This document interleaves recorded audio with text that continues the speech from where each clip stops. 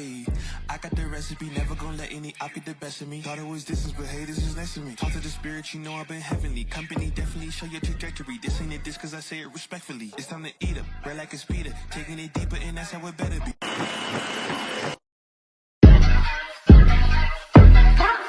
Ayy, I got the recipe, never gonna let any op get the best of me. Thought it was distance, but hey, this is next to me. Talk to the spirit, you know I've been heavenly. Company definitely show your trajectory. This ain't a diss cause I say it respectfully. It's time to eat up, bread like a speeder. Taking it deeper and that's how it better be. I never let the comparison get to me. I just remember the promises meant for me. I know the enemy and that he's sent for me. I keep the blood of the lamb as my centerpiece. I cannot trust in no crystals or energy. Look at the chemistry, it do not even mix chemically. Most of the tricks they be gimmicks, they mimic the truth. It's poison and we got the remedy. There is a bomb, apply it. The fire can stand to the tallest of giants. The tyrant and all the suppliers are scheming and lying. They selling this dreams and we buying it. Show me the chicken, I'm frying it. Show me the dough and I'm prying it. Ain't never lacking it, so what I'm packing, he taking it, he magnifying it. They say you ain't bout it. Tell them that you finna make it, but they doubt it. But you rose like a flower. Tell me what it's like to live with superpowers. I don't know, but I'ma get it. I'ma get it. I'ma get it. I'ma get it. I just know that I'ma get it. I'ma get it. I'ma get it. I'ma get it. I'ma get it. Ayy, I got the drive, the bus, the truck, the gas is stuck. I ain't the one to rely on the luck. I put in work and then he show up. I know it's fake, this shit in the reps, ain't no regrets, I do too much. It ain't me if you saying I stunt. He calling the plays and I do what he want. This ain't a front, glory to G-O-D. It's what you could do with a mustard seed. It's what you could do when you start to believe. Take fear and you cast it inside of the sea. 100% out of me, cause he gave it all on the T when he let it bleed. So what is you saying to me? You just insecure about the love that turned me to a beast. I take a step and I ain't turning back. He made me first cause I know that I'm last. I ain't got time for no thing in the past. Learn from it first and then I react. Hands off me, don't hold me. Get it jumping like a trampoline. All truth ain't no trolling. We in good hands, no folding. They say you ain't bout it. Tell them that you finna make it, but they doubt it. But you rose like a flower. Tell me what it's like to live with superpowers. I don't know, but I'ma get it. I'ma get it. I'ma get it. I'ma get it. I just know that I'ma get it. I'ma get it. I'ma get it. I'ma get it.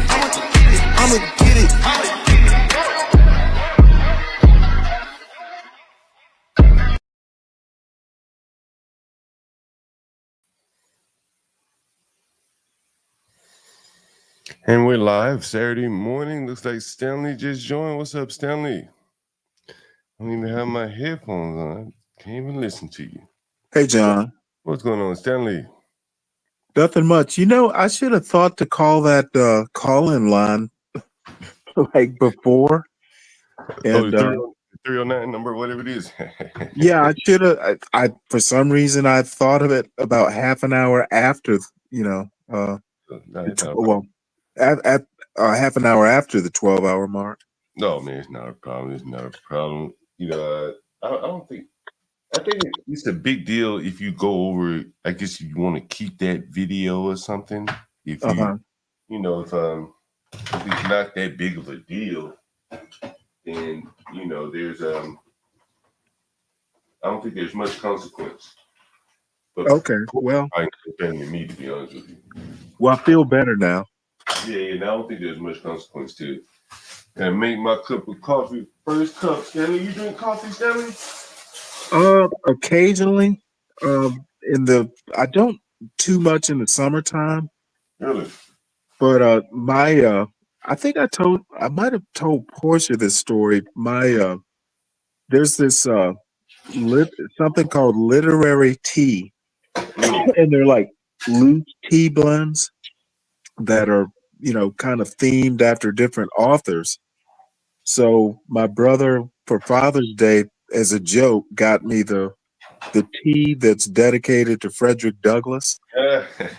is a joke on my hair. Yeah, that's better. That's what I was thinking. That'll be about hitting this, shall we? Because I've worn my hair in a military haircut like forever. So was it there? Tight and high and tight or something, right? Yeah, just I'm bucking the system, but like I told my father, you know what? I'm old. So I'm just gonna do what I want to do. You know, every morning I wake up for about the last, man, it's amazing. For probably about the last, I would have to go through and see, to be quite honest with you. But for about the last 2 or 3 days, this guy's been booking with me. He's been extending day after day after day. Really? Yeah. I mean, now he's doing 2 days at a time. But seriously, the last 2, 3 weeks, man, is I wake up in the morning, it's like alteration requests. This guy would like to extend his reservation by 1 or 2 days. It's been like that for weeks now. Wonder why. He probably makes money by the day. You know, gets paid by the day. You know, it's amazing how many people get paid like that by the day. And so he consumes his rent as he gets paid or as he uses it. You know, I like to call it just-in-time housing. you probably heard of just-in-time. I have. I like to call it Well, I mean, you buy as much as long as he's keeping his room neat. You know that one video sequence where the guy left like. Say what? The guy left what? You went out, Stanley, or maybe it was me. Somebody went out. Probably had to be Stanley. And people still hear me here. Oh, okay, yeah. I'm sorry. I'm trying to figure out how on earth that dude who left the room a mess. How could he even stay in that room with all that junk in there? Yo, you know, my mother used to always say to me, like an unorganized mind, it's like if your house is messy, your mind is unorganized. Yeah. You ever heard that before? And she used to always say, you gotta get your mind organized. You know, if you messy house, messy mind kind of thing. And I've always taken heed to that. And I think that there's a good question. How do these people get up and go to work? How the hell did you even make it that messy? I mean, you had to go out of your way to make it that messy. Give me 1 second, son. I'll be right there. Okay. Yeah, you gotta like.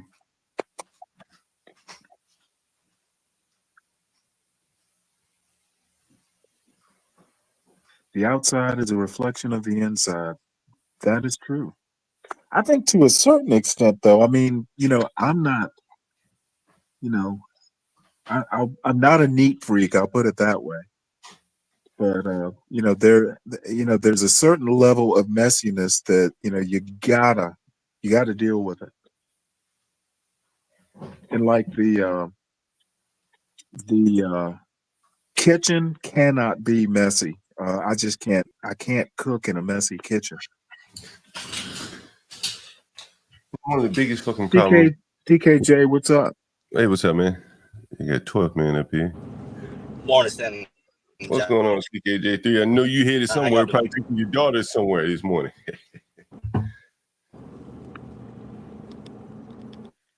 CKJ3, I know you headed somewhere this morning.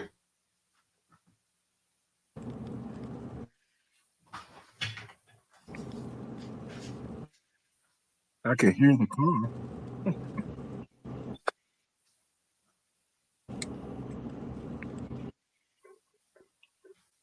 He's definitely rolling. Yeah, got you now.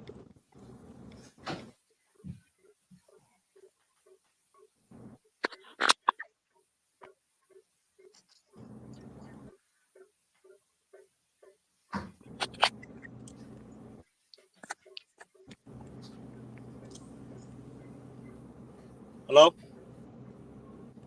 Hello? What's up, TKJ? Can you hear us?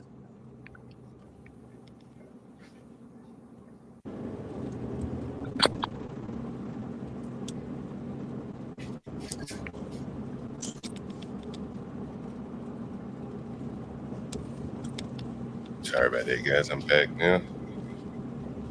That's all right. What's on your agenda today, John Galt? Same as every day, 12, man. I gotta put them out and put them in, as they say. You know that. Can you guys hear me? Hmm? Can you guys hear me? Oh yeah, loud and clear. I think I was in a bad location. Yeah, I'm just driving to work right now. How you guys doing? All right.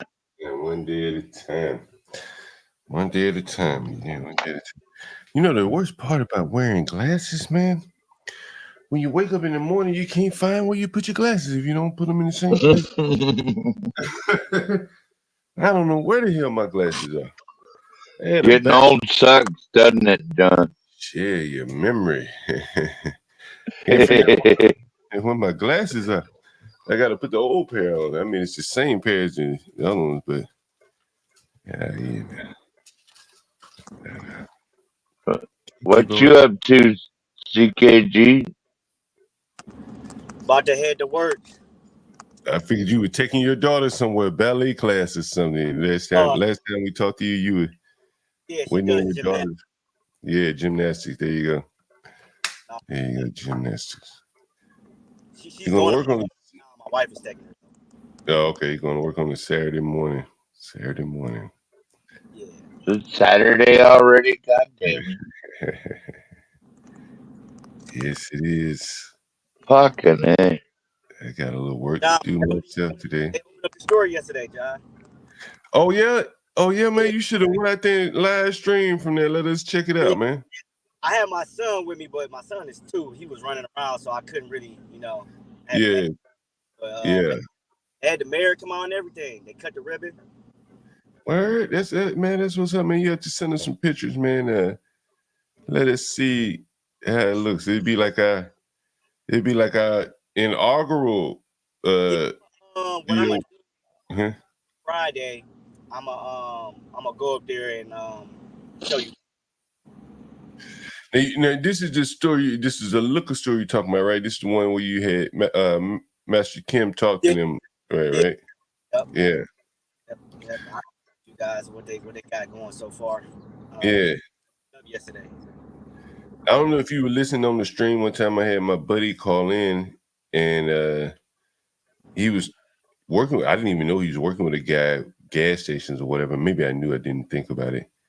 But he's talking to Master Kim, and Master Kim knows the actual people who he had been in contact with for the gas station. And Master Kim was telling him, "Hey, man, you can cut out the middleman, do this and do that." So it was some very valuable information. I don't know if he'll be able to use it in this instance that he's working on a gas station with someone, but the information going forward will be very valuable for him to use with his clients.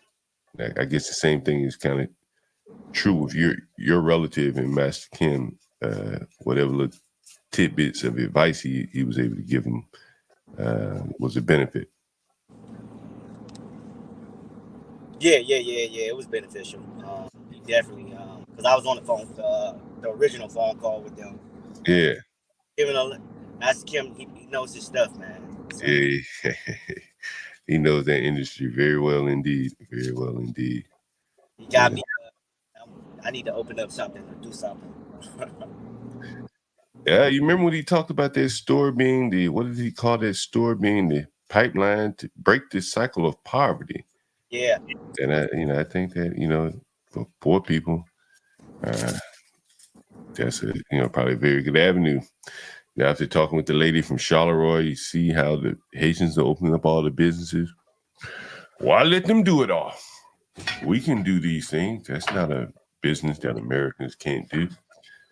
Open up these little stores. You got me thinking. I think I was telling you before, like I'm trying to get in a position where I got. Did you all fall asleep? Enough capital. Who, me? You don't hear us, Stanley? Is Stanley there? Maybe Stanley fell asleep. No, we're here, Stanley. Go ahead, CKJT Wilson. Yeah, I said you got me thinking. Once I get enough capital to do what I want to do, going back to my old neighborhood and buying up some stuff, man. Mm-hmm. You got to be young enough and able to manage it, but it's not a bad idea as long as the neighborhood has some life, some legs left in it. You know, you can pull it off for sure. Yeah. Probably be easier than trying to go to a neighborhood you don't know. Yeah. So how Cleveland is set up, right? We have we kind of have like I would say three sides of it. You Mm, have so I grew up on you would say like the, the south side of Cleveland. mm-hmm. It'd be the south side of Cleveland, and then you have like the west side, and then you have the north side, which we call the north side. We call it crosstown. Um, I would I would have to probably invest like on the north side or on the west side because I Mm, grew up in those areas. But they already started like building like on the west side already, so the yeah. price is a little bit higher on the west side. Mm-hmm. So I don't know. Yeah. What was I about to say to you? Man, you know, a lot of times, you know, uh, when you do business kind of, in a neighborhood that you're familiar with, I guess if you live there too, it's kind of the same thing. Yesterday, a guy that owns a restaurant, he lives next door to me, and I smelled some ribs cooking. I said, "Damn, somebody barbecuing around here or something." But he was actually smoking them. He's my next door neighbor. So I go out my back door. I said, "Damn, my nose led me to the food." He said, "Oh man, I bring you a slab of ribs a little later when they're done." It ain't the greatest neighborhood again. It ain't terrible, but these kind of things you you do get the benefit of, when you're living in a community where people kind of are similar, right? It doesn't have to be race, but it has to be similar. Something has to be similar where you guys can interact and talk to each other. And so I came back out online and I heard a knock on my door. He had the slab of ribs ready. He had brought them over to me. And, those kind of things make it a lot easier to do business. And I know it's just a slab of ribs, but you can replace a slab of ribs for a lot of different things when you know, managing a property. You might need someone to check something for you or something like that. And, they may be willing to do it a little easier. You can talk to them a little easier if you know them. But if they were French Creole or El Salvadoran, you might have a hard time talking to them or forming that relationship with them. So in the ghetto, it can be, there's some downsides, but there's some upsides as well. I think you'd find the upsides just the same, Yeah, it's a guy that stayed on my father's street. Um, I would like for you to talk to him, but he's about 40, probably like 44, 45. But this guy started when he was about 24, 25. Mm. Bought one, and he fixed it up, and he just repeated the process. He owned about probably like 7, 8 properties just on that one street alone. Wow. All, Man, it makes it so much easier to manage. I mean, my houses aren't that close, but they aren't far apart. Um, it makes it so much easier to manage and cheaper, man. He can walk to those houses. You don't have to get in the car and go anywhere. yeah. Like he stays in one of the houses, and he own like 7 other properties, all on that one street. He just bought them like over time. He's like the mayor in your little block. Yeah. He decides who comes and goes. He literally decides who comes and goes. And so it's a very good position to be in because you do get a lot of leverage. It reminds me of the quote from Booker T. Washington. I'll see if I can find it for you guys this morning. Let's see if I can find it. But there's a quote by Booker T. Washington. I never forgot about it. And he said, "The man who owns the land, whether in the North or the South, will control the politics, no matter his race or color. And right there on your block, you're speaking of a man who more or less controls the politics on that block because he controls who comes in and out, who works there. He decides who does the painting, managing of his property, who lives there, right? Like that's a lot of control over one block if he has 7 houses, you know.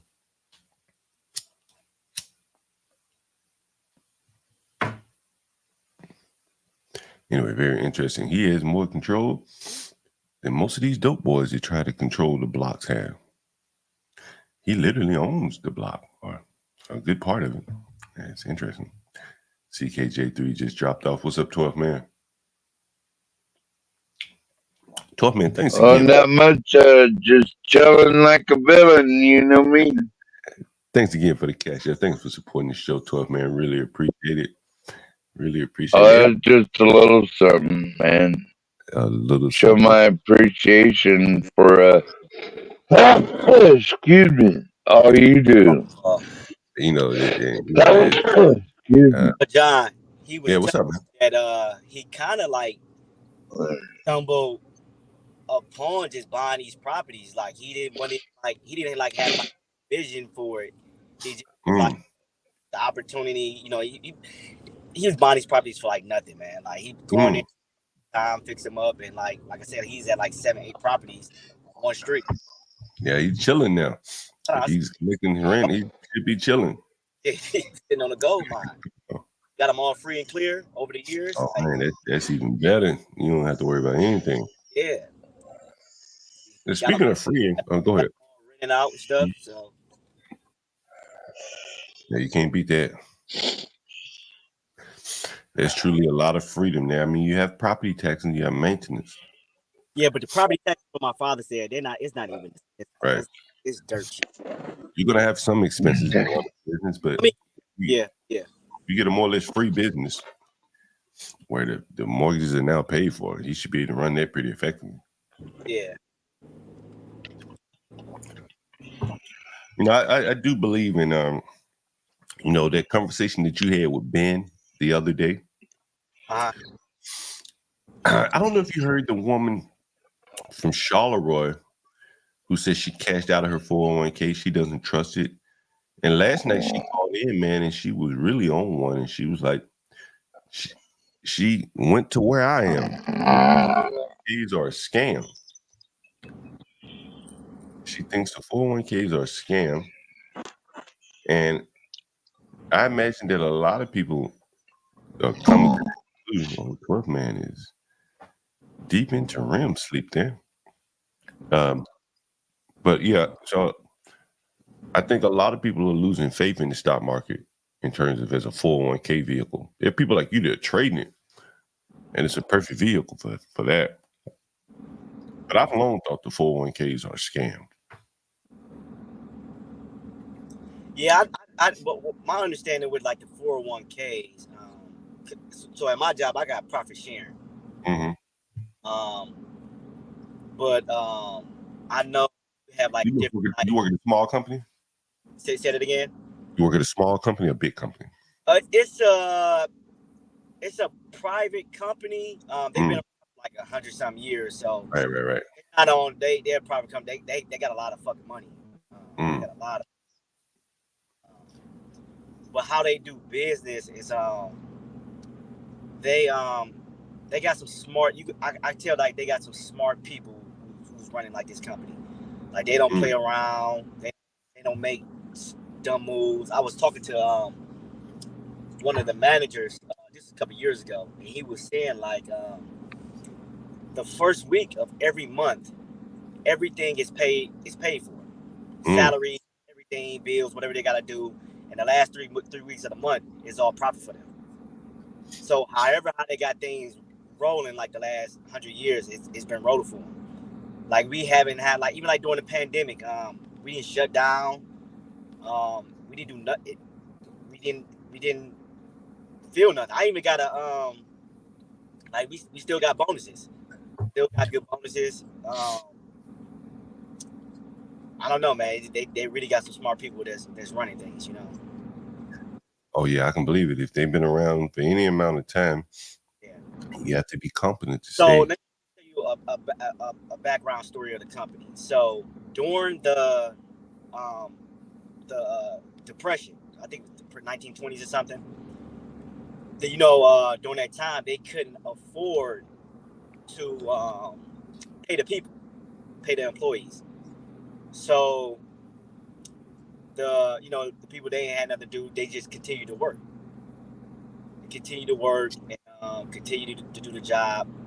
So in returns, when they got back on their feet, they end up giving a kickback to the employees, like bonuses and the profit sharing. So that's how we get the kickbacks every year.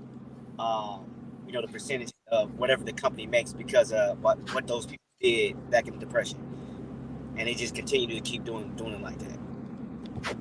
Well, I guess you got to give them credit for continuing to honor that deal, Yeah. honor the spirit of that type of deal. Hey, CKJ3, hold on for 1 second. I got a delivery at my door. Okay. Give me 1 second. You can finish telling us that story. I'll be right back.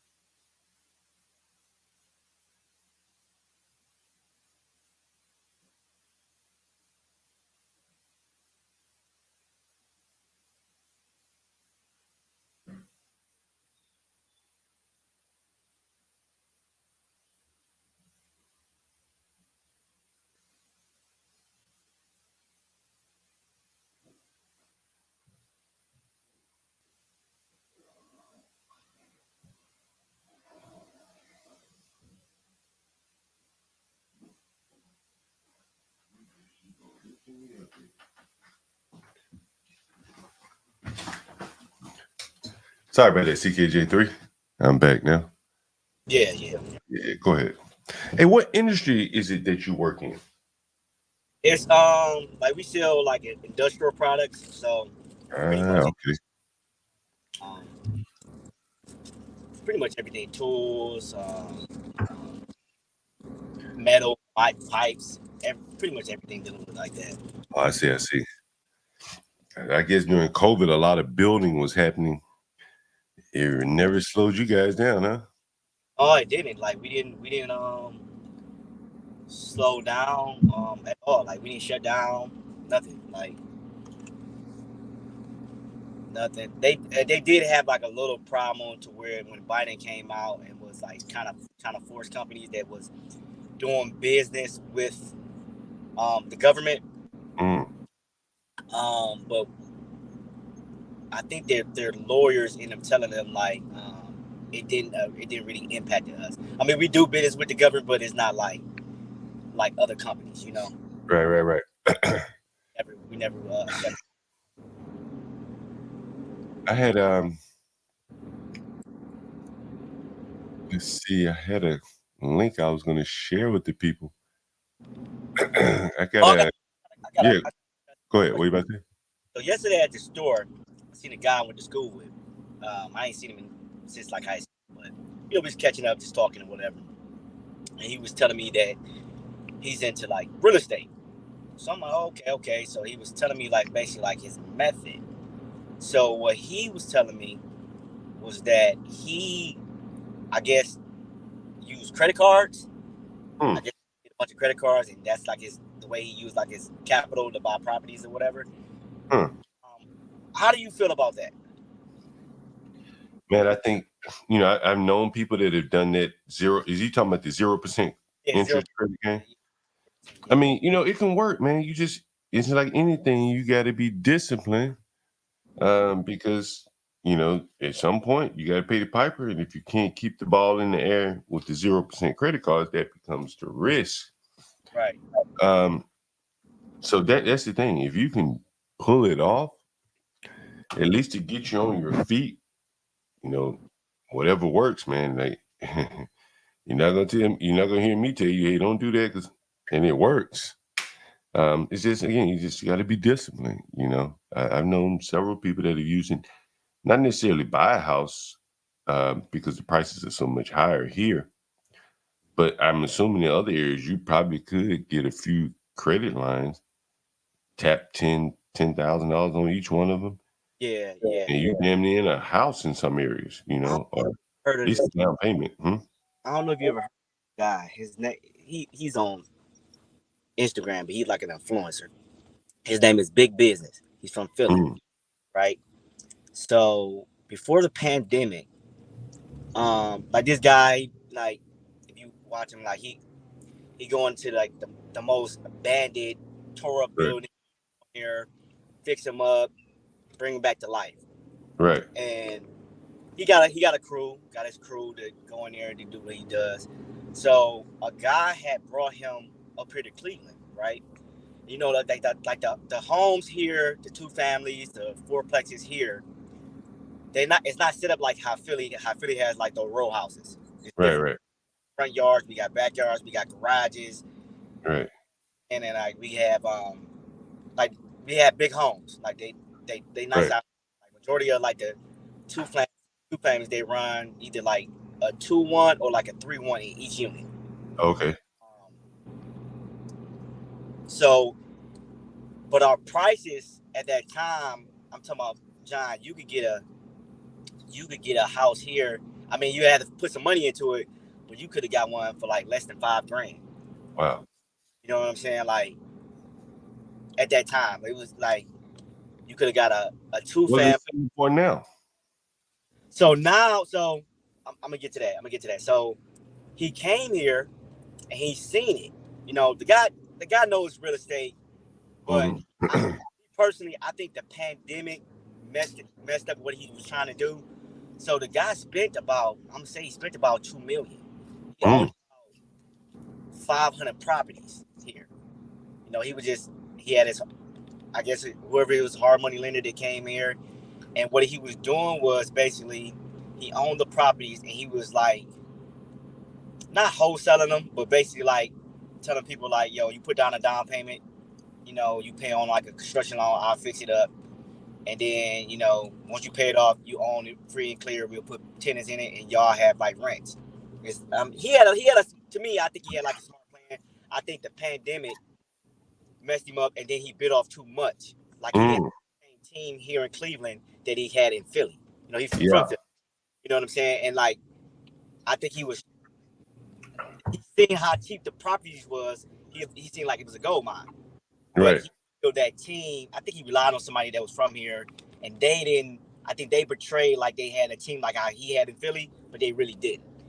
So he was stuck with all these properties. I mean, yeah, he could sell them to like investors because a lot of people from like California will come in and they will purchase properties, and there's to them it's a win-win. If they sell a property for $1 million in Cali, you could buy 10 of them here in Ohio or in Cleveland. I knew you're driving, but I was wondering if this is the guy right here, Big Business. Yeah, Greg Parker. Yep. Yeah. I actually met him. I went to one of his events. The guy is smart.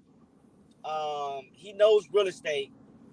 I just think like between the pandemic and how many properties that he bought, kind of like got him like in a little jam. I think he's coming out of the jam now, but like I said, he owned the properties free and clear. So I mean, you always can.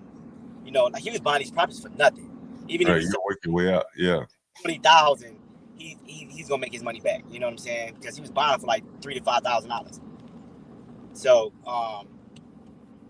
but now like those same properties is probably going for 30 now. You probably can get Yeah. some for 30 now because of the way the market is right now. You know, like because it's funny because it was across the street from my father's house. It's two, 3 units, like threeplexes. They got like the finished like third floor. Man, the one just sold probably a couple months ago for $280,000. 280,000. And before the pandemic, it would have never sold for that. It probably would have sold for the way they redid it. It probably would have sold for like 75,000. But it's Yeah, so he's got one on the market right here. I'm looking at his. yeah, he got a lot, John. He probably got like 500 properties, man. He got a lot. He's one for 25,000. Yeah, and he probably paid $3,000 for it. Mm. So it's a win-win for him, you know. Mm-hmm. You know, it's a win-win for him. These are some big houses. Yeah. Majority of all of them like that. Like I don't know if you ever seen when I was going through a couple of them a couple weeks ago. No, I didn't see it. Go ahead. Yeah, I think Porsche's timestamp it. You could go back and you could go see it. But yeah, I went through 3 of them, 3 different properties. About that size, or a little bit bigger than that. They look big enough to make them even more units. Instead of 2 units, you can make them 3 or something. Yeah, like a lot of the ones he was buying, they were 2 families, and like a lot of the 2 families, they have third floors, but you just gotta all of them not finished, but you can finish them and add like 2-3 bedrooms up there, put a bathroom up there, you know, add more rooms. Like the ones I looked at, they all had finished third floors, so like a bathroom up there. Yeah, so, I see the third floors in there. Yeah. So they were all like between 7 and 9 in these homes with like 3 baths. Yeah, big business here. Yep. He's got a little cutie or something in his video with them yoga pants on. Might be his wife, man. Yeah, she a bad woman in person. I tell you that. There you go, man. Maybe we should call him. Oh my God. You know what, John? Like the guy, like I said, man, like he knows his real estate, man. Like I said, like I didn't see him like, take some I'm talking about some crazy properties and go and fix them up.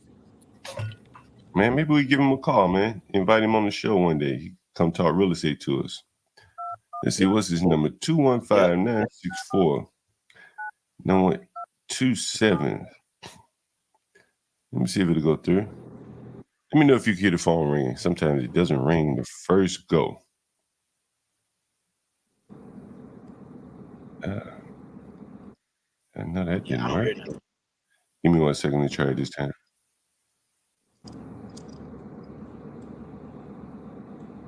Oh, it says user busy. That's interesting. Let me see if I call another number, see if you hear this.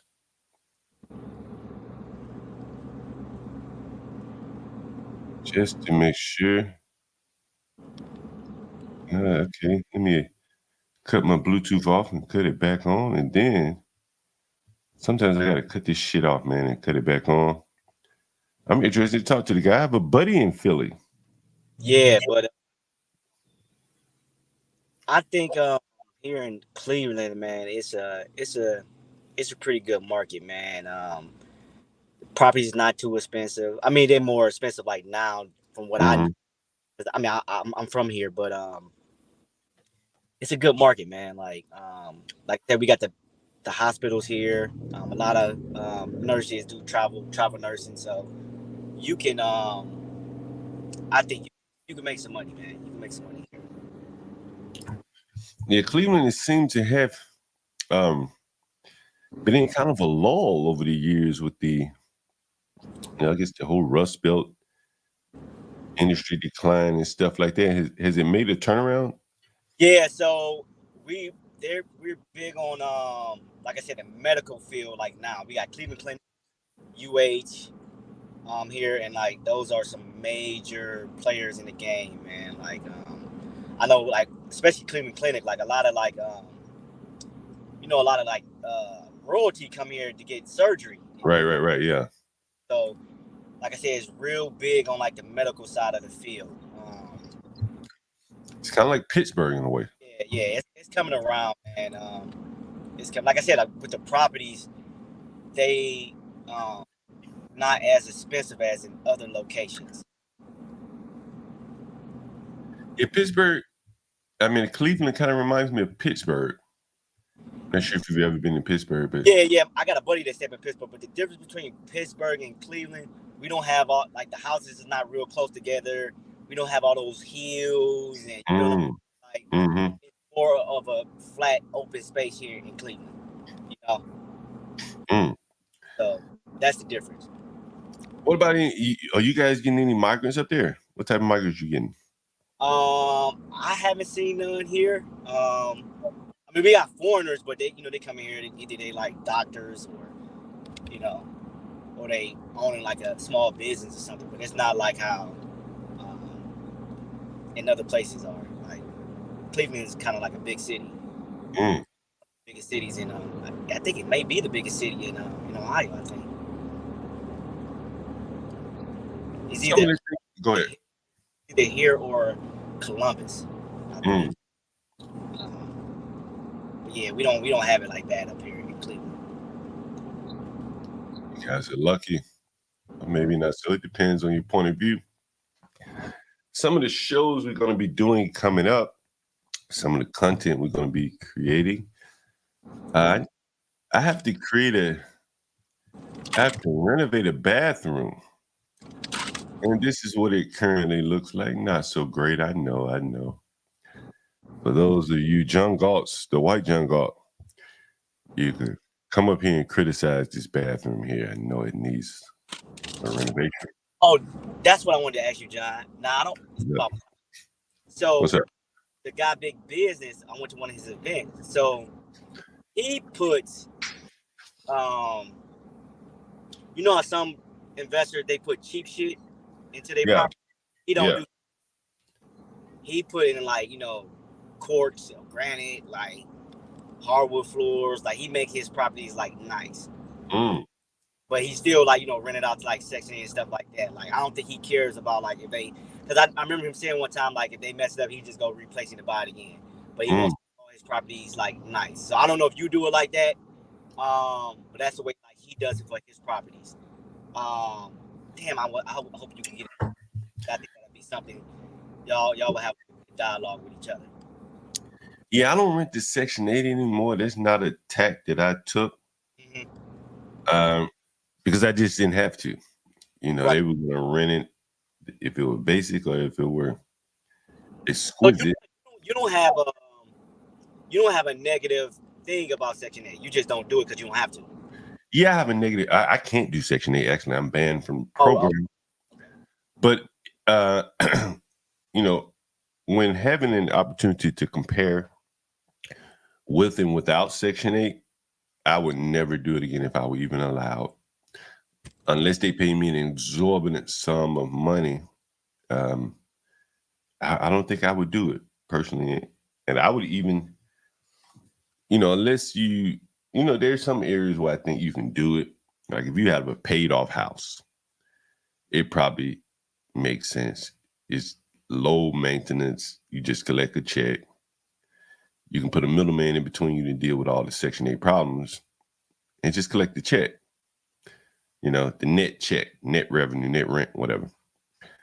But if you're not making that kind of money, you got a mortgage to maintain, then you're going to have to kind of be the middleman too. You have to be everything. And the problems that you deal with and the issues with the government, for me, just made it not worth my while. I tell you one time I had a Section 8 tenant, and she's and what got me into trouble, actually, I got my own self in trouble, but she had moved out. I think she had moved out or something, but they kept paying me. And I was like, I know they'll come back. They can go into your bank account and get the money back. Yeah. And so I didn't want them to go in my bank account and get the money back at inopportune times. I just wanted them to stop paying me, right? And so you have all those type of things. You know, these people, they'll get the mind to go to work one day, then they quit 2 weeks later. Well, it may take Section 8 2 or 3 months to get their payments resorted out. Then in other cases, they'll go to work and don't tell Section 8. And once Section 8 figures it out, then they don't cut the tenant, they cut the landlord's payment. And so it's all that kind of just BS, man. You know, it's you part social worker, part landlord. If they forget to recertify, you know, there really isn't any consequence to them, but it is to the landlord. If you want to get a rent increase, there's a defined window that you can request a rent increase. You got to fill out this loan, or not loan form. You got to fill out a form, blah, blah, blah, blah, blah. It's just a lot of bureaucracy. Right. Inspections, re-inspections, failed inspections, blah, blah, blah, blah, blah. It just wasn't for me, you know. And I'm gonna give you some insider information. Do you know, like, if you're on a building, let's say you're on a 25-unit apartment building, as an example, a lot of those guys get block grant Section 8s.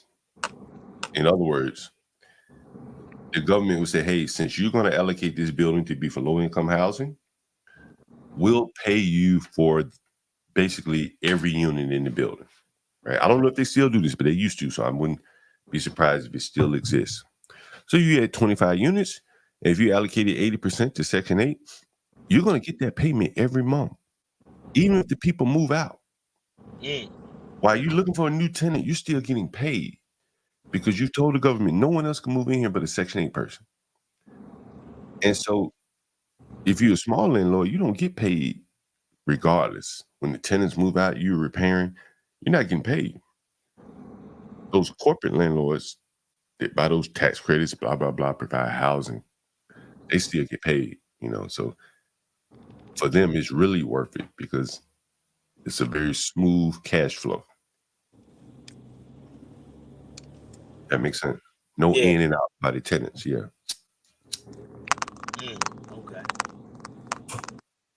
So if you're not doing it on a large scale, it's not worth it. Well, that's not what I'm saying either. I'm saying that just like everything, the government programs work optimally for big business, right? Right. So if you're big business, you put 100 units on Section 8, you buy a 100-unit building. You go to Section 8, say, hey, I know y'all need housing for people. I got a 100-unit building. Let's play ball. And I'm just saying it hypothetically, right? In theory, it probably happens a little bit. There's a process for it, but they'll pay you out. You know, you're going to get your money.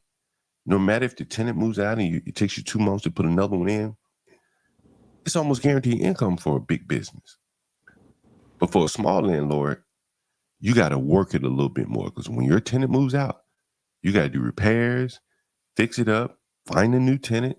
You got to take the time to go down for certification and all that.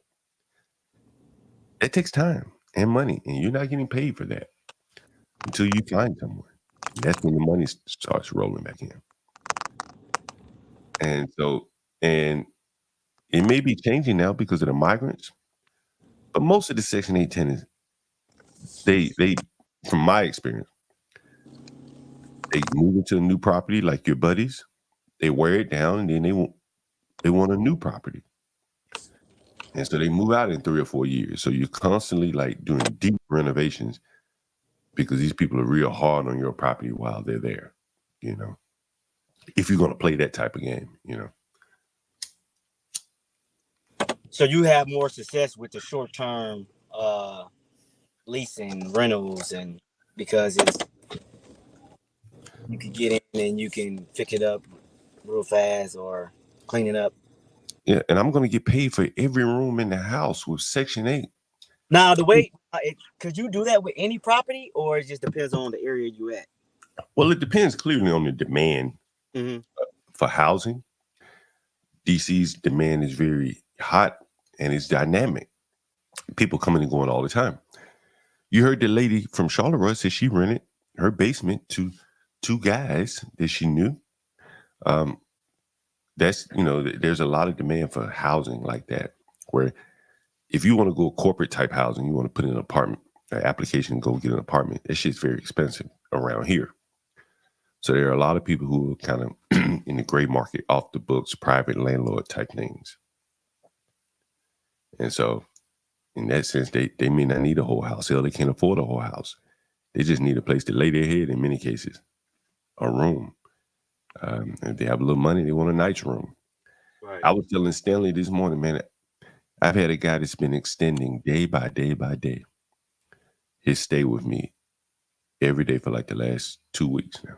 So when it comes to the short term, it's like you in of course the DC area. That's something good to. I probably can do that here in Cleveland. Well, I think you can. I think you can do it anywhere. Okay. Like the short payments is when I say short term, right? Like if you can't get people coming in and out, if your area is not like that, where people are constantly in and out, moving in, moving out, but you can train your tenants to pay you on a more frequent basis.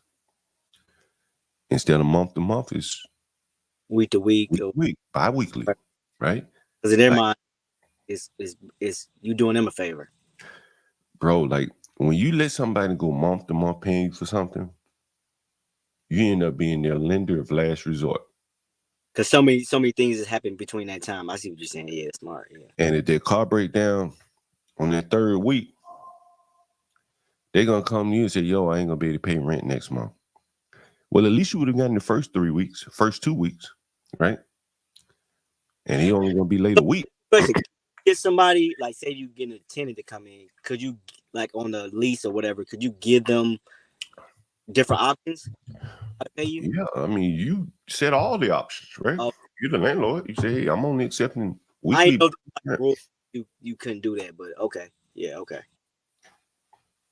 Okay, yeah, that's smart. And that's the way I think a lot of these landlords are getting around these strict requirements by the cities. That's the way I do. It's a short-term rental, a week, 2 weeks. Just like you checking into a hotel. If you don't check out of a hotel, the police will come and escort you out, right? But if you rent a house from somebody, like the police aren't going to do anything. So I can, let's just say I had a property. I can pretty much break down what I would want monthly, just do it like weekly. Yeah.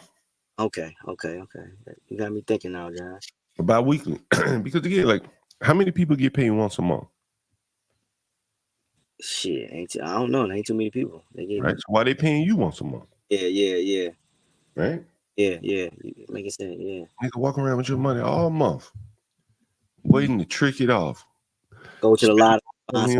Right, go to the casino, his fucking birthday come up, and then he tell you, makes sense. "Man, my daughter's birthday was last week, man. I get you next week." Hell no. I always say, What do you say? I say you always say Omar's coming. Yeah, Omar coming. All right, I'm gonna listen in. I gotta. Yeah, okay. All right, man. All right, CKG. Always glad to hear when you call in, man. Here's the thing. I'm gonna be renovating the bathroom at some point. Someone just sent me an article. I don't know who this is, and it's about immigration. I'm getting all these articles from people about immigration, and they want me to take a look at these things. Looks like someone here from maybe Springfield, Ohio, Pennsylvania. Might take a look at that. But anyway, I'll get to that in a second. One of the shows we're going to be doing coming up. Oh, that's you, Herman. What's up, Herman? Got you. I won't mention your name then. One of the things we're going to be doing over the next week or so, I'm going to be upgrading, if not outright renovating the bathrooms. Probably going to take me a few weeks to do it, considering, I have people coming in and out of these places. But here's kind of a shabby bathroom. I would call it shabby. It's a basic bathroom. And I took a picture of it as it was with guests in there, and this is how it looks. Not one of our better bathrooms. As you can see, a pedestal sink. I think the first thing that I will replace here is the probably the floor and the toilet there. The toilet is long past its lifetime there. And I think if I replace the floor, I can do that probably in a couple days. Not me, but I have someone do it in a couple days. And I think that that would spruce up the bath a bit, add a better curtain of some sort here. I have a tenant in this house as well, so that kind of explains the reason why I haven't just torn this place up, because I have to keep the bathroom serviceable for the one tenant that I have here. But some things I'm looking to do is start with the floor, work my way up, toilet. I can keep the pedestal sink for a time till I figure out what I want to do with the sink, because I think once I decide on the sink, I'll have to tear out a lot of the wall here, the tile off the wall, and probably put a floating sink into the bathroom there. Any comments on the bathroom? I have other pictures, don't worry. I have other pictures. Let's see. Here's another picture of the bathroom here. He went to the Queens Market. Oh, the Queens Market. Yeah, that's right. The Queens Market. We're going to see what happened there. I'm going to pull it up. And so here's the bathroom. The Queens Market is a market owned by a librarian in Charleroi, and she put up a whites only sign. So it wasn't a Haitian woman. It was a librarian that puts up the whites only sign. And this is a lighted mirror, by the way. You can touch a little button on here and it lights up. It's one of those backlit mirrors or whatever. There's a light strip in there. As you can see, just a basic pedestal sink. And I think, if I'm just doing it on the cheap, I probably can keep the pedestal sink. Nothing really wrong with the pedestal sink. You guys tell me what you think, though. And let's go to another picture of the bathroom. Just another picture of the bathroom. Again, this is as in state, not cleaned or anything. Again, the little soap dish here. I think I want to get rid of that. I hate having people store things. And again, here's a toothbrush holder. I need to get rid of that. I can't have people putting their toothbrushes and stuff like that. No one does anyway. But you will get some soap or some personal items. I don't want those left around in an Airbnb house. So I think I'll take this out right here. You can see half the wall is tile. So then the other half is just drywall or plaster here. Just a bathroom here. Another picture here. Another picture here. Just another picture. It's from back to front here. Again, I think the floor needs to be replaced first thing first. Anyway, just the bathroom. We'll probably have Kimmy Cakes or Lolo come up and give me some ideas. But if you guys have some ideas, I would love to hear your input. Typically, we use the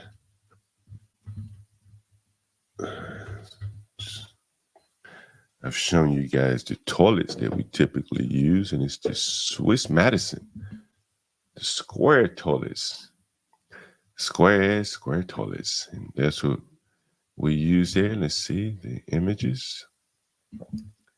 We typically like this. I like this toilet right here. Let me share my screen. I like this toilet right here. I like this toilet. It's low and sleek. But the downside, I think, to that toilet, let me blow it up. The downside, I think, to this toilet is that the little crevices here on the side of the toilet makes it a little difficult to clean. Let's see if there are more pictures I can show you. Yeah, let's take a look. So down in here, you got to really bend down and wipe over the little piping, the ceramic piping. So we much rather go with a smoother toilet all the way down the side. You can see that here. We just take one swipe wiping motion and the toilet's crystal clean, easier to clean, easier to, the look and feel of it looks sleeker. That's not a square toilet. Toilet's elongated, but the point still remains that it's smooth on the sides. So anyway, so that's some of the things that we're going to be working on today. Well, this week, in terms of some of the content, we'll be showing you some before and after pictures when I put the toilet, the floor in, stuff like that. I think that'll be this week. At least we're going to do the toilet this week. If nothing else, we'll replace the toilet this week. What else do we have here? Before I go through my news feed, I guess I'll talk about some of the content that we did last week. Anyone have any content on what we did last week? Kind of a week in review. What was some of the better content, more memorable content that comes to mind? I'd love to hear that while we're sitting here, just kind of going through the news. Week in review of sort.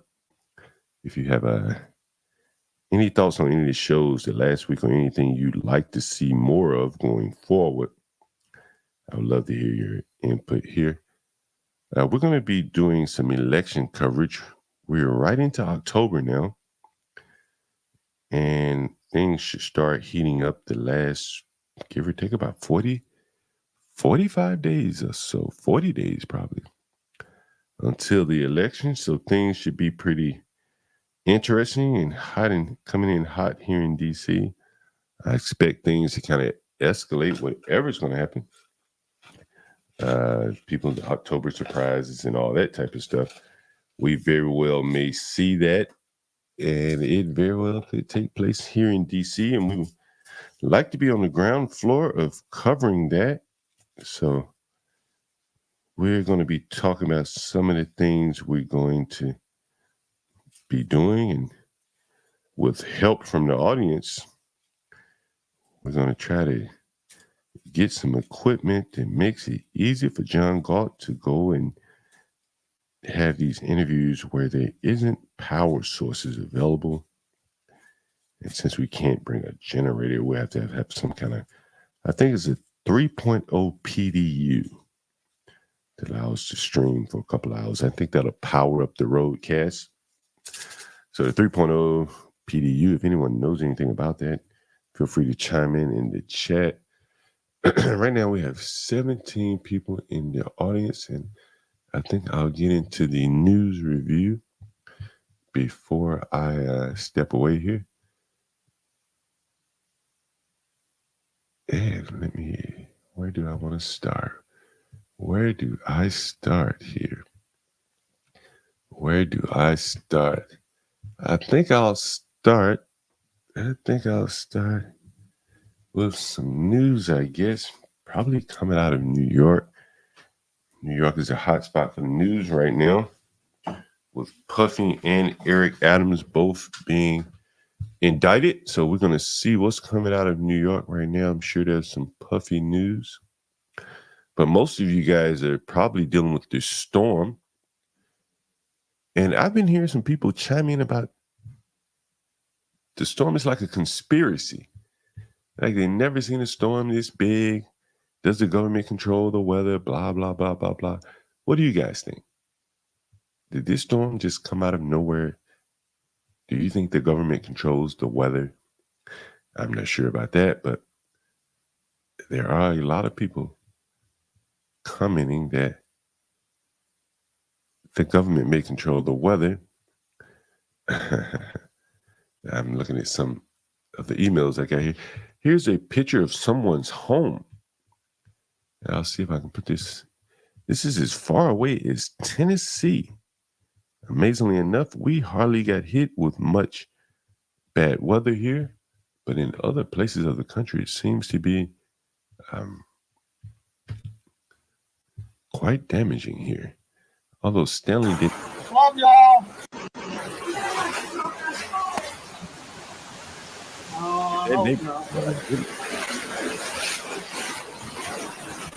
Oh, we're gonna open the app. We have to, guys. We came quick. Love y'all. Man, that is amazing. They talk about some people stayed behind to go viral. Filming some of this stuff is kind of amazing. See if there are any more pictures of what the storm has done.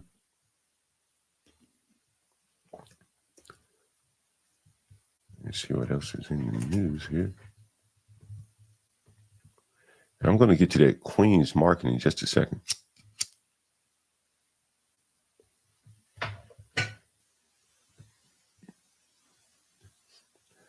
You know, I saw this this morning. And people that, I know you're probably tired of hearing about COVID. But again, another conspiracy going around. Here's a video. I'll let you listen to it. And then it drops down to zero. And the zero upregulation are two groups. The Amish. Now, my thesis is that the Amish do not participate in vaccine programs. The Amish do not participate in this evil system at all. And the Amish certainly don't send in their DNA for sampling to companies like 23andMe. Just a thought. But what's the other group? And the zero upregulation are two groups. The Amish and the Ashkenazi Jews. There it is. I mean, I'm throwing that out. You can just, that's the fact. What she's talking about is that there's some groups that were kind of immune from COVID, and that the uptake of the virus, I guess, is what she's talking about, was very low with the Ashkenazi Jews. And so someone took a picture of Netanyahu's office, and here's that picture. I'm not sure if you guys can see that, but you should be able to see that is a needle.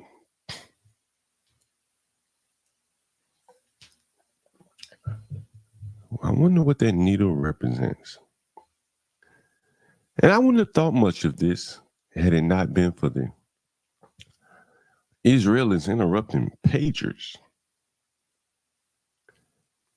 and sending them to people and blowing them up. I said, damn. If they can do that, couldn't they hijack some medicine, a vaccine, or even a virus? If they can hijack a pager coming out of a foreign country into another foreign country, neither of which originated in Israel, and blew multiple people up, a virus or a vaccine would be nothing to pull off, in my opinion. You correct me if I'm wrong, but this would be pretty easy to pull off, in my opinion. That's in Netanyahu's office. A needle, a vaccine-like needle. And here's some of the context around that needle, in case you're interested in seeing, for those guys that have the thoughts about the small hand. This guy says, I'm not into conspiracy theories, but I have to ask, why exactly does Netanyahu have a vaccine syringe mounted in his office like a trophy? Have any other leaders done this? I'm not going to read all that. You can read it for yourself.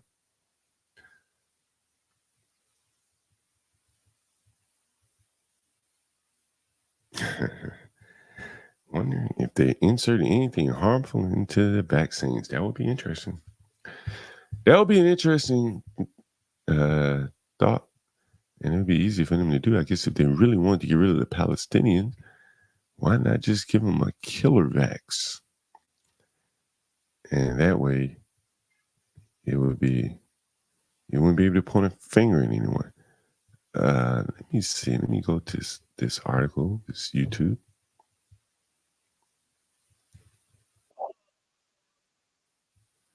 And this is a guy, Nick Johnson. He has 1 million YouTube subscribers. Couches, smoking cigarette, watching NFL. They don't go to work. You don't need that work. You don't need that kind of job.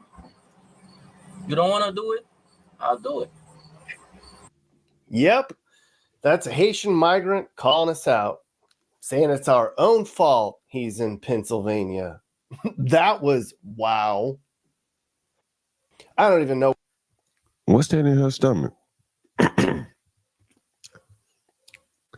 That is a new American coming to term.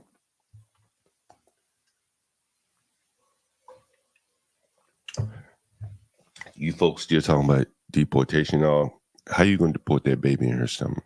That's an American citizen on the way. An American citizen is in that oven, about to be born.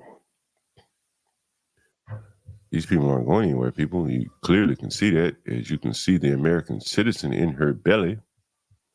Where to start with this report, but that seemed like a good way to get your attention. So in case you're not aware, migrants from the poorest countries in the world are entering our country with mysterious large sums of money, and they're overwhelming our small towns. And it's getting worse. Why do you think they were just hanging out right there? It's kind of interesting. Just standing there chilling. And it's coming to your small town too, if you vote to keep the borders open. This is little Charleroi, Pennsylvania. So I came up here to follow up on a report that I did in Springfield, Ohio the week before. After I talked to residents there about their Haitian invasion, a lot of people reached out to me from Pennsylvania. They said, Nick, it's happening over here too. So I thought, okay, let me pack my stuff and go up there and see what's going on. And what the damn hell, y'all? He said some long video. Let's see if there's anything interesting in here. As you can see, it's kind of a poor town. You can look at this. It's a old Rust Belt like town.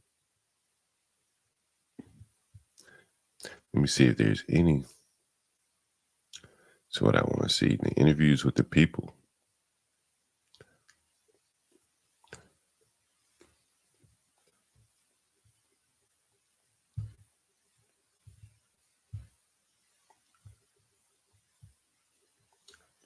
I don't know what the deal is with YouTube sometimes. Let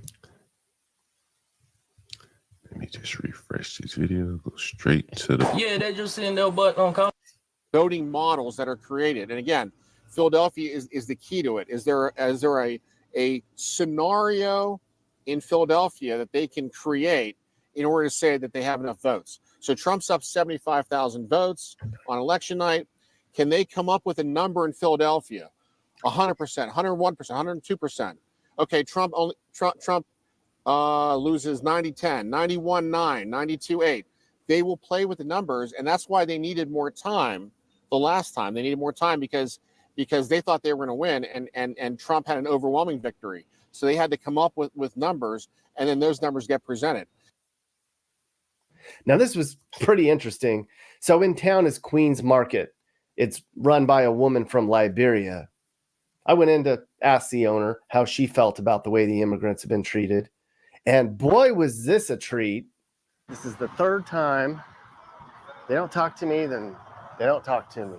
That's right. We called this lady. Oh, Steffi, what do you know?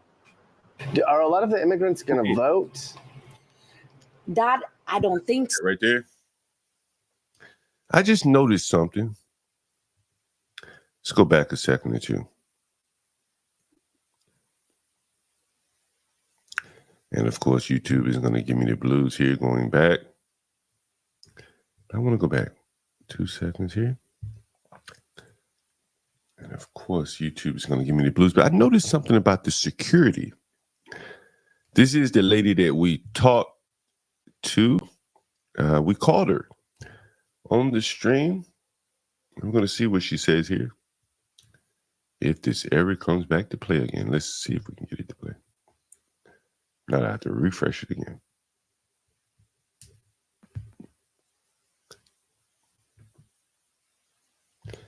Let me just refresh this thing.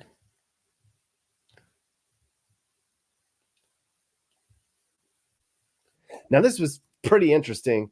So in town is Queen's Market. It's run by a woman from Liberia. I went in to ask the owner how she felt about the way the immigrants have been treated. And boy, was this a treat. This is the third time. They don't talk to me, then they don't talk to me.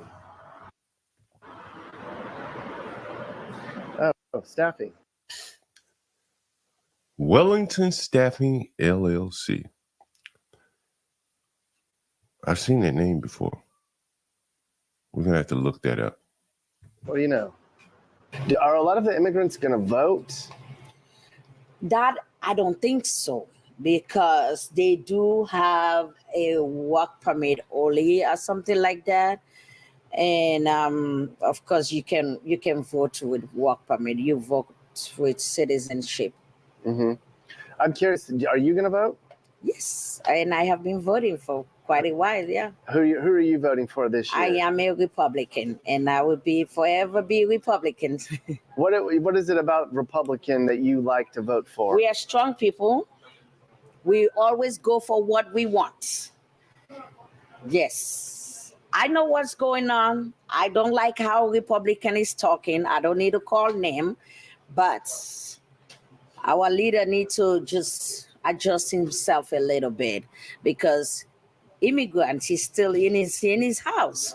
His wife is immigrant. He's our leader as a Republican, and we look up to him, and he's not speaking nice of immigrant. But you're still going to vote for him.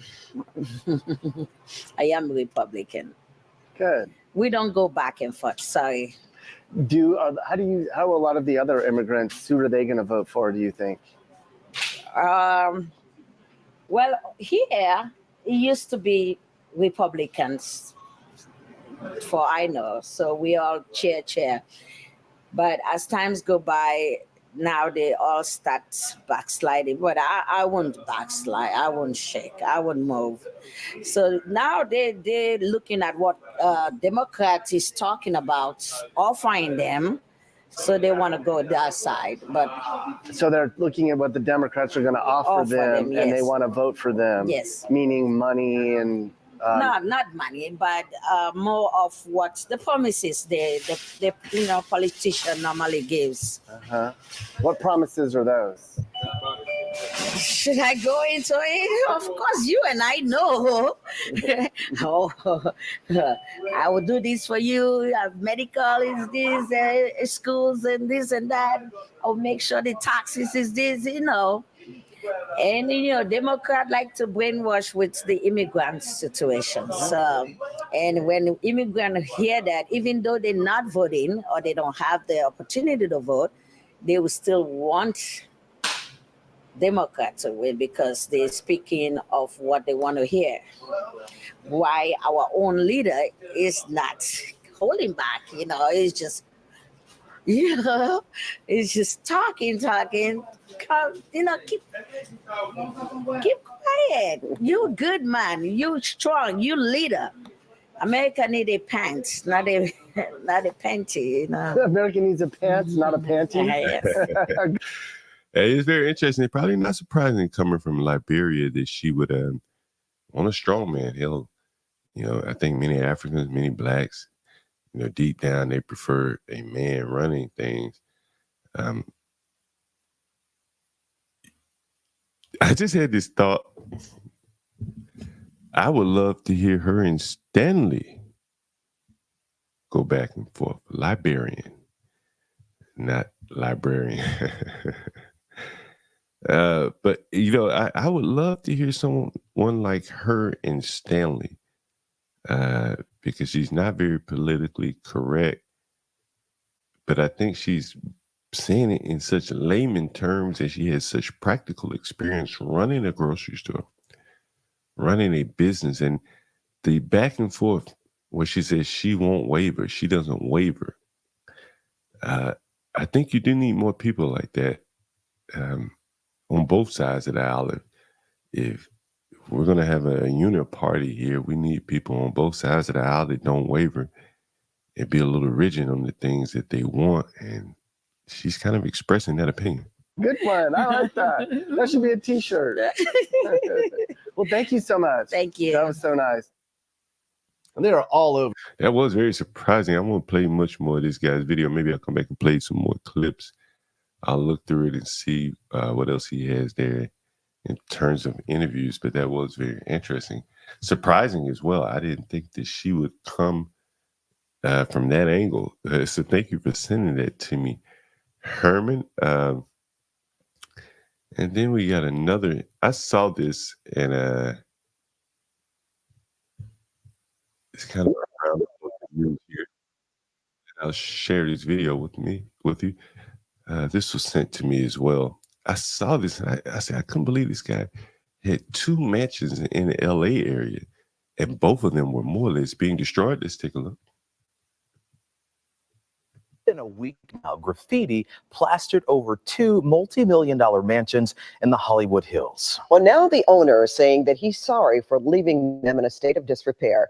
And KCAL News reporter Jasmine Veal spoke to neighbors who say his apology is too little, too late. Cleaned up and gated up. Crews back at work Friday, painting over the graffiti that had covered this mansion on Mulholland Drive.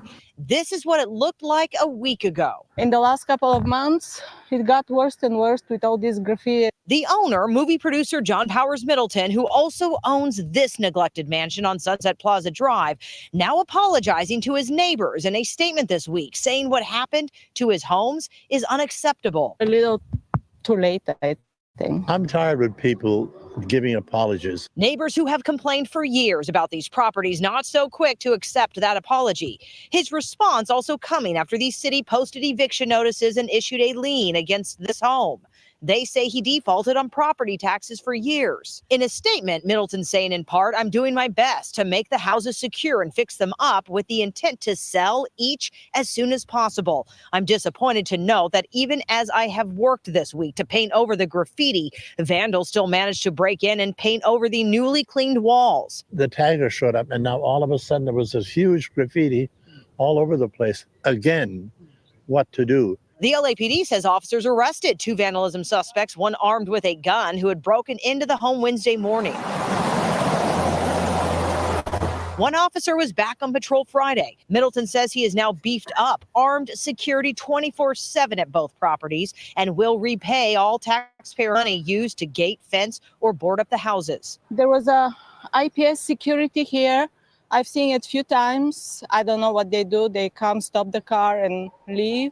City Councilwoman Nithya Raman's office also wants to set the record straight about the amount of work they say that they have put into these mansions. For example, just putting up recently this 12-foot chain link fence around both of the properties. They say they have painted over graffiti and pumped the pools. He has to decide what he wants to do with this house, either fix it or demolish it and move forward. And neighbors say they hope this is the beginning of returning their neighborhood to what it once was. That'd be a big fine house for migrants. Hell, they put them in hotels. Why not put them in mansions? Yeah. That's one way of looking at it. Here's something interesting. So we were talking about food and health and stuff like that the other day. And here's an article coming out of The Guardian. I'll open that and I'll share that with you. And of course, you have to do all of this clicking on ads. Do not sell my personal information, blah, blah, blah, blah, blah, blah. More ads you can think of. Here we are. Thousands of toxins from food packaging found in humans, research shows. Metals and PFAs linked to serious health issues are among compounds found, highlighting need for further scrutiny. More than 3,600 chemicals approved for food contact and packaging, kitchenware, or food processing equipment have been found in humans, new peer-reviewed research has found, highlighting a little regulated exposure risk to toxic substances. The chemicals have been found in human blood, hair, or breast milk.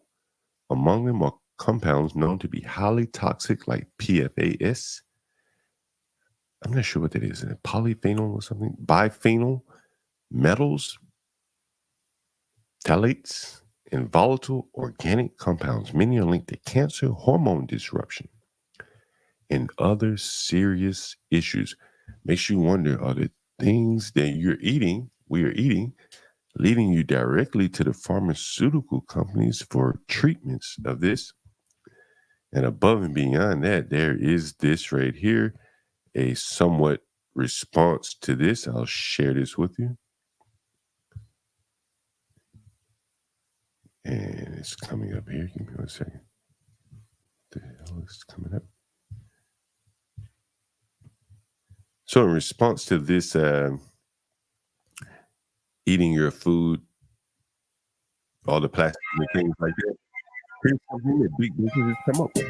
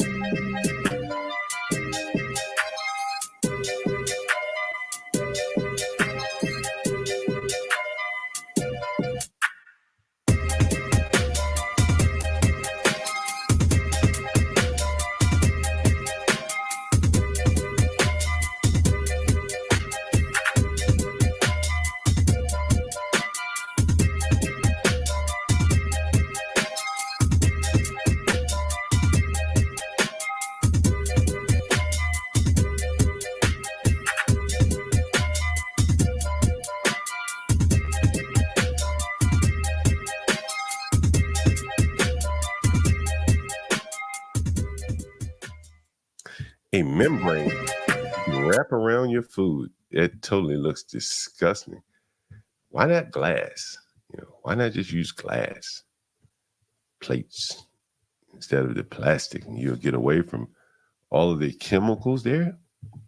Anyway, that's what's new in food. And to keep the chemicals out of your body, they've come up with a membrane. Maybe that should be the thumbnail for this stream here. And we've talked about Netanyahu's needle in his office and the voting by the migrants. Here's something that's interesting. Portia covered that stabbing of the young girl at the college. And someone compared it to like the stabbings and the killings that go on in South Africa. They're on campus. There's the anger, the hatred. And just for no reason, she just randomly stabbed her classmate. She just said it was an easy target. That's kind of interesting. That would be the reason for stabbing someone. Very interesting. Very interesting indeed. And here's another article I want to focus on here. I think I haven't shown you guys this. Let me share it with you.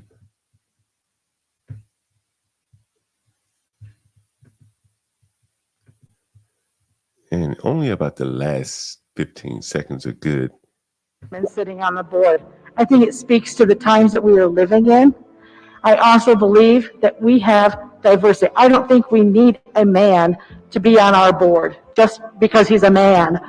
I believe we have cultural diversity. We have 2 Black women who sit on our board. They both come from very different backgrounds. We have people who live in all areas of our district. We are not all wealthy white women who sit at home eating bonbons all day.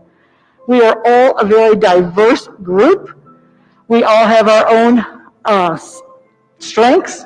We all have our own weaknesses, but we all work together collaboratively to make sure this is. So no, we do not need a white man sitting on our board. Amazing. Man, how white women have turned against white men is it's a sight to behold, really, to see how white women have just turned against their men. I don't think any other race of women have done that to the extent of white women. So again, very interesting. For those of you that remember when we brought Brittany Griner home, She had nothing but good things to say about the United States after they let her out of that Russian gulag. But I said all along, these people, they will revert back to the mean. And all it took was someone coming into the league, taking her shine that didn't look like her, and she's right back in the hate saddle. And so here's Brittany Griner talking about racism in America.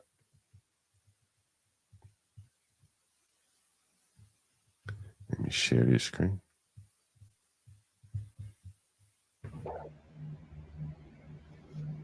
We're close. We're real close. I feel my body feels better. Man, she sounds like a man. Oh, man. I mean, she sounds just like a man. Back to this man, woman, whatever. Her, him. Feel better about the game. But, it's not that 2020. How do you feel about what has happened over the past? I tell you, the pants on that woman, them pink, purplish pants, they are hugging her. Year with the W since you first came in to where it is now, and obviously the game has grown and there's new fans, but how do you appreciate the new fans without all the noise that's coming with them? I appreciate the new fans that sit there and yell racial slurs. Do you think anyone can go to a WNBA basketball game? There's a WNBA facility right around the corner from my house. I could get there in 2 minutes. There's no way a white person could come to that stadium and call this girl any kind of name and walk out of there alive. Hell, the NBA would ban them from the games. They would identify. Why is she just now saying this? I've seen players in the middle of a game point to people, hey, call me a name. And the NFL and the NBA will go and remove that player. But here she is complaining about words being spoken. She should have been so toughened up after spending all that time in the Russian gulag that words wouldn't even bother her. Myself, my teammates, and the people that. What is that thing on her head? She looks just like a man, talk like a man. And these people have to sit here and pretend that this thing is a woman. This is one of the instances where I say, you know what? Call her a man. Shit, she's pretty much there. She walk around without a t-shirt on, no bra. Her voice is deep as any man. Why not just call her a man? I play against because, yeah, those might be opponents, but those are friends too. They don't deserve that. So I don't appreciate the new fans. I think it's okay to do that. But I do appreciate the new fans that respect the game, that are here to grow our league. Bringing people that may have not ever watched the W, to a WNBA game so we can grow more fans. I do appreciate them. I appreciate the players that came in, and are coming in with the spark that they have playing at the level that they're playing at. We need more players coming in ready to put on the show and ready to give a good product so we can keep growing each year. I'm happy about where the game is now versus where I came into the league. That's a person that I think has a hard time accepting that the Caitlin Clark girl has basically elevated the league. She is the reason why the energy for the league is there. And now she's falling back on her racism claim after Americans chose her over a white man to free from a Russian gulag. So anyway, just sometimes you just can't help people, or they come back and bite you in the ass. So anyway, scrolling through Twitter here, I noticed someone sent me this actually, and I bookmarked it. Maybe I'll show it a little later. Here's something else I wanted to share. Give me 1 second. I think I talked about this yesterday. I think there's something going wrong in these inner city neighborhoods, and I'm not just going to say black, whatever you want to call it. But I watched that young Dolph trial, and it was kind of interesting to me. And the young boy that was in the back, the one that was on trial, his name was Justin Johnson, I think. And I mean, he killed a man. They agreed to kill someone for chump change, $40,000, give or take. And they didn't even collect the money before they were arrested, and they did such a poor job. They were shot by the guy's brother. They should have killed both of them, couldn't pull it off. Ended up getting shot themselves and captured. And both of them are now going to prison. And you would think that someone's facing life in prison would show some kind of remorse and hopes that maybe on appeal or at some future date that he can ask for forgiveness, and he would have shown remorse at that moment. And, you're building a case for later in life. And here's what the young man had to say as he was sentenced to prison. You're not going to be able to see this. Let me see if I can maximize it. And he's referring to the guy that testified against him, the one that took part in the killing. These niggas taking criminal responsibility. I'm taking street responsibility. Regardless, I'm forever the biggest they can throw away. I think there should be a period after the biggest. They can throw away the keys before I eat the cheese. And that's a rap line in reference to him not snitching.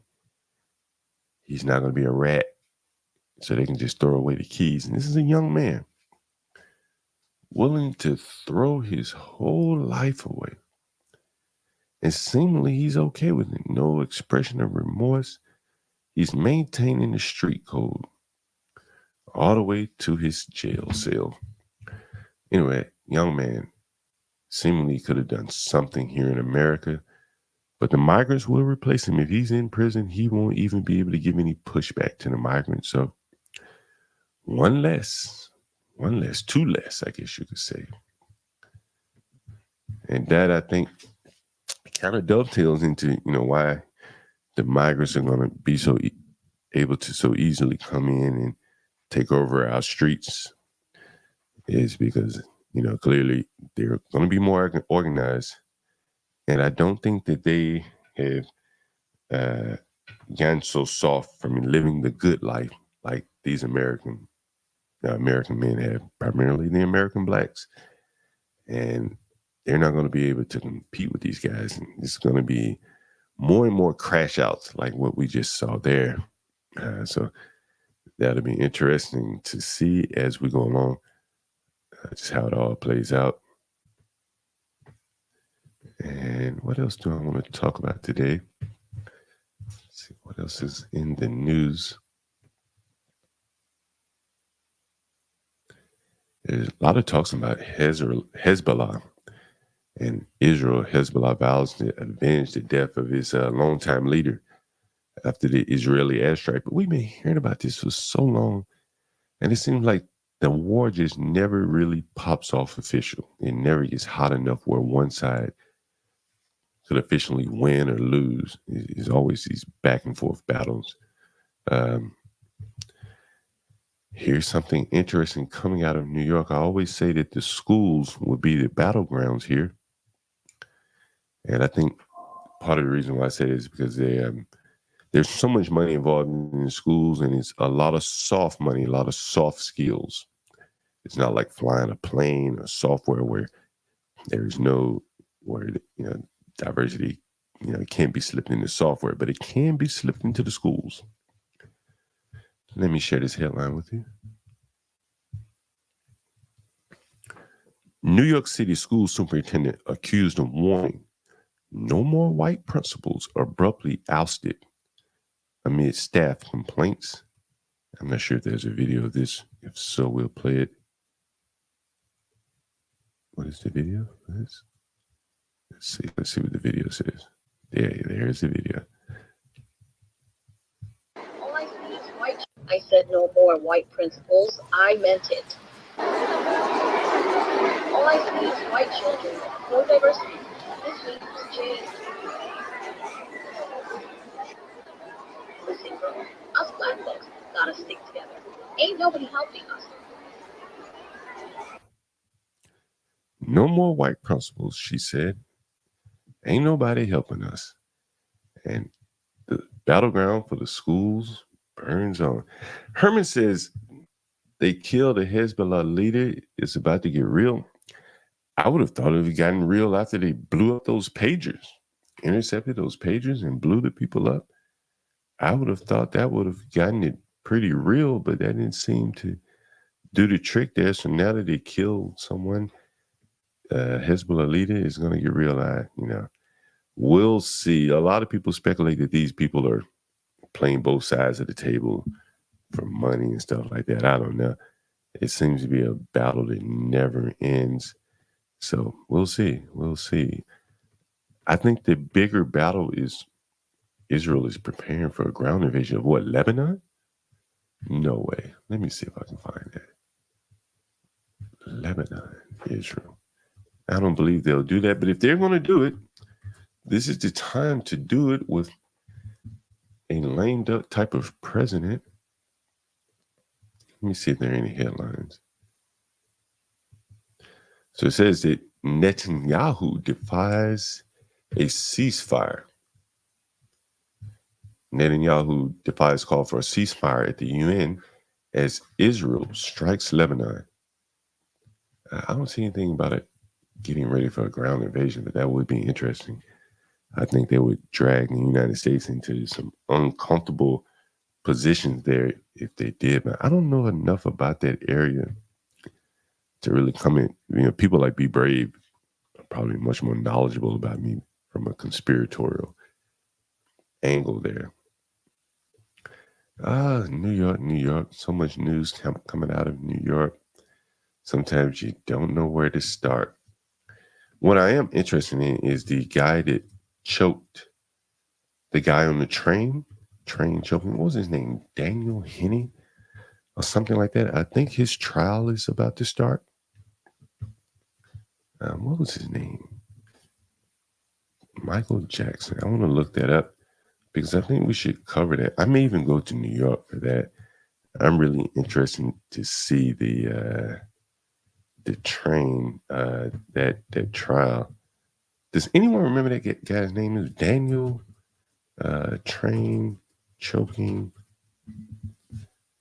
That is going to be, I think it could be an explosive trial. It starts in October. Let me see if I can share my screen with you. That's going to be an interesting trial indeed. Let's see.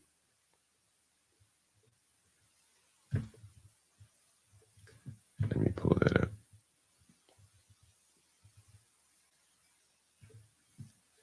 I have it somewhere. Let's see. All right, Daniel Henney. This is a dated article. October, which is right around the corner. Let's see when his court date is. I am curious to know myself because I may go to. Oh, wow. Daniel Henney's trial starts on October the 8th. A judge determined Wednesday. This is going to be very good, people. This is going to be very good. His trial should end before Election Day. And New York could really be out of control if they take this guy to trial. Let me see if they're taking Daniel Penny is his name. I'm curious to know, have they made any new decisions? Have they delayed his trial? That would be interesting.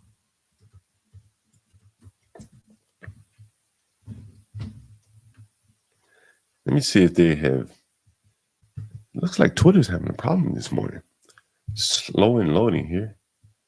Maybe they need to upgrade their Amazon Web Services. Let's see. Daniel Penny, the latest.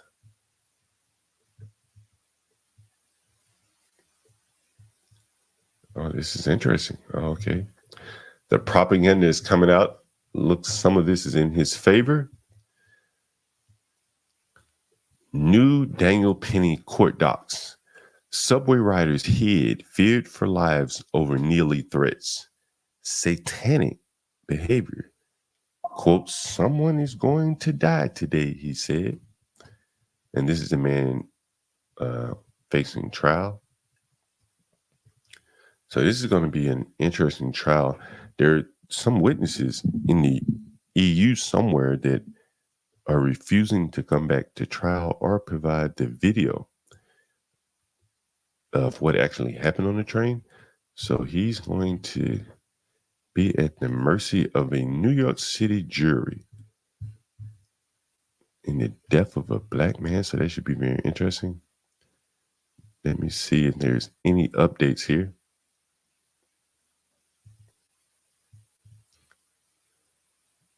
Here's something old coming out of New York from Eric Adams. I don't want to see that. Let's see what's the latest. Daniel Penny. I may go to that trial. I think I will. Trying to see, when is that trial? October the 8th. I think I'll definitely go to that. Anyway, let me take a look at the comments here. John, they killed the leader of Hezbollah. We're just now starting to get some of the South Americans in Memphis. Memphis is a rough town to drop off some South Americans. It's a poor town too. It'll be interesting to see if how Memphis will handle migrants. That would be very interesting. Let's see here. Memphis and migrants. I could see smaller towns outside of Memphis getting migrants, but not Memphis. Anyway, so let me back to the comments here. Give me 1 second, guys. 1 second. 1 second.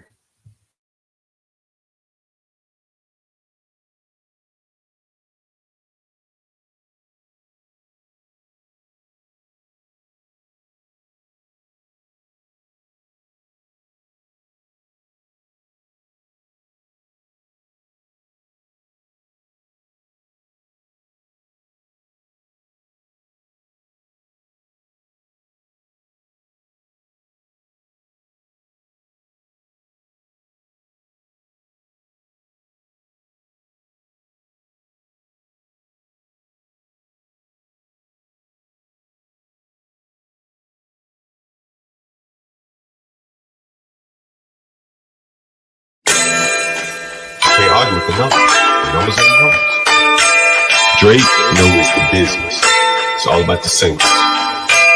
Damn, I have. Now you got me like in my Ja Rule kind of mode, Jungle.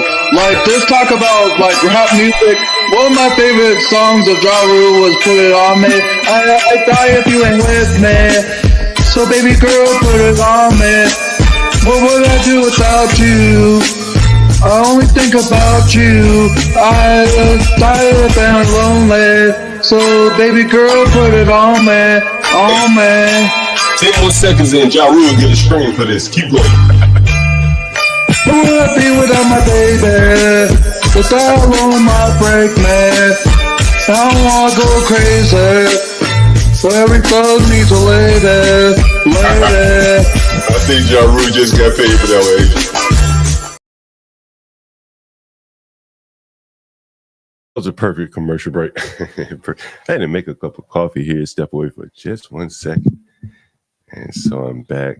Now I don't see many refugees coming into Memphis. Anyway, let me put the link in the chat. Anyone want to jump up?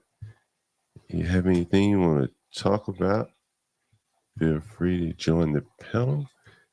And we'll just discuss a few of the topics that are interesting in the news today. Let's see what's happening with Eric Adams. As he loses the grip of his city, the fight will begin on who will replace Eric Adams. And I have no idea who will replace him. But here's an interesting headline coming out of the New York Times about Eric Adams.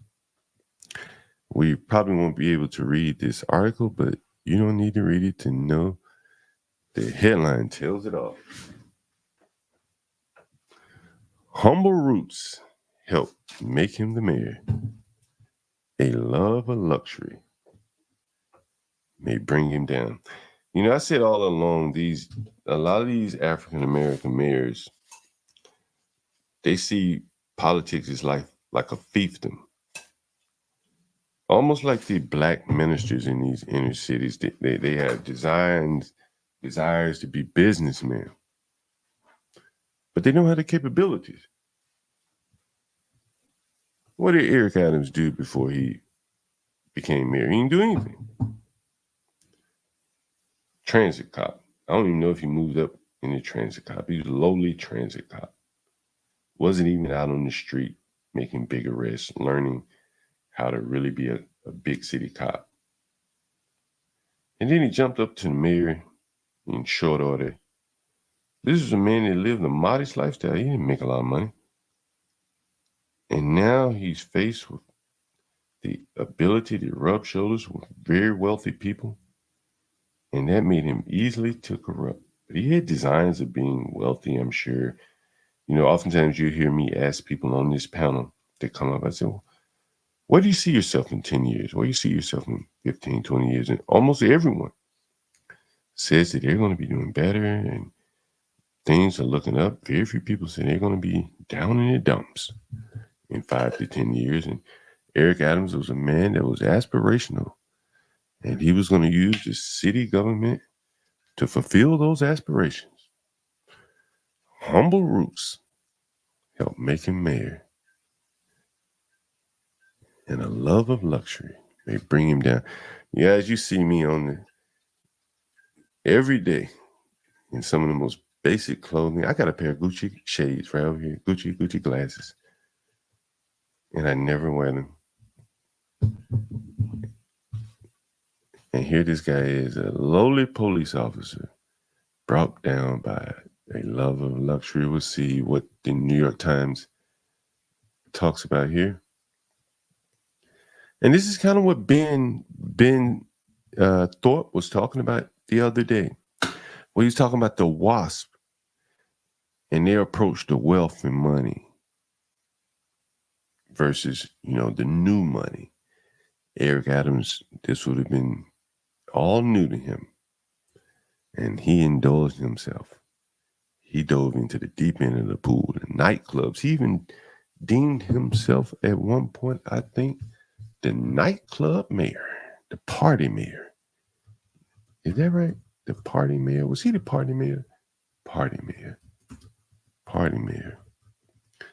Let's see. Is that really? Is that what he called himself? I swore he called himself the party mayor or the nightclub mayor at some point. But anyway, he's under indictment now. A love of luxury helped bring him down. He was elected partly on the strength of his origin story, a narrative that shrouded questions of his character, judgment, and associates. That's amazing. So they overlooked his character, his judgment, and his associates, and elected him on the strength of his origin story. That'll get you every time. Every time that'll get you. In December 2021, just weeks after he was elected as the second black mayor in New York City's history, he took a surprise trip. I remember that. To Ghana. He called it a spiritual journey. And see, this is an example. This is exactly what I mean. If you really want to know what I'm talking about when I say these people, they want to live the lifestyle that they never could afford on their own. And what I'm saying is, what's this on my hat here? What is this on my hat? But anyway, they want to live a lifestyle that they never could afford on their own. I've been to Ghana many times. No one ever paid for it but me. This man's first time going was when he became the mayor of New York. Why didn't he go on his own? Why didn't he just pay for it like I did and go on his own? But he waited till he became mayor and then he decided to go. So it's very interesting. He called it a spiritual journey. and the week-long tour built on a story that had resonated deeply with voters. He visited slave trade sites and meditated on the remarkable art that allowed a man whose ancestors left in shackles to return as the next leader of America's largest city. Man, I can't believe this. What I'm about to read right here. What? This nigga went to gun and stealing? No, he didn't. I don't believe what I'm about to read here. But federal prosecutors asserted this week that the trip was also at the center of a far more troubling story. A long-running bribery scheme in which Turkey plied Adams with more than $100,000 in travel perks and illegal contributions in exchange for political favors. And here are the charging documents. You can see all of that here. It looks like they have him pretty much dead to rights there. The spokesman insisted at the time that Adams had paid for the sojourn to Ghana, but prosecutors charged in their indictment that Turkish Airlines had secretly given Adams and his partner free business class upgrades worth $12,000. Right after he agreed to lean on the fire department to prematurely approve safety permits for Turkey's new consulate. Wow. $12,000 for a better seat on a 10-hour flight. That was a slippery slope that got him indicted here. The 5 criminal counts in the indictment have made Mr. Adams a Democrat, the first New York City mayor to face federal criminal charges. On Friday, he pleaded not guilty, but the 57-page indictment, stuffed with his private text messages, images of sumptuous suites at the St. Regis, Istanbul in Turkey. He's taking Instagram pictures here. And details of sham fundraisers. What? Has forced to the fore painful questions that promise to recast the narrative of his mayoralty. If not end it altogether. It's over for this guy. It is over. The outlines are that a center well known, the dyslexic child of a single mother in New York City. He says he was beaten by the police before signing up for the force. And all the rest of this is bullshit propaganda. He won a crowded primary in a city laid low by a once-in-a-century pandemic, not so much by selling policy prescriptions, but rather an image of New York City embodied by himself, a former police train captain police who simultaneously projected the swagger of wealth and power in the striving of millions of Black and working-class New Yorkers.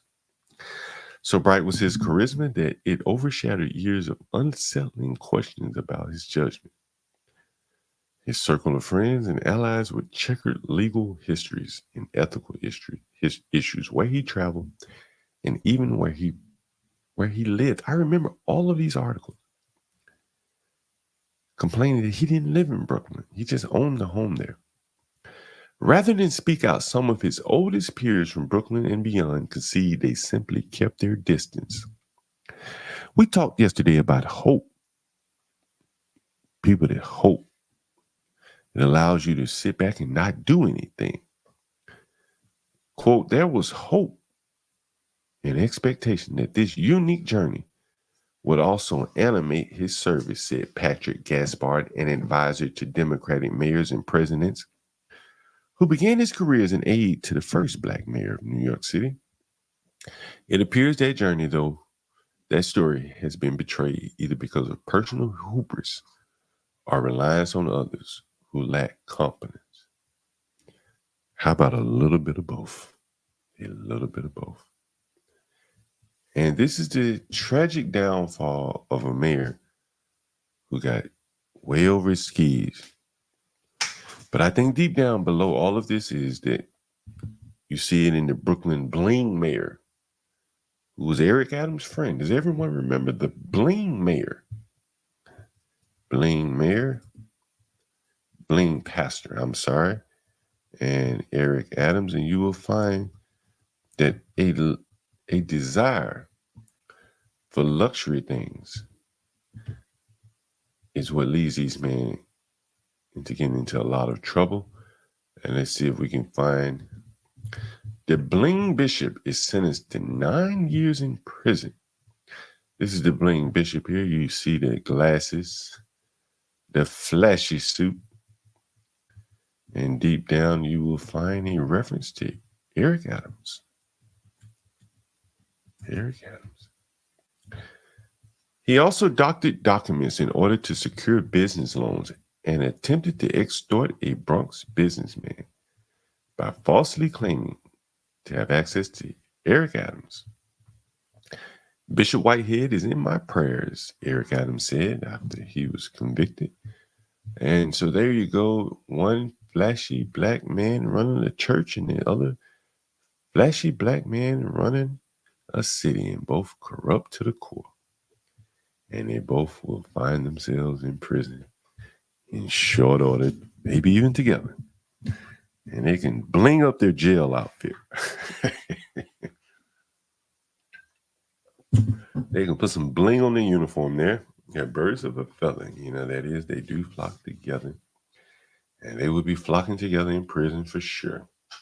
And the bling pastor Portia, you never heard of the bling pastor? I think he drove a Rolls Royce or something. He wore some of the flashiest suits you could ever imagine. And he had a church in Brooklyn, but I think he lived in Jersey or Staten Island somewhere. Drove a Rolls Royce, and somehow he found himself associated, I guess, long past friends with Eric Adams. And so you find yourself,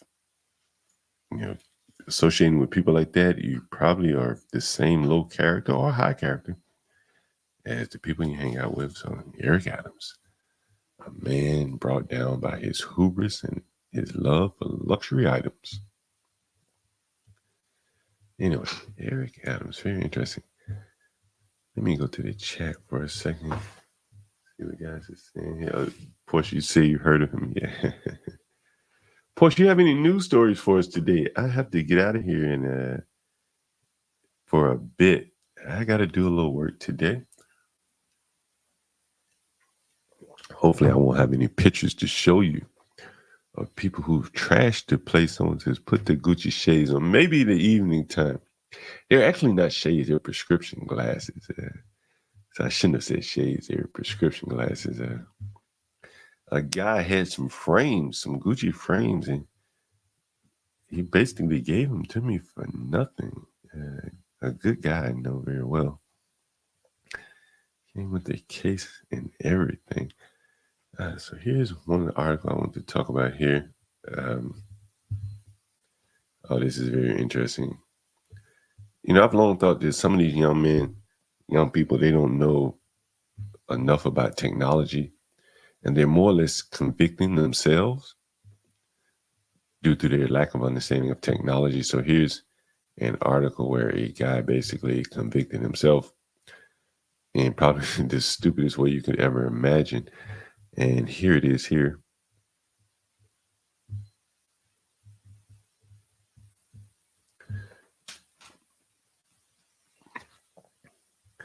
Man arrested after filming rape of woman and 12-year-old. And this is the guy here. In Indianapolis, a man has been arrested after he reportedly broke into a home on the west side of Indianapolis and raped the mother and her daughter while recording it on his phone. He should have just gone straight to jail after that. He got what he wanted. Now he's going to get what he deserves by recording it on his phone. I mean, I really don't understand. Teshawn Gardner, 21 years old, that means his brain should be fully formed by now, has been preliminarily charged with 2 counts of rape, a level 1 felony, in relation to an incident at a home on Southworth Avenue on Saturday. And here is Teshawn. He has his eyes on absolutely nothing and his mind probably on the same. And this is him after he raped this woman.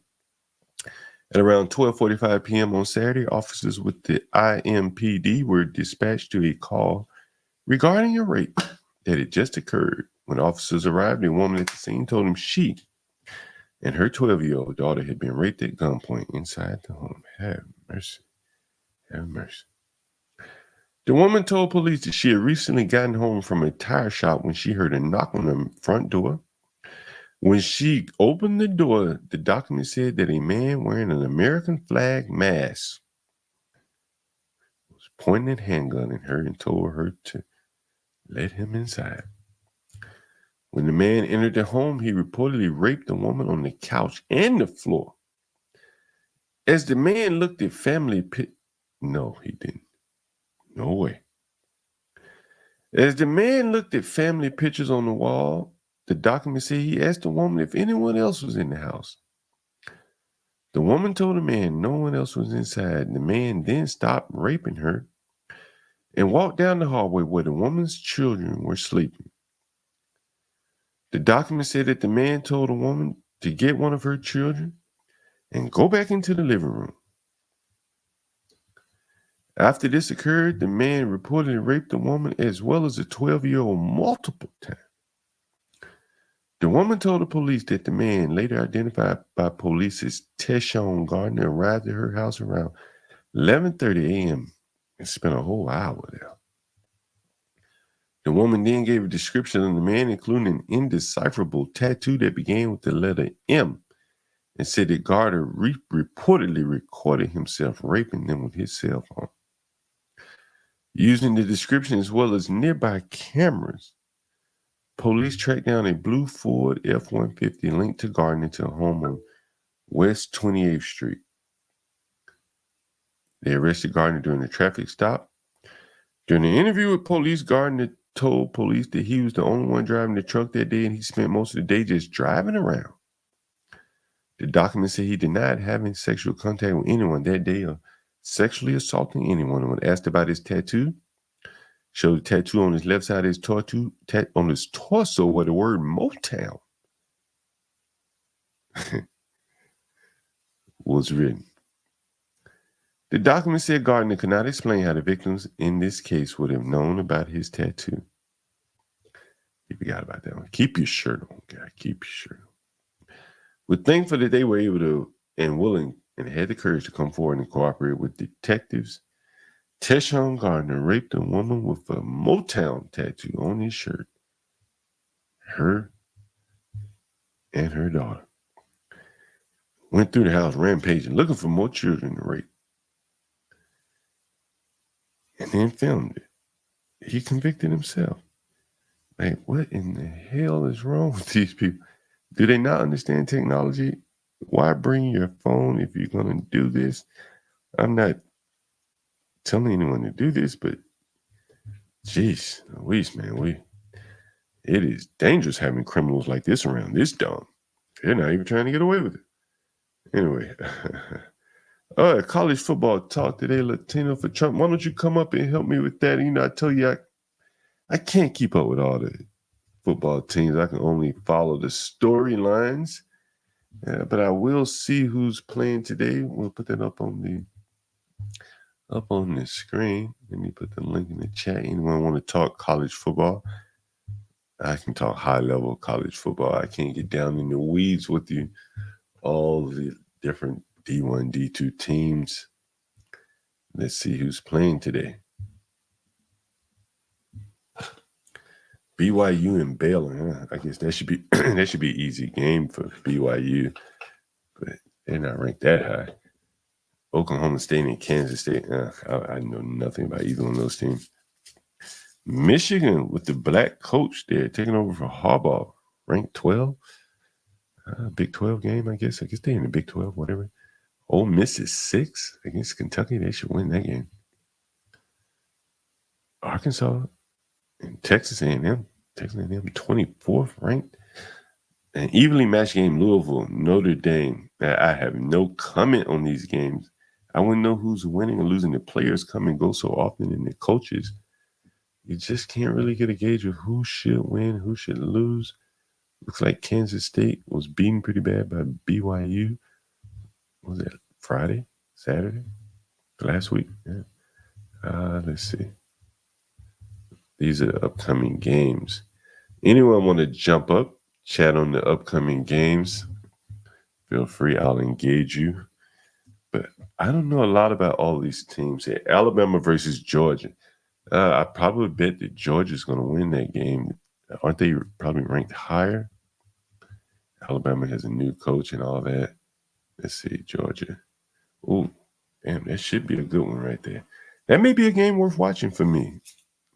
I'm primarily an SEC fan because most of their players, not most, but the defense, offensive players, a lot of them go pro, so it's kind of easy to watch because it's pretty evenly matched and highly skilled players. That should be an interesting game there. Alabama, Georgia. You know what? I'll just lean on my homer. I'll go be a homer this time. I'll go against Stanley, and I'll pick Alabama. How about this? Stanley, you want to place a friendly wager on Alabama, Georgia? I'll take the homer bet. Alabama, no points needed. I'll take it straight up. Stanley's in the chat. I'll take it. Anyone else want to take Georgia? I'm taking $5 bets on Alabama. Anyone interested? I'll definitely take it. Colorado versus that's just a Deion game right there. You know, I am interested. You know, I have been watching Deion.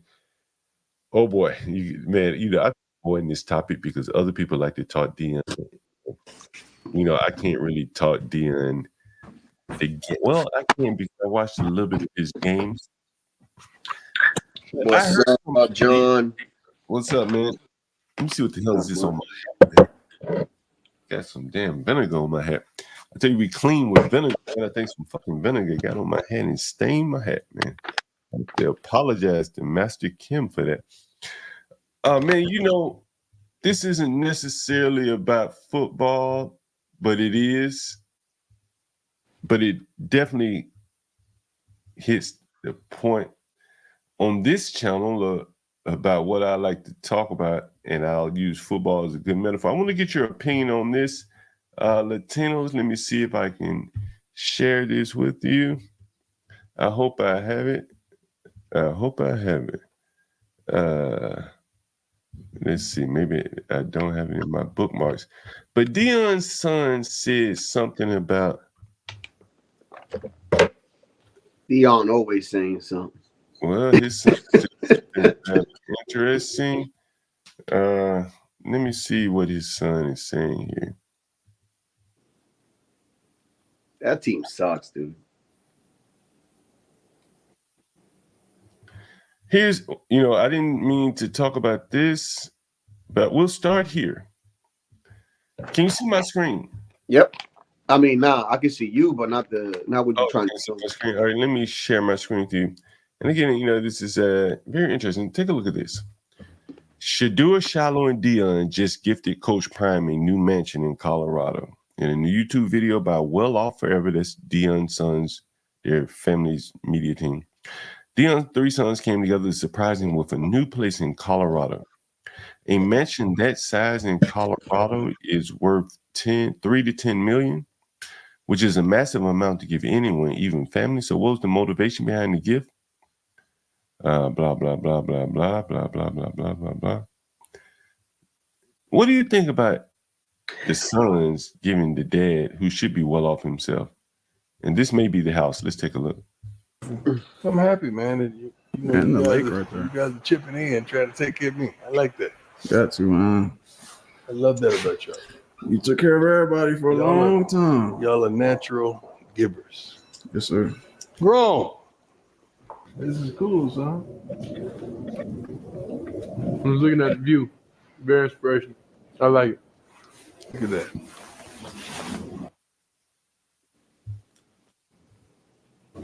You know, it's awesome though. My 3 sons had the thought process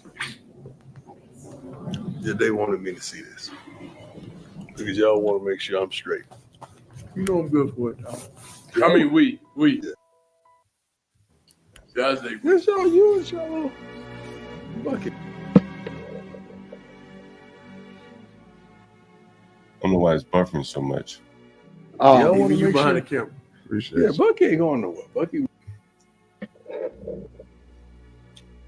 Anyway, the point is made here, and that Yeah. Sure about that, But dog? yeah. Don't join the team. Bucky gonna stay with daddy. the point I'm making here, his dad bought him his sons. Felt the need to buy their dad a $3 million mansion.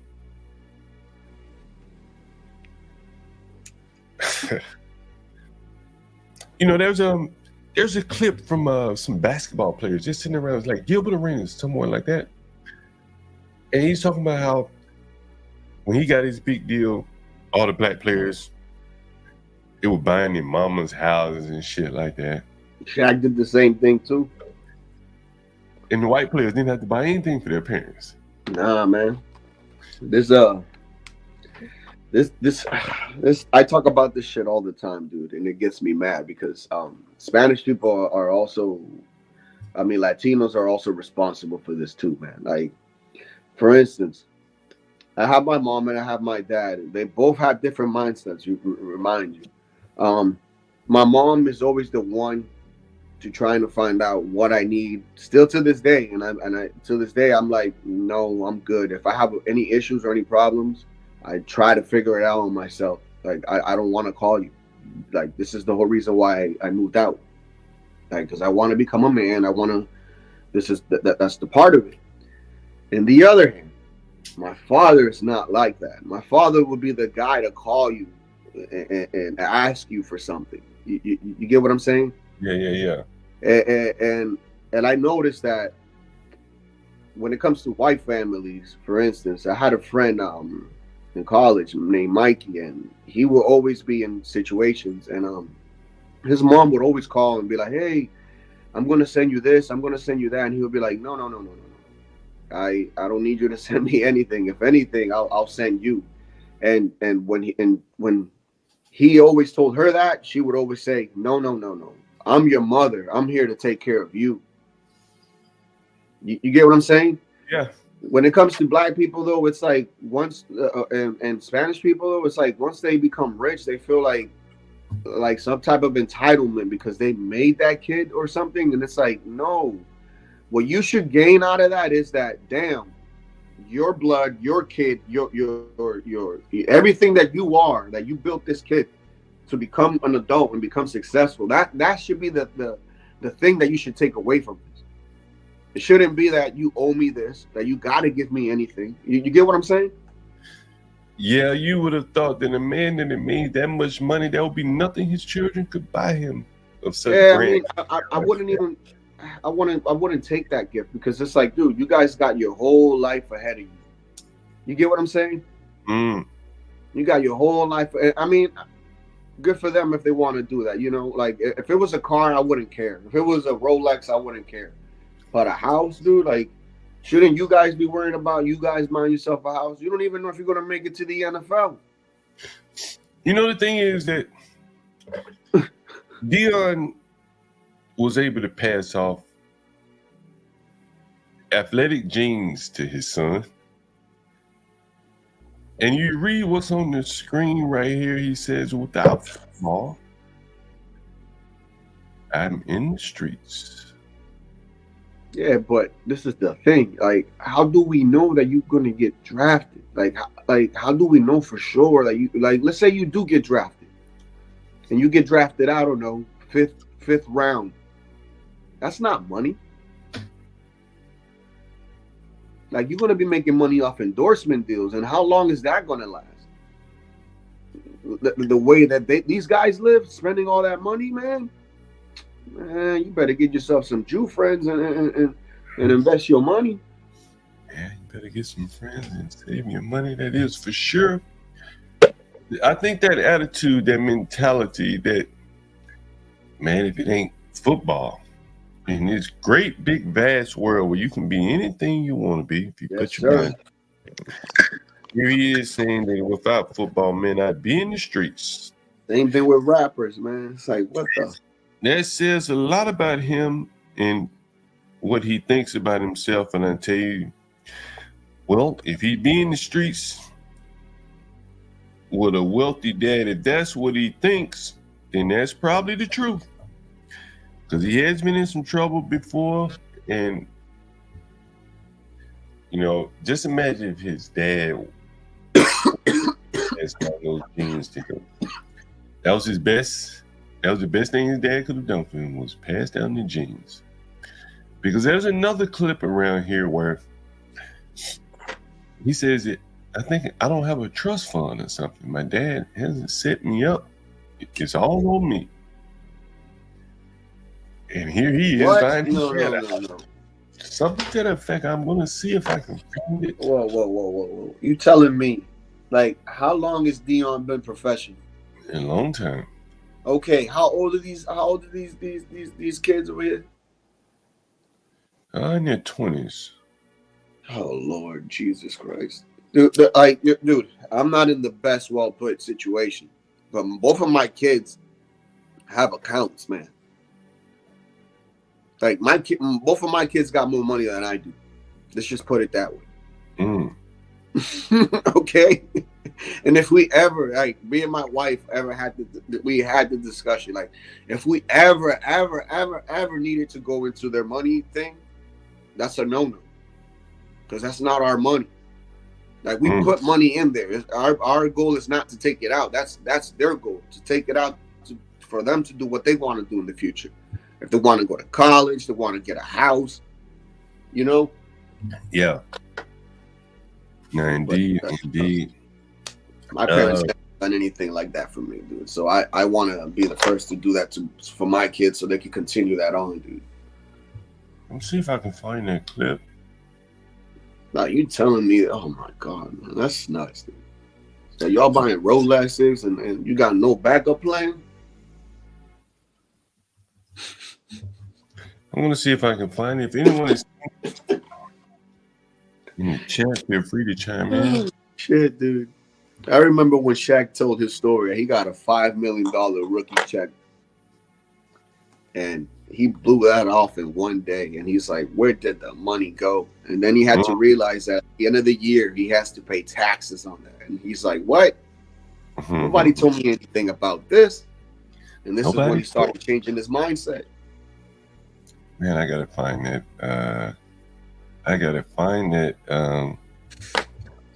Because it was pretty amazing. I'm gonna see if I can find it. I may have even emailed it to myself because I was so blown away by it. Let's see if I have it. I don't believe that, man. I can't believe that, John. Let me see. Like, email myself. Like, I'm in a worse position than these people, bro. And like, I'm thinking for my kids, man. I think everybody doesn't think that way. I mean, oh, Jesus Christ. Like, oh, God. Why not, though? It's like what's the whole like, oh, man. You can't see your kid as something that you lean on, man. Let's see. Is it Should Do It? What's the boy's name? Should Do It? I think it was Should Do It. He said it. Nah, damn, that ain't it either. Oh, I gotta find that quote, man. It's burning me now to find it. But you wanted to talk about the games. Well, what do you think about the games? Which ones you want to talk about? We could go if you could go on the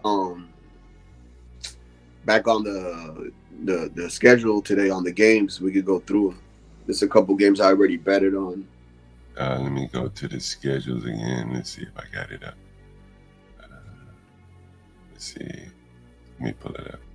FBS. The best game though of the day has to be Georgia and Alabama for sure. Yeah. That should be the Georgia's best. gonna take that. Georgia's gonna take that. I'm a Alabama boy, by the way. Oh, I know, man. No, you from Alabama, man. Which one are you looking at? Alabama, Georgia. I like that spread. I like Georgia to actually. I get add more points to that to make more money. But yeah, I think Georgia would beat them by more than 10 points. But I don't know if the game is going to go over that 50-point mark though. That's where I'm iffy at because they both got good defenses. So it could be a defensive game today, or it could go offensively. They're playing in Alabama, right? Yeah. Yeah. See, Who's the Georgia quarterback? Shit. I don't know. But I know I know that the one that's leading right now in yards, I believe was the one from Tennessee. I mean, not Tennessee, Texas, I think. I could be wrong. And who's the coach for? Oh, it's not. They got a new coach. I don't know who he is. Because Nick Saban is doing TV now. Right, he stepped off, right? Yeah. Man, I want to bet Alabama. I am going to bet Alabama, but I think that Georgia. You got to stick with that coach from Georgia. He's been there. He's been there now. What? Yeah. You know what I mean? Mm-hmm. And he beat TCU. What was it last year? They blew him out the water, dude. Was it TCU or Washington? I can't remember. One of those two teams. I can't remember. But I think that Alabama has always had problems with quarterback. You know, I think the quarterback they had is, he's not really a pure quarterback. Georgia does a little bit better with quarterbacks, so I think that they will win, but I'll stick with Alabama just for the sake of Georgia's defense is insane, dude. These guys got people that are like NFL ready, man. That's why they're so good. It's like basically the one NFL team in this whole college thing. You know what I mean? Because they got defensive players that are like huge. What other games you like on here? I like Ohio State to win by the 2. Clemson and Stanford. I like Clemson for sure. Iowa and Houston. Oof. I might go Houston because they're at home. They've been upsetting teams. They I think they're 2-2, but they upsetted one team. Houston's one of those teams that had a high flying offense, if I can remember, at least back in the day. It wasn't bad 2 years ago. I used to bet on them all the time on the overs. I used to go over all the time. What's up, Juan? Good to see you guys. How's my mic? Is it good? Yeah. Oh, great. Yeah. How about last night? How about Virginia Tech getting robbed last night? That was one heck of a game all the way to the end. Bro, don't talk to me about that. Man. Don't talk to me about that. What happened in that game? Tell me what happened. It's 38-30. I don't want to talk about it, bro. I bet $100 $83.50, bro. Oh, man, I don't even want to talk about it, bro. How much did you lose, man? $100, man. I was supposed to, dude. Oh my God, dude. I picked Miami, right? To win by the spread, right? Which was at 17.5. They ain't even covered, bro. They only went over. And then I took what was the other team that was playing yesterday? Yeah, but everything was just off, dude. Like I only it was only 3 picks, dude. I only got 1 right. Like let's just say all that I gotta say is that the refs need to be suspended. That was that catch was clearly a touchdown. Virginia Tech should have won that game. It's rigged, dude. It's rigged. Yeah, that was fixed. It was a great game though, all the way to the end, all the way to the wire. That was a darn good game. They get these calls, man, Juan. You know they get these calls now from Vegas, dude. Come on. We all know this now. But all the apps and all the data that they got, like, I wouldn't be surprised, dude. This is why sometimes when I bet outside the box. Like, for instance, let's say Georgia and Alabama, right? You can look at the percentage on where the people are putting their money, right? So if you see that most of the people are taking Georgia, and let's say the spread is Georgia -7, I'm going to take Alabama. Even though I know Georgia's going to win, but Vegas is going to try to find a way to make Georgia win by like 2 points or some shit. You get what I'm saying? Like, this is what they do, dude, all the time. For Alabama, Georgia today, I don't know. I'm going to be watching it once I get done doing the things that I have to get done today. But man, I'm torn because, hey, well, Stanley graduated from Georgia, and I have to. Part of me says, okay, look, me as a conservative, I want to go ahead and extend my hand and root for his team, but I'm sorry. I'm sorry. Alabama has been doing the darn thing for 90% of the games over the past 10 years. They've won 90% of their games. And how many national championships, John? But Georgia's won though in the recent 3 years. They haven't won like 2 back to back. You know, wasn't it Georgia? Now here, Trump is supposed to be at the rally. Has anyone heard that? He was in North Carolina a couple of days ago, and that rally was something else. Trump is supposed to be at the game. Has anyone heard that? That's what I should have said. Oh, Alabama! I wouldn't be surprised. He always goes to Alabama games sometimes. Hold on one second. Yeah, I wouldn't be surprised either. Hello? Hello?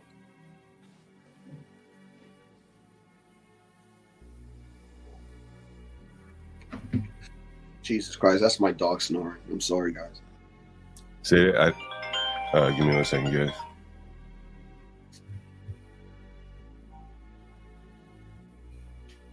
Hello?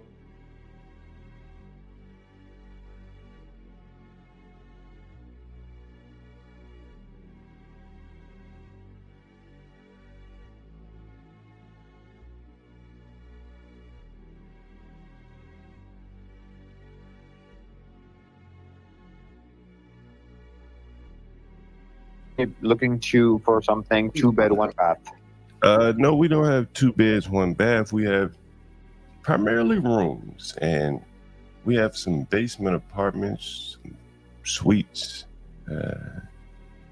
How long are you looking to rent for, and what's your budget? I don't know. A basement is going to be okay for me. I'm actually looking to rent it for like at least 3 months. My budget is $1,500. We are 2 people actually, so that's why I'm looking for anything which is like 2-bed, 1-bath, whether it's basement or first floor or whatever. We have some options that definitely may work for you. When would you like to come by and take a look? As a matter of fact, I can send you some links and you can tell me. I can come.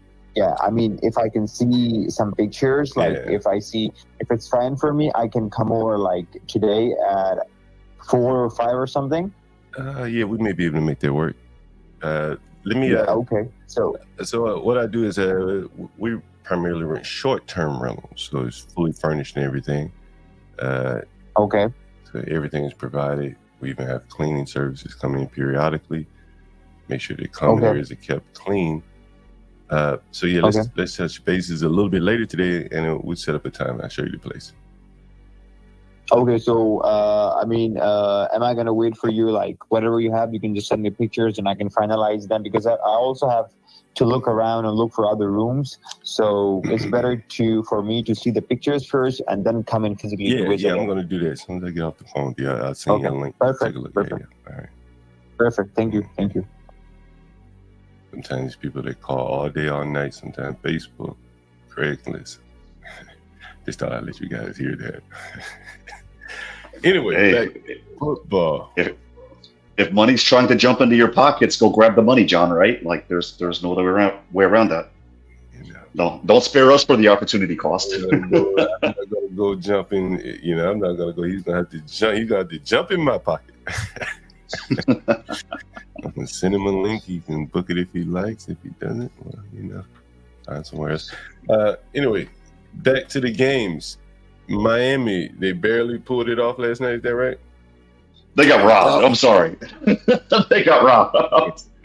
Miami should have lost that game last night. I'm sorry. You think they got robbed? They're ranked number 7, and they wanted to keep them high up in the rankings.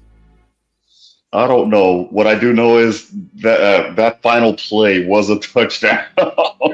Miami should have lost that game last night.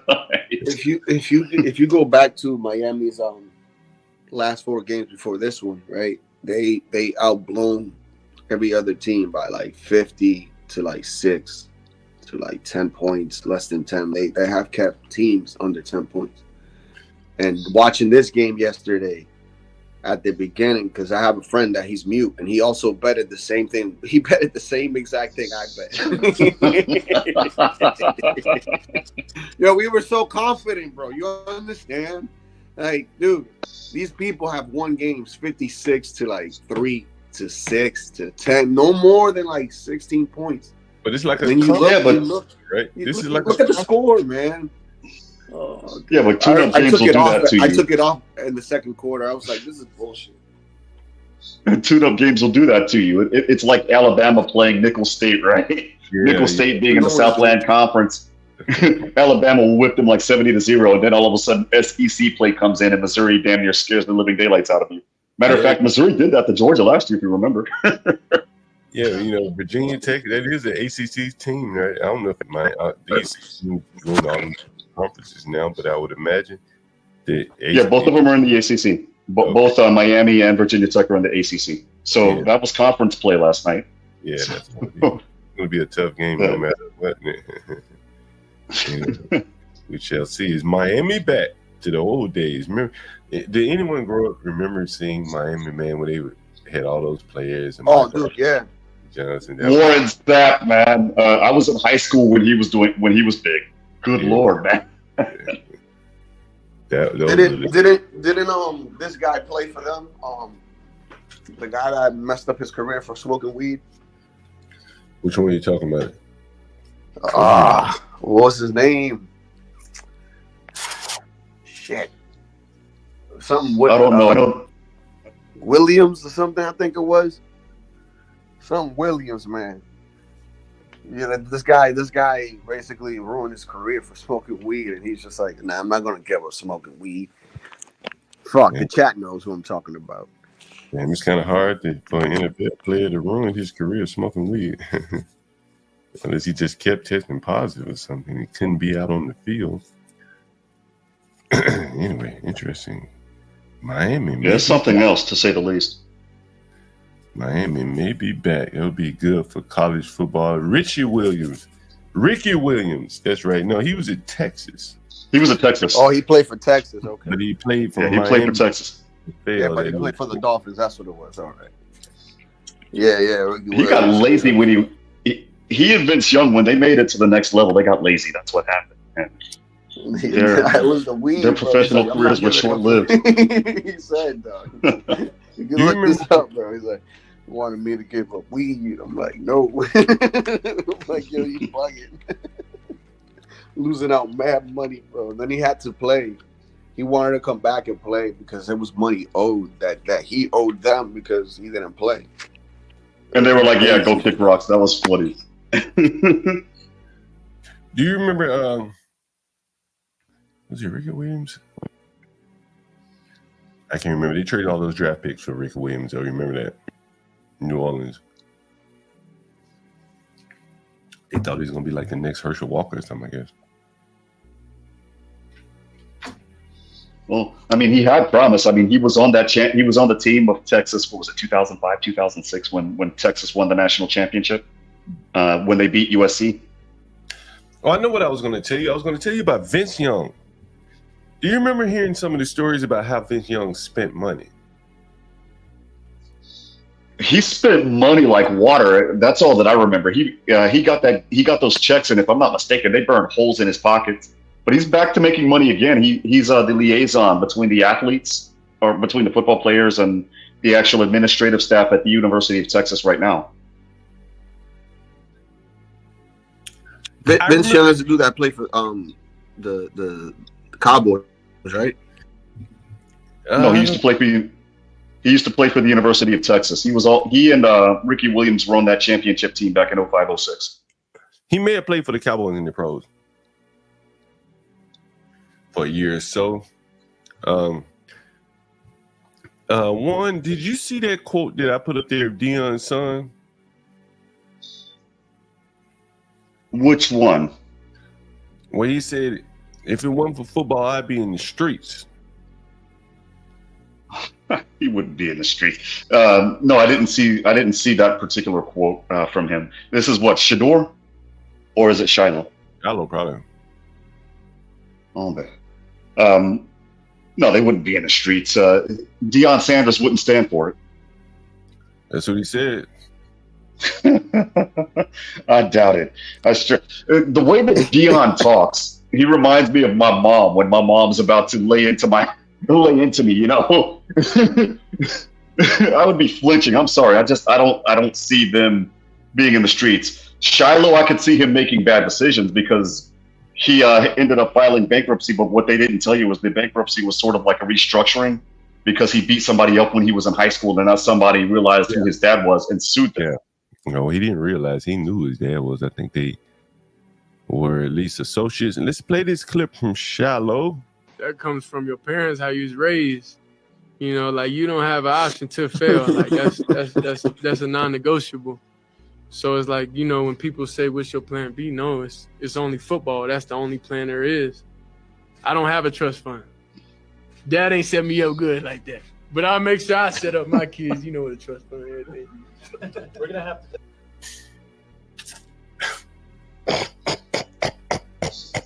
Jesus Christ, he act just like his dad, bro. Yo, he act just like his dad, look like his dad. Damn. He's clearly delusional, or he's clearly misguided because Dad didn't send me like that. Dad made $50 million. he only sent me to the best high school academy in Dallas, Texas when I was a teen. And this is what he said: if it ain't football, it's the streets. My dad didn't send me up like that. It's the streets. My dad didn't send me up with no trust fund. You know, I'm gonna go back to the streets. It's like no. Hey, you can argue if he's telling the truth or if he's stupid or not.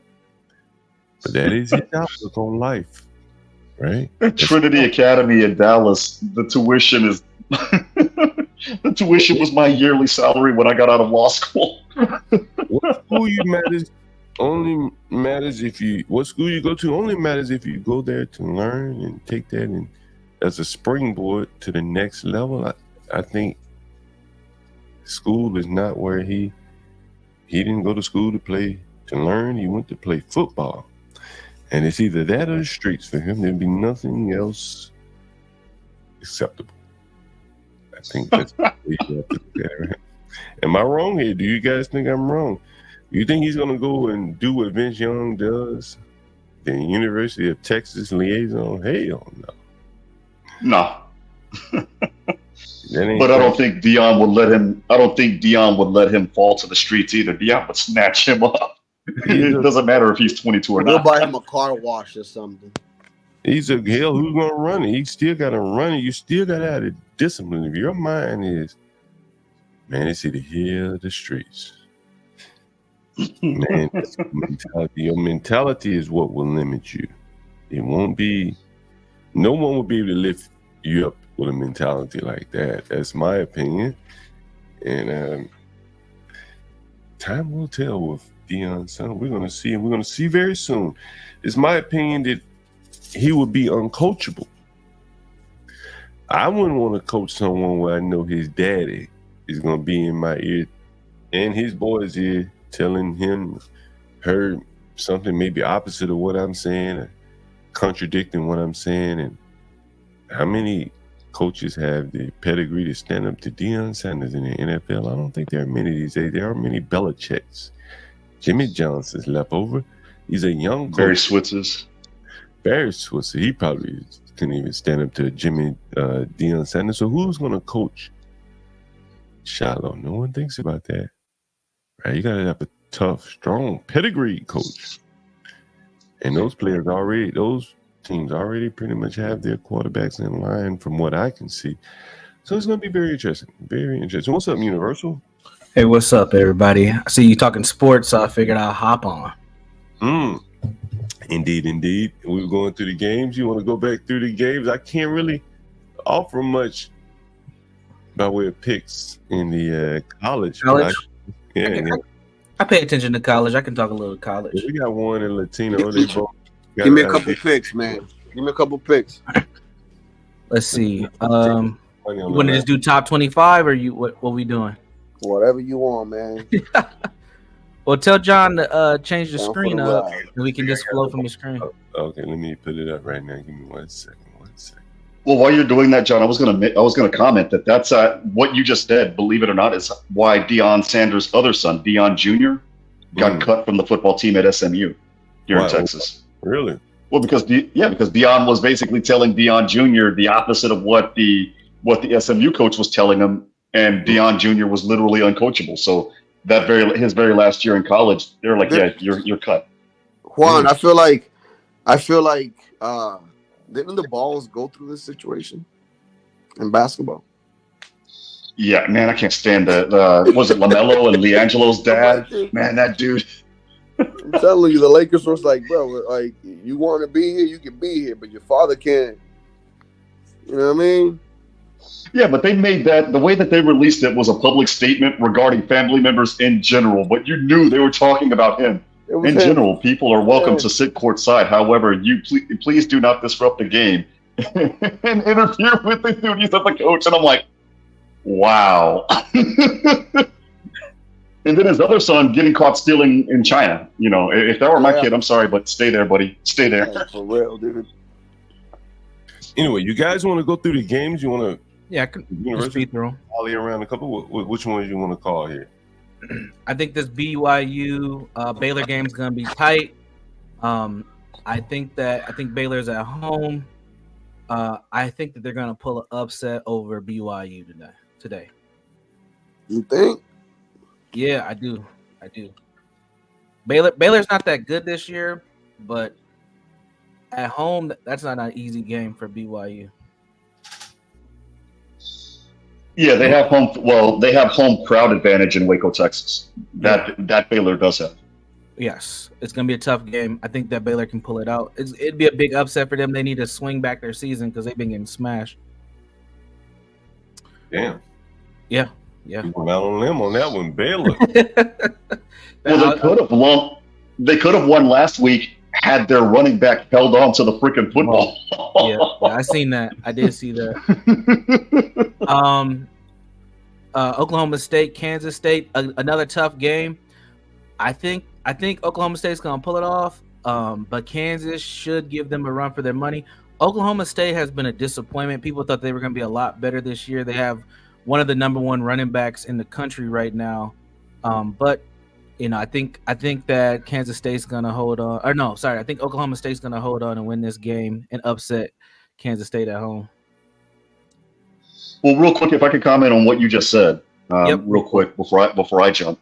A lot of the players from Oklahoma State last year are no longer with the Oklahoma State team of this year because of the transfer portal, and that's where I think the transfer portal and the NIL that really hurt college football in two ways. Number one, you're not going to have a set team that you can build 3 to 4 years down the road. Yep. But number two, that NIL money, I understand college athletes need to get paid because that Pell Grant money, I was in college. Pell Grant money is not shit, pardon my language. But the money that they're getting now, it's done two things. Number one, it's making the players darn near uncoachable, I think. You look at Carmani McClain from Colorado and how he's messing up at Florida, and also Bishop Thomas, who's also running into problems at Georgia State this year.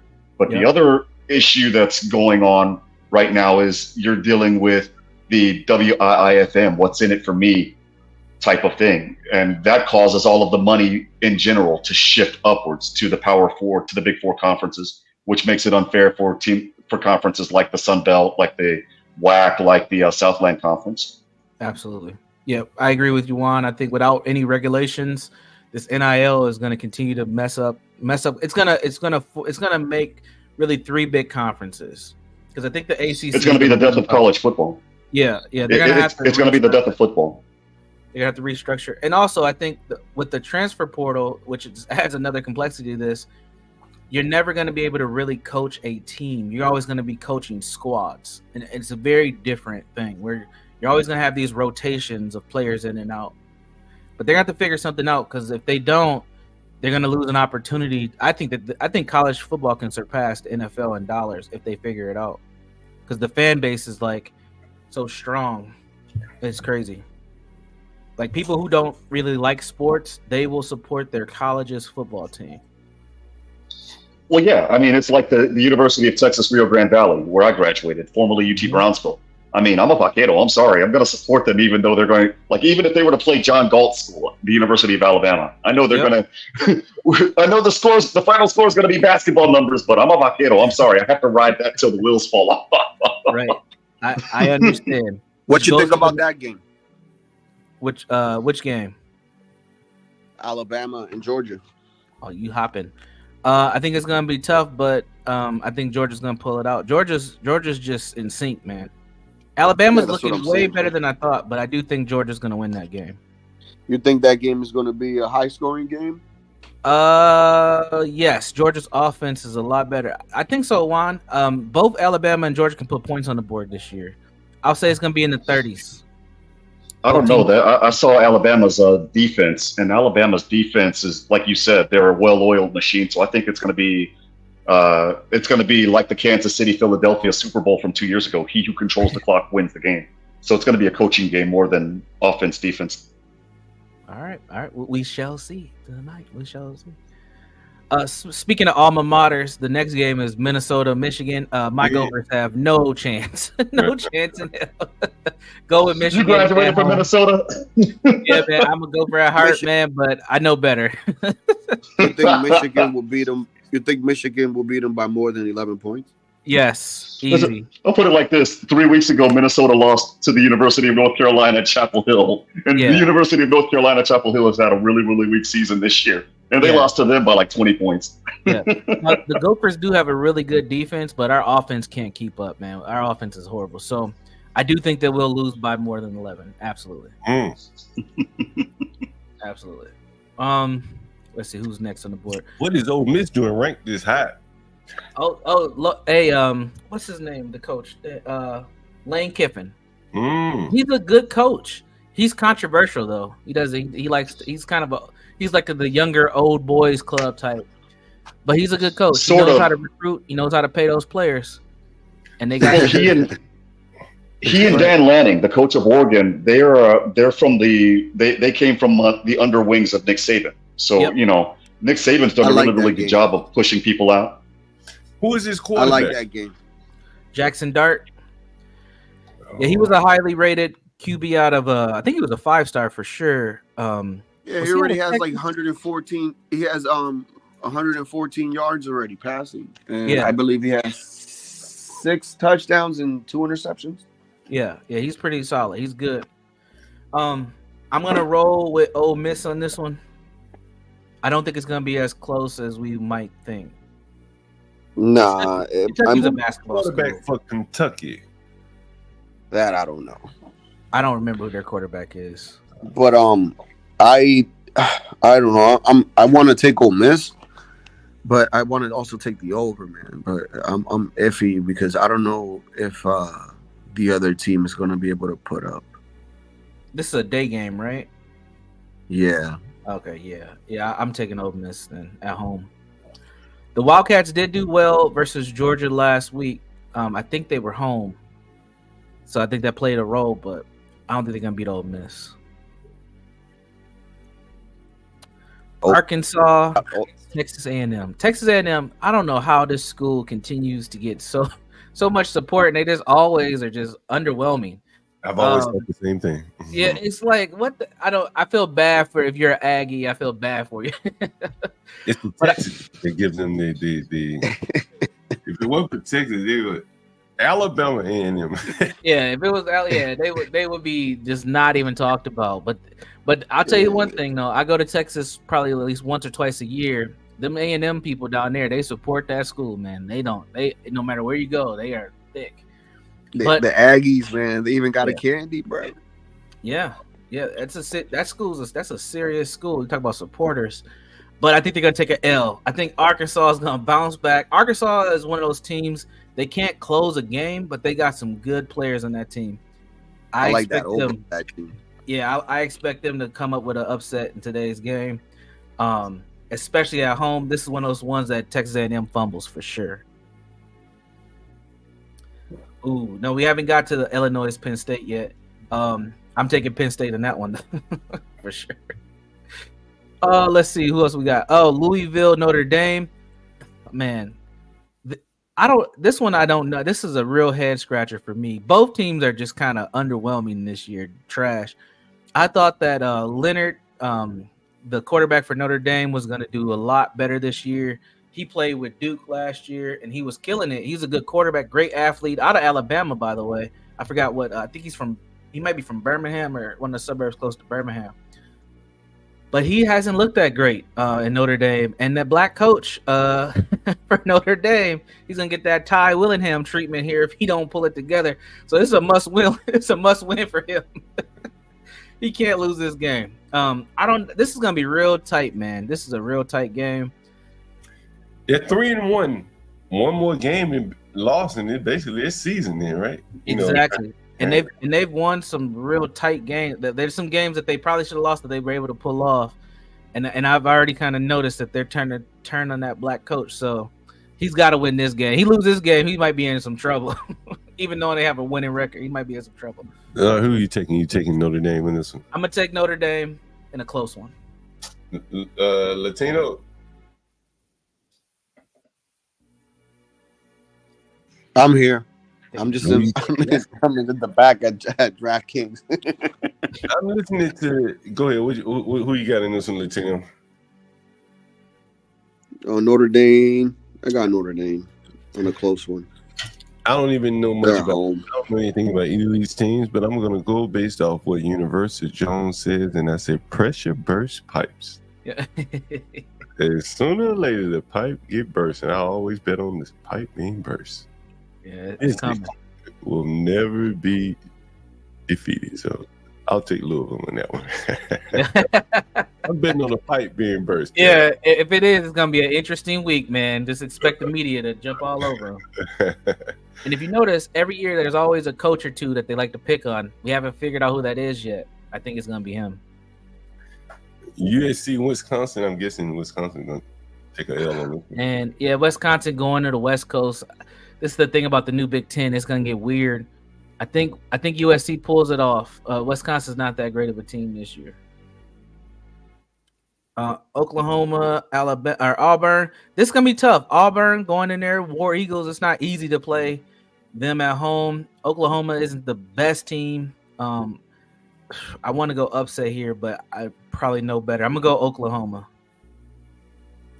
Yeah, I probably go Oklahoma there. Auburn goes up and down. They're never as consistent as Alabama being good. Yeah. When they have a shot at it.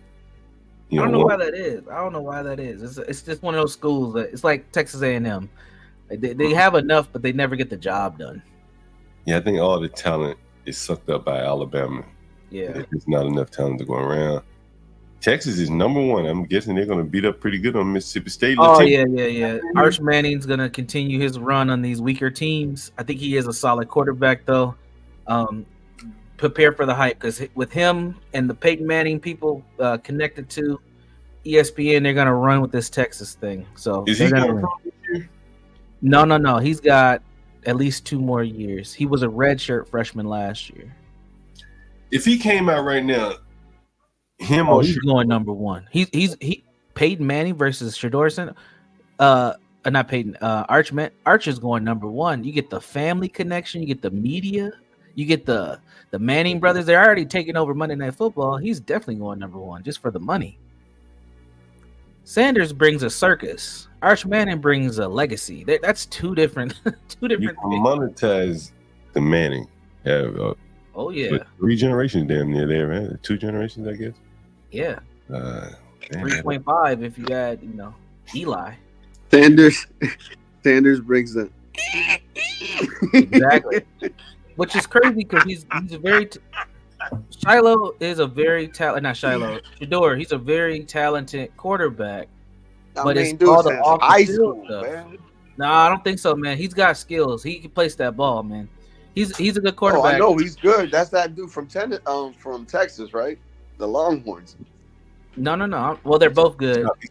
Shador. I'm talking about Shador. Shador's got talent. He just can't. He's just his daddy's son. At the end of the day, he can't shake all that swag. He can't box it. Like, I think it's appropriate to a certain extent. Oh, you're talking about Deion's kid? Yeah, he can't contain it. He can't contain it. I mean, his if he focused more. His mentor was Tom Brady. More He on the wouldn't listen field to and Tom less. Brady. How do you not listen to Tom Brady? That's crazy. Yeah. He challenged Tom Brady in a conversation. I do remember that. That was interesting. Back to the game. So Texas beats up on Mississippi State. Yes. I guess are you going with Texas? I'm going Texas. One on. And the next 4. All right, we'll roll through these. Clemson's definitely going to be Stanford. Stanford's coming from the West Coast to the East. That's always a challenge. It's a night game. Clemson's been hot lately. I'm going Clemson. Iowa State, who got in a lot of trouble last year. I'm surprised they're even allowed to be ranked. Their whole damn team was gambling, betting on football last year. I don't know how this even works. But I think that they will go down to H-Town, have a good time, and beat the Cougars down there. I don't think that football team's solid this year. Sorry about that. You Texans in the audience. Yeah, they're gonna take an L to some Cyclones and some Corn Boys. Let's see. We got Ohio State, Michigan State. Michigan State, man, I don't know what happened to that football team. That team, they used to be a dominant powerhouse, and they just fell off. Ohio State's going to easily win this game.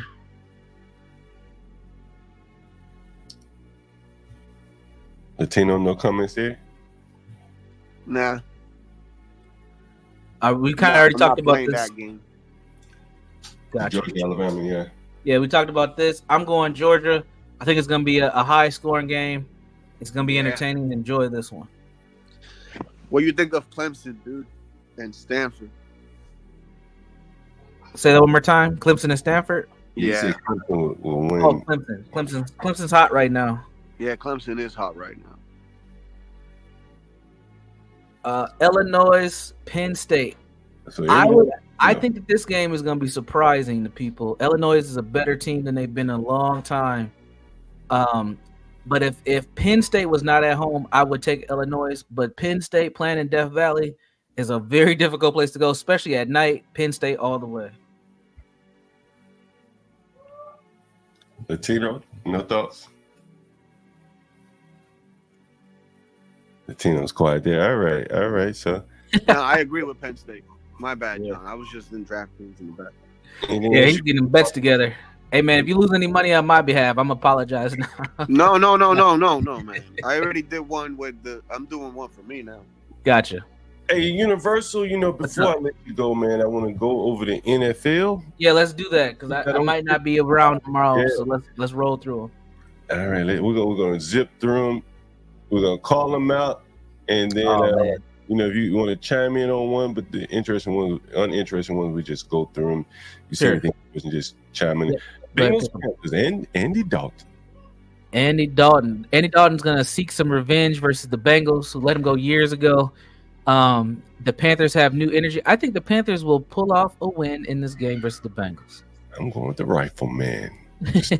Controversy. The Red Rocket. Let's go. Hey, to stir up the controversy. Yeah, why not? Back up a little bit, right? Yeah, he lost his girl and he lost his job in the same week, man. It's been rough for homeboy. He lost his girl. Well, that's interesting. You go Panthers too. All right. That guy came hot last week, so I expect him to continue. Saints Falcons. I think the Saints continue to roll. Falcons don't look that great. Didn't the Saints lose last week? Didn't they lose last week? Did they? I thought they won last week. Who they play? Let me look. Incorrected.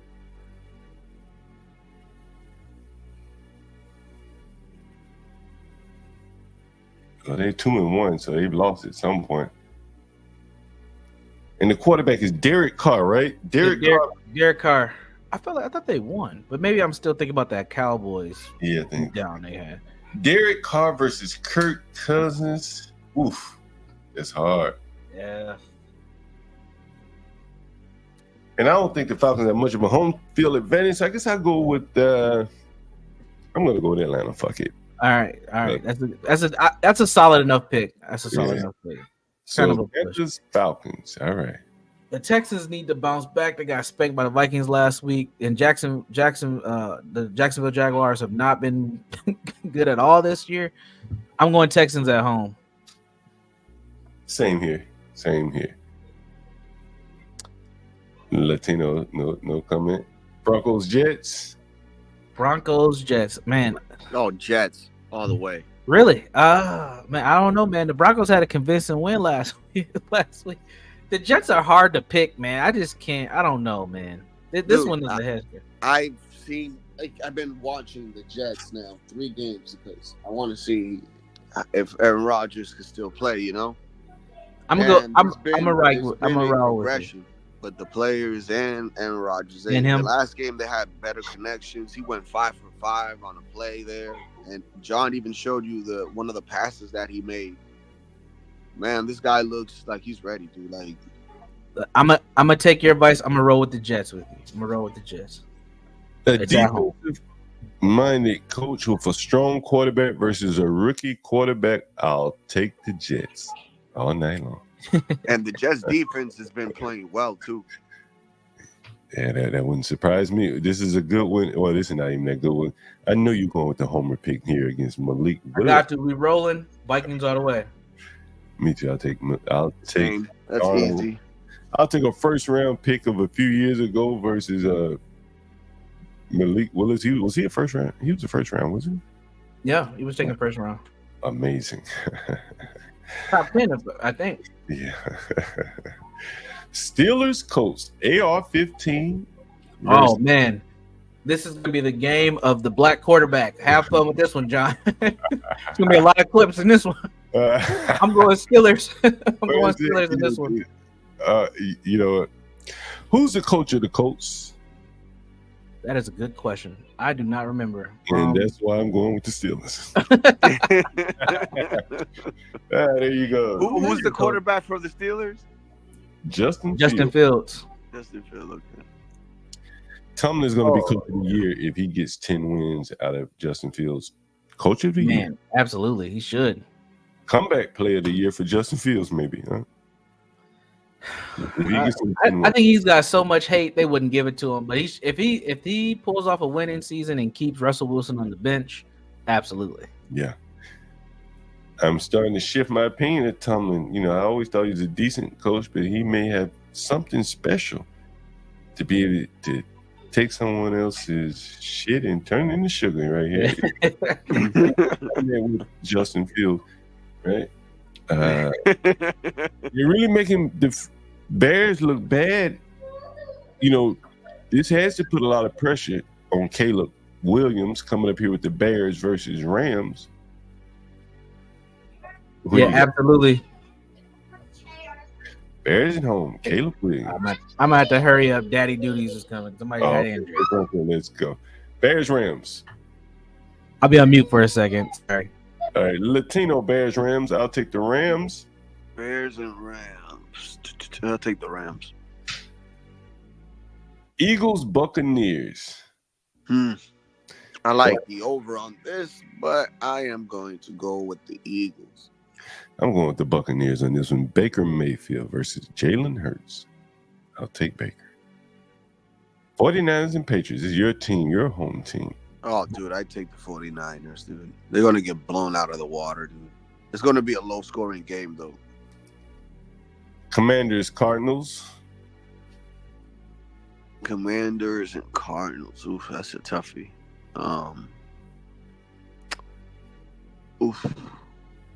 I would have to go with the Commanders.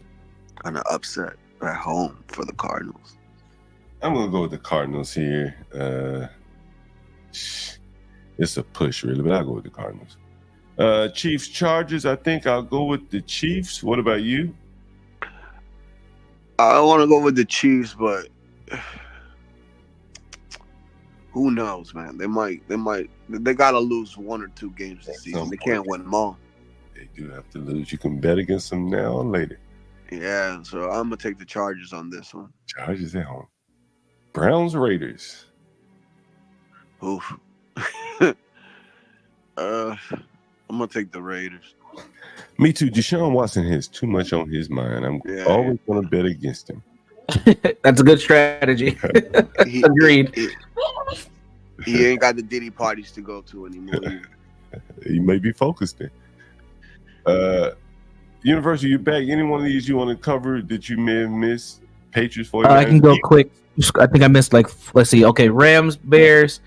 Man, both teams haven't been looking that good. The Bears offense was going last week though, so I'm gonna go Bears in that one. Are you picking the fingernails?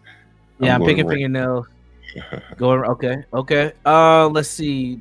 Eagles, Buccaneers. Oh man, the Eagles, man. I don't know what's going on with them. I'm gonna go Eagles, but it's probably gonna be a real close game. Baker Mayfield for me. I'll take Baker Mayfield. Got it.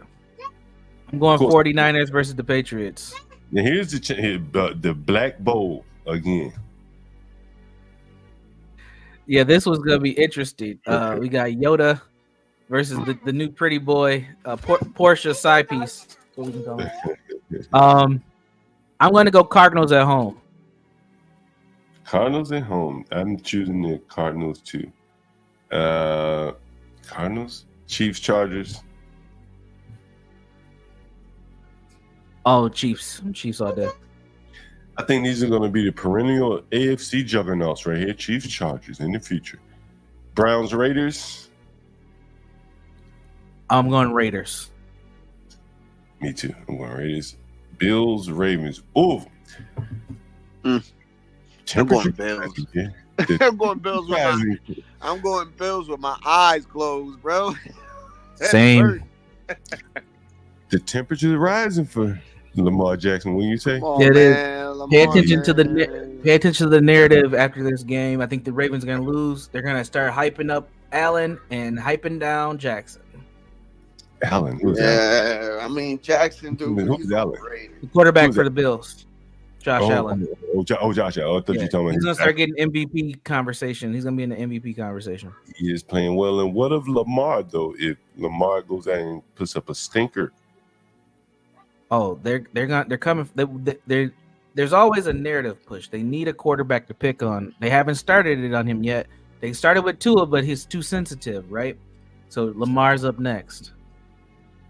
Titans, Dolphins. Oh, wait, did you pick Bills, Ravens? I picked the Bills too. I got Bills. Titans, Dolphins. I'm going Titans in this one. Titans. I'll go Titans too. Third string quarterback for Miami. They don't look good. Yeah, exactly. Their quarterback situation is awful right now. They're in bad shape. Did Geno make it 4-0? Man, I don't know, man. This is gonna be a good Monday Night Football game. I am going to say no. I think the Lions are gonna pull it out here at home. Same. It's gonna be a high scoring game though. Agreed. Yes. Seahawks, I think I'll go with Geno again. You're gonna roll with Geno. All right. What? You know what? That goes against my whole thing. Who's the coach of Seattle? Oh, it's that guy. He's a new guy. I forgot his name. We discovered that last week. What the heck is that dude, man? Coach of the Lions. It's that, oh man, and they got Jared Goff at home. I'm gonna go Seahawks, man. Lions. Stay with my theory here.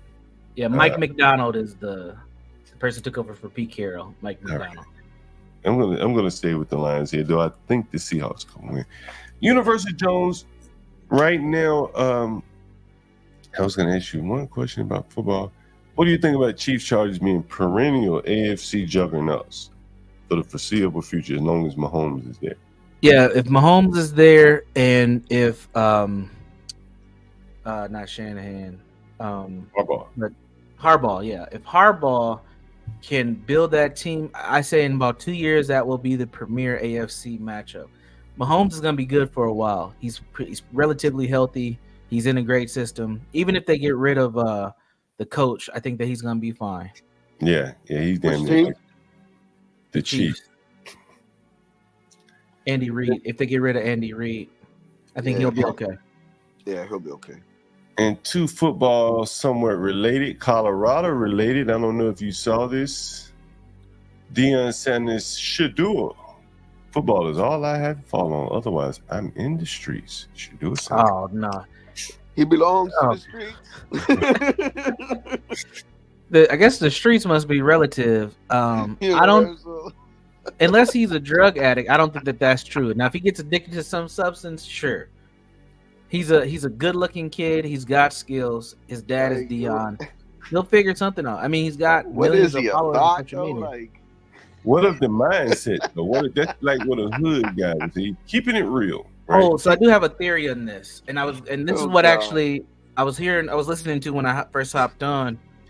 I think the mindset here, I think he has to adapt this mindset to relate to the other teammates. He's a privileged kid, but he's not playing with a bunch of other privileged kids. These are kids who are just getting to the bag because they went to Colorado. He's had the bag, so he's got to like psychologically put himself in the space where he can relate and lead those guys. Even if you don't like his leadership, he's still the captain of the team. He knows that he gets preferential treatment from his dad. He knows all that, but he has to relate, because if he loses that locker room, he's nothing. He's just daddy's. He's just the golden boy on the team. He's like a teacher's Universal. pet. Yeah. Yeah. If let's say he does get drafted in the next 2 or 1 year, whatever. Let's say. Yep. What round would you think he go and why? First round. First round based on skill and based on hype. You don't think that he'll go deeper down the draft picks based off his dad and maybe the things that he has said and the way he portrays himself and behaves? No, I think that keeps him in the first round. Actually, it's too much media attention. At the end of the day, these are businesses. He's bringing dollars in. You got to understand something too. Kids love Shador. They love him. So if he brings the kids and the families into the stadium, all that wrist up stuff, you should see all the kids that be doing wrist up. Like, they love him. Oh yeah. Yeah, I noticed that with Cam Newton years ago. Cam Newton was such a force, even though his play would be up and down.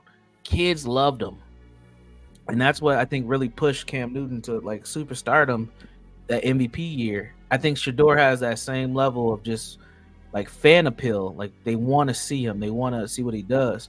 He's the man on campus. I don't know if anybody ever watches any of Dion's oldest sons. He's got a YouTube channel. Man, they're walking around campus. This dude's like a freaking god on campus. He can do. I don't even think he lives on campus. He shows up like a celebrity. Probably They not. love him, man. Man, I can only imagine what it's like for him, man. He's just walking. He can pick however many he want, man. It's like, all them I'm blondes. feeling, Oh I'm feeling Lord, Asian today. holy man.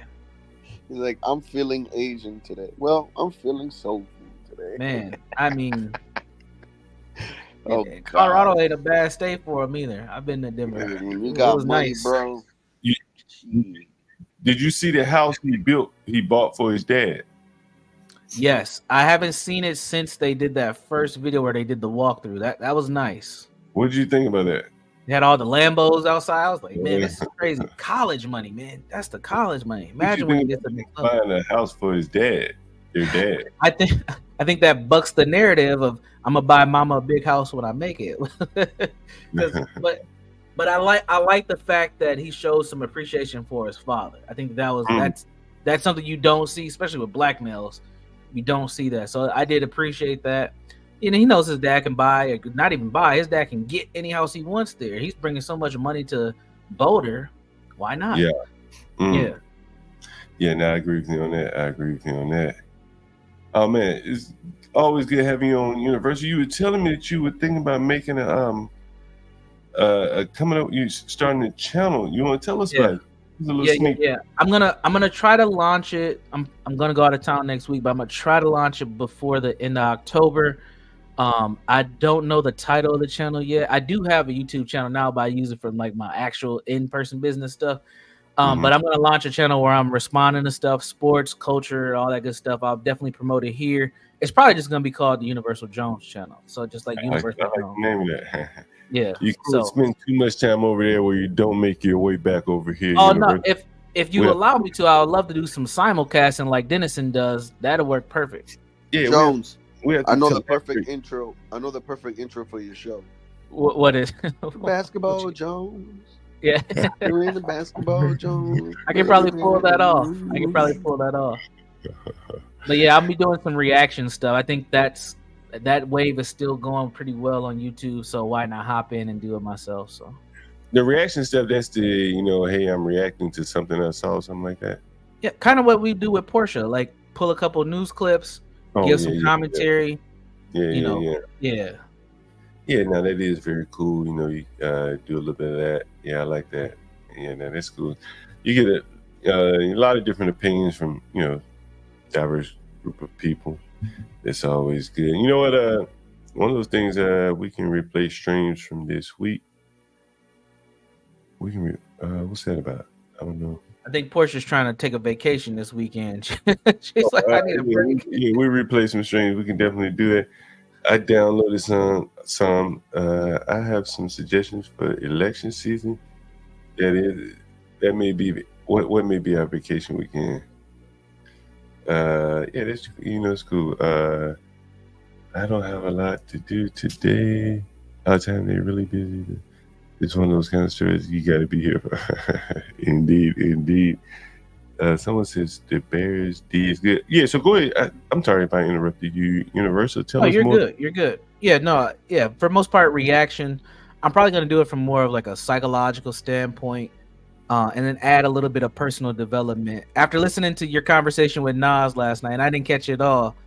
We got some hurt people in this community, man. And if I can offer some perspective and some direction or something to people that can think about, I definitely want to do that. But yeah, I was like, damn, man, he sounded like he needed to cry for a little bit last night.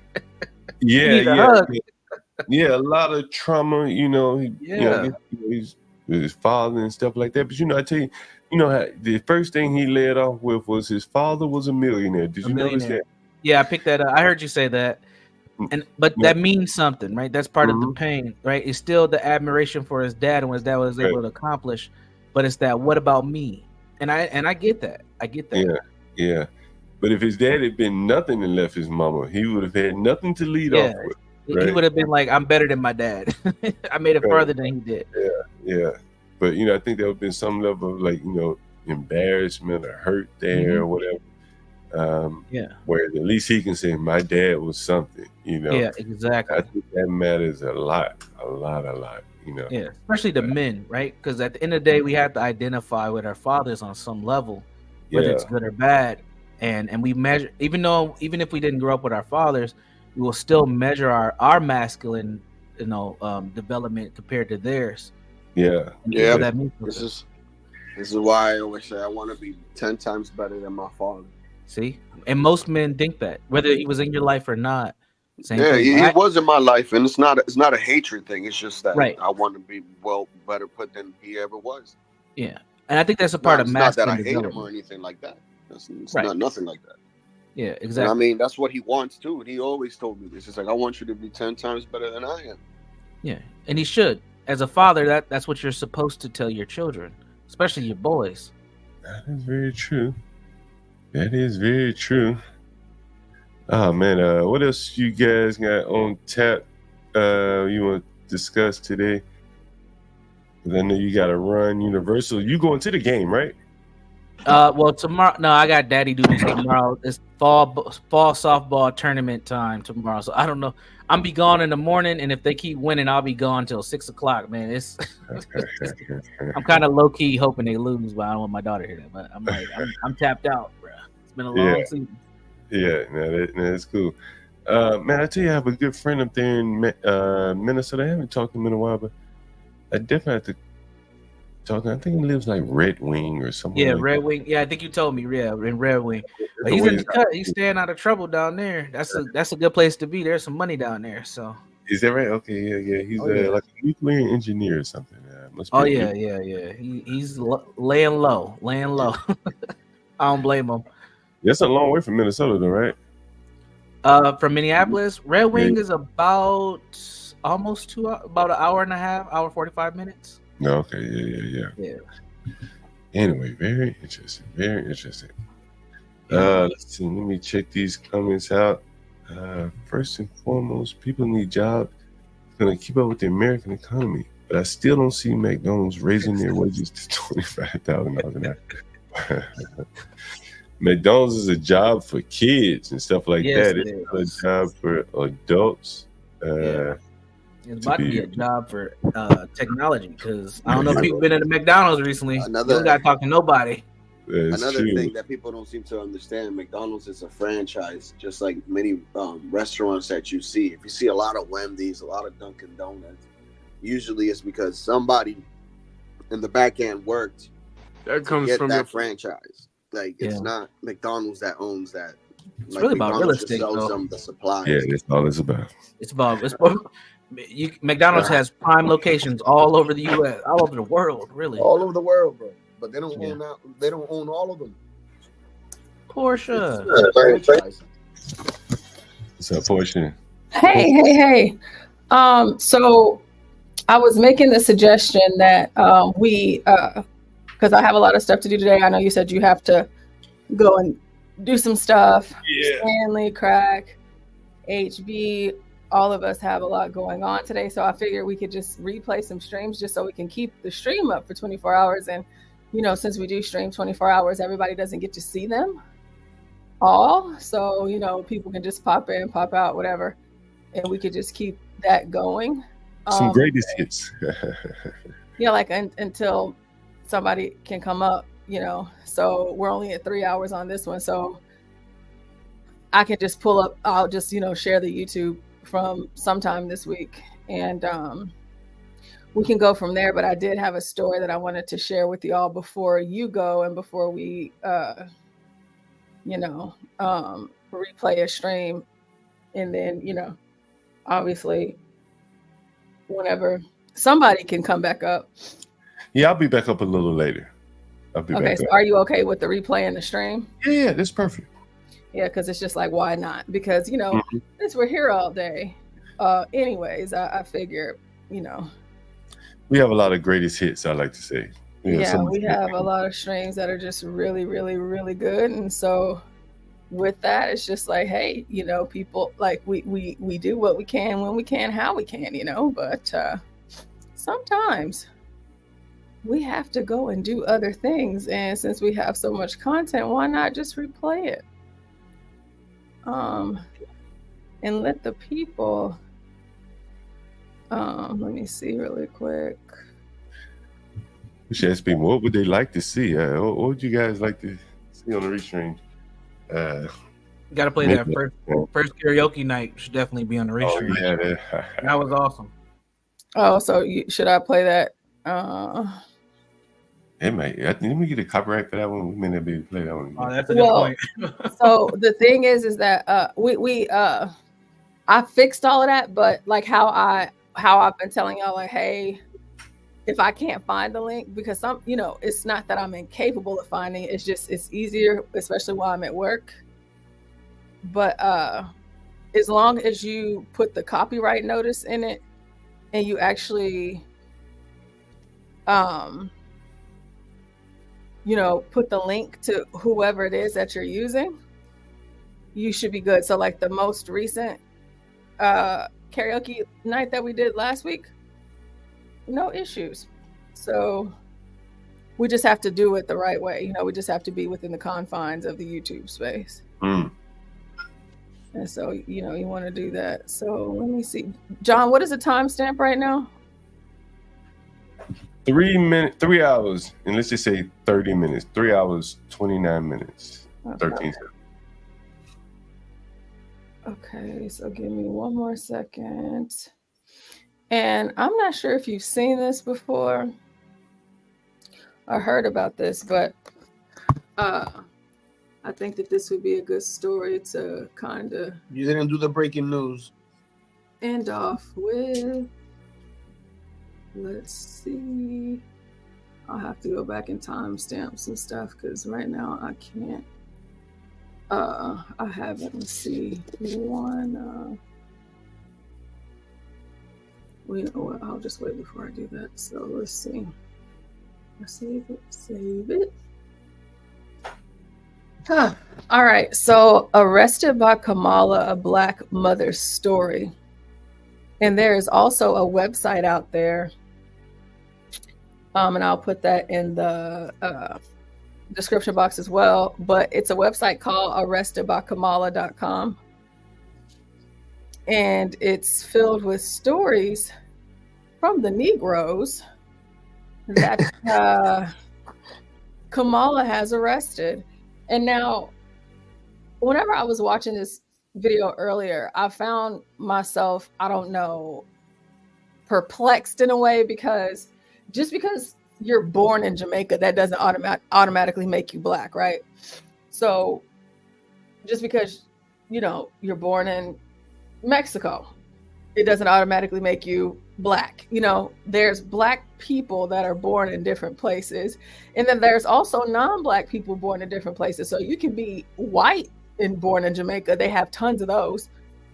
They're white, but born in Jamaica. You can be Asian, born in Jamaica. You got the accent, the whole nine, that's your birthright, whatever, but you're still an Asian Jamaican, right? So just because someone is Jamaican, it does not automatically make them a black person. Does that make sense to y'all? It makes sense to me. Okay. Makes sense for me. Yes. Okay. And so let's say your parents are in the military. You were stationed in Japan. Both of your parents are black, right? But you were born in Japan. And you went to their schools and everything, so you speak Japanese. Now, of course, you're still an American citizen, but I guess you would still, at some point, you could say, yeah, I'm black, but I was born in Japan. I have an accent, whatever. Like Dick Cheney, born in Panama. Yeah. Or like my niece and nephew. They're black, but they were born in Germany.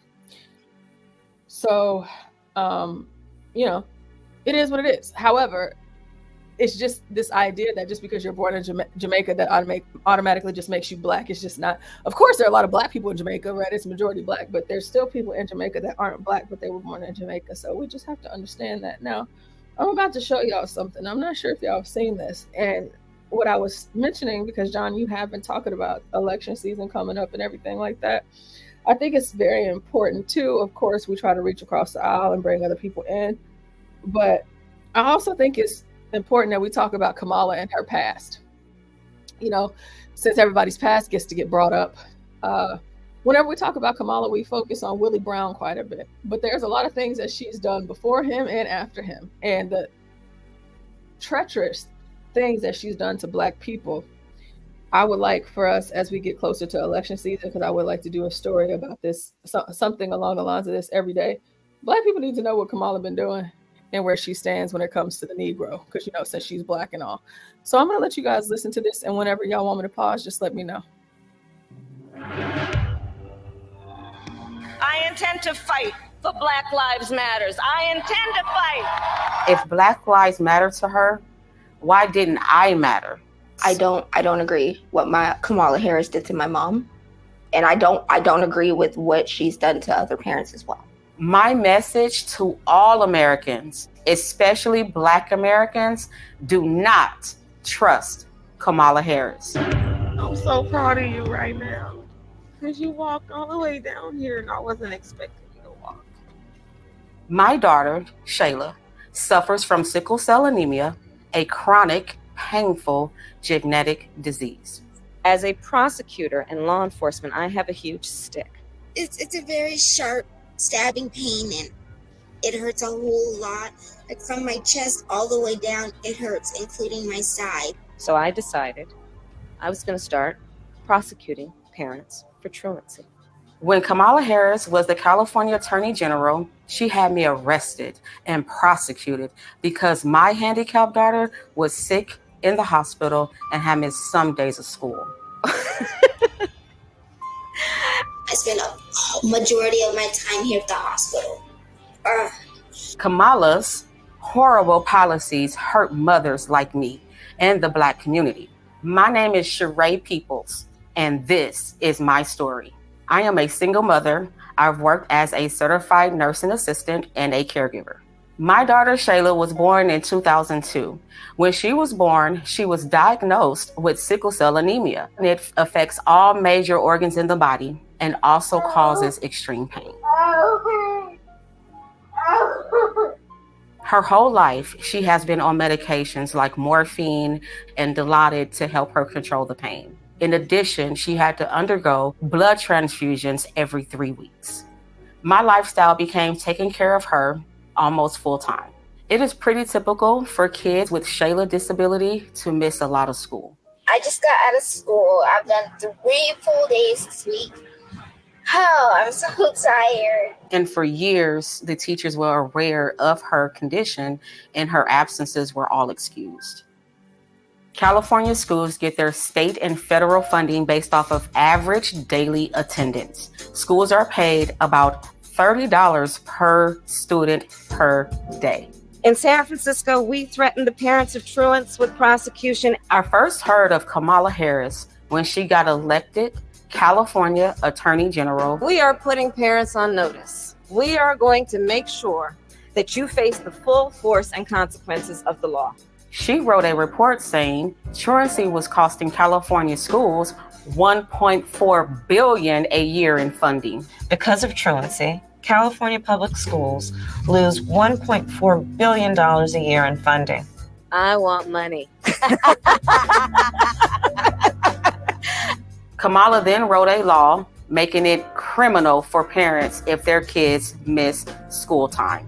Kamala even wrote a book called Smart on Crime. You can read an excerpt from the book that she just plugged shamelessly. It's called Smart on Crime. Talking about arresting parents for truancy. I sent a letter on my letterhead out to every parent in the public school system. In 2012, like all California parents, I received a threatening letter from Kamala Harris saying we'll go to jail for a year if our kids even miss 10% of school days. It was like a crazy intimidation tactic. I'm going to start prosecuting parents for truancy.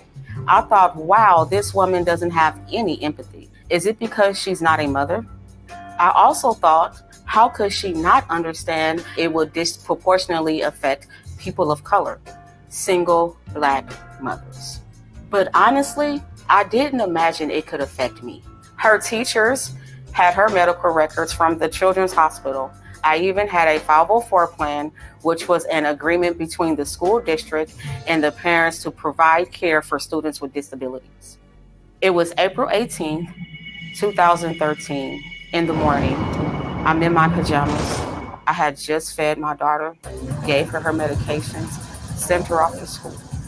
Little did I know, there was a warrant out for my arrest.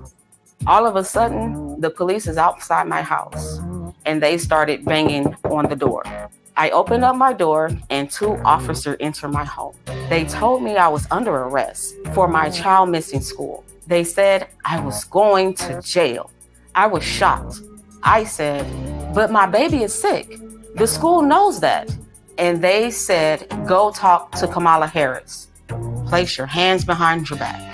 My mom did nothing wrong. We did everything we were supposed to. I was always bringing doctor's notes, always calling the school to let them know that I was in the hospital. Wow. So she put her in school for truancy.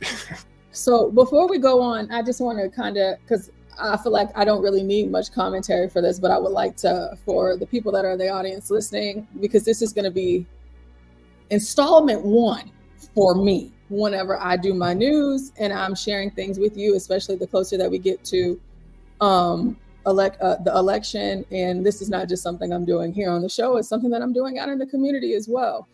So she talks a lot about being a prosecutor. And of course, it's kind of hard to ascertain that considering the George Floyd and the defund the police and all of this I'm against crime thing that we've seen from her over the last years, because all of the things that Kamala did, like, you know, whenever she was, you know, early in the 2000s, I mean, I was a little girl, you know what I mean? So it's not like I was paying attention to these things. And I know a lot of us have that story. And then maybe even back in the day, we didn't care about politics, or, you know, if we weren't in California, we wouldn't have really known what all Kamala Harris did. Now, what's concerning the most about it is the fact that the people who were plagued by Kamala's prosecutions the most were Black people. What Kamala Harris has done to the Black community there in California is egregious, it's detestable, it's unforgivable. And Trump, whoever is on his campaign, I wish it was me, because that is the only thing that I would ever talk about. Now, yeah, I'll get up here and I'll make my jokes, hee hee ha ha, laugh and joke and play, about black this, black that. Of course, I am not afraid to hold the Negro accountable, but I am still black, period. And that matters to me. And the way that this woman portrays herself to be, on top of the things that she has done, more specifically with the imagery that you guys and the audio that y'all have in front of you, this mom is not just any mom. Kamala Harris might not know what sickle cell is, and she might not also know how it impacts Black America or Black people, period. Yeah, I didn't think about that. She could not know. That is true. She don't know, and it's So true. for those of us that know, and I believe that most Negroes know, because again, this is, I don't know if y'all have anybody in your family that has sickle cell, but I do. This daughter wasn't just your ordinary kid. Sickle cell does not have, it's not prejudice. Anybody can get it, right? Anybody Black. But it also doesn't have a time limit on it. You don't know whenever you're going to have an episode. You don't know when you're going to have a stroke. You don't know whenever you're going to seize out. You don't know. And then there's no cure. So that pain, if you don't have it, we don't know. So for whatever it may be, for whatever numerous doctor's appointments that this little girl has, and she was born and diagnosed with, it's just incredible. So this truancy, so I can get it on one end. Yeah, make sure your kids in school, you Negroes, y'all don't care if y'all's kids in school. Like, I hear you. But she's different though. She's not your ordinary child. She's a different child. This is a handicapped child. She's not like the kids that I deal with right now as a teacher. I have tons of kids with 504s. They're not handicapped though. They're just bad. You know what I mean? This child has significant needs. Yes, she can walk, talk, function. She can be in regular classes. She can be in AP classes, but we have to understand that there is something wrong with this child. There is no cure, and something can happen to her at any moment. Give me 1 second. Something can happen to her at any moment, at any time, at any part of the day. And the only caregiver, because again, this is a single mother. This is a single Black mother. This woman that we're seeing right now, she's not the only single Black mother in America, and she ain't the only single Black mother in California, but this single Black mother, particularly in this story, she is the end all be all for her daughter. She is the caregiver. She is the one that picks her up and drops her off. She's the one at the doctor's appointment. She's the one that pays for the medication. She's the one that has to do all this stuff. But what you're about to see is how Kamala Harris handled this woman. And when I tell you, to me, this is sick. This is not no woe is me. All my life I had to fight Northern Star Negro. Y'all know me too. Y'all know me too good for that. This is not that. But this is Kamala Harris. So I'm going to finish playing this. And then y'all's commentary, we can have that. Then they handcuff me. So they take me outside for what you call a was always bringing doctor's notes, always calling the school to let them know that I was in the hospital. Then they handcuff me. So they take me outside for what you call a perp walk. And oh my God, the TV news was there. The newspapers were there. You could swear I had killed somebody. It was degrading and humiliating. I was taken to the Criminal Justice Center. They took my mugshot. I was fingerprinted like a criminal. And I was terrified. And it felt like I caused her so much pain. Because in reality, it is because of me, even though I know it's not directly my fault. Sorry. The next day, the Orange County Register showed the pictures of my arrest. They even had a close-up picture of my hands in handcuffs to show here's a Black mother being arrested. It was a truancy rate at over 2.5 times that of white students. Everyone knew most truant kids were Black. I think Kamala Harris wanted me as an example to threaten other single Black mothers. So I'm going to rewind that just so y'all hear.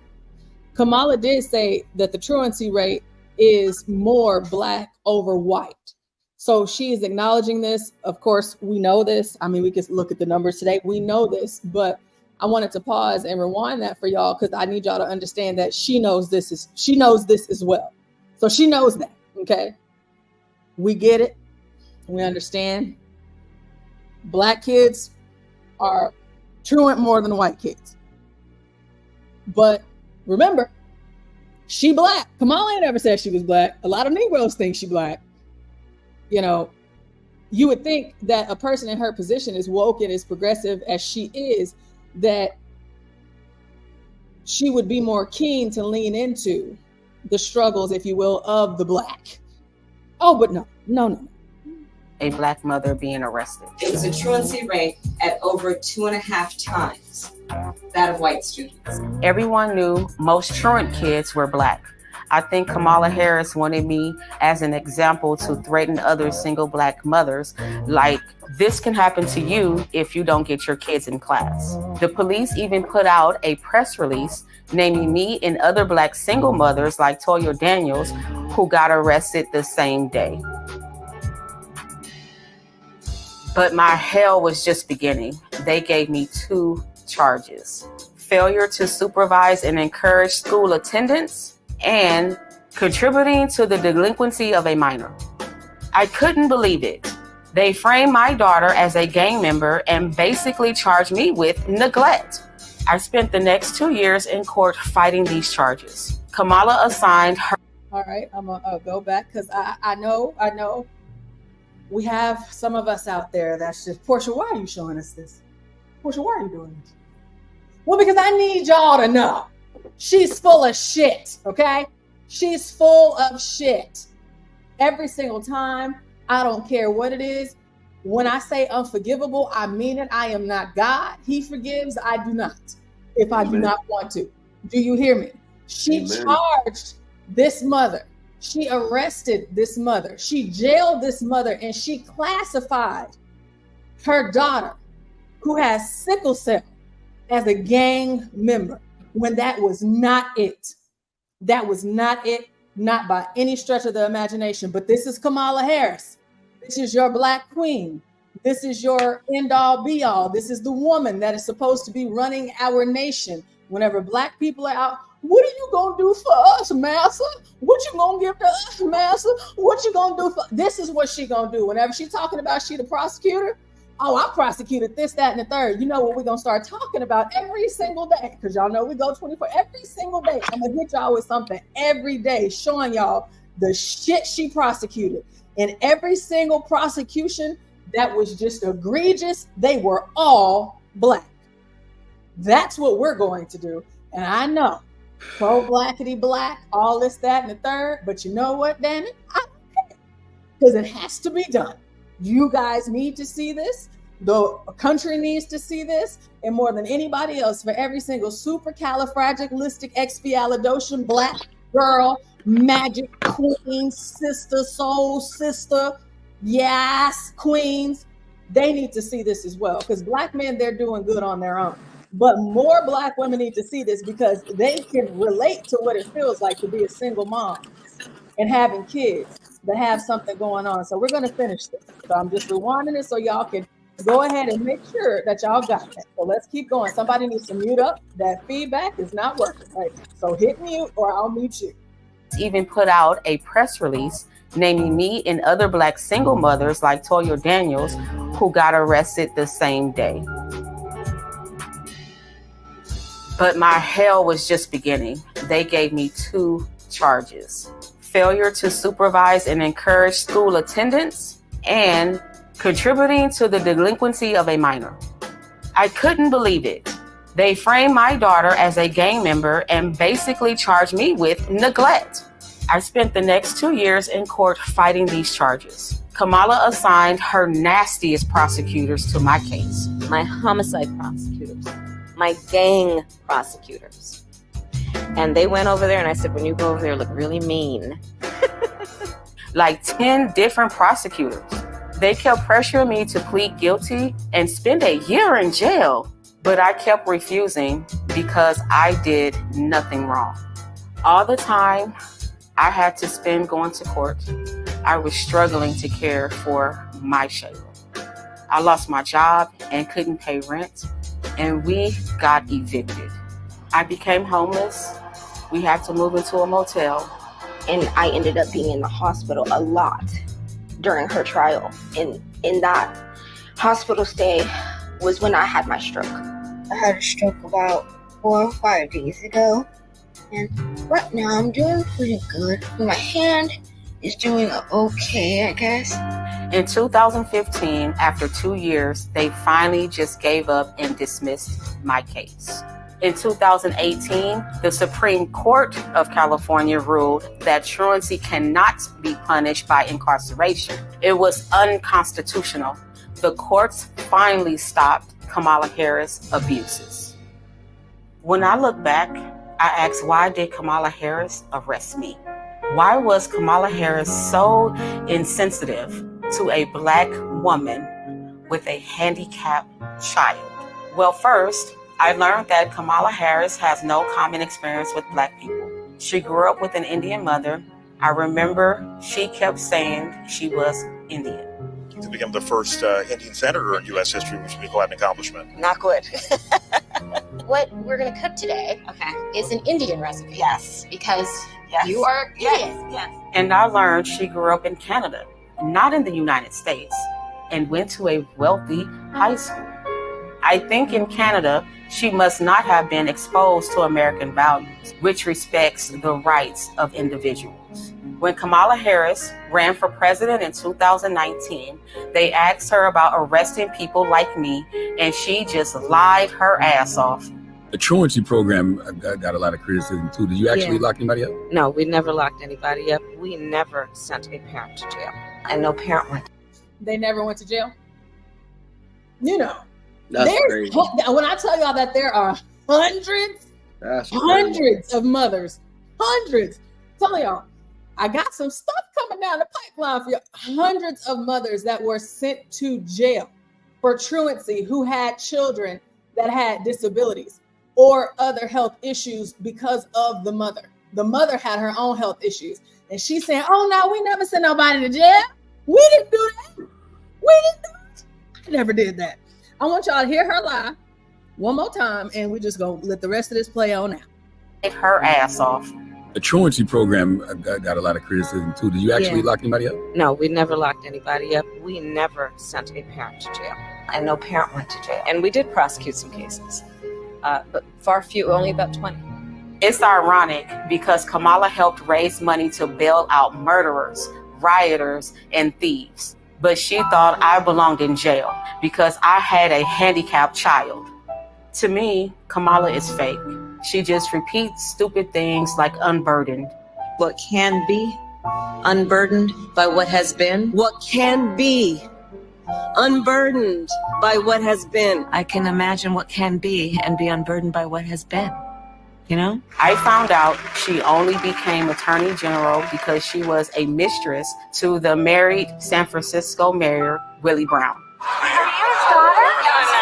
And today I see she tries appealing to Black audiences by putting on fake urban accents. And we're going to do it again in 2024. Black people are very down to earth. This is insulting to us. You better thank a union member for vacation time. Kamala, how stupid do you think we are? And I saw Kamala's Twitter photo. That's from like 20 years ago. She's 60 years old today. Even with the heavy makeup, you can see she's 60. I seen her pretending to be talking on the phone, avoiding the press. She's a terrible actress. She was calling young people stupid. What else do we know about this population, 18 through 24? They are stupid. With Kamala, we can't even say Merry Christmas. How dare we speak Merry Christmas? How dare we? The laugh is so insincere. You think you just fell out of a coconut tree? We have to stay woke. Like, everybody needs to be woke. And yeah, I am radical. All this woke and radical stuff doesn't do anything for me as a single Black mother. All it got me was inflation that hurt me and my kids. Grocery store prices are crazy. I can't pay for food on my income. I am in favor of saying that we're not going to treat people who are undocumented across the border as criminals. Black people has been in America for 400 years, but Kamala pushes us to the back of the line behind illegals. Why? as borders are. She just filling up our schools with kids who don't speak English just so they can get more government money. Illegals get free health care, but I have to pay. They get free housing, and I'm struggling to pay rent. Are undocumented immigrants that are the least likely to commit a crime. And it's more dangerous in our... All right, so just one more time for me, because y'all know how I feel about illegals. Y'all know how I feel about them. Y'all know how John feel about them. But again, the lack of knowledge or ignorance of Black people or whatever this thought is, yes, we do have a lot of that, I will admit. However, the healthcare, and I'm very specific to this story right here. This mom, because every single Black person, believe it or not, all of us aren't on government assistance. And some of us pay for our insurance, and some of us pay for our medications, and some of us pay for things. A lot of us do. However, we are at a place right now in this country where, and I'll tell you guys about this story maybe Monday or tomorrow night. It just depends on what my weekend looks like. But you have life-threatening surgeries, or not even life-threatening surgeries, cosmetic surgeries, whatever the case may be, that's taking place right here in Texas, in Arizona, and in California, and in many other states across this nation, where these people that are illegal are getting services that you and I can't even get. Now, we could if we had the money, but we know that they don't, but they get it anyways. But her daughter, sitting here, and I know y'all heard, her little girl had a stroke. She had a stroke, a child. She had a stroke. And her mom was locked up. Her mom could not have been there. What if that baby died while her mom was in jail, and this little girl is being treated like she is a gang member, terrorizing the streets and the communities of California? Walking around like this kid is selling dope, slanging dope, pulling out guns on people, stealing crimes, and participating in all of these foul and egregious things, when this kid is only trying to do what? Survive. That's it. She's trying to live her life and trying to make it the best that she can with this debilitating pain and all of the suffering that comes with sickle cell. Oh, but no, she's a gang member. 10 prosecutors. 10. That is Kamala Harris. And this mother here, with so many others. And that's what we're hearing that's coming out of these major cities right now. Chicago, New York. We were talking about Charleroi, Springfield. We got California. I mean, like anywhere else across the nation where these things are happening. And she says, well, I got to pay for my stuff. But they don't. They don't. Kamala just said, which you're about to hear it again, illegals are the least likely to commit crimes. Well, what about this little girl with sickle cell? She was a kid, a child. What crime is she committing? I mean, she got a hard time getting up in the morning, going to sleep at night, and making it through her day. What crime does she have time to commit with sickle cell? After stroke, especially after a stroke, what's there for her to do? But this is Kamala Harris. Let's keep going.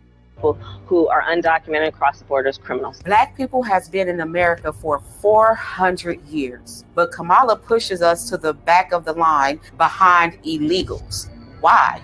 As borders are.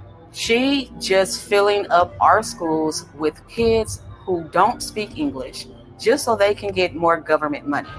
Illegals get free health care, but I have to pay. They get free housing, and I'm struggling to pay rent. Are undocumented immigrants that are the least likely to commit a crime. And it's more dangerous in our neighborhood. We don't need Venezuelan gangs.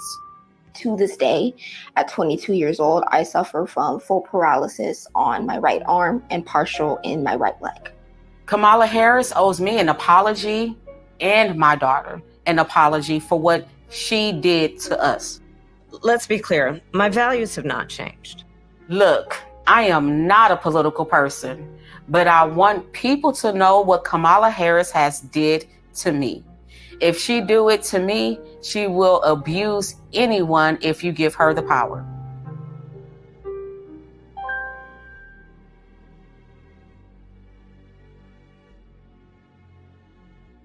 Yeah, man. My best friend,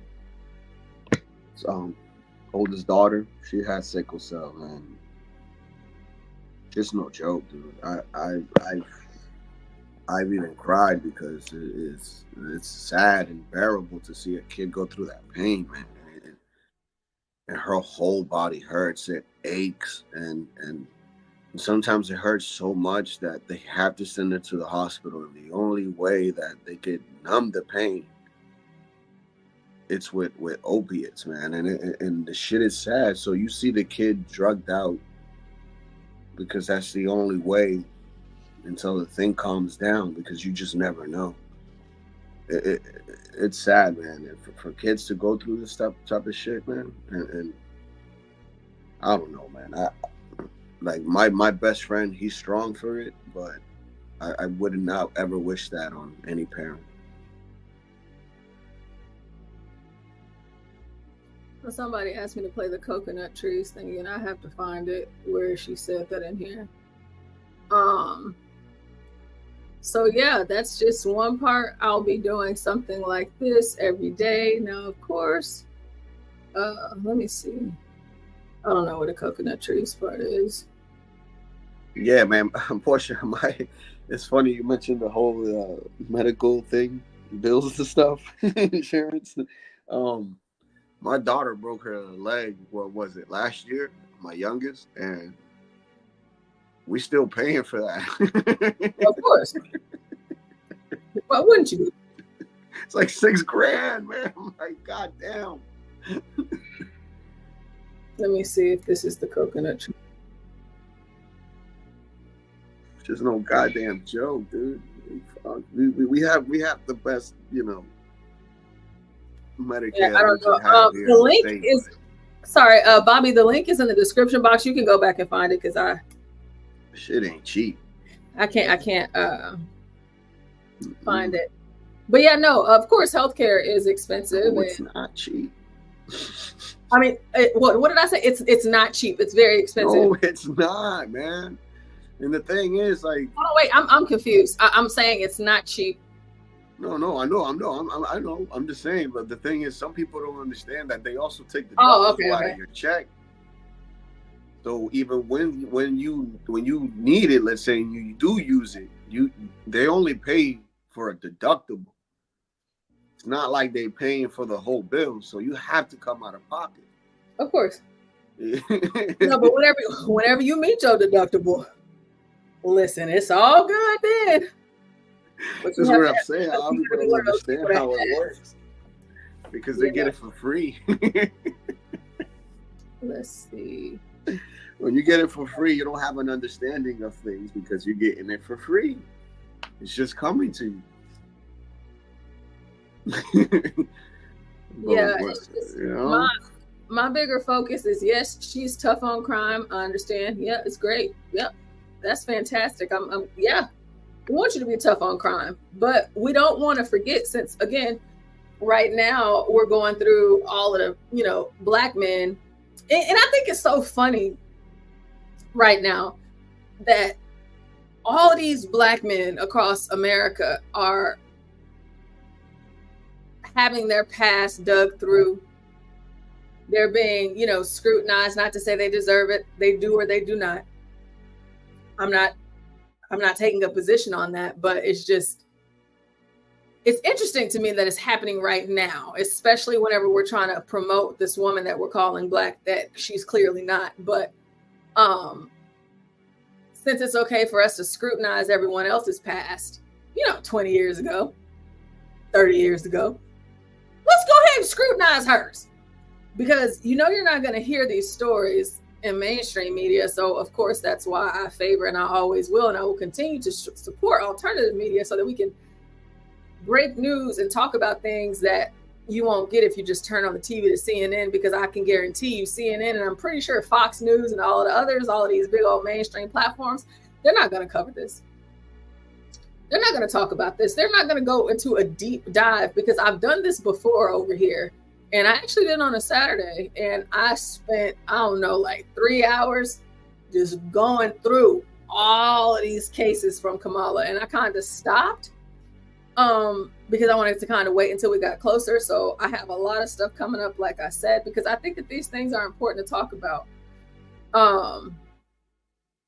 Especially, you know, this case right here, like I said, keeping it to her, to this specific woman. But it's sick to me. It's disgusting. And then to turn around, because that's what people are saying about Mark Robinson. Well, he lied. He was on that. That was him. He lied. All he had to do was tell the truth. I mean, well, Kamala, she lying too. So I mean, if one is lying and both is lying, I guess we all lying. So can we still all be liars and still be in a high office? I mean, since we all doing it, we might as well go for the gusto. We're not about to sit up here and act like she has not done egregious things and like she is just the savior to America and to Black people, because she's just not. She's not. A woman who will sick the law on a mother who is caring for a daughter who has severe sickle cell anemia. That wasn't her first stroke. A woman who would do something like that. In all of her major prosecutions, Black men, Black women. I think it's worth talking about. I really, really think it's worth talking about. This woman is, gosh, can't stand her. Can't. But more than anything else, she's not Black. She's just not. And for all of the Black people out there that are holding on to that, oh, it'd just be nice to have a Black woman in office. Okay. And in the event that she makes it to this place in America, she becomes the first president, female Indian president. I can't imagine what that would really look like for the Negro. We saw at the end there, they are already hard at work making sure that wherever you are, Negro, that your services are no longer needed. We're replacing you now. With that being said, because I have things to do today, I am going to be replaying some of our streams for the week. We are at 4 hours. Our creator, the head man on top, John Galt, he is out right now because, you know, he got stuff to do too. Stanley, praying for you, Stanley, hoping that everything is well with you in Georgia, because I know that you are going through with so many other people in that arena. Crack, I hope that you're sleeping and doing things that are necessary to restore, you know, the time missed whenever you're spending it over here in HB. I hope that you are resting and getting things done as well. So we have AP up here. We're going to hear what AP has to say. And then after that, I'm going to hop down, and Latino, you can too. And we're just going to, or if you want to stay up here and talk, that's fine. But I'm just going to replay the streams. And so for those of you that are listening, I'll try to type in the chat periodically just to let you guys know we're doing a replay. Just so that we can keep it, going.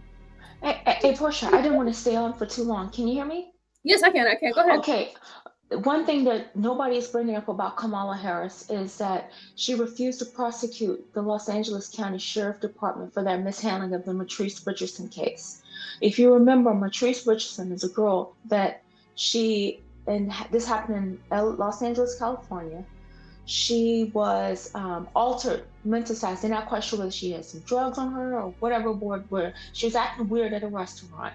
And she attempted to leave the restaurant without paying. So they arrested her. They released this girl in the middle of the night, despite the fact that she didn't have anybody to pick her up. This young woman, she was like I said, they don't know whether she's high or she was drunk or whatever, released her. She mysteriously disappeared, and years later they found her remains up in the mountains in California. The problem is, to this day, nobody's been prosecuted for her death, and there has been no investigation into the Los Angeles County Sheriff Department, despite the family's protests saying that, why did you release her in the middle of the night, a woman by herself? According to some of the things I've read, they said they saw sheriff members talking to her as she was leaving. But remember, our sister, future president, whatever, has knew that this LA County Sheriff Department was corrupt. She has never openly called for an investigation as to why this young lady was released. And that's the case that we know about. So this thing that people are going on about her, that she's for women, she's for black people. My question is, how come no black reporters, she sat up there to journalists on a stage and nobody asked her about that? Yeah. And that's why we have to talk about this stuff, you know? So the next time any black woman throws in anybody's face about this woman, Kamala Harris, ask them, what did Kamala do to help find justice for this girl? We only have her remains. We don't know what happened to her. But they do know that that particular department has a history of gangs, has a history of committing other crimes and other things. And she was in a position of power to investigate this, and she did nothing. But yet and still we have to hear about Donald Trump taking out an advertisement about the Central Park 5, which he could do, anybody could do, because it was his right, but he had no power over making any decision as to what happened to those boys. Right. That's all I wanted to say. You guys have a great weekend. Thank you so much, AP. Mm-hmm. Okay, let me turn this. Matter of fact, let me just turn it off all the way. So for those of you that are out there in the audience, thank you so much for being here. Y'all are the best. What I am about to do is we're just going to replay. I'm just going to pick one. God knows what was discussed or what happened on there, but you know, it doesn't matter. So we're going to, HB is resting in the arms of a lot lizard. Hey, Black Knight. Hey, Seven Still. Hey, Mavitt. Hey, Abiola. And White John and everybody else that's out there. So we're just going to be replaying some stuff. Like I said, we go 12 hours and I know that everybody can't see everything. So it is what it is. So we're just going to be playing some replays. If you hit the link by chance, I didn't post it on purpose in the description box. Because I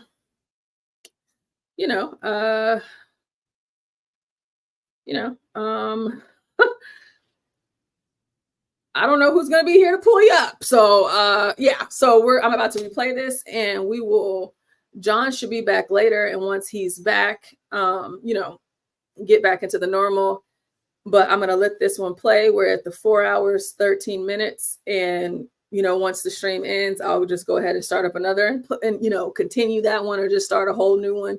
And that's just what we will be doing until, we get our other host, whomever is available, whenever they are available. So, So let's see. 6 days ago. Well, it's Saturday, so maybe we can do an unscripted nights because it'd be getting crazy at night.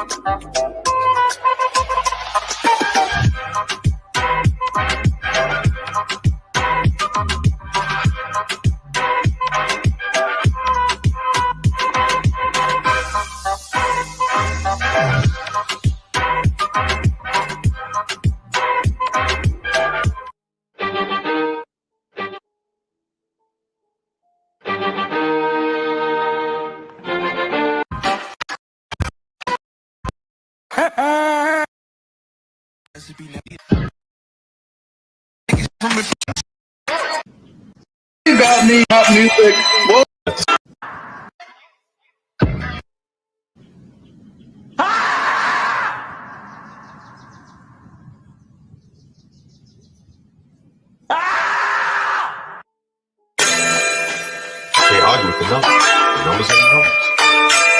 Drake knows the business. It's all about the singles.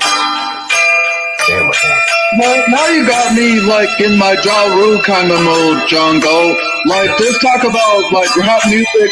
One of my favorite songs of Ja Rule was "Put It On Me." I die if you ain't with me. So baby girl, put it on me. What would I do without you? I only think about you. I was tired and lonely. So baby girl, put it on me, on me. 10 more seconds in, Ja Rule get a stream for this. Keep going. Who would I be without my baby? Without on my break, man. I don't wanna go crazy. So every club needs a lady, lady. I think Ja Rule just got paid for that way. Yeah. Jesus Christ. It's just so easy, Jay Rillo, to just say this guy's a complete nut job, but he's clearly successful, clearly well-to-do, talented person. Who's to say he didn't have a vision?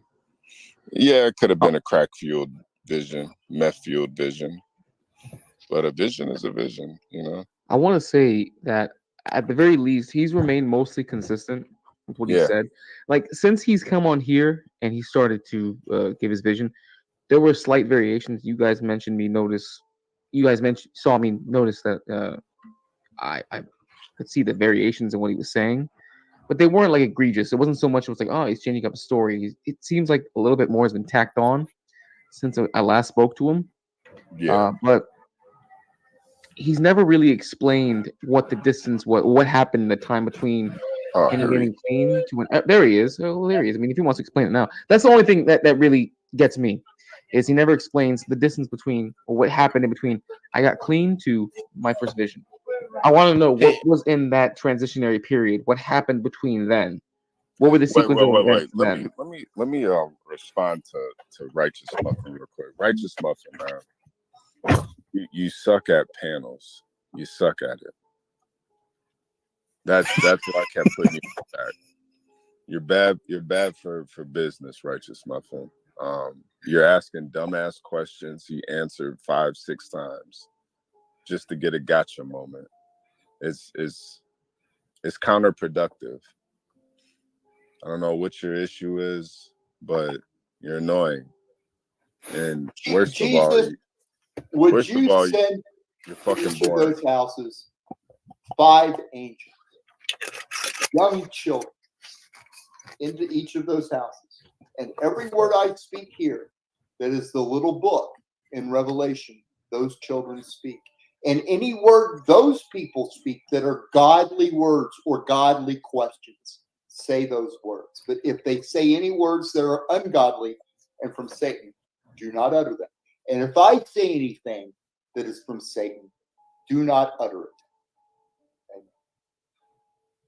Have you asked the rest of? Go ahead, Dennis. Yeah, real quick. This is short.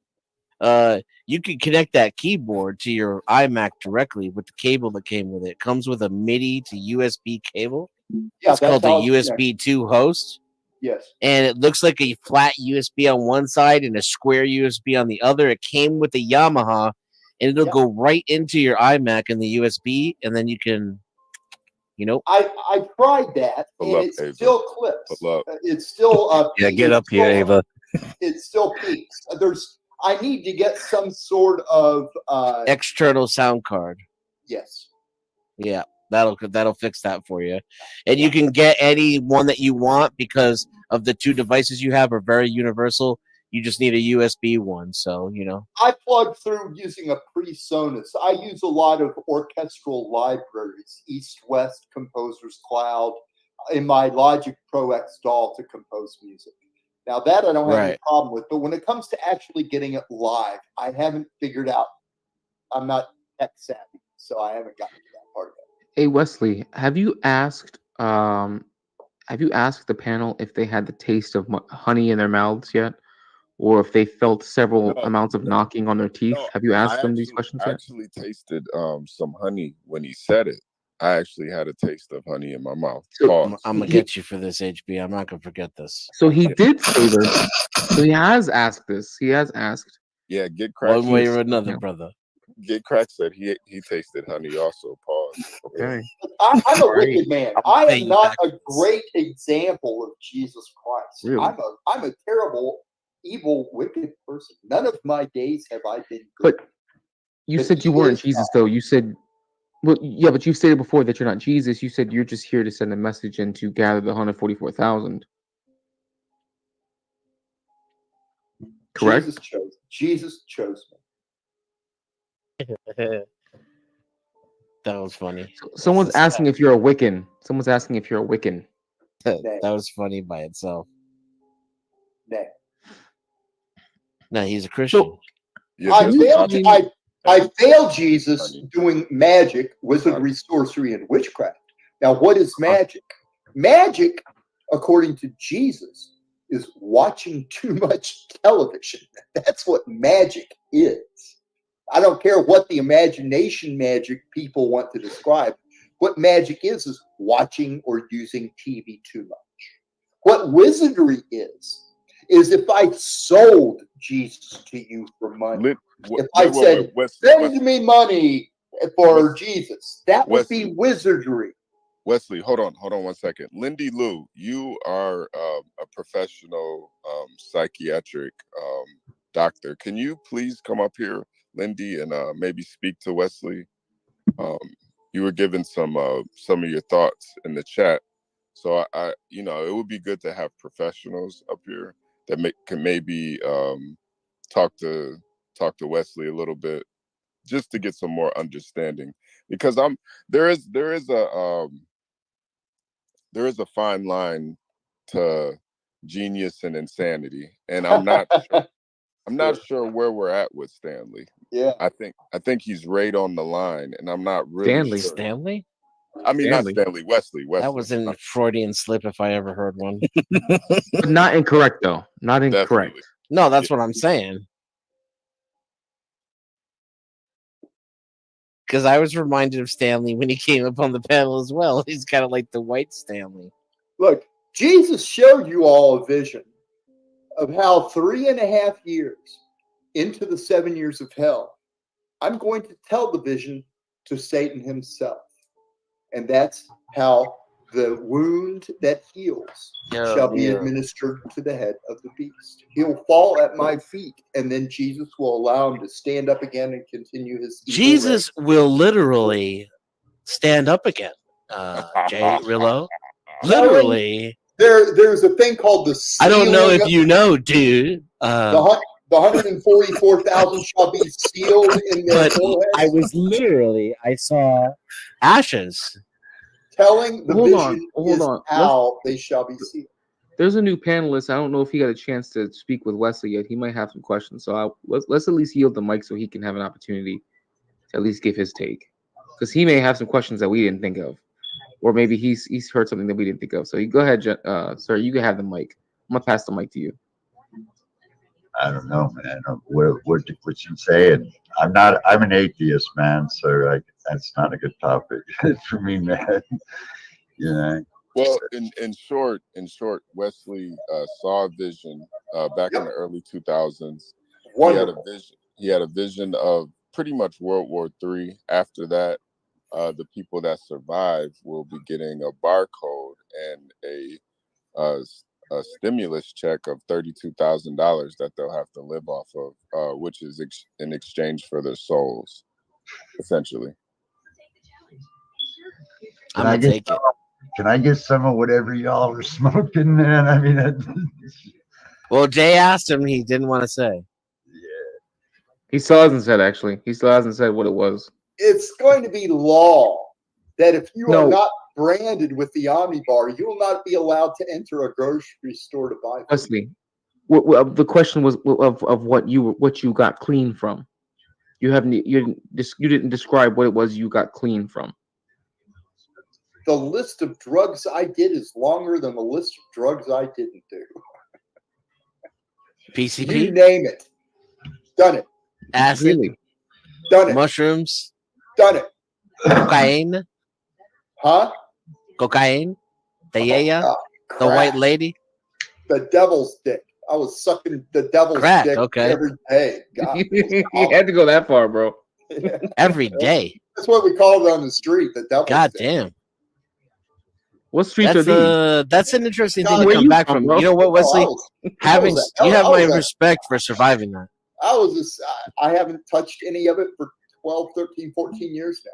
Yeah. If that's true, it is That just was a random claim on the internet. But if true, I respect you for being able to survive that. That's a hell I of know a very few that have recovery. been able to actually 100% quit crack. Very few that I haven't touched it.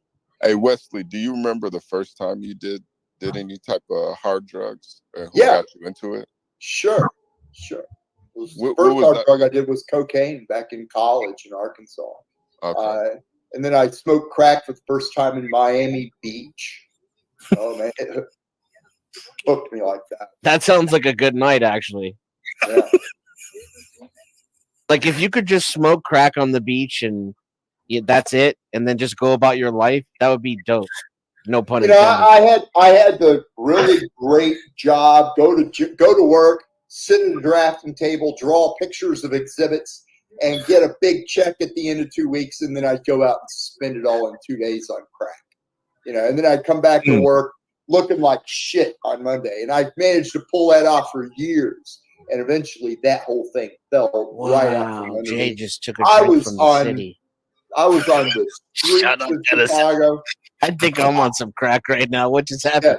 Oh, I was on the streets of Chicago, living in the gutters, living under trash cans, going around drawing cartoons of people for $20 and running to the projects to Cabrini Green to get my crack and smoking in an alley and freaking out, getting my crack high on. It was just stupid, evil, selfish, murderous pleasure. Just destroying every relationship with everyone I knew, with my family, killing love, not making But you're in a much better place now, right? awful. Oh, it was hell. It was. Do you have relationships that you're able to maintain now? Good, healthy relationships? Yeah, I haven't touched drugs for 14 years. None. Well, as long as you're happy and you've got friends around you, you're okay, Wes. I still. I've got some very close friends. One of them helped me get that $700 camera back there. Stuff like that. I've got credit again. I can. I've got a credit rating now again where. But there was a time when it was Christmas Day and I was between two buildings, torn out buildings, smoking a cracked glass pipe to get high. For 15 years. Every day. What made you $100 a day? Hey Wesley, what made you stop smoking that devil's dick? Well, for one thing, I started saying, Jesus, I fail you. I don't believe in your forgiveness. I saw the foot didn't bleed that got cut off. And when I told that pearl of light in my belly was magnified, restored the temple, baptized my soul. And it was from the strength I got from that I was able to stop using drugs. Dude, Wesley. Hi. Dude, when you said that magic is television, watching too much TV. That shit hit. That shit pulled at my fucking heartstrings. Oh yeah. You gotta believe her. That was like deep, profound. Do you know what witchcraft is? She knows witchcraft. You know what it really is? Television? No, it's Jesus appears to you and he says television. You say he didn't. That's what witchcraft is. Wait, say that again? When Jesus appears to you and said, television and you shall heal without money, and you say, no, he didn't. That's witchcraft. Okay.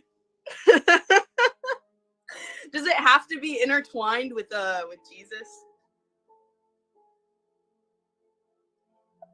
I don't get how come you all wouldn't be so happy that he created everything he created. He's a really wonderful, very funny man. You think Jesus is funny? Yeah. I don't think Jesus is a laughing matter. Like I said, he appeared to me the last time I saw him. He was wearing a Beatles wig, going like that.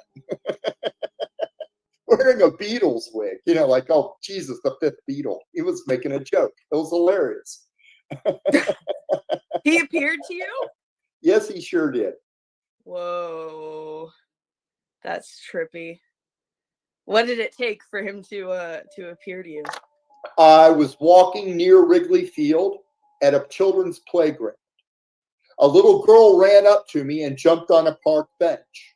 The little girl lifted her hands and said, "It is he." And I looked over her shoulder, and there appeared Jesus for a moment. And Jesus looked at me like a father giving me the expression that you're not doing enough and you know it. He didn't speak to me. He just gave me that kind of expression like, you're not doing enough and you know it. Then he disappeared. This sounds like a DMT trip. Then the little girl jumped off the park bench and ran back to her mom. And the mother said, "What were you doing, daughter?" And the little girl said, "That man just saw Jesus, Mommy." So I was kind of stunned. I was kind of like, wow, I really just saw Jesus. So I walked up the street and I went into an Irish pub near Wrigley Field. And another man walked into the pub with his chin chucked to his chest and he said, "I just saw Jesus." And I went up to the guy and I said, "I just saw him too. Tell me, what did you see?" And I couldn't get him to say another word about it. No man, I could have thrown $1,000 on his table and he wouldn't have He told was me another. probably a fucking crackhead. Anyway, it happened August 25th in the year 2005. That's when I saw Jesus. He didn't say anything to me. He just gave me that expression that you're not doing enough and you know it. Do you ever think, what if it was just a witch that like cast a spell on you to make you hallucinate? Nah. And it wasn't actually.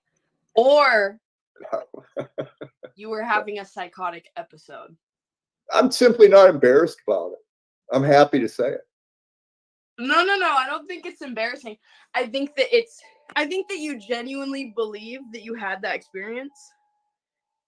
But let me tell you another thing. Okay?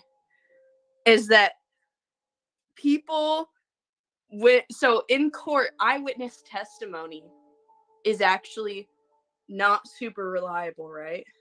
Because people's memory is not super reliable. It's been proven that we go back and we change. We don't even have an actual grasp of our past. We have a biased grasp of it. And we kind of spin things around so that it all like ties together into a story that we tell ourselves, but it's not quite reality. If you actually played a tape back. Look, if you tell people that you saw Jesus, they're going to hate you. Get over it. I don't hate you. They're going to hate you. They're going to say all kinds of perverted imaginations and deny it and come up with every kind of excuse in the imagination book to not tell it. Well, tell me this. It is. That's the way it really is. Is it hot?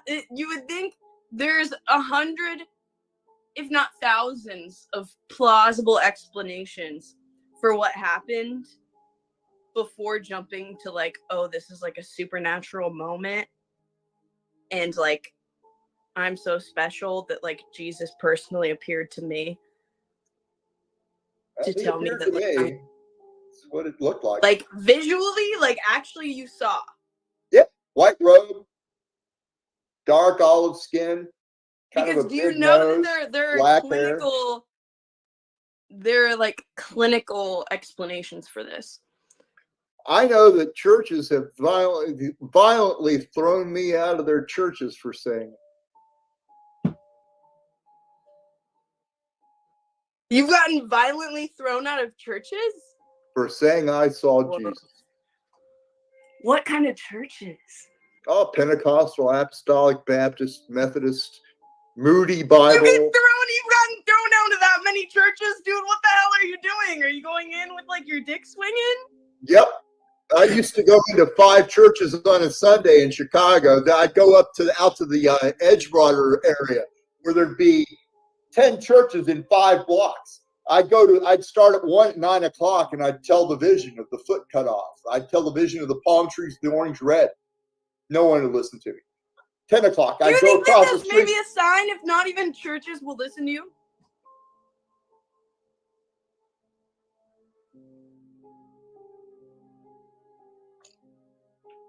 Time will tell. Time will tell.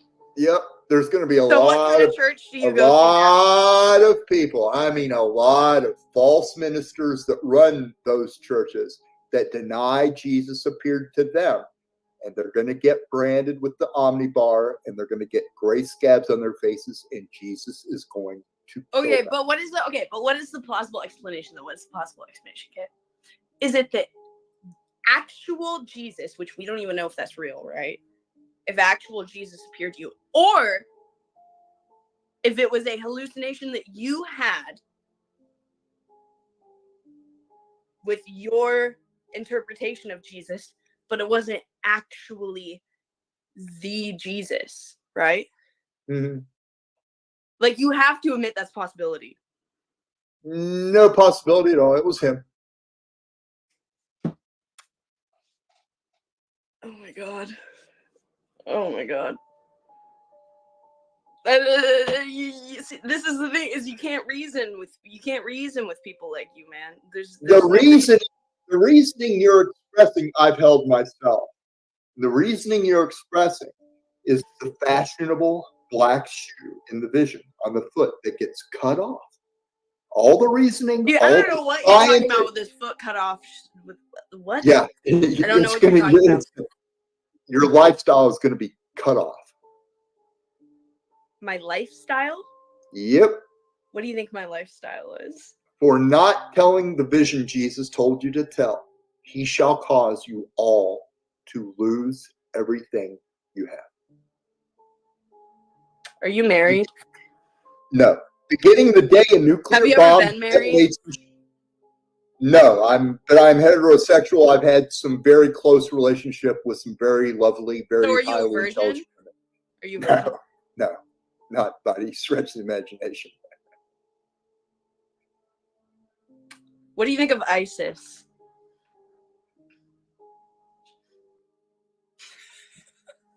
I don't know. I've never met them.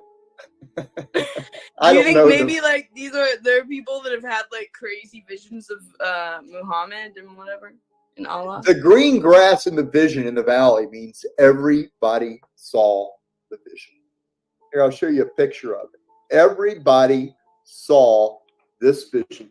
Except only you saw that.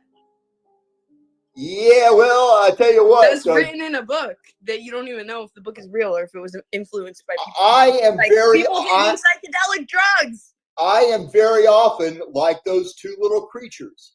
I'll say something behind someone's back, like a wicked thing, and then they'll look at me and go, "What did you just say?"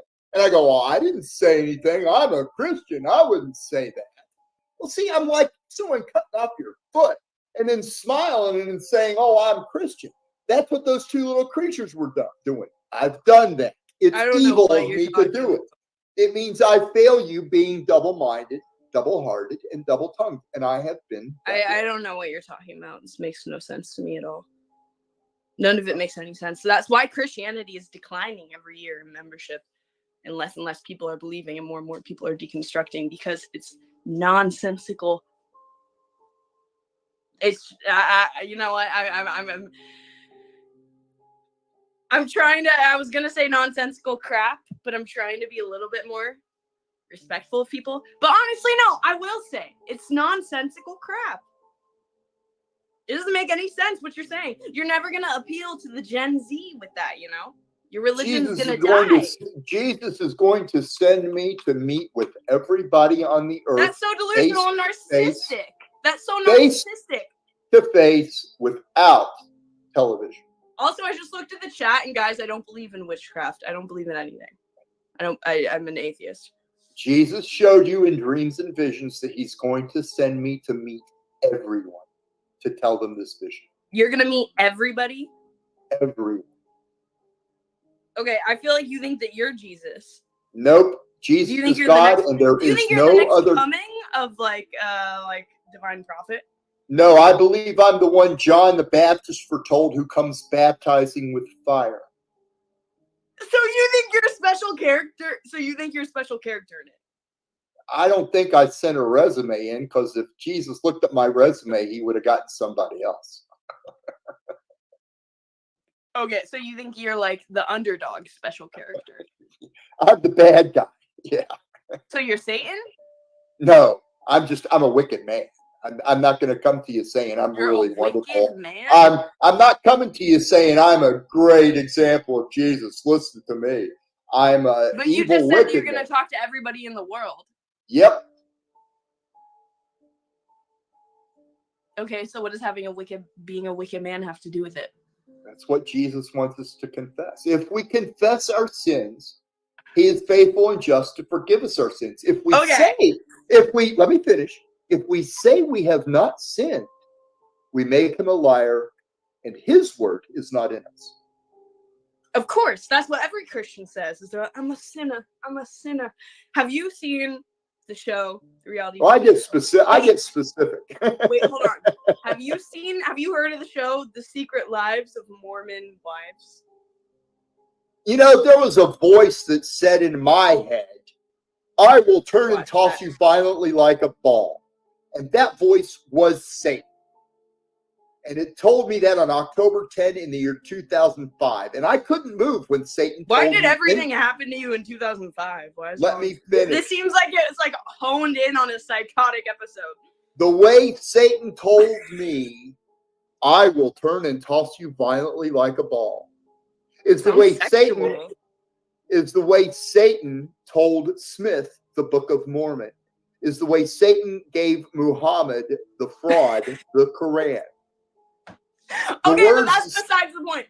That's besides the point, though. Okay, my point is, just let's forget about the different sects. I don't want you to be fooled by a voice that you are too embarrassed to say that was not God, that would fool you. I don't believe in any. So rather than say you heard that voice, I'll tell you plainly, I did.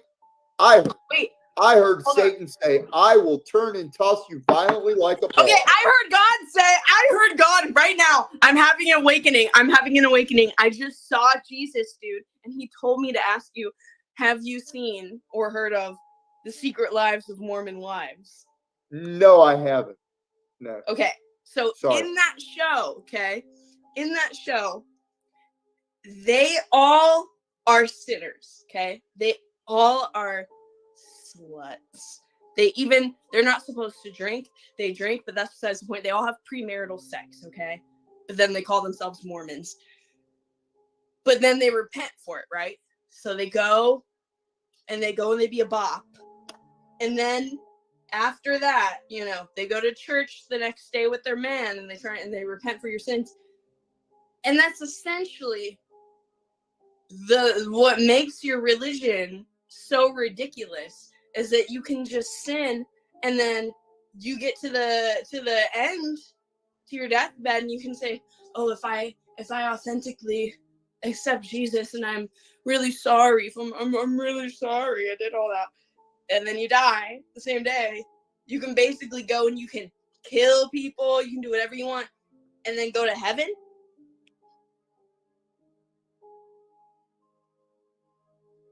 I heard you. Doesn't make any sense to me. And you think murder is on the same level as cheating on your wife?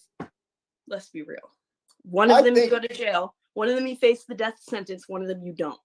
I believe every time I sin, whether it be against you or another person, every time I do something wicked, a little thing or a big thing, part of my soul becomes a flake of dead ash, death. Those ashes are death. The wages of sin is death. If I tell you a lie, a little part of my soul will become a flake of ash. If I murder somebody, a little part of my soul will become a flake of ash. But let me guess, you can regenerate it. You can regenerate your soul.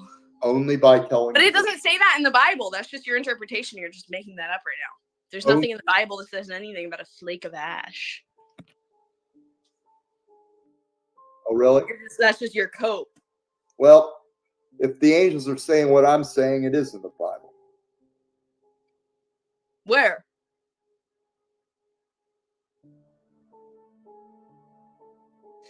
Tell me where. Ain't nothing but a heartache. Tell me where. Do you think that I am Satan? Like that? I don't know you. I don't know who you are.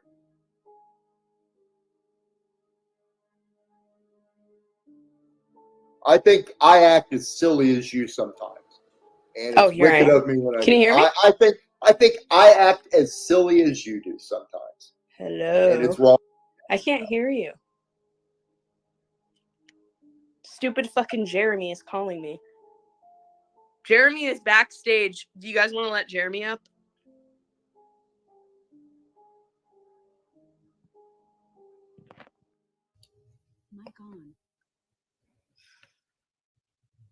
I think her Wi-Fi got cut. Okay. HB is not here. Okay, all right. Wait, let Jeremy. Well, I mean, HB was supposed to be running this show. I guess he's gone. So, all right. Hey, but you just told me like 30 minutes ago. That was fun. Yeah, I tried to get Jeremy to hang out. Yeah, it started. I told you. Platonically, and he wouldn't indulge me. Well, that's why I said no, platonically. You don't say that. She's like, you want to What go am I out to a supposed to bar do? Scam you? Am I supposed to scam you? I don't know. I don't know what's gonna happen. Just don't say platonic. Ooh, boring. Well, maybe. Dude, what do you want to happen tonight? You want to go to a bar and get drunk? Yes. She's like, I want to have my last relapse and then quit drinking forever. Really? Is that what's gonna happen? I'm gonna be your last drink. This young lady's got your number, dog. She's He lives in my area, so. Oh, I get it. Hey, your spine is finger shaped. Wesley, do you think that I am possessed by Satan? That hat is definitely possessed by Satan. The voice in Scripture, it's Satan's given to pull a fire down from heaven. What told you I will turn and toss you violently like a ball? You weren't possessed by Satan. You were raped by him. Whoa. So yeah, I think you were raped by Satan. Do you think me and Satan fornicated? Dude, high five. Good job. I don't do that before marriage. I don't have to be like a not by not by. Are you a born again virgin, Ava? It felt like an electric shock. The fire. That was the rape. Wait, so we're talking about Satan raping somebody? What? It was not the Holy Spirit of Jesus. It was Jeremy. Let's go to the. 952, Ava. I'm not leaving my place. Hey, check your mic settings, Jeremy. It sounds like you're far away. Is it going for the right mic? Jeremy is Satan, okay? Jeremy Pretty is much. and he's going to be what? Jeremy, I'll let you go and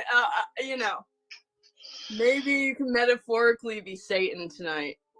Can I say, I don't mean to offend nobody, but religion is the biggest fucking scam of all, man. I mean, religion is so full of shit. I mean, I have a degree in physics, okay? So, like, I have, religion is just a con job, dude. It's like, there's the Mormons, here you got what's his face looking into stones, develops a religion. Scientologist, guy writes a book, L. Ron Hedrick. They're a fucking religion. Jehovah's Witnesses, Jesus was really from the South, and the Indians were actually the Israelis or whatever the fuck. I mean, I got to tell you, more women have been oppressed and have died and tortured and all the above than all the men ever died in all the wars ever fought, all in the name of theology, all of theology. Well, that's that's what religion does, though. It's an impressive thing. You know? Dude, did you know in Afghanistan they don't even let women show their faces anymore? All right, hold on. I gotta stop you all right there. Hold on a minute. Are you saying that? Hold on, Wesley. Give me a second. Are you saying that religion, right? Religion is the most violent and destructive thing that can happen to a society? Yep, absolutely.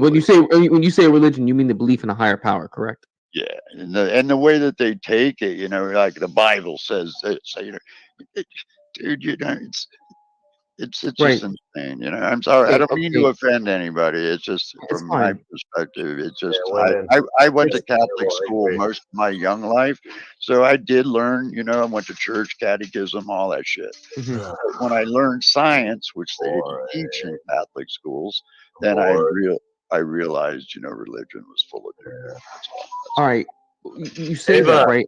You say that, right? And yet when we look at history, look at recent history. Hold on, guys. When you say that, right? And you look at recent history. Why is it that the moments in history that were the most violent and had the most death were under regimes or governments that were atheist? Why is that the case?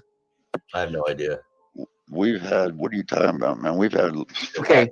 All these guys your are all argument, these hold on. I didn't interrupt you. Let me speak. When you brought up, okay, at the most essentially that more people have died, right, in the name of religion. Religion's the biggest con, right? And there's more death and destruction under religion when you already stated that religion is the belief in higher power. Yet recent history, which is verifiable, we can look at this. The times we had the most death and the most strife were under atheist regimes. Or under times when there was atheism.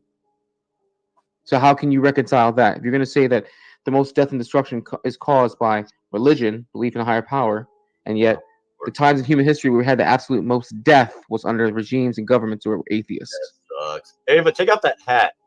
It's weird. Weirding me out. Jeremy, respond to my fucking text. It looks like you got balls hanging down from your chin. I Weird. do. You look autistic. You know what? So are we just gonna have a bullshit discussion? Yeah. If y'all want to fuck, you can fuck. You know, don't like make it weird on the panel. Just don't ruin. Go the over panel. to his house. He's saying he doesn't want to take you someplace. If you want to fuck, you gotta come over. He doesn't feel like leaving. I want to go to the casino. Not with that hat on. All right, so I guess the conversation's over. All right. I'll take the hat off at the casino. All right, I'm out of here. All right, cool. All right, so can you answer the question Okay, though? I'm going with my hinge date. I didn't hear it all. Okay. All right. Okay, so can you answer the question now? More people have not died under atheists, dude. You got to go back all the way back to history and look at what. It's not so much the belief in higher power. It's, I guess it would say, just the concept of it has just been misused. You know, I mean, the reason why the Bible came about was as man became more civilized and formed communities, they had to be a way of controlling them. You know, pretty much. You know. And their ideals, making them afraid of something bigger than themselves, you know. And it is true. It's a matter of fact history that more women and more people have died in the name of theology than any other. That's a fact. Those aren't made up statistics. Those are facts, you know. So Jesus, you know, I fail. I mean, look at what's going on right now in Israel. It's all it's you know. It's the freaking the Muslims hate the freaking Jews. The Jews hate the freaking, you know, it's theology. It's you know, political too. Don't get me wrong, but it's the main driving force behind this is theology, and it's what's driven world wars. You know? Gods are for slaves. Absolutely, you know, that's my biggest thing. It's absolutely. So 40 million people died under the GLF. Wasn't Mao's government an atheist government? They didn't allow religion. They didn't allow belief in a higher power. There were 40 million people that died under the Great Leap Forward. It's About 28 maybe million that died under how Stalin's regime. many Stalin was an atheist. how many Soviet I Union was mean meant to be you atheist. gotta look at, like I Pol said, Pot killed about 3 million. Okay, you're but you know what? picking a few There people were out of the whole there history lineup, were, you know, and you and you gotta can look use at the the whole whole history. picture, you know. You can look at the whole history. You know what else we know? That more humans died in the 20th century than ever before. More humans died from war in the 20th century, where we happen to have the most governments that were atheist governments than any other time in human history. You don't think it has anything to do with the population going from 500 million to 8 billion? But no, see, now you're moving the goalpost, because the fact is that these people actually died. Though, if that was the case, then why didn't we have the proliferation of more religion, which we did? But you're going to say that, okay, well, now you don't think that because we had more population growth, we had more death? And wasn't Mao's That doesn't. philosophy a religion? Wasn't he the higher power? No, Mao's philosophy Same was thing with communism. Stalin too. He didn't create communism. They didn't So create there's communism. there's no religion in North Korea. I mean, the religion. Well, I'm not talking about North Korea, but if you want to, in North Korea, you can also argue it's not a communist state, because there's authoritarian. Communism is meant that the party is the one who's in control. Well, I mean, it's authoritarian when Stalin did it and when Mao did it too. Well, okay, what's the party of North Korea then? I don't know about the party. I know who God is. Because if we're going to talk about, okay, so the whole point he was making was that with religion, and religion being a belief in a higher power, has caused more death than any other time, right? Yeah, especially when it's these organized. governments, yet these governments were communist governments that did not allow room for belief in a religion or a higher power. It was only for the sake of the party and for the sake of the state. Would you show that? Yeah, which was the higher power. That was their religion. No, statism. but see, now you're trying to change the definition to saying that now the God that they believe in is a tangible party, is a tangible government. Where we all know that when it comes to a religion, when we mean higher power, we mean something that is immaterial, that is not of the physical world.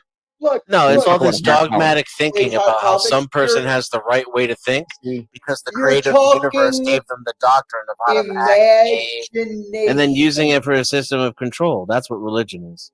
All you're talking. It's not the buzzy feeling you get in your heart whenever you're at church and you feel Jesus. No one's saying that kills people. We're saying organized religion is what kills people. That's dogmatic thinking, appeals to a higher authority which cannot possibly exist, claiming to know the unknown, claiming to know the single one true way to live, and to forcefully prescribe it for everyone else. That's what Christianity and Stalinism both share. Your deity in Stalinism is Christianity, Stalin. then not religion. See, now we're getting somewhere. So You're the issue is following Christianity, after not your the religion. No, I say it's just a good example. It shares with Islam too, Judaism, Buddhism, Hinduism, all of them. Stalinism. That's it. So you're going to change the definition communism. of religion. So religion is just whatever you decide to put your faith behind. Is that No, it? I mean I can repeat behind? myself. I can repeat myself again. Okay. It's dogmatic thinking, appeals to authority that can't possibly exist, claiming you have the one true correct way for everyone to live their life, imposing it by force and coercion. This is what religion is. Isms themselves. So communism was religion. Absolutely. So is capitalism. And if it gets to the point where you get to a Mao-like state, millions of people will die over it. You see, this is where the context is being changed on what they mean by religion, because that's not the argument he was making, and that's also not the argument that atheists make when it comes to religion. Because if that was the case, then the first thing they would be shaming would be communism or socialism or these 20th century beliefs. Excuse me, they weren't not 20th century; they made before that, but they're 20th century manifestations that killed more people than any one time in human history, and that's not what atheists. That's not what atheists do, and that's not what they mean when they talk about religion. Every time an atheist talks about religion, they talk about the atrocities that were done. They use, i.e., Christianity, as the first example, meaning that they use the term religion as belief in a higher power that is immaterial, that is not of this world. That is the context they mean. That's what he means. That's what he means as well. He doesn't mean, a socio-political philosophy. Atheists don't mean socio-political philosophy when they're talking about religion, especially when they bring up the whole trope about, well, look at all the bad that's happened. That's never the case.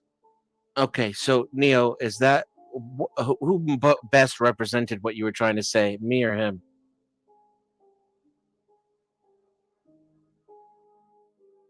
Oh, he's gaming. You, Dennis. Okay, so You. how many atheists are on the panel? Of course. Yeah. Of course. How many it's you, atheists? Denizen. Of course. How many Now, atheists I are? gotta go. For those of you that are similitude, the vision will never be. How many open to you atheists are again. on the panel? Have a good night. Good night, Wesley. Yeah, Wesley. Good night, Wes. How many atheists are on the panel right now? Oh shit. Get cracker. You an I'm an atheist? atheist. I admit it, No, man. I'm Buddhist. You know, I admit it. I'm 100. kind of in the middle, I guess. You know. Woody, your mic. The Your two mic, Woody. atheists are telling you what they believe. That's all I'm telling you. I can't. Well, I'm telling I you right can't, now that I can't have a very- conversation with everybody else in the world. Well, that's not fine. here. Well, that's fine. I mean, I don't buy that for a second. That I think that you said it, and then it was very convenient for that to be. Oh yeah, Dennis, and you. Well, he was right. he was No, it's not nodding when the you whole time clarified I it was first. talking. What was that? He was nodding the whole time I was talking. Yeah, I agree with you, Dennis, and that's my philosophy, dog. Is that I don't. Convincing. Yeah, religion, man.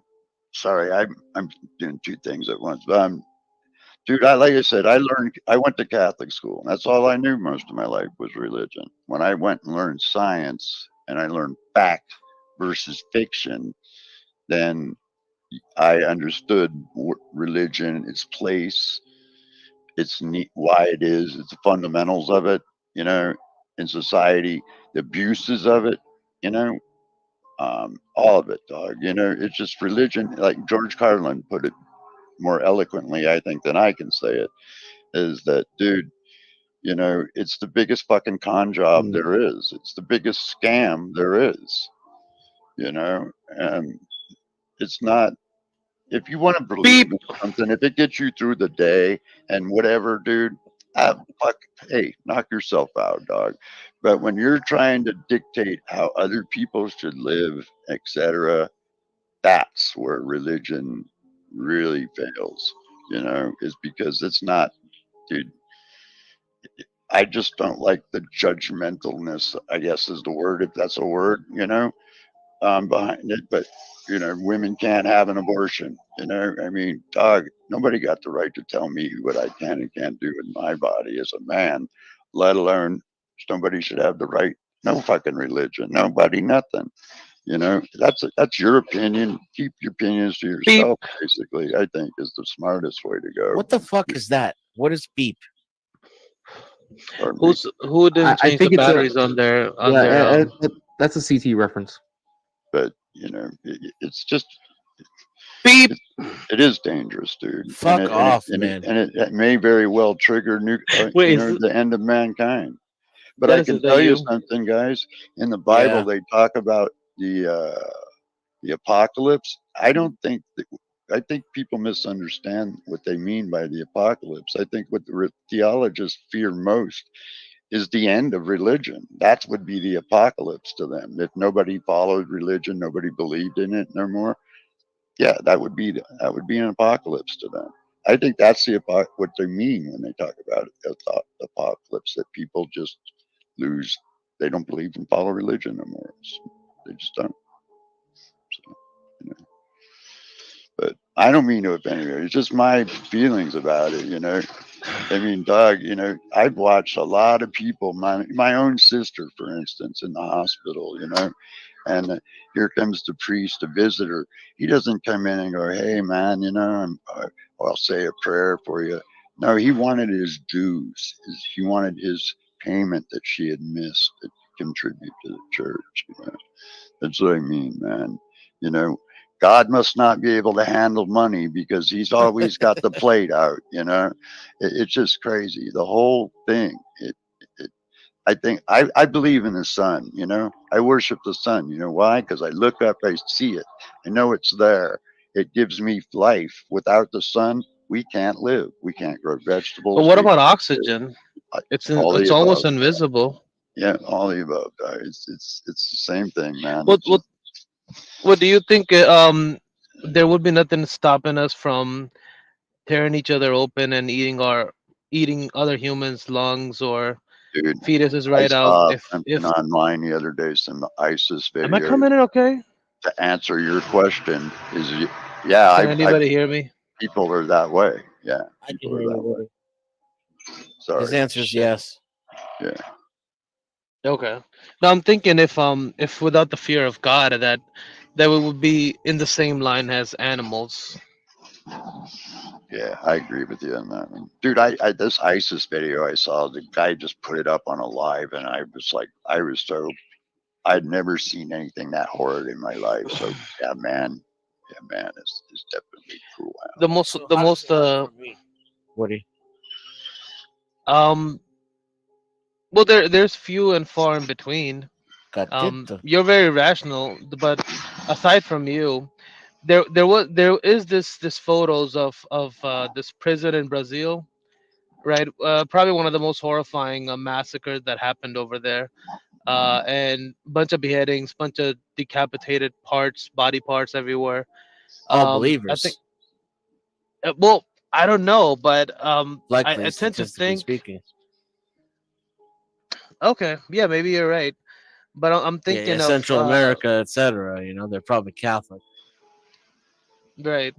But they were prisoners that were locked in for years, 50 years. That was like something that even guards didn't go in, and it Gato says was hi. gang rivals, right? So I'm thinking, aside from the fear of God, what would stop us from that being a norm in society?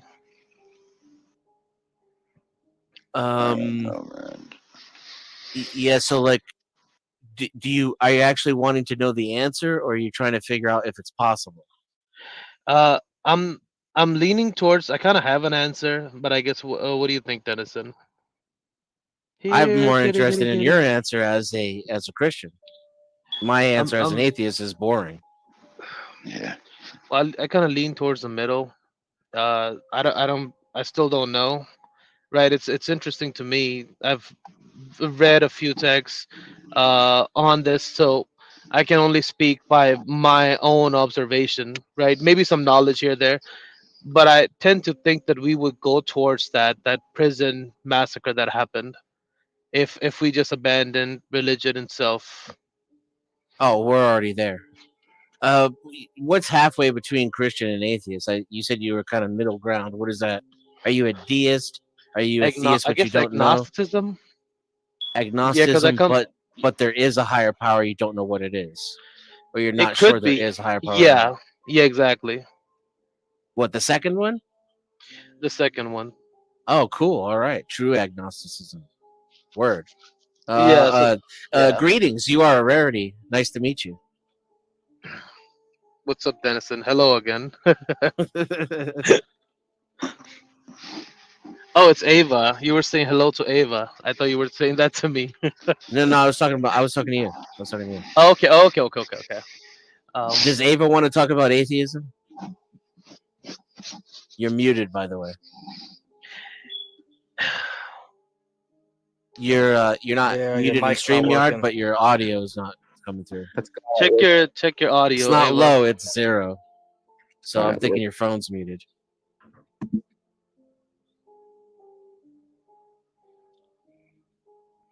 Still nothing. Not working. Ava, put on a hijab. She made sad face. You can meet Jay, Diwali on here with me. She ain't wearing a real hijab without us on. Where's She's Diwali? wearing special kids hat No, in she had a indoors. real. She had a new real niqab too for Hormaxer. Yeah. Okay. I can tell you guys, I was got saying shot. cute cat. Sorry. Oh, cute cat. Okay. When I got shot, I died. I did. I had to be jump started like 4 or 5 times, and I didn't see anything. You didn't see anything. Nothing. And I tell you the truth, if I had experienced something like that, I probably would have ended my life if I believed. And see, if I was had taught- an ND. I didn't see any of that. Nothing. You, Denison? So- what Yeah, I had an ND. what did you see then? The world faded away and space zoomed in, and I rushed towards the stars at the speed of light. Then my life flashed before my eyes. I Come on, bro. I had a near-death experience. Just telling you what Okay. happened. Yeah, you're awesome, Denison. I died. What happened and to you, I Ava? saw, I died and I saw Jeremy, and he was actually Satan. Oh, And he said, shut up. and he said, Ava, I'm not gonna go to the casino with you. And I said, Jeremy, you are Satan, and I hate you, and I'm gonna be a born again now. And if Did there's any, he? Did he penetrate your orifices? my orifices? Yes. Your orifices. No, I have no sexual interest in Jeremy. I just want a fucking degenerate. Oh. I want a degenerate to go to the fucking casino with me and stream with me, and it would be so fucking funny. And he won't do it. So funny. Sounds You know how boring. many viewers I if could get there's your no fucking pussy panel involved. of Oh, me how and many you and viewers? Jeremy? Content I milking. was gonna Content say, from milking. Jeremy's perspective, I'd rather sit home and watch TV or play Call of Duty. Latino, wait, to the chat. Latino Based. for Trump. Latino for Trump. Are you? You're breaking Oh, up. no. Because we should go to Breaking up. Wait, This is- what? What did you say? Ava, stay close to the No, Wi-Fi. no, don't ask her. Latino for Trump didn't get the message. You have to deliver I feel it. like Guys, if- what am I gonna have to do? Go like hit up fucking Shiesty from the I don't fucking understand. Why don't you gas just walk to the station? casino? It's a drive, first of all, and I want How a far? How many compadre to stream it No, you should on walk. this panel. Negative. That's Vlog. gay. Vlog and walk. I don't walk. Yeah, and if your microphone's off, you should just I'm stream not- it yourself here. I'm not a brokey. I don't walk. I drive. How many miles is it, Ava? You're In my warm. Bugatti. In my Bugatti. How many miles? Wait, are they gonna let you stream in the tables? Are you going to the tables? Or you I've just walk- streamed. I've streamed it. No. I don't do the tables. I'm not a sucker. Oh, all right. Okay. How many minutes in a I car? hang out there, and I interview people. How many Okay. minutes in a Alright, so- car does it take So to get Jay, Denison, what are you guys doing over here? This is beneath you guys. You guys are intellectuals, Only and you know, Intellectuals. yes, for you one- guys shouldn't be here. Well, for one, the only reason I came up is Intellectual. because I saw Wesley here, and I hadn't seen Wesley in forever, and Wesley doesn't respond to his emails anymore. So I was like, wow, I might as well come up while I have the You seem chance. to know a lot about him. Did you scare him He's off? come up. He's come up before. That's why he's come to my channel more than once, and he has graced us with a lot of knowledge. There's some stuff tonight that he mentioned that I never heard the first couple times that he brought up when he was on my channel. Jay, So what's your that's why I channel wanted to about? press more questions. I mostly Geo- cover geopolitics. geopolitics, and I mostly cover U.S. politics. I've been getting a little bit more finance, but he showed up out of nowhere one time and he started giving the spiel, and I was like, you know what, I'm gonna let it ride because I was very fascinated, and I don't think he's lying. That's the thing. I believe what No. he's saying is he's He's saying nuts. his truth. Like he is saying his His truth. truth. You see what I'm saying? So he's not lying. I'm just curious. That's why I wanted him to answer me when I asked how long was the time between you getting clean and when you had your visions. Because I wanted to see what happened. You didn't in find it between them. annoying Yeah, that how was a he good like question, spent 4 hours dodging the question? That didn't Dude, like it was annoy you at interesting, all? Denison. It was because there was actual, Orthodox guys, actual Christian guys, over there that had way more knowledge regarding the subject. So Man, it was a fight night. I'm too Wait. weird, man. That shit was so boring. I wanted to kill myself. Like I wanted to act like Stanley. I just wanted to start Well, talking over everyone and you being like, "What's should've. wrong with all of you?" Well, you could go play with yourself and then come back. Play Denison. with yourself. That sounds. But why would I do that? I would do you just mean by rather that? the hell end. Thanks, Crack. Like I was hoping Ava would come up and talk about the conversation that Jay started. Wait, hold on. Is Wesley in recovery? Because that explains a lot. So He said according he to stopped using 10 years ago. Okay, Listen. so people in recovery become like religious fanatics Absolutely, often. That's why, And their that's why you brains are wouldn't all be the- fried you're and the perfect- scrambled too. You're the perfect person to talk to him. Yeah. Yeah, well, they look for something to hold on to as a part of their recovery. Oh, and don't get me wrong, Ava. The best part of the whole thing was when you were interviewing. you're Yeah, cutting out. I She just asked still some would good have rather questions. had not had the Wesley show at all, if that makes sense. She asked some good questions. She really did. You know, Mhm. that was pretty cool. Really? I was like totally just Good fucking night, off. Tiff. Well, I know, but There's you another one. you made some good points though. You It really was did. very, yeah, Ava. It was very interesting when you had an encounter with the devil. There's another one Thank though. you. There's another prophet apparently. There's another prophet that knows Wesley, and I've spoken to him. I've actually had two prophets on my channel. The second prophet, as I asked Wesley No, you about. didn't. I did, yes. And Prophets? You actually believe that? Woody can detect. Woody goes to my channel. I Woody was can there attest for the to it. Wesley. I was on the panel. Yeah. Well, I'm Oh, you saying were. You second remember time- Dennison? Second time was Yeah, another prophet. I met the guy before. The second time was a prophet who called himself Christ brings a sword, and also Wow. gave a prophecy as well. And this other guy, that's why I asked Wesley about. I was like, "Do you remember Christ brings a sword?" This other I guy do. knows I who brought a Wesley is. sword.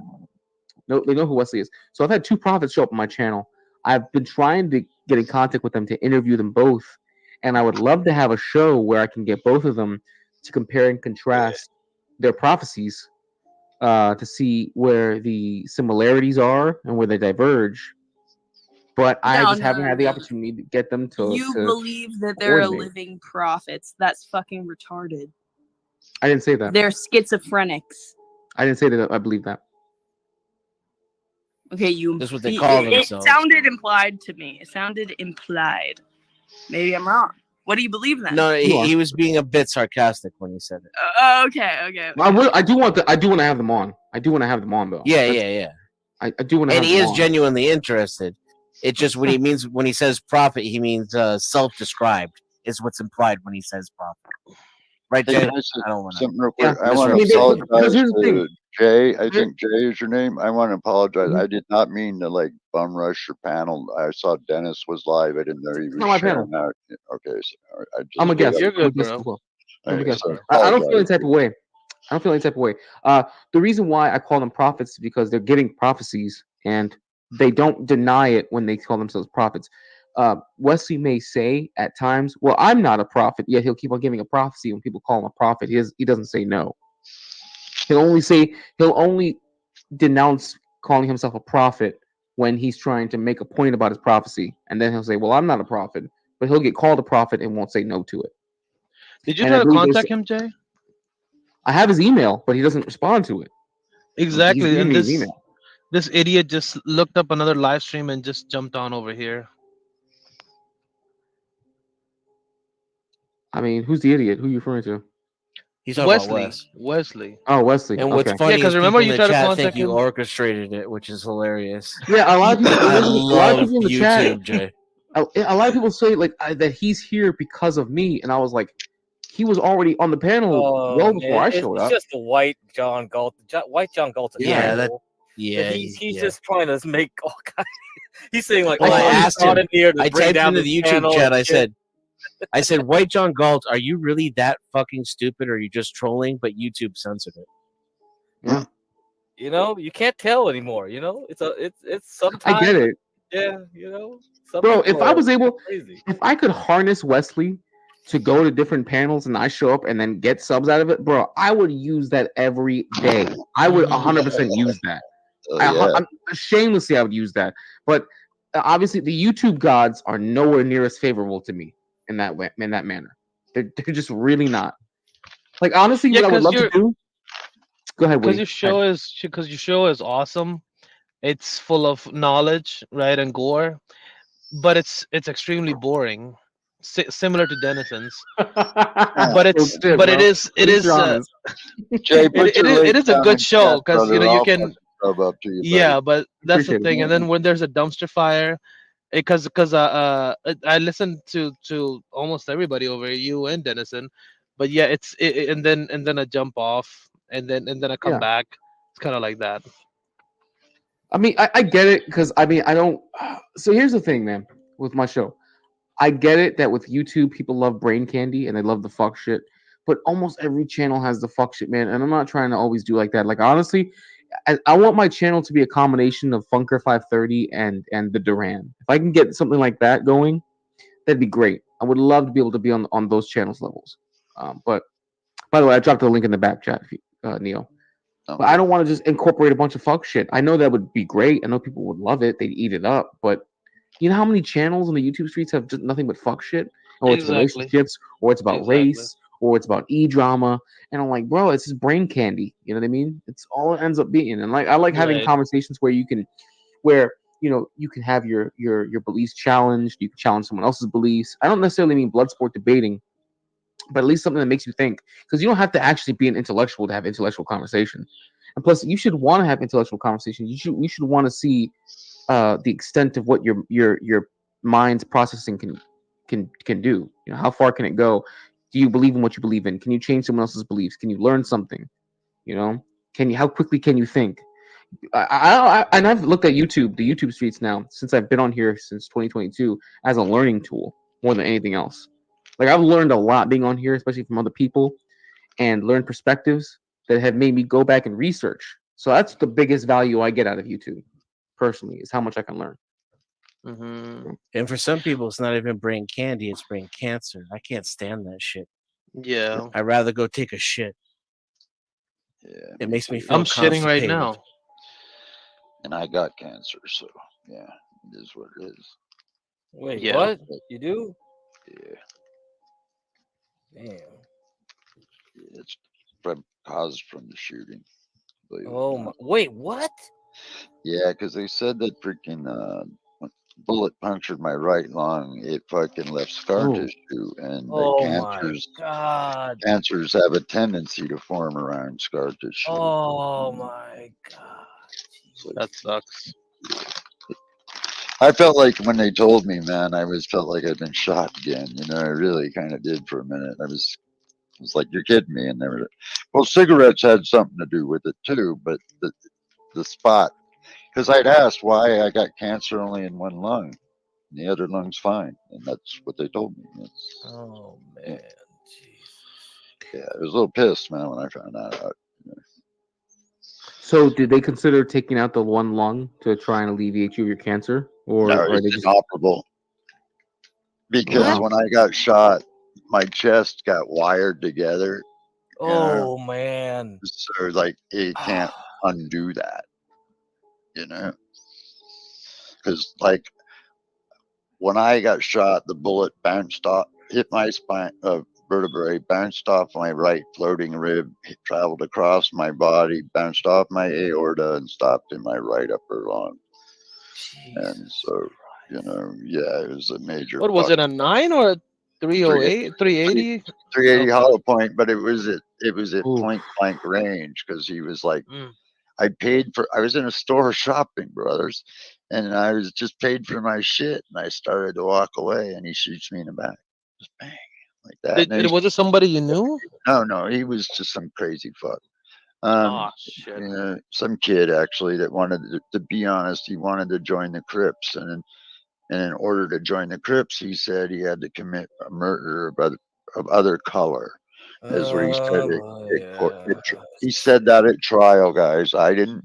That's not my words. That's his words. Okay. So, yeah, they'll do that. Yeah, you know, that's what they have to do, dude. That's the shit. You know, I don't think like that. I don't see color, but you know, it is what it is. Yeah. After he shot us in the store, he killed us. He got on a bus 2 hours later, and he shot another man in the head 3 times and killed him. Oh my god. He was caught and arrested and sentenced to 88 years. You know, but it's what it is. Face number. Yeah, So my tax dollar gotta pay for this shit. Unfortunately, my fucking tax dollars paid for it too. So yeah, because I had a business before I got shot. I wish they practice Rwanda's laws now, where they eliminate any type of criminality like that, and it's like one of the top 20 safest countries in the world, and it's in the middle of Africa. Well, can I give you a point to consider when you're thinking like that? You know, even for people like I think he should have been executed, especially for. But let me ask you, would that change? Would it change? Well, it would make society a better place. Let me ask you, would it make me walk again? Would it No. make that man No. that the people he murdered back to? It ain't gonna change. Nope. And they're locking him up. That's what you do. You're locking him away from society, so you can never be in society again. But killing the guy, it ain't gonna change anything. Well, what my rebuttal would be that at the very least, him being executed would prevent him from being a burden on social programs like criminal Yes. justice system. So at Well, the very then least, someone. the well, problem wait a is, minute. When you're He's saying getting, that, or he's when you're saying that, what about me, man? Because I'm he's now getting on three that. squares. Well, yeah, but the difference is though he's doing to subtract from society actively. You're not looking to subtract from society actively, Mhm. because I'm sure even though that you may consider yourself a drain on society, there's probably other ways that you are trying to give back and No, I contribute to did. society. I'm a United States veteran too, as well. So it is what So it Oh, there you is. dude. go. So you've obviously paid a debt towards society. Exactly. You've contributed, right? Yeah. But this individual, not only does he seek to subtract from society, but he does it twice when he has to be given 3 hots in a cot, medical care, and he still has to be given certain rights as a prisoner under the Oh, law. for sure, dude. Lindsay What says you hi, just said Neil. about giving something back, they, when I got shot, these little kids from local schools made these little crayon cards and had little bake sales, and they sent me money. People I could never thank in a million years. When you say about reasons creating a YouTube channel, why I started my YouTube channel was to show people like me that you can do anything.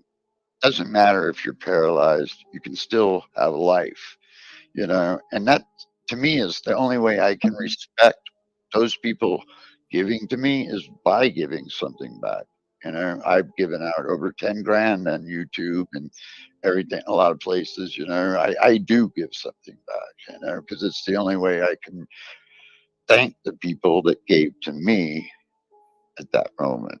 So that's the reason why I do my YouTube mostly is so other people. I jump out of airplanes, I snowboard, I play rugby, I do all kinds of fucking heinous shit, man, and I love it.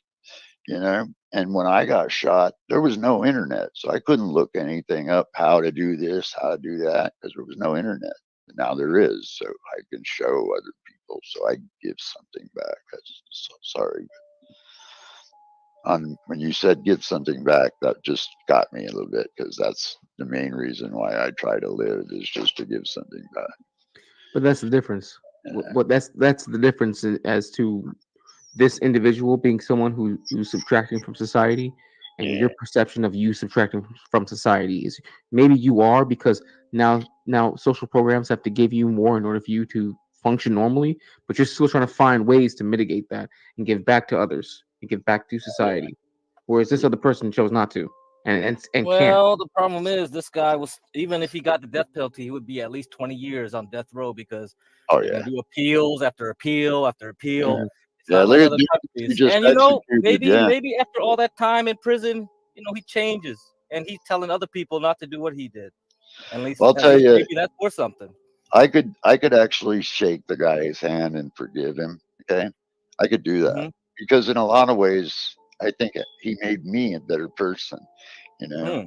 But yeah, and which I won't ever fail, man, because I look at it when I fail or give up, he wins, and I won't let that happen. Yeah, Just that's true too. so I want to be alive to see him and be dead before me. That's would be if any kind of I outlived him. That would be cool. I didn't know this guy, dudes. I was just shopping in a store like any one of us would do. And like you see on TV, this was a mass shooting, and this guy went ape shit and killed a lot of people and murdered and left me and other people seriously injured. So it's just. How old are you, Neil? 64. Okay. How long ago did that happen? 1996. Yeah, that's a 90s thing. Sounds like a 90s thing. Yeah, it still happens today, though, guys. You see it on TV. Yeah. But it was really a peak at that point. Oh yeah, it was. That was the '90s crack era. Absolutely. Yeah. That shit was But crazy back then. I did it all on my own, pretty much, guys. Like I have no family. I had caregivers, sure, and help from the local news channel help me out here and there financially. But for the most part, everything I've done put up my own grow operation, everything on my own. You know, so that's just I just when those guys get wind of that in prison, that guy, I hope it's a slap in his fucking balls to know that he still hasn't beaten me. You know, that makes me feel good. But it just shows the testament to what a human being can tolerate. Hey, today, John interviewed a blind man, an old blind black dude who teaches plumbing. Oh, wow. Even like, yeah, fuck, dude, and he works still too. It's like, shit, man. There's no excuse for these young guys bitching and moaning. And you Yeah. got you and him and tons of other people, I'm sure. Yeah, dude, I own a 3-bedroom house. I own actually a couple of houses, you know. So it, I had a business for 18 years, man, and it was a big blow to my ego and everything, man, to wake up. I was actually wearing a DNR on my dog tags, and they didn't see it. When I was laying on the floor, I guess I blacked out, and the paramedics, you know how you see on they rip your shirt off and then they paddle up, clear machine. So I had the dog tags around my neck, and they just ripped them off and set them on the floor. And so I was admitted to the hospital as a John Doe. And so by law, they had to save my life. But if they had seen those dog tags, They got those tags. Yeah, they wouldn't I have wouldn't be bothered alive you. right now. Yeah, and Crazy, I was mad as fuck. man. That's why I crazy. had 5 surgeries. Is because I woke up out of the coma and I grabbed those. They had a line of freaking staples all the way down to my pupil. Wow. I did the fucking Hulk Hogan on that shit, man. I was so mad. I fucking went, ripped those fucking stitches out. I pulled the fucking tubes out. I did not want to be in a wheelchair, dude. Madman.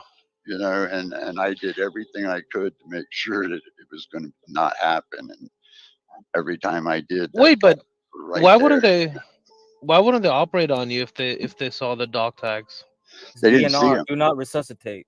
They didn't see him because I was life flighted. I was put on a freaking a wooden thing, and they rolled me over, threw me in the back of an ambulance 2 blocks away. The helicopter was waiting, rolled me in on the helicopter, and off I went to the trauma center. My dog tags were still laying on the floor in the store, so they didn't have ID on me or nothing. It was all left at the store.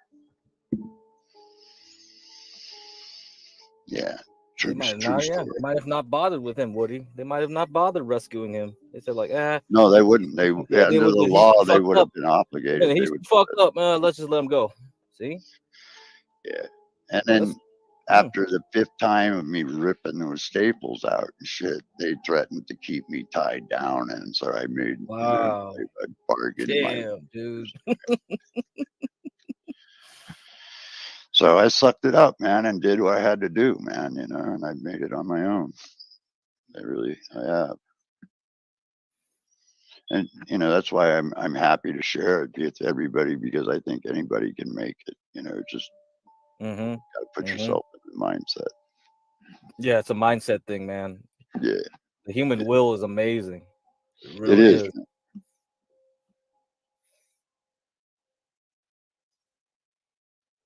Yeah, jumping out of an airplane. Oh man, you're using that laser again. That shit's so cool. Yeah, let's use a. Oh man, I gotta get a laser to light my cigarettes now. Fuck this shit. So I wonder how many black marks that's there an are. actual laser? Yeah, it's a laser, man. Holy shit. Oh, there Oh, goes the name. Hormaxer. Oh, good evening. I would like to ask you, since you're a venture capitalist, his name is John Galt? Good evening. John's not here. No, John's not here right now. Oh, did you see have you decided on your venture capitalism and to fund the adult content arc? Oh, no. The guy here, I'm asking. Crack will do it. Yeah, that's who I was asking. Oh, okay. Yeah, I haven't decided yet. Like, okay, can we discuss this? Like, I don't know. So when do you stream usually? Like, what times? Almost every other day between Every other 7 day. and 9. Your time, which is Las Vegas. Las Vegas. West Okay. Coast, Wait, okay. Yeah. Can I be a broker? Crack. Okay, you can intermediary between. Like, do you go on his streams much? Then I known of Hormaxer. He is very he's a very funny guy. Hormaxer. So what are we getting out of this situation? Well, you'll get percentage. You're going to get executive producer status. You're going to have your home. You're going to have your own adult content studio that gives you clout. Okay, you're going to be able to see, hey, listen, I'm not giving it to people with clogged shitters anymore. I'm funding something that's real in the real world. So I mean, we could start there. So okay, how about this? So we get your Cash App, we get the Yeah. fundraising. Okay. Then we're 50-50 partners. Okay, sounds good. Right. So we'll do the fundraising over here, and basically, if it's $100,000, that's going to cost overall. 100,000? No, I then don't need no 100,000. I'm just giving an example. 2,000. I'm not need 100,000. No, I'm just giving an example. And if all four partners put up 25,000, if 25,000 would be on you. I'm just giving an example. Let's say if that is the cost, $100 is the cost, right? Then they would be equal partners. They would have 25% of that, right? That's right. So that's what I was going by. Then we can all collaborate. We can all make money together. We can achieve life affirming status in life. Exactly. IRL. We can have all the. Right, Jay? Jay, do you want to do a porn? Yeah. That's a great No. opportunity, Jay. Dennison, anybody want to get in? This is awesome. No. No. No for them. Not even a second. Computer, get it on. Neo, you want to do a porn? Oh man. Nobody. I'd rather be a mukbanger before I did anything involving porn. So we could all try to fund this, and so Hormaxer could produce content, and then we could all make money off of this. How about that? Oh, there you go. What is this? Exactly, Jay. That's a good opportunity, right, Hormaxer? What do you think? Well, if you're ready to put up, I'm ready to go. I said no. I don't want to do a porn just in case. I know you don't. You sound low T. You guys sound like you're ready to rope. I mean, you sound Alexa, like low. living room You sound on. low T. You guys sound like you. Yeah. You so low are. T. You are. I mean, what I have in my catalog, you'll never be able to do in your whole life or 10 months. Yeah, when I see you ball up and jump out of an airplane, you let me know. Yeah, but whatever it is you have in your Hormaxer, catalog doesn't make you whole because you're still here bitching on a panel like a woman. Shut up, I don't even Can know we you. fast forward through this bullshit? Hormaxer, how many prawns you got out by now? Hormaxer, how much trend do you need to get a boner? Fucking Spicoli, do not fucking interrupt that trend much. do you need to get a Spicoli, boner, you will be Hormaxer? fucking kicked. Hormaxer, God damn you! you Hold trend, your you fucking need balls. steroids What the to fuck get is a wrong with hard you? Have a dialogue. All right, Hormaxer, Spicoli, if you're gonna interrupt this much, and if you're gonna be gay, then you're gonna be kicked. I can't hear. Hormaxer, Yes. This okay. guy follows me around. This freakoid, that guy right there, that he follows me around. He tags me about 20 times a day. He's a mental case. Okay, he's unemployed. He lives in a trailer. He is, but he's funny. Yeah, I know. He's sick a Thorpe He's- shit eater. No, he's a very sick person as well as the Thorpe. I know he's a Thorpe shit eater. Anytime, Carrie, you would like to come down here, I will give you my personal address. You can come down here and we can get it on. All you people want to stalk me, you want to follow me on panels, and you want to call me words, come say it to my face. If you're so tough, I will give Who's you this my guy address talking right to? now. I will give you my address. He's talking to you, Dennison. Hormaxer, how many prawns I you don't got know out who yet? you are, bro. Two. In the back chat. Okay, I thought it was more than. Okay, all right. No, I wish it was. Hey, can I tell you a quick story real quick? That guy is saying about people coming down to your doorstep and you dog. There was a story here on YouTube in the news where a guy said that same very shit, and this kid drove all the way across country. 4 days he drove. Went up to dude's house, stabbed him up. The other dude went up to his house, stabbed him up, and shot him. So Good, let's go. I wouldn't make those. I wouldn't say that. My address is all out there. I don't fear any of you internet tough guys like probably. I'm not internet tough guy, man. Yeah, but I get a ton of them. They're all threatening me. Come down. Come. All right, let's. None of them are here, bro. I'm just very saying, well armed. man. You can do yourself first, man. You're safe here. This is a safe space. Yeah, I have. Wusa, deep breaths. I have legal CCWs. I carry a 45 and a 38. They can come anytime. Only a stupid person would want to have to do all Or that master, put your paperwork. email in the back. Put your email in the back. Okay. Wait, let me Come go on, to guys. This is a hell of a deal. We could all make money from this. All we need to do is just fundraise. you, Maxer. Okay, after this, it's just Gmail. Okay. All right. All right. All right. Here you go. Hey, I apologize. Woody? I've been trying to be rude. Woody, I good. think I might rather get a job again. No, That's don't how get a job. enthused I am. Jobs for losers. I'm saying. But thank you. You know, I agree. I know they're following me around tonight, so I'll let you all go back to it. I hope we can do some good business together. I hope. Wait, where did you put your email? In the back chat or the chat? I put it in the back chat, didn't I? WMax278 at You Gmail. probably. I don't see it in the back chat. That's why. It's there. I'm looking at it. Let me check the main chat, public chat. I'll put it again. It's just Did a Gmail. you? Oh, am I in the you- wrong chat? What is chat is this? You What might is- be. Hey, I don't know if crack. you. What is John Galt's email? Oh wait, I see you now. Oh, Wait. I'll get you. Wait, I got you. I had too many windows open. Hold on. Can I get into the No, back? actually, I have your email format. So you email. Oh, okay. I can email Woody email. Yes. Wait. I had too many windows open. Hold on. Okay, wait. Craig, doesn't it sound like a deal? It sounds like a pretty good deal. There you No, go. Woody, I don't There's know, the man. link. There's the other link. I got it now. All right. Good. Okay, good. All right. I'll be back. Okay, think about it. Have a good evening. Good Sleep evening. on it. All right. Roller have a good skater, Texas girl. Peace out.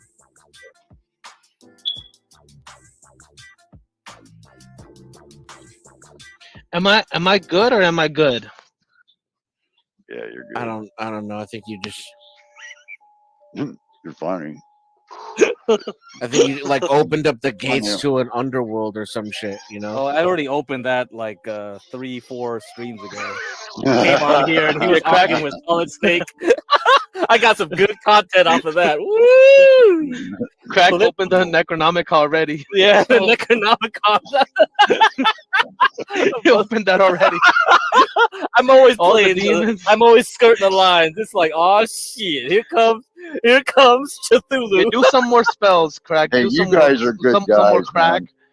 Do some more crack and do some more spells. You guys are good guys. You ain't gonna fucking put your cash on that guy. Nah, Neo, it's a good idea, dude. Let's all do porn. Let's set up OnlyFans and fans only, and a bunch of other sites that I could look up. Right? Have our accounts. We What's could the have our ROI? porns over there. Yeah, what's the ROI? Good question, man. That's always a question.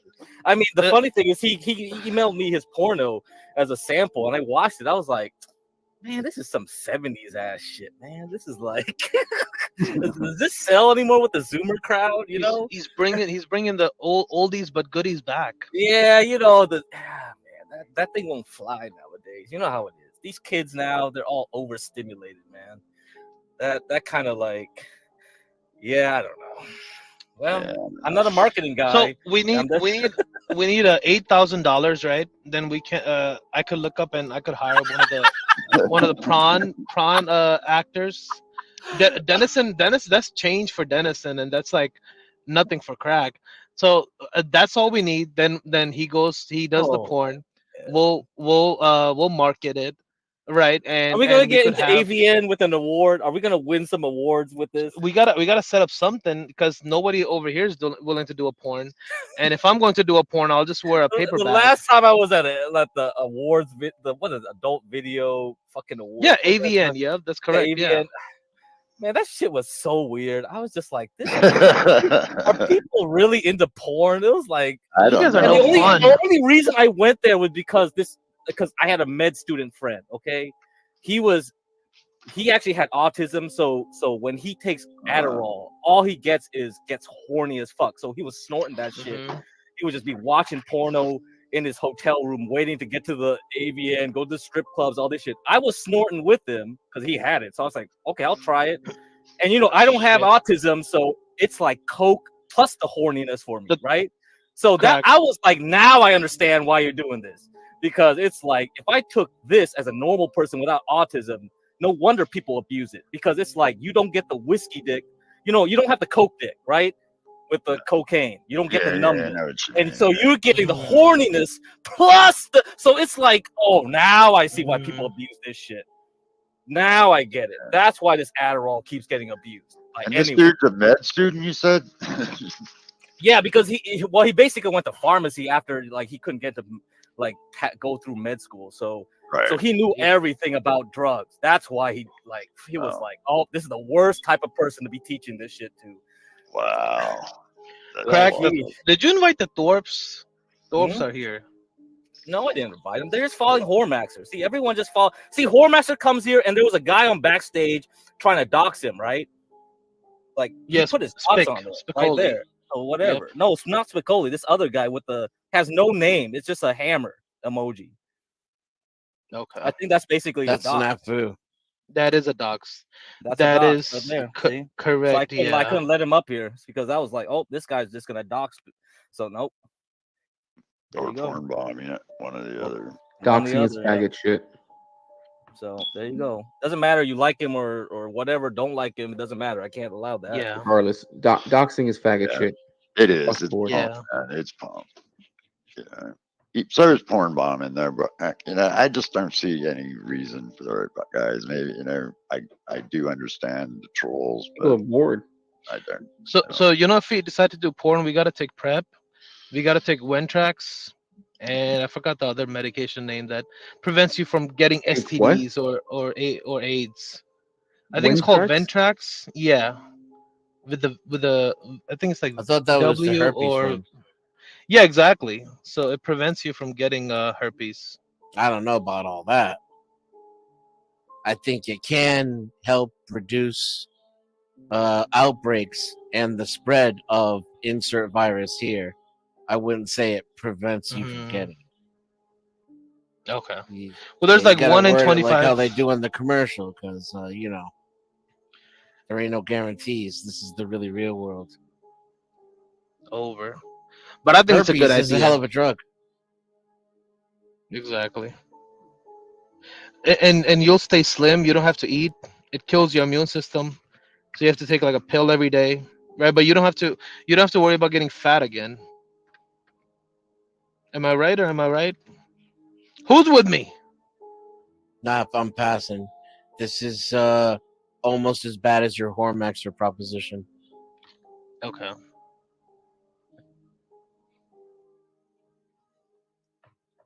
Riveting. All right, guys, I'm gonna roll out. Good to talk to All everybody. right. Till next time. I'll plug your channel Peace one more out, Jay. time. Appreciate it, Yeah, man. yep, no Appreciate it. problem. I like to continue the statism versus religion conversation in good faith, as we can at a later time. Yeah, I don't feel any type of way. I wasn't feeling any type of way about the conversation. No, I know you weren't.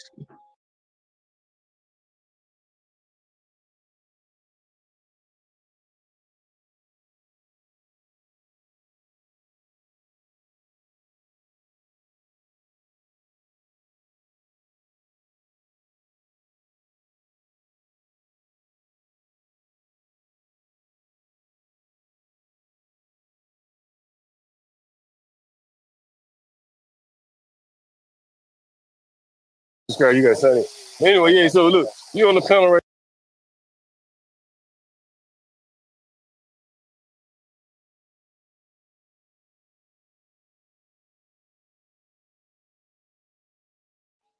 There we go. There we go. There we go. There we go. Okay. Okay. Let me see. There we go. So this is about this kid named Javion McGee, a trucker. You gotta share the screen, HB. Okay. Let me play this video because all right, here we go. We were asking questions after this man was found dead in Vance County at the base of a tree with a rope around his neck. His name is Javion McGee. Many of you reached out to us after a TikTok video went viral. WRO's Destiny Patterson has been digging into his death and joins us live from Vance County. Destiny, you spoke to the sheriff today. What do we know about this crime, about this case from law enforcement? Just in the last 20 minutes, we've gotten a search warrant that gives us more insight into this investigation. A representative for the family says that Javion McGee was a truck driver, and I'm told that trucks often park here while making deliveries at a nearby Walmart distribution center. The sheriff said that McGee was found outside of a fenced area of this business, and they say that they found him at the base of a tree with a rope around his neck. 21-year-old Javion McGee stopped through Vance County as part of his job as a truck driver. It's a long way from where he lived in Illinois. Deputies found him dead Wednesday under a tree with a rope wrapped around his neck. We have a lot of questions, not enough answers. Candace Matthews identifies herself as a spokesperson for his family. She says law enforcement initially told them McGee died by suicide. This young man has not had no indication of no type of suicidal ideation. He doesn't have a history of mental illness. At no point in time that we have said this was a suicide. Vance County Sheriff Curtis Brame says they're still investigating McGee's death. McGee's family does not believe he took his own life. But how can we rule out a hate crime at this point? Look at me and who I am. If I thought that anyone, regardless of their race, was lynched in Vance County, I would have it all over national news. When we got there, he was sitting with his back up against the tree on the ground. It's something common we would say, and we would call a jail suicide or homicide, where a person does not have enough height to hang or dangle. McGee's family says they were told surveillance footage showed McGee buying a rope from Walmart. The sheriff says they're still looking into that. He says the medical examiner's office will officially determine the cause of death. Mom and stepdad and dad has not even seen his body yet. Sheriff Brame says the family could not view the body in person due to distance. We want to see everything. We want full transparency. As I mentioned before, we do now have a search warrant. We're going to continue to dig through that and bring you those details as we get them. Even at this hour, the family stories and law enforcement stories don't quite align. Now, McGee's family has hired a national civil rights attorney, and an autopsy has been ordered and will be performed. Destiny Patterson, WRL News, Vance County. All right, now we got to bring up the Walmart footage. We'll bring up the Walmart footage and then the family press conference. He bought his rope. bro.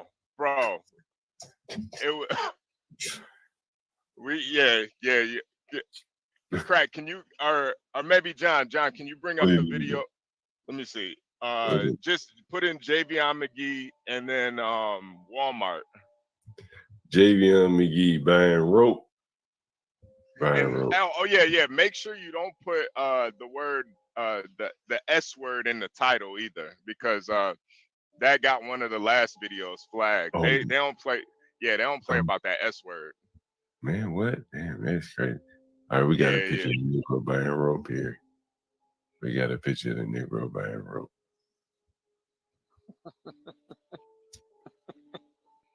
You know, this might be a good reason not to teach him how to tie knots. Yeah, I guess he didn't do it too well. It broke. The Illinois man found hanging from a tree in Galt County is exclusive to reporters. Javion McGee's death sparked a lot of questions and gained national attention last week. The Vance County Sheriff's Office released video that appears to show buying rope from a Walmart in Henderson. Someone later found him dead near the base of a tree with a rope around his neck.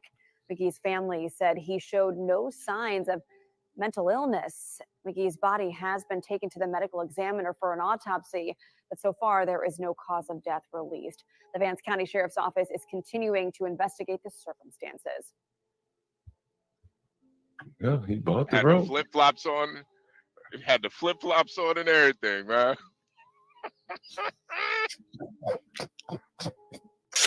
Them flip-flop boy, that shit ain't I ain't gonna lie. No more dying with your boots on. I hate it, man. I hate the flip-flops, man. Do you think it was a crash out? You think it was a crash out? You think he crashed out? Like, Oh yeah. Big time. Mhm. I don't know what it is, but I think part of it, man, I think all of this correlates. A lot of young black men, they feel disenfranchised. They've been seeing all this race stuff all these years. Oh, bullshit. They've been You seeing know it. what? Please finish this bad point. No, I just think they've been seeing all these. You think race is the cause of mental illness? I Oh don't my think he was Lord. mentally Please ill. continue. I don't think he was mentally ill. I think that's a cop out. The mental illness. He wasn't Race mentally is ill. a symptom of mental illness, not the other way around. What? Race is a social construct. I No, think race is the social construct is a symptom. A fucked up mind constructs something like race. All right, let's go to the press conference with his family. Can you bring that up, John? They had a press conference, and you What's his see name? all the race. Savion McGee. Javion McGee. You see all the race hustlers. They got all the. Press conference. They Damn. still out there. No shame at all. They don't even care. They don't even care. John, they don't even give a damn. They're handing out pills for the disease, but the pills aren't the cure. So even though they know he killed himself, they just gonna keep pushing forward like somebody lynched him. Is that right? Yep. They still gonna use it as a oh, this a race issue. Don't even care why he killed himself. Why do you think they're pushing it, HB? Because nobody cares. No, Nobody really they're cares. pushing it because they're paid to push it. No, I think they're pushing it. I think I agree with HB. Like nobody really cares. This is the only way. Nobody cares until they get paid to care.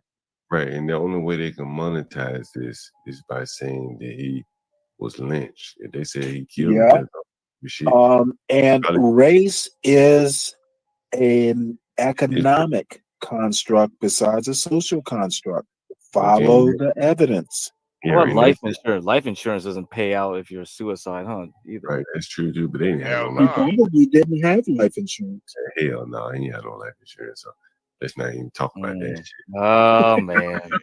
All right, guys. Never mind. Well, no, I'm not even being cynical about it. Crack. I bet he didn't. Oh boy, this whole thing is depression. Now, Man. see, Are you trying to drive me to the when S word John too? and I agree on something, it's probably true. Oh Lord, loaded. All right. Oh, let me play. North, he comes back as a white guy. That's actually funny. That's actually funny. Here we go. Good one. The family of the Illinois man found hanging from a tree in Vance County is talking about his death, and they're asking for transparency in the investigation. Javion McGee was found dead in Henderson on September 11th. His death sparked many questions and gained national attention when it happened. Faith and Wine News 2's Giselle Thomas is joining us live now. And Giselle, what did you hear from the family about his death and the timeline that's leading up to it? Now, Javion McGee's mother and father are asking for prayers as this time as they are searching for answers into the cause of McGee's death. Now, their son, 21-year-old Javion McGee, was found dead under a tree with a rope tied around his neck on September 11th. Today, the North Carolina Chief Medical Examiner's Office says McGee did not have defensive wounds and there was no sign of any assault. So far, this is what we know. Vance County Sheriff's deputies tell us McGee was transporting a load from Pennsylvania to a Walmart in Henderson with a final destination to visit family in Texas. I want you to listen closely to the timeline released by the Vance County Sheriff's Office from September 11th, the day before McGee's body was found. Investigators say McGee dropped off the load at Walmart around 12:30 p.m. Vance County sheriffs say a few hours later, McGee circled back to the Walmart. Video shows him walking inside around 6 p.m., buying a blue rope and leaving a few minutes later. When he left, the sheriff's office says McGee gave a homeless person $228 God damn. before getting back in his truck and leaving. Once he left, I didn't know about that. At 6:30 Yo, p.m. John, wait, pause it 10 real minutes quick. later, Hold on. he left the Hold hotel. on. And just You before know, 7 p.m., You know that nigga was about to go kill himself for Yeah, real, he for catching real. up for real. He catching up. He wanted to do one last good deed before he That, took that, his life. that was the last $200 a year. That was all the money he had in That his was it. will. That was it. That In was his it. whole world. Everything he had right there, $228. That's why That's like the end of Donnie Brasco when he put his ring and his billfold in that case. He knew he was about to get whacked, so he left it to his wife. Yo, man, listen, man. But you know the sad part is that they're still gonna push this race angle because they really don't care, man. They really don't care. You know, if a white man strung him up, they would have got that noose right. He wouldn't have fell. What time was this? What I'm sorry, what town was this? This is Vance County in North Carolina. Mm. I'm not sure what town it is, but He'd have been better off driving up to Charlotte and pulling that shit off right there. But these little small towns, they ain't got no money left to pay him out. yep. But it's like his family don't care. The media don't care. Nobody cares, and you wonder why black men's suicide rate is up. Oh People my don't God, care. where are you learning this? Obviously, they care. We're talking about it. No. They care for their own benefit. They don't really care though.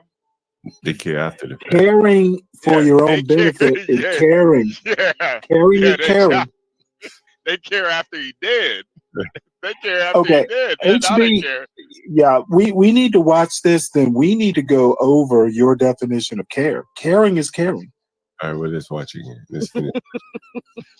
Investigators say he pulled into a parking lot near where his body was found. They say surveillance video shows McGee walking into the woods with an object in his hands.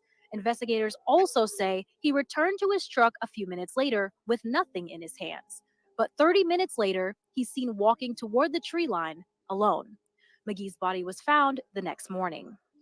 The manner and the cause of death of Javion has not been determined at this time. The manner and cause of death has not been determined. So for any suggestion that it's a suicide, anybody stating that it was a suicide would be grossly premature.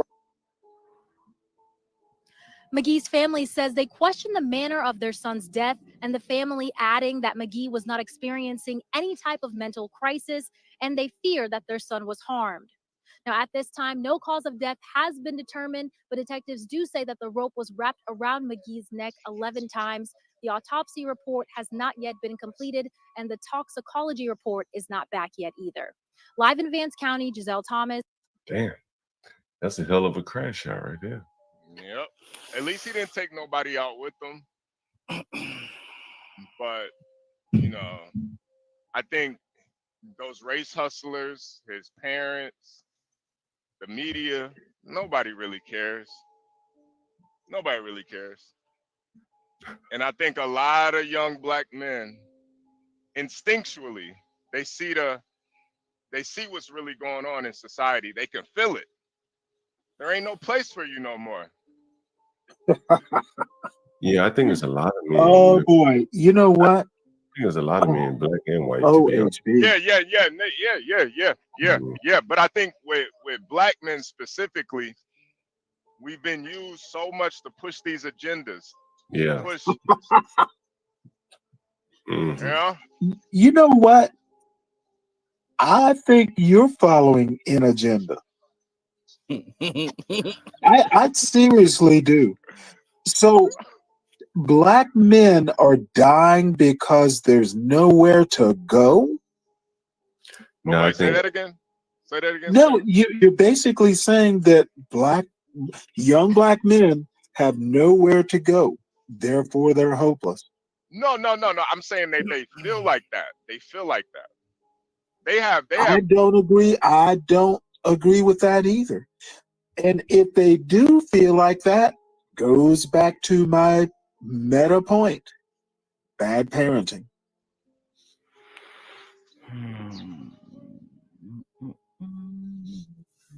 Go ahead, John. What were you about to say? You know, there's a Lothrop Stoddard quote where he talks about like the underman, and he talks about how like as society progresses, it advances so much that at every turn the underman is driven further down. That is literally Marxism. Where he's,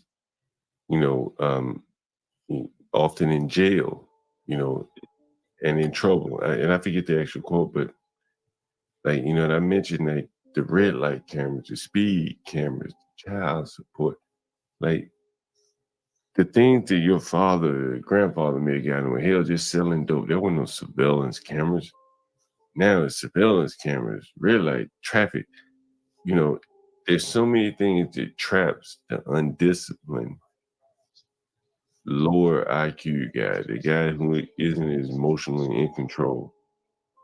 There's so many things that can, that the government has in place now that can capture him and hold him to account that he would have gotten away with those things 50 years ago. And you ultimately start, John, just 20 years ago, they would have got away with it. Yeah, and you ultimately start to see like, damn, well, what the fuck can I do out here?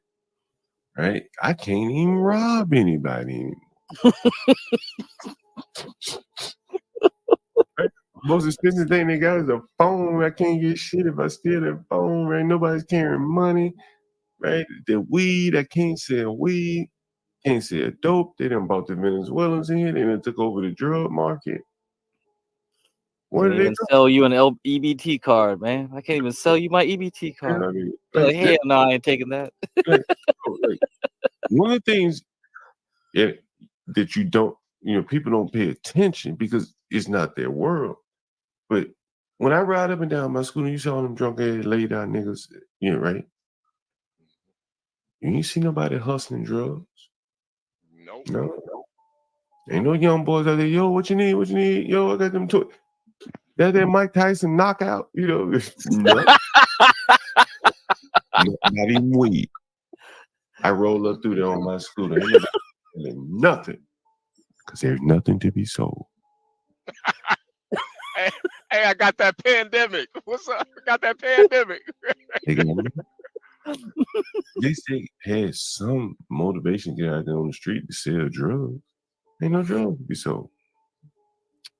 Like, that'll make a motherfucker crash out. If he feel like he ain't got nothing else to do, can't even sell dope, can't rob people. What do? Some of these cars you can't even steal them. They cut them off on you. You ride down the street, cut it off with the police tracking it. All kind of shit. Just the underman has a hard way to go in America. It's all So that takes. you think the dude died because he was an underman? And what do you think, HB? What, just a overall view, why do you think he, quote, crashed out? The same way that truck driver crashed out and killed that black Well, couple. no, I'm talking about the truck driver, the young one who just hung himself. Why do you think He's talking about another one. Yeah. I just think it's a sense of hopelessness. Yeah. I think it's and just you a sense think of hopelessness. you think it's peculiar to young black men? I think it's acute to them. Yeah. Yeah. I think it's all like I think the way that they handle it, like look at Savage Reds, all those kind of men, they'll turn to drugs and they can, not all of them, but they can bounce out of it. They're still Because they might have money or a parent that can afford to send them to rehab. Okay, fair enough, whatever the case. But you got to make up that decision. You get rehab and your daddy paid for it. But you got to make that decision up on your own, right? Do you? I mean, to eventually go and then decide you're going to make the decision and no more drugs. No one else can make you do that but yourself. No one. I've been in many. I see you bounced from Savage Red, or I don't agree with this analysis. I think it's poorly thought out. Well, I think though, Stanley, as this story develops, we're gonna find out the truth about it. Now they might lost try to interest in the story. They might try to hide it. Why do we have such a morbid curiosity? they might try to hide the truth, but I think as long as they stay on this story, I think the reality, because then you'll be able to truly understand how hopeless a lot of these young black men feel. HB. Okay, man, young black men don't feel this way. All right. What do you think explains Not that? the normal ones. What do you And think? you know what? There's man, I How do you just define the normal? I wish I could agree with you. It How do you would, define the for the normal? sake of harmony, but Stanley, I see a no, different version no, of reality. no, Stanley, you said the normal ones. How would you describe or define the normal ones? I would think the normal ones have good parents, and if you're a little blue, you call your parents, or you talk to your priest, or you talk to someone. Do you think his parents were bad parents? I don't know. He had both his parents in his life. I can't make that call one way or the other. But basically, that's what you're saying is, bad parenting, because we're assuming he crashed. I think overall America has a parenting problem, but this specific case, I can't say. Well, I'm willing to bet on the crash out. Hey, HB, the guy that killed the trucker, did he get killed himself or did he surrender?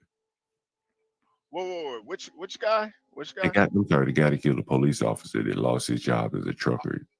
Oh, I think he got killed by the police. You know what's interesting? Like, you'll see a lot of those white guys, they'll surrender. Mm-hmm. You hear niggas mad that Dylan Roof got a Burger King sandwich. He surrendered. But oftentimes, these niggas will crash out. If they gonna crash out and kill somebody, they willing to die. You can tell he was willing to die because he let the police kill him. Right? He could have surrendered. Right? He said, "Well, I want to kill somebody and surrender." Right? He wanted to leave this world. Like that's the ultimate hopelessness in that. He's willing to take someone with him. And I wonder if that rate of black male suicides, if it also includes those numbers. Because I got a suspicion it probably doesn't, and that should let you know that it's even worse than what.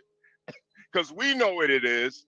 When you pull your gun out on a cop, that's suicide right there. You're not trying to get away. You know what else you made me think of? How many people died with them when they committed suicide? Mm-hmm. Right? Like when they decided to crash out, that guy kills a cop. So that's +1, right? Yep. There was a guy that crashed out in Brooklyn. I don't know if they caught him though. I can't remember. But I think he killed 2. So that's a +2. Like I think when the blacks crashed out a lot of times, they're probably gonna kill someone else too. They'd be more likely to kill someone else in their crash out. Mm-hmm. It's interesting. We should. There's probably no way to look that up, but that would be interesting. Black Knight said we should wait for the toxicology results. And I absolutely agree. He's a good investigator. He knows how to ask questions. He knows how to draw conclusions, and you don't come off half-cocked in situations like this. Black Knight, you Salute, saw Black him. Knight. You saw him walking in Walmart. Did he look like he was on any drugs or anything? You saw him walking around with his flip-flops on. Mm-hmm. Well, he was high if he was wearing flip-flops in Walmart. And here's the thing. That's a joke. It's a joke. Here's the thing that, like you say you mentioned a recent breakup, but what would be the reason for the breakup? Mm-hmm. That could have been what caused him to crash. What would be the reason for a breakup? I mean, I'm trying to think about having a video now. But like these people can break up very violently, or in terms of the words they throw at each other. Oh shoot! Now this is an interesting question. This North dude, we have the same problem with black people going crazy over over here, I'm assuming. He's in England. What same problem? Well, I think, the blacks in England, just their migration is primarily going to be African and Caribbean. It's a very expensive A place. totally different history than how blacks got to America. Windrush, Well, I guess not quite the same migration pattern. I'm saying when you get there, right, the blacks are going to be competing with who's over there? I think it's a lot of Turks. It's a Right, lot of but I'm talking when the original Windrush got over there wasn't the same problem with immigration that exists in 2024. right. So in 2020, I was just in London maybe a few years ago, 5-6 years ago, and there's a lot of Turks. There's a lot Okay, of. idiot, same outcome, dumb analysis. I guess what I'm saying is that when you got all these groups over there, and there are a lot of the Indians, Pakistan, whatever. Like somebody got to be at the bottom, and there just ain't enough crumbs flowing to the bottom for everybody. And in America, the whole trickle down could work because people are willing to let it trickle, or that was the notion. But in a tribalistic like society where you got all these different groups, and then they got hundreds of millions of people in their country that need help. There just ain't no. Hold on for a minute, Sam.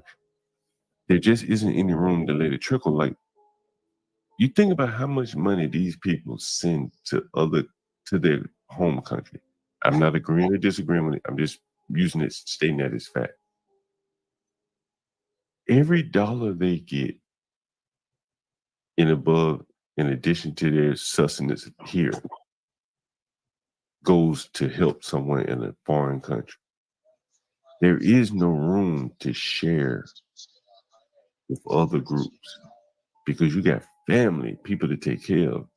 And so the whole notion of it trickling down, I don't think is going to work in this kind of tribalistic society, particularly where these people have large families and responsibilities outside of this country.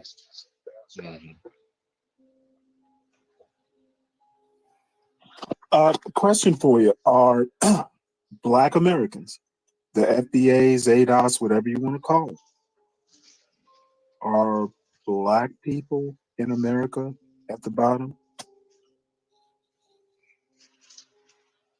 I mean, is that a rhetorical question? No, it's not a rhetorical question. I'm interested in your answer and analysis. I think from a labor participation standpoint, we used to be number 2. 50, 60 years ago, it was only white and black people here by and large. So we were like number 2 by default, right? We just assume number 2 just by virtue of being here. Well, I would think we were probably 3 or 4, but go ahead. Well, I mean, in a town, like my town is 100% black and white. You're either number 1 or number 2, right? I think now with all these immigrants coming in, I think there's substantial enough numbers to push them down to like number 3 or number 4. And I just don't think there's there's just not enough to roll downhill to be the 4th player in line, Okay, so my question was, are Black Americans, foundational, FBA, ADOS, whatever you want to call us, are we at the bottom of the heap? Well, yeah, I'd say probably like 4. I would say I would say, you got all that is for the bottom? Well, I mean, probably even more than that if you want to add in if you want to slice and dice the Asian. Okay, well, now I know why the young man killed himself, because apparently we're the bottom of the heap. Yeah, that's there's nowhere to go but the grave. I think that is literally, if he thinks like that, I'm at the bottom and can't make something of myself, And I don't run into black people like that a lot, to be honest. Well, you know, But and apparently Stanley, y'all run in Stanley, that, different circles than I do. well, you know, Stanley, and Sam. I think that's Go ahead. the big issue too, is that the blacks at the top, they not even gonna acknowledge it. It doesn't exist in their world. You know, Of Stanley, course it does. Stanley, I got a good buddy of mine. Well, he used to be a friend of mine. He's still kind of friends with Philippe, that comes on and challenge because they went to Morehouse together. And over the years, he's gotten angry and angry. He sued companies and shit, and now he's pretty much at a dead end where there's no one left to sue, and he's out of money. And we don't talk because you probably won't feel comfortable talking to me with that kind of shit, right? But those type of people, oftentimes, they don't tell people how they feel. They'll go into isolation or speak one way in front of you and don't really give you the straight of how they really see things. And this guy is one example.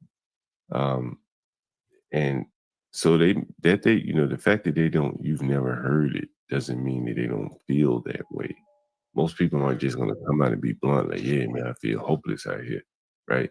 But the suicide rate don't lie, man. Like, that's a real rate right there. Like, something's got to explain rapid increase in a short period of time.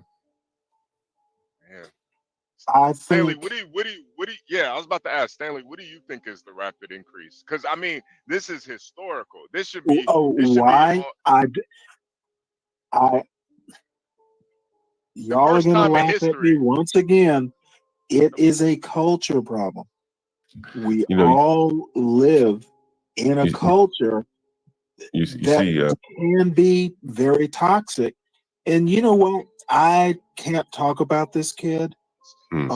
He had two parents, I'm told, and Black Knight is, dude had $250 in a job. Okay, but who knows what was going through his mind?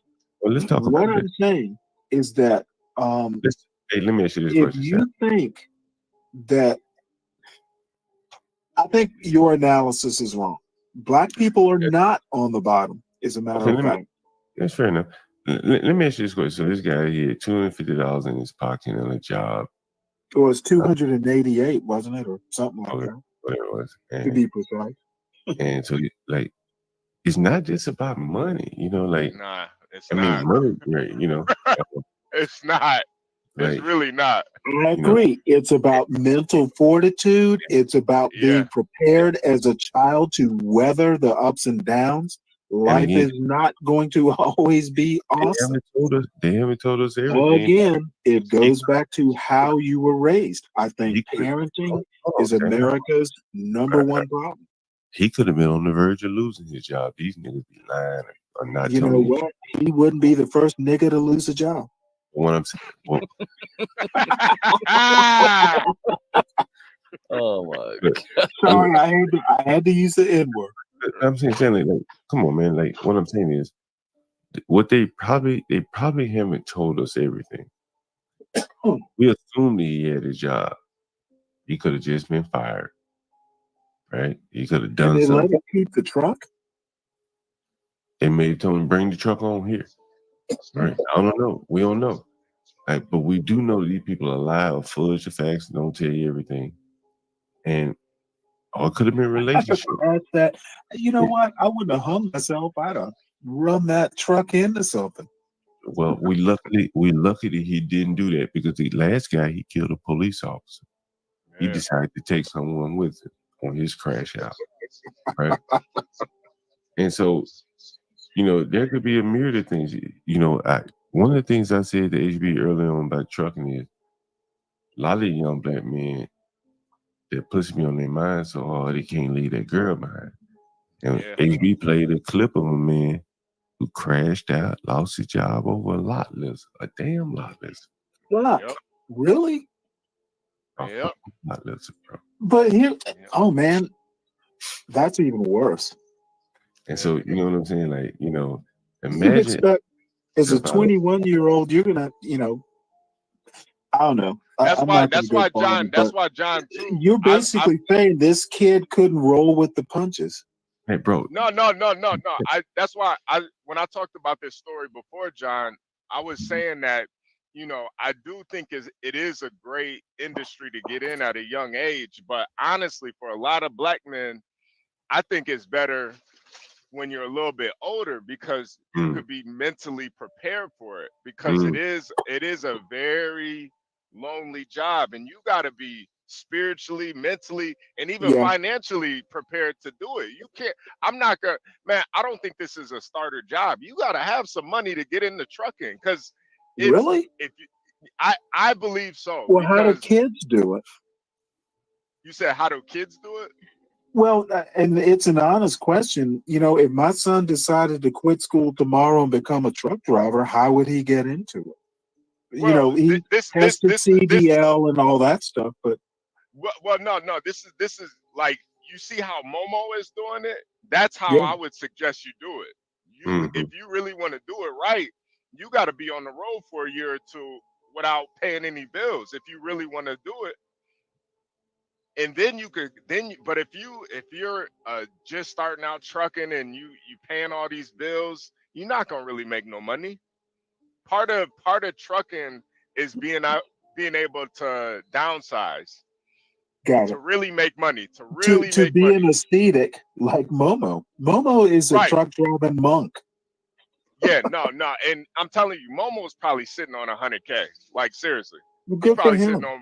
He's probably sitting on more than that. Honestly, the way he lives, and that's how you really benefit from it. But you could easily get into a situation where now you're trucking, you're living check to check. Now you can't really enjoy the aspects of trucking. You don't really enjoy it. And when you in the truck by yourself, your mind starts wandering. You might say, "Hey man, let me just stop at this Walmart and get a rope." Well, let me Hey, I'm gonna loop back to my theme.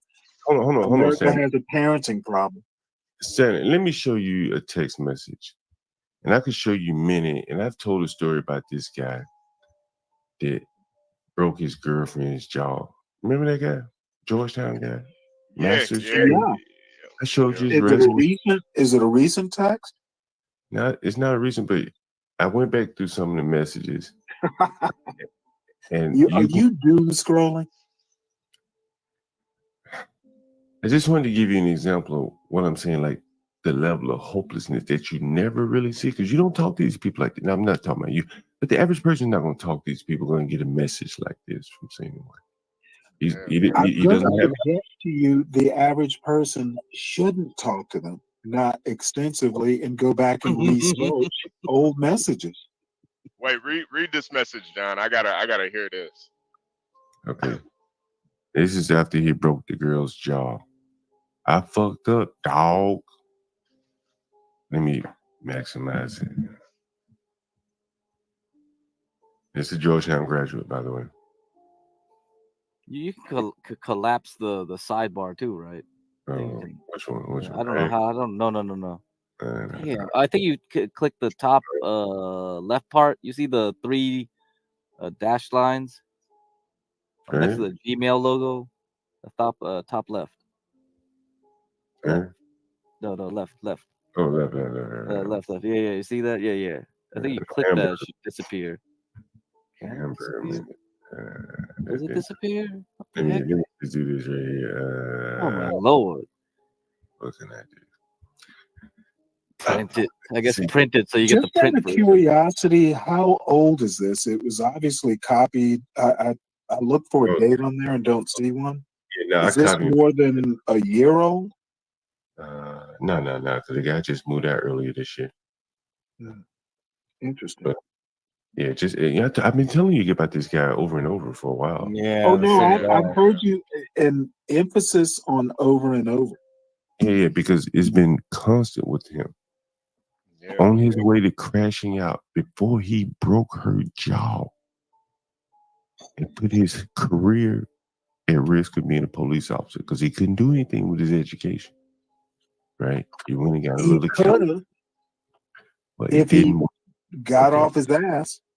Right? Okay, but it didn't work out for him, right? I fucked up, dog. I fucked up, dog. And I can't blame anyone but me, and everything you said about me was right, man. See, I be telling these niggas. I tell these niggas the straight, right? Everything you said about me was right, man. I come from nothing.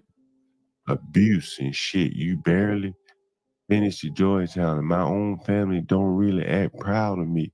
So in real life, I'm alone. And she really all I had. And when I felt you would lose, when I felt you were losing that, you stopped caring about myself. I was busy chasing self-worth, and it affected my relationship. And even if it's never fixed, when it's all said and done, I want to get real help so I won't mess up my life. I hate black people, and I hate this area. I let my time out here decline my great clean slate. It's hard out here for people, never. If we in school or not, and one day, man, I hope I can speak to you and see you. I'm doing better. Jesus. That's a Georgetown motherfucking graduate. What the fuck he gonna do out here? You better go to a meatpacking factory, goddammit. Open up the meatpacking factory. John, I think you care more than anyone I've ever met. Well, you know, man. Somebody, no, and Stanley, that's the issue. That's the issue. Nobody else really cares. Yeah, like nobody. You know what? I made a point about over and over for a reason. Bro, you know, like again, it's something that I never. Fuck this guy, move on. It's never. Well, I don't have any. I sleep well at night. I don't think about this nigga. But in the You always think about him. But in the macro, I know that there has been thousands upon maybe millions of people like him. Just look how hopeless he sounds. And we're lucky he a light skinned nigga. If that was a dark skinned nigga, he'd been kill somebody. Let it go, John. It's too early in the morning for this shit, bro. Let it go, man. I can't Delete take the this email. anymore. I can't take this. I can't take this.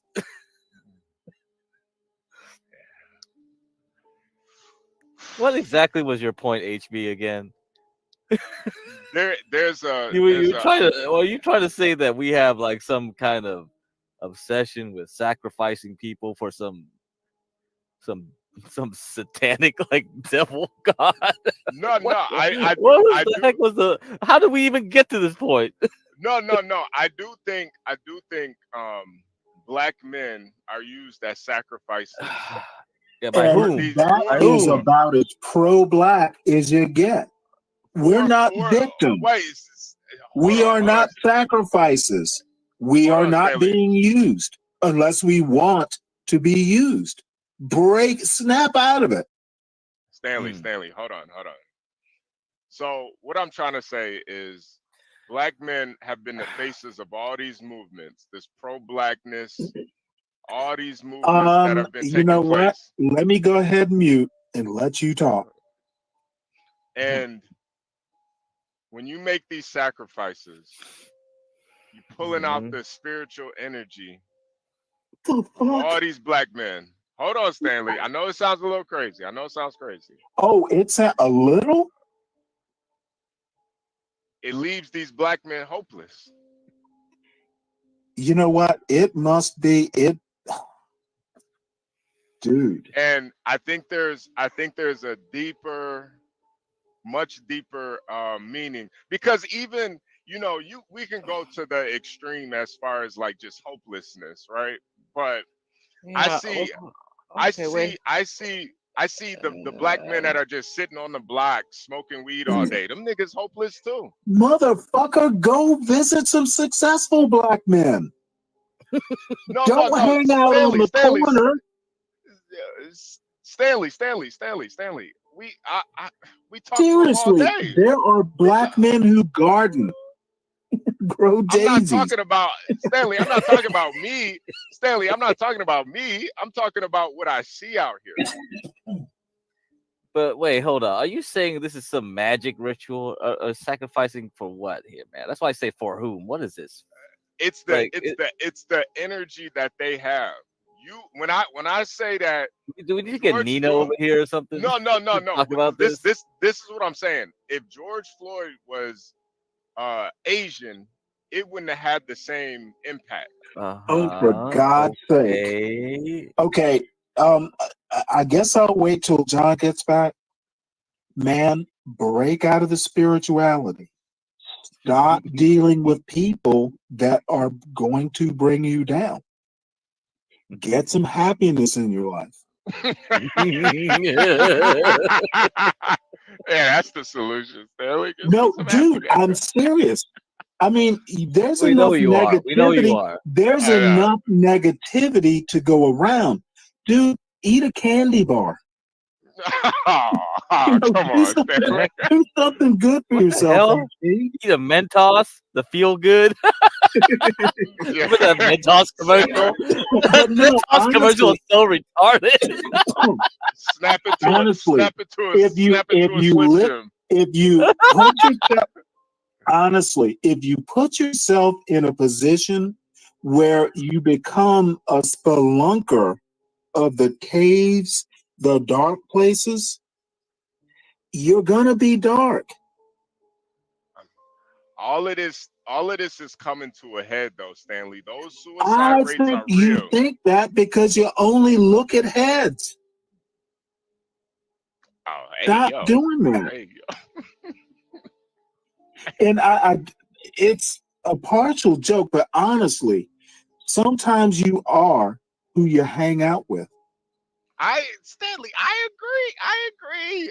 Well, then, what is all this young black men are sacrifices? I mean, all you and John especially, like, I care about race and all that shit. I pay attention to it. I think it's a problem. But dude, when I wake up in the morning, the first thing I don't think about is race. Stanley. When I say that they're used as a sacrifice, I'm saying by the elites, by the black elites, by the people that control Okay, them. the black elite, you know the joke that if Elon Musk woke up with Oprah Winfrey money, he would hang himself? No, Stanley, they're all in it together. There is now, no Stanley, black elite. Stanley, you're a black elite. You're John is a No. black elite. No. What I'm saying though is, you see how this young man, the Javion McGee, and God rest his soul, but you see how he killed himself, suicide. No, I know the news story. I'm not going to Right. dwell on it.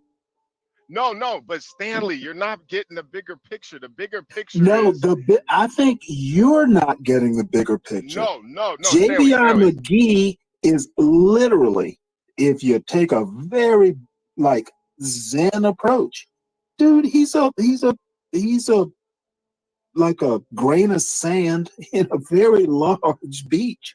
That's how you see it, but It's how it should be seen.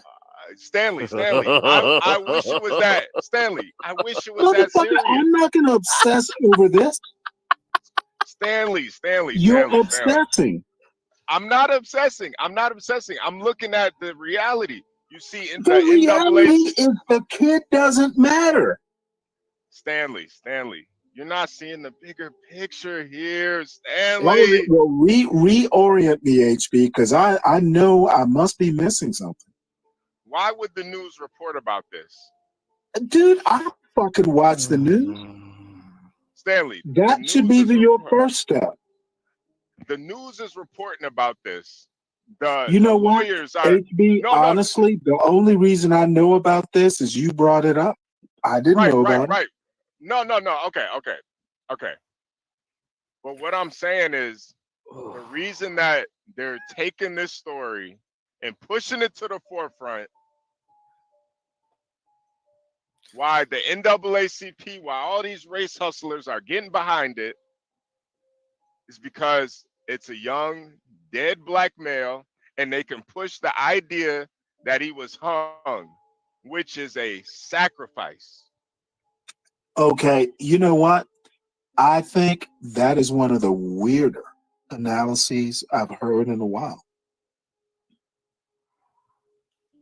You said it's one of the what? Weirder. Oh yeah. No. They're listen, Okay, listen. race hustlers.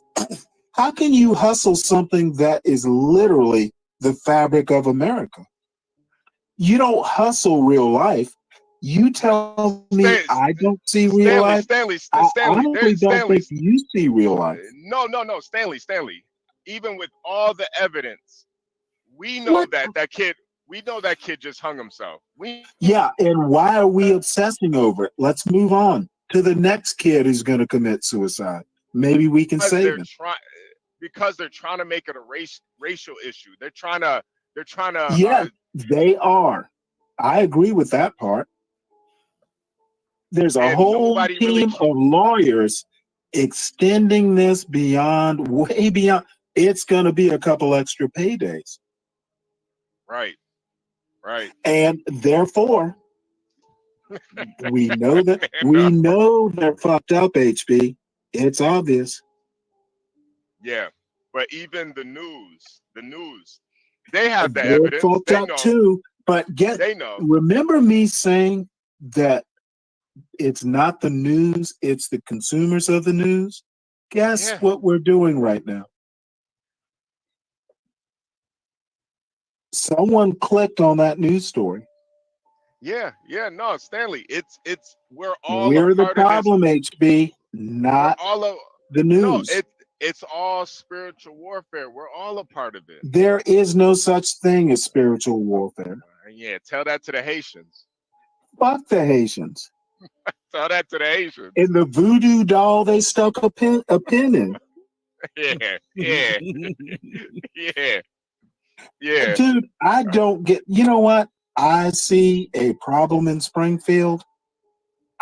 When you start getting, it's like a doctor. You can't get personally involved with your patient. If you want to fix a problem, don't become the problem.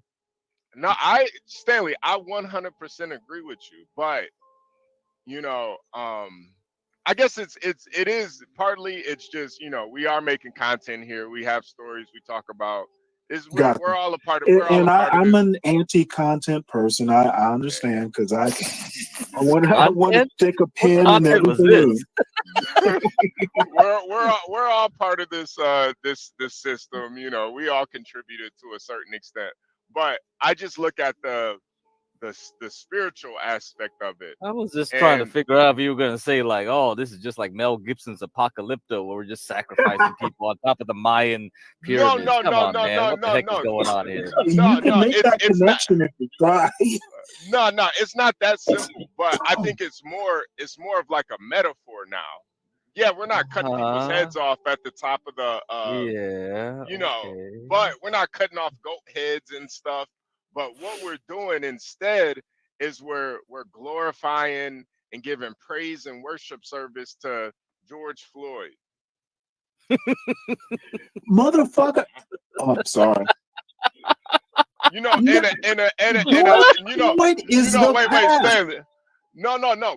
But that energy still lives on.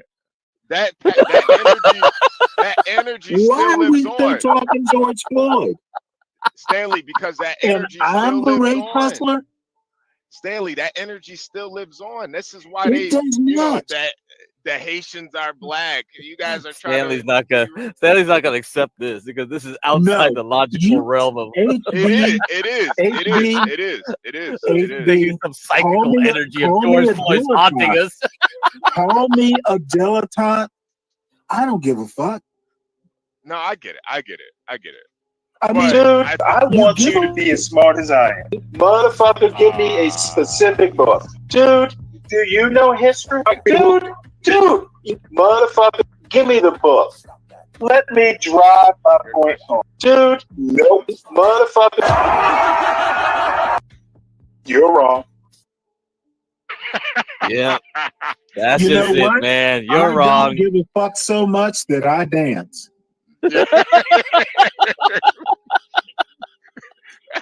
I just think if you dwell in darkness, you're going to stay in darkness come into the light. I agree, Stanley. I agree. That's why I don't really like to talk about this stuff, because it is when you talk about, demons and the occult and, how this Well, world even is if there really. were demons and a cult, there's still daisies. There's still open fields in sunlight. There's still. I agree. I agree. I agree. I agree. Who was? There's a song, an old country song. It was Tom Tillis. I love. I'm gonna find that song, and I'm gonna send it to you, dude. Don't. The kid died. His parents must be in hell. Yeah. The lawyers are exploiting them. Yep. However, you clicked on it. We know the news. We know life is fucked up, but you can't dwell on it. No. It's just I guess I do have some compassion, just because, I'm a trucker. Are you calling me uncompassionate?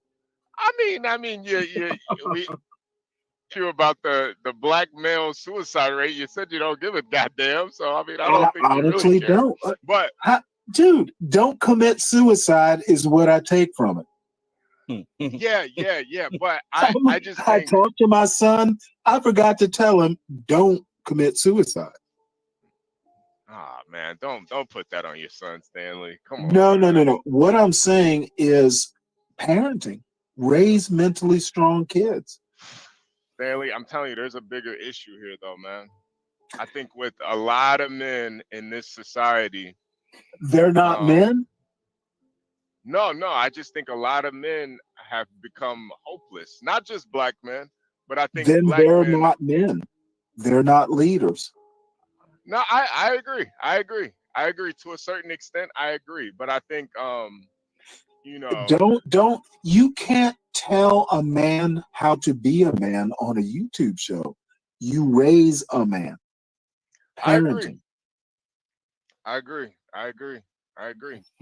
But I think it's just we're just having some social commentary. That's all. And I think it is something. You thought I was doing more than social commentary? No. I just think as the black male rate suicide is in history, the first time in history it crossed American over, history. American history. It outweighs the white suicide rate by a fraction.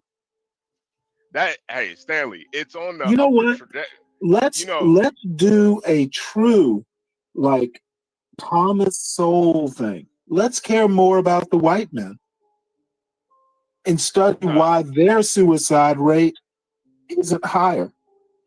Well, I know we know why. It's a joke, HB. We know why white men feel disenfranchised. They got a bunch of Haitians moving in next door. We know why. Be brave can't live in his socialist utopia anymore. He's actually got a that's to compete. There's some biracial rednecks.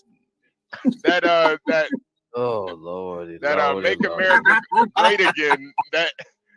That dream of making America great again. It's a lie. It's a sham. It ain't never gonna be great. Where we're going now. No. It can be great. Just not the white greatness like they wanted. Well, no. You know what? Sometimes as you grow up,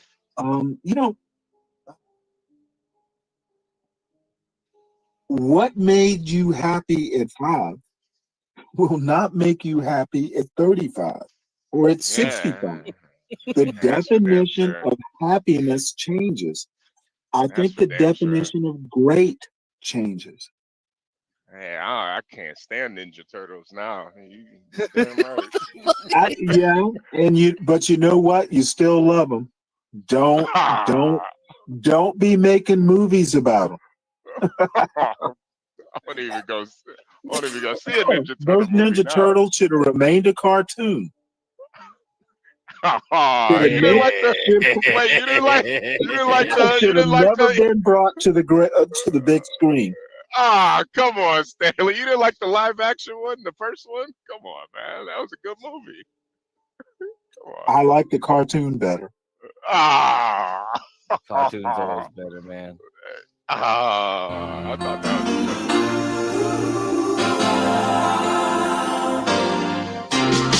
It doesn't matter what comes, fresh goes better in life. With mental fresh and full of life. Nothing gets to you, staying fresh, staying cool. With mental fresh and full of life. Fresh goes better. Mentos freshness. Fresh goes better with Mentos fresh and full of life. Mentos, the fresh maker. Not even the waiters were black. Yeah. That's what white rage comes from. Yeah. You're like, that was the good days. Make America great again. Hey, Nando, salute for the Cash App, man. I appreciate that. Nando, salute. Yeah, man. Listen, man. Back when Mentos was the candy of the day. Yeah. Telling you. This is why, Stanley, I talk about the brave new world that we're going to, man. We're going into a new age. I mean, there's a lot of things wrong, man. This is just like, I mean, you go to one of Grace's little streams, right, with all the guys on there, or Ava's and stuff, and yeah, I think through various times they've admitted like they were on ADHD meds, they are on ADHD meds, they will take ADHD meds or something like that. So and these people are just like 19, 18, right? And they probably were taking it since 16, 15, who knows? Or they will Who is take this motherfucker? Salute my restore order brother. Oh my lord. No. That's from another channel. It's the channel's called Restore Order. Yeah. No. I'm just joking.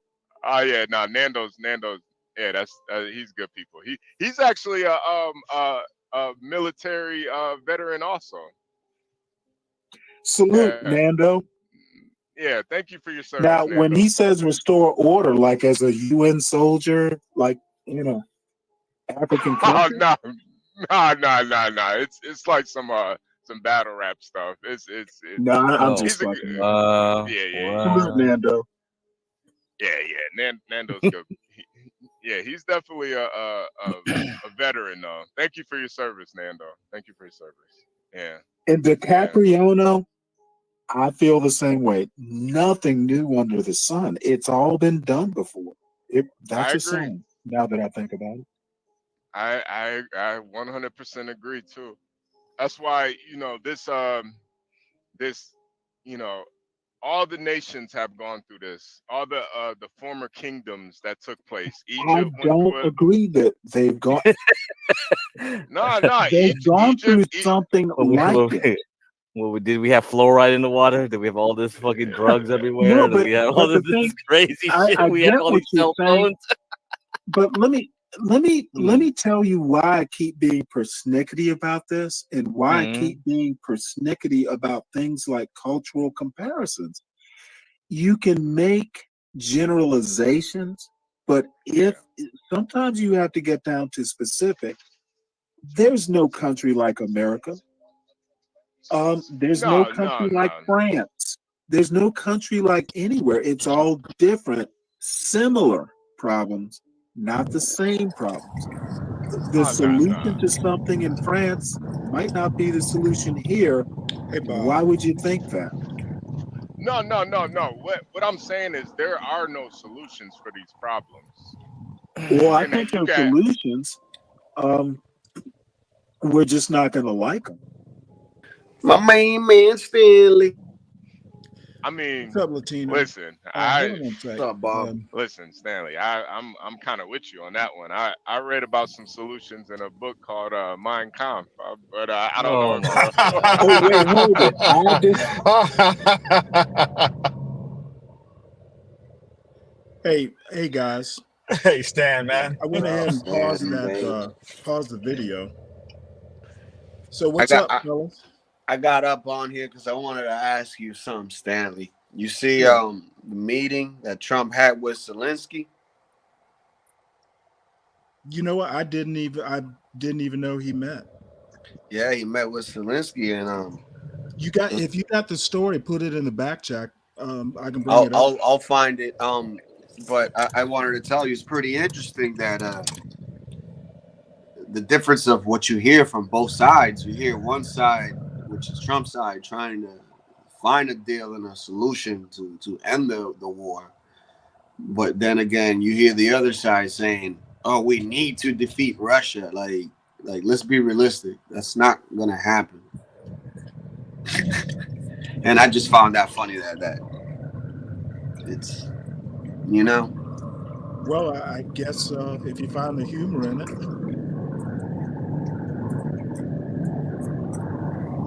So, Bob, what's up? Man, I'm on call today. I'm in Memphis. I'm on call. I'm number like 30 out of 40 guys before they call me. So I'm bored. It's kind of an overcast day. That hurricane, the edge of the hurricane just kind of blew by us. So yeah, I'm down in Georgia. Yeah, it's still cloudy down here too. Is it overcast with you guys? Yeah. Did you guys get hit pretty bad? Not really. No. You know, it was really wind and rain. At least I'm right on the Alabama border. No, it wasn't bad. Oh, you're not far from Villa Rica? I'm in Villa Rica. Are you? Okay. My aunt lives out there. Oh, really? Yeah, I used to live in Atlanta for a while, man. That was a good town. But Villa Rica, it was the sticks when I was there, but now that's all kind of grown up. It's still kind of the sticks in parts. Yeah. But I love it here. It's nice and quiet, and it's good out there, isn't it? Yep, I'm near. You know where Temple is? Temple University. The closest I know out there is Douglasville Mall. Beyond that, I don't know much about. Oh no, I'm about 15 miles from Douglas, but I can go. I'll put it to you this way: I live a 10-15 minute walk from the fishing hole. So. Oh, you're good. You're golden, man. I'm good. You're golden. You're golden. You know, how close are you to the Alabama border? About 40 miles? You know what? I don't know, but Villa Rica it can't be more than like 15, 20 miles. Okay. Yeah. I always wonder how people who live on the border, this is totally nerd stuff. People who live on the border between the time zones, how they follow their phone time. You're telling me, depending upon which tower it pings, you could be going back and forth. Well, you know what? I haven't been to Alabama, at least recently. So, but you get a lot of Alabamians over here. Albanians visiting the Walmart. Sweet home Alabama. So, yeah, go ahead. Well, our great leader John Galt is from Alabama. So salute to Alabama and all the Bamas. And there are Bama in the building. I'm a lot of Bamas in Alabama. What's really? up, Medium? Yeah, man. I was watching the little discussion you had with HB about where do African Americans fall in the rankings in America and stuff like that.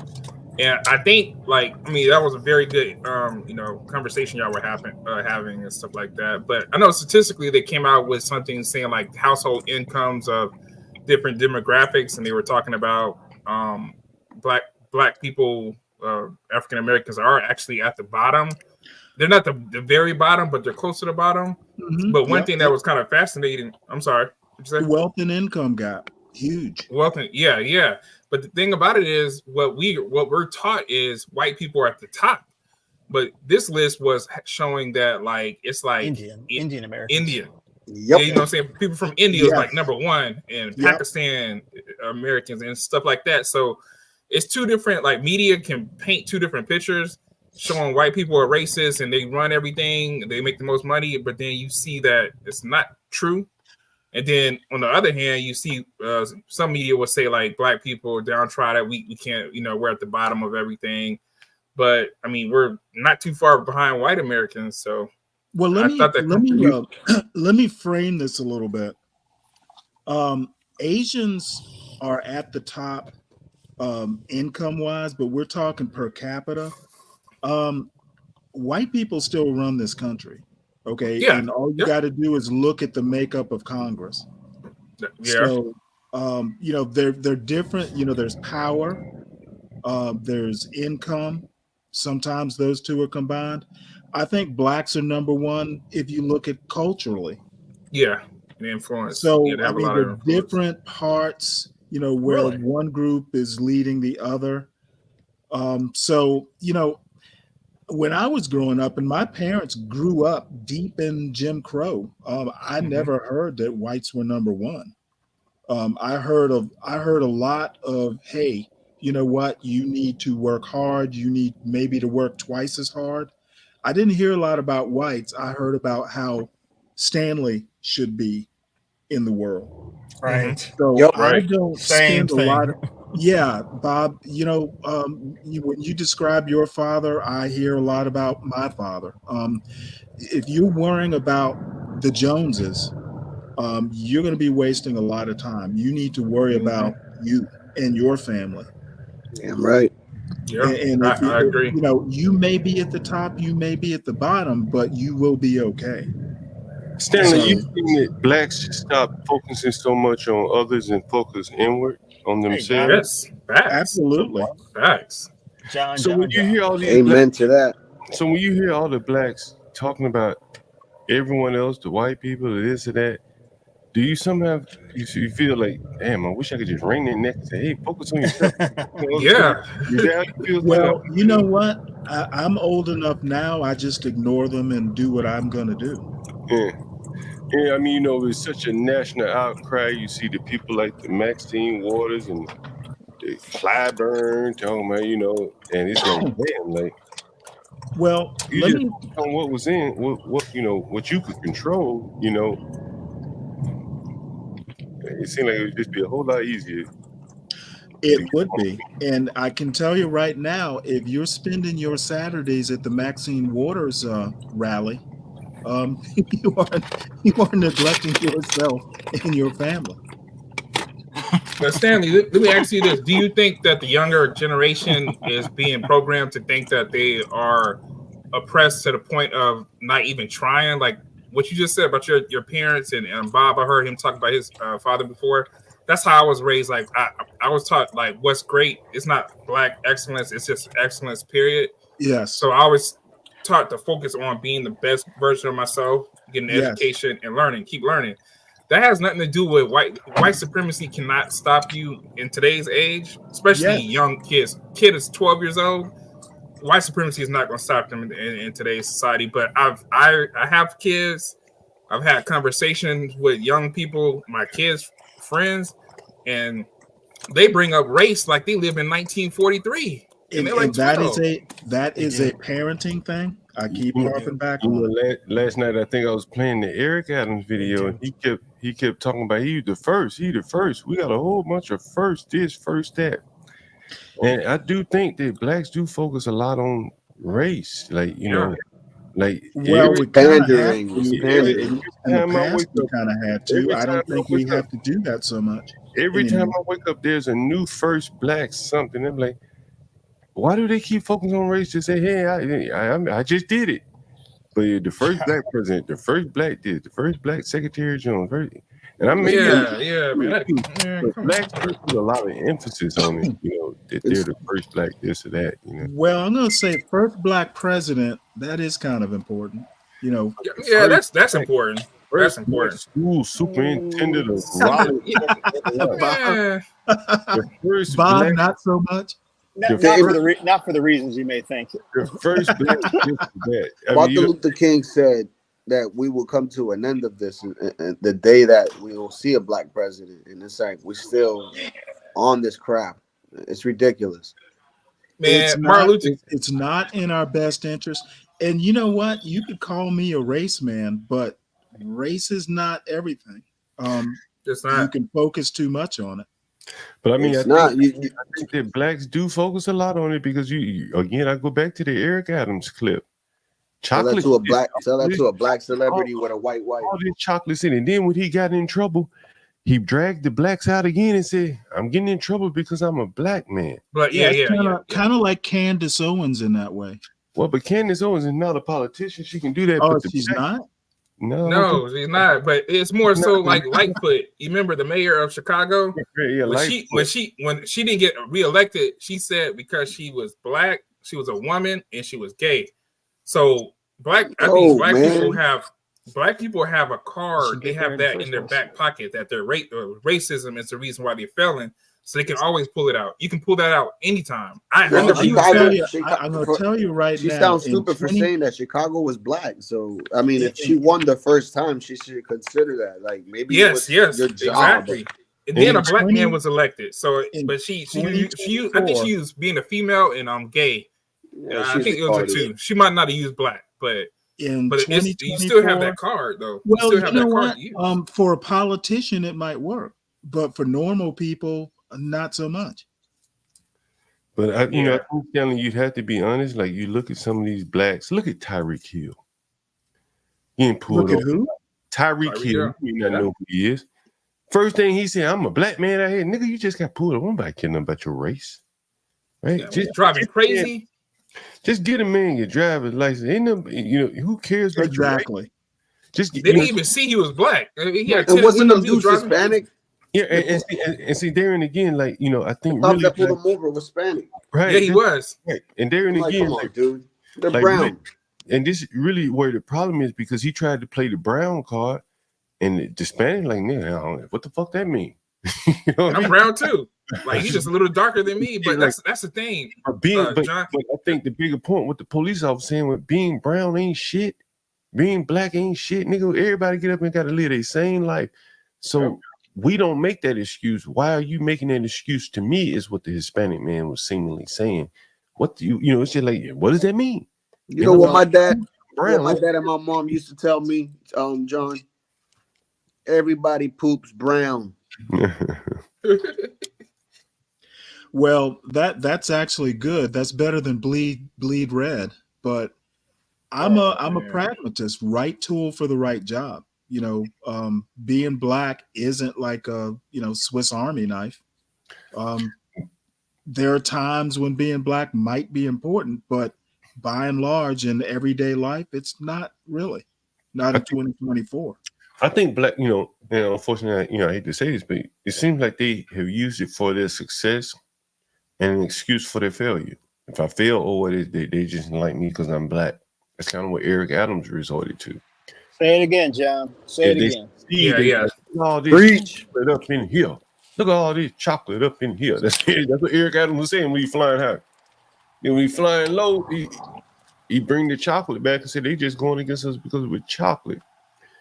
And I think that blacks do think a lot about race. And it's like a crutch on the both arms. John, let me ask you this, man. Do you think blacks actually think about race more than might be a weird question? Do you think that we think about race more than white people? Yeah, I think so. I don't think white people. It isn't my opinion. I don't know. White people don't think about race. I know they don't. I know. I did several experiments. I went to freaking. They had some. I live in Tallahassee right now. They had some white event, and I walked through. People was just living their life. They didn't look at me any type of way. This is predominantly white crowd. I forgot what event it was, but I was working downtown for the state, and they had something across at a park. So I was like walking through, just I didn't feel any eyes. Oh, that black person, this and that. I was just like, oh, they just living life. And I know because I went to HBCU. if you see somebody from a different race, you might some white dude with blonde hair, you might look at him, and that's a topic of discussion. It comes up so much. I have a lot of white friends like, no, man, we have our own problems. We don't think about race like that. I mean, and I believe it. Remember when the white guy didn't Morehouse have a white valedictorian one time? Was it Morehouse? Yeah, they did. Yeah, they did. And they saw race like a motherfucker then, didn't they? Oh, yeah. Do you guys remember Danine Wilkerson from Massachusetts too? She also got locked up for stealing money. Who? Heard her. I'll send you a link so you can see. This happened like in 08. Well, I also need to remind folks that just yesterday somebody called this a black channel. It was a white person, if I recall. There are folks who come up here who happen to be white, who are, feel free to use the N-word. So whites do think about race sometimes. And, you can make the argument that, oh, hey, they come up here hearing everybody else say it, the N-word, and, they want to join in the fun. But I argue that's thinking about race. So no, John, I'm not going to argue with you on that, but I'm saying the average black person probably thinks about race several times weekly. The average white person, they're going to yoga, getting a coffee from Starbucks. They just living their simple life, and they're like, how the horses have that one vision thing where they look straight. That's all they see is what's going on in their life. Right. So I know white people. I literally went to all white schools. Now this is in the past. I might not be, if I look at my son, I honestly don't think he thinks about race that much, but then race didn't come up that much in his upraising. So I think you are what your parents raised you to be, in a perfect world. I give you that. I'm really curious about this. I have a couple of buddies that have, like mixed children, white, wife, whatever. How do you talk to race with the mixed child? And I know it's the same way you would with any other child. Well, because I'm just asking you. Yeah, would it be the same? Like I don't know. It's just interesting. Like, did you ever talk? I talked to him about race the way my parents talked to me about race, which wasn't that often, oddly enough. But basically, he needs to know that it exists. He needs to know that it can at times be an issue. He needs to know not to lead with race. So, the same things my parents taught me. When I grew up, and these were people who grew up in Jim Crow. It wasn't race this and race that all the time. So, Stanley, I couldn't agree more. Can I ask you, or is your son biracial? Yeah, biracial. So you teach him about both cultures, right? You know what? I don't know white. Other than I'm going to say I taught him about American culture, and under the American culture umbrella, race is one of the things you need to be aware of. But what did you teach? What did you teach him? Give me something I just out of curiosity. What would you tell him about race? Yeah. Most of what I taught him was history. Listen to some Martin Luther King, read Martin Luther King. Well, what about relations? Did you and your son talk about the Trayvon Martin trial? No. Did you ever have a black talk with your son? There's this thing they call the talk. Where you mean about cops and stuff? Well, my father was a cop, so I told him to respect cops. Okay. This goes for white kids too. Keep your hands on the steering wheel. Yeah, I never understood that whole black situation with the whole. If the cop is out of line, now it's he's pretty much an adult now, but as a kid, if you get in trouble with the cops or a teacher or whatever, you know what? You let me handle it. Okay. You keep in the back of your mind, you go with that flow. And if there's a problem, daddy's going to take care of it. Did you ever tell your son that police disproportionately pick on black people? No. Did you ever tell them that they don't? That's like a lie that the media makes up? Like, how did you approach that? I didn't approach it. There's no need to. That's interesting. You know how so many people. You remember, someone had a.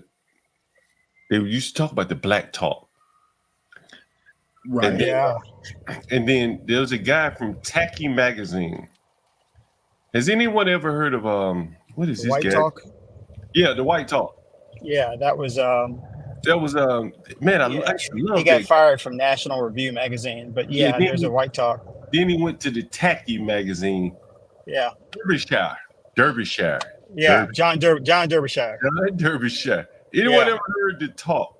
The White Talk? Yeah, I read it. It's funny. John Derbyshire. It's true. John Derbyshire. Anyone ever heard the White Talk by John Derbyshire? No one ever heard it before? I heard of it. Yeah, I read the list. It's funny. It's true.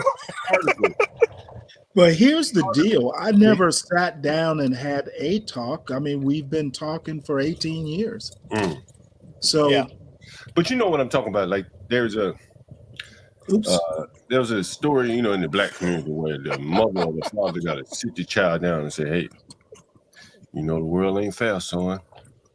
Well, that's a little melodramatic. It's not my style. I never did that. But you know what I'm saying? The white police, you know, you got to sit your son down and tell him, "Hey, these white police out here picking on us." Right? Hold on, John. I wanted to ask you, what the heck is the Black Talk? This is it. Hey, son, you got to work 110% harder. Yeah. Well, no, it's twice as hard. Twice hard. Get the talk right now. Well, it's 110%, maybe adjusted now, but go ahead. You got Sorry, John. You know, just all that. You know, just like the world is against you, son, and you so a bunch of bullshit. Well, amen. If the blacks embrace that and really work 200%, no, it'll be hella motivational. But I think it serves as a backdrop for an excuse to a lot of the young blacks. How does that sound motivational to anybody? You're born into this world at the bottom, and you got to work 10 times as hard just to, get a bottle of water. That makes no damn sense. You got to work 10 times as hard. Zero sense. It would have been better. Hold on. It would have been better if they told me what my parents told me. The world is not meant for. It's not easy. So you got to compete. It's a marathon. No, I do agree with you. I do agree, but you know, we've all heard the black talk that you got it. Sure. I've never heard the black talk. Well, I had it. But but it was 30 seconds. Right. So if you've had it, and if my parents told me, "You're an American now, boy. The world is your oyster. If you don't grab every opportunity by the balls, you're not a man." You know, and I guess it's kind of the same thing with a negative bet in that. You know, it could light a fire up under you. If you thought that the whole world was against you, that might make you go out and really give 110%. I disagree, John. I disagree. I obviously, clearly, but if that's what they were being told, and if they were going out and giving 110%, clearly it would show up in the results. Yes, it would. What's your point? I'm lost here. It seems like, you know, from what I've heard all my life, my parents told me, and, you know, I've heard it just as, you know, just common fact, you know, police is against you, the world is against you. And I used to always question this, like, how the hell they knew you were black when they pulled you over? Well, wait, hold it. Now, your credit score's down. I didn't need your credit score. Things in South Alabama are a little bit different than they are in the rest of the country. Fair enough, but still, so they might have had a point. But I've always wondered though, like when they said blacks get pulled over more than others, I was saying, well, how would they know before they pulled you over? Now, once they pull you over, database in their cards that allow them to use the license plate and your mic. Like, when you have a driver's license, is it designated that Mella, your mic is messed up. Let me see if I can adjust it. Hold on, guys. Hold on. All right, let me try that again, Mella. I was asking,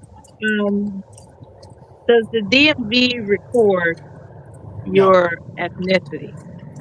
No. Well, okay, so no. when At least in Tennessee, when they a don't. cop looks up a In license plate, Georgia, they they don't. can't They determine do in whether or North not Carolina. Yeah, they have a BOK for black. Hold on.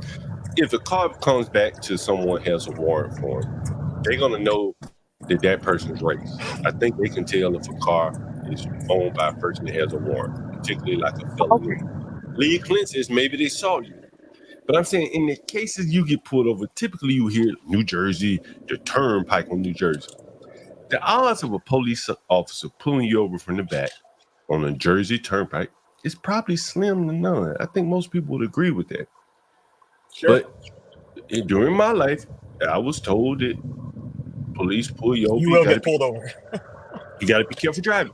And for me, it worked. You know, when they did pull me over, I had my hands on the steering wheel. You know, I probably took it in mind. I drove a little bit safer than I should have. But, you know, I think that it's not necessarily true. And I think it's making these people become victims.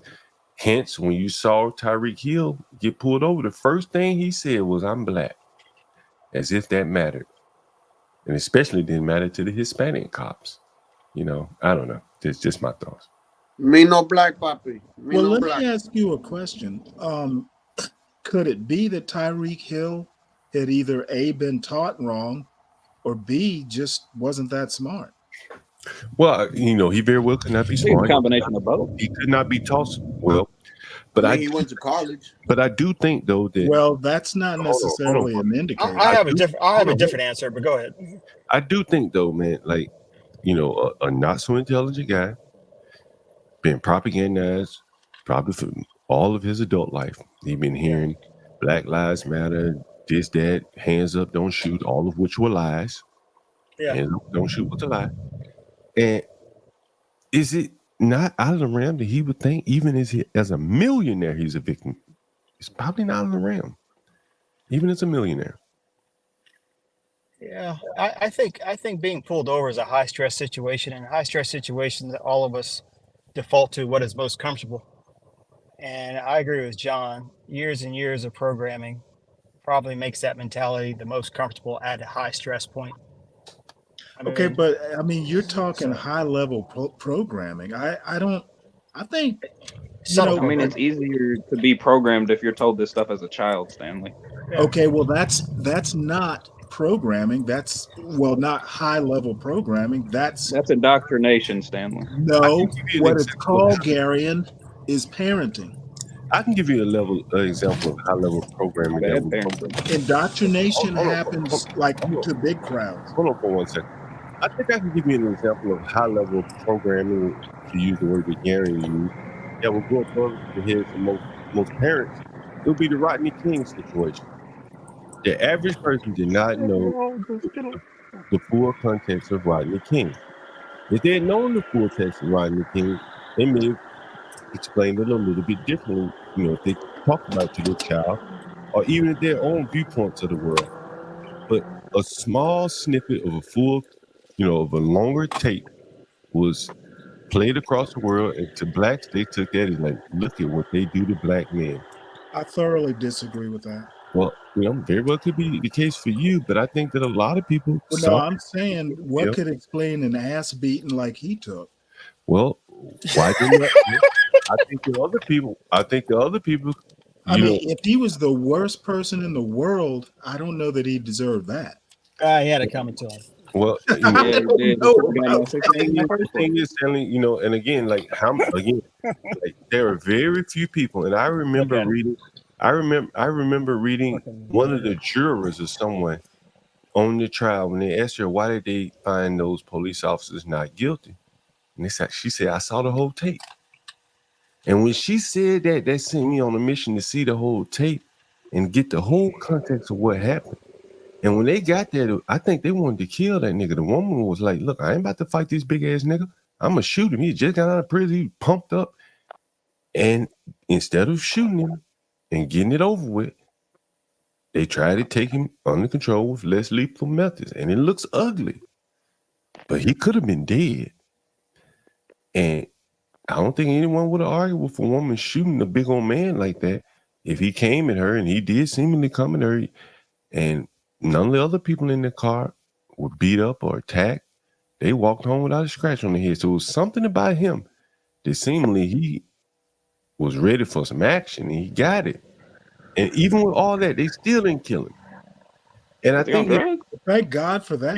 He was on drugs. I think it was PCP or something like that. Yeah, that would do it. PCP makes you fucked up. Miles an hour on the highway in a Hyundai. And I think if the full context of what happened there had been told to children that saw that 5 to however long the snippet of him getting his ass whooped, then with people's viewpoints have been different with blacks' viewpoints, at least toward the cops have been different. I don't know, but I do think that the average parent who saw that could not have explained the truth of that matter to their children. The dirty little secret is a lot of these white cops are doing the black community a solid by getting rid of the black trash. Yeah, but these dumb little niggas keep getting popped out at a faster rate. Well, yeah. But, I mean, George Floyd, the black community was kind of helped by his death. George Floyd has kids. That's the scary thing. I think George Floyd's kid didn't even recognize him. The older boy didn't even know that was his daddy when he saw him down there. Exactly, John. We went to go get milk. He didn't know who his daddy was down on the ground. Went to go get more fentanyl. From that pregnant lady. Brave, you've been quiet as a mouse. I knew you. Hold on, Brave. Before you say anything, I gotta ask: how long were you waiting before you came up? You were we've been talking about niggas for a while. I know you just popped out right when we started. So how long were you waiting? That's the only time he pops up. It's like I wasn't waiting. He's gotten a lot. Yeah, I call bullshit. How long you been waiting, man? He's like the ninja. He's like the ninja genie, bro. He only pops this up. This nigga's like a ninja. He was like, I heard you talking about Blackie. I came out my trailer. Okay, can I answer it? Right. Yes. I was preparing my supper. I was doing dishes. I was cutting up carrots for the future. I was cutting up and cleaning vegetables for the future. Does that sound like I'm fucking waiting? Yes. I'm listening to you while I'm choring, sir. Exactly. You were waiting. Dream on. I don't think, again. Go ahead, Brave. Let me tell you something. Don't waste your breath. Go ahead, Brave. No, I wouldn't. That was a silly statement. Like I worry about that shit. I'm just the best there is at white man when I come to a white man jumping off some nigga shit. That's why I jump. Exactly. Yeah. That's why I asked. That's my job. But it ain't like I'm hovering, Garion. I got a life. Well, okay, that's bullshit. Okay, no, listen, I had the white talk with, for people that think whites don't think about blacks, I understand if you're in a mixed area and it's a larger city and everything where you think that. But I'm telling you, there's this phenomenon called all white areas, all white towns across the nation, mostly white towns. Them people are thinking about blacks. They don't want you in there. They're not worrying about it. They're not fretting over it. When they see it, they don't want you there. That means they're thinking about it in the back where it counts. So if blacks think that whites aren't thinking about blacks, I could say for the most part, I don't think we think about near as much as far as the self-pity, or we don't think near as much as like, oh, poor, woe is us, white trash. Oh, we're white trash. Oh, poor us. No, we don't think that way. But I'm telling you, but I had to talk. Sorry. Is there another? Go ahead, Brave. I had to talk with my, I have a Karen for a sister, older sister.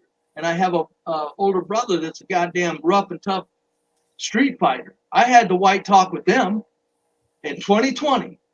I said and predicted it. Goddamn it, I was right on the money. That's what scares me about me sometimes. Right on 2020 when they killed Floyd, I said they're not what they're going to do. And I was on an all-white supremacist channel, and I said this. And I said they're going to give them free hand at committing crime.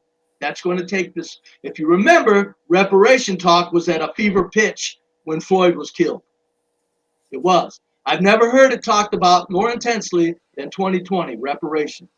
And I said, this ain't going to get reparations. What they're going to do is they're going to give a free will, convict filthy violent crimes and no consequences. And I had the white talk with my sister, who was a Karen, and my older brother, who was a rough and tough, and he's old in his old age. And he's not willing to fight over nothing, but kind of he is. And he moved into the old, and he bought the old house that I lived in that I moved from. I said, I'm getting the hell out of here. You got young blacks sagging and shit like that.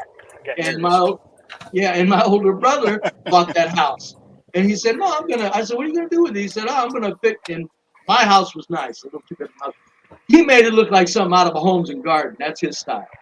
So he said, I said, what are you gonna do with it? And he said, I'm gonna fix it up. I said, Rick, what you gonna do? Didn't mean get the name. I said, what are you gonna do when it gets out of hand and you got too many of these around?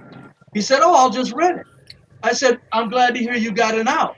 Because what I told him is, I said, don't jump in it with these bastards. Because if you kick 2 of their asses, it ain't over. They're gonna come and shoot you. Right. That's the new America. And I jumped his ass good because he will.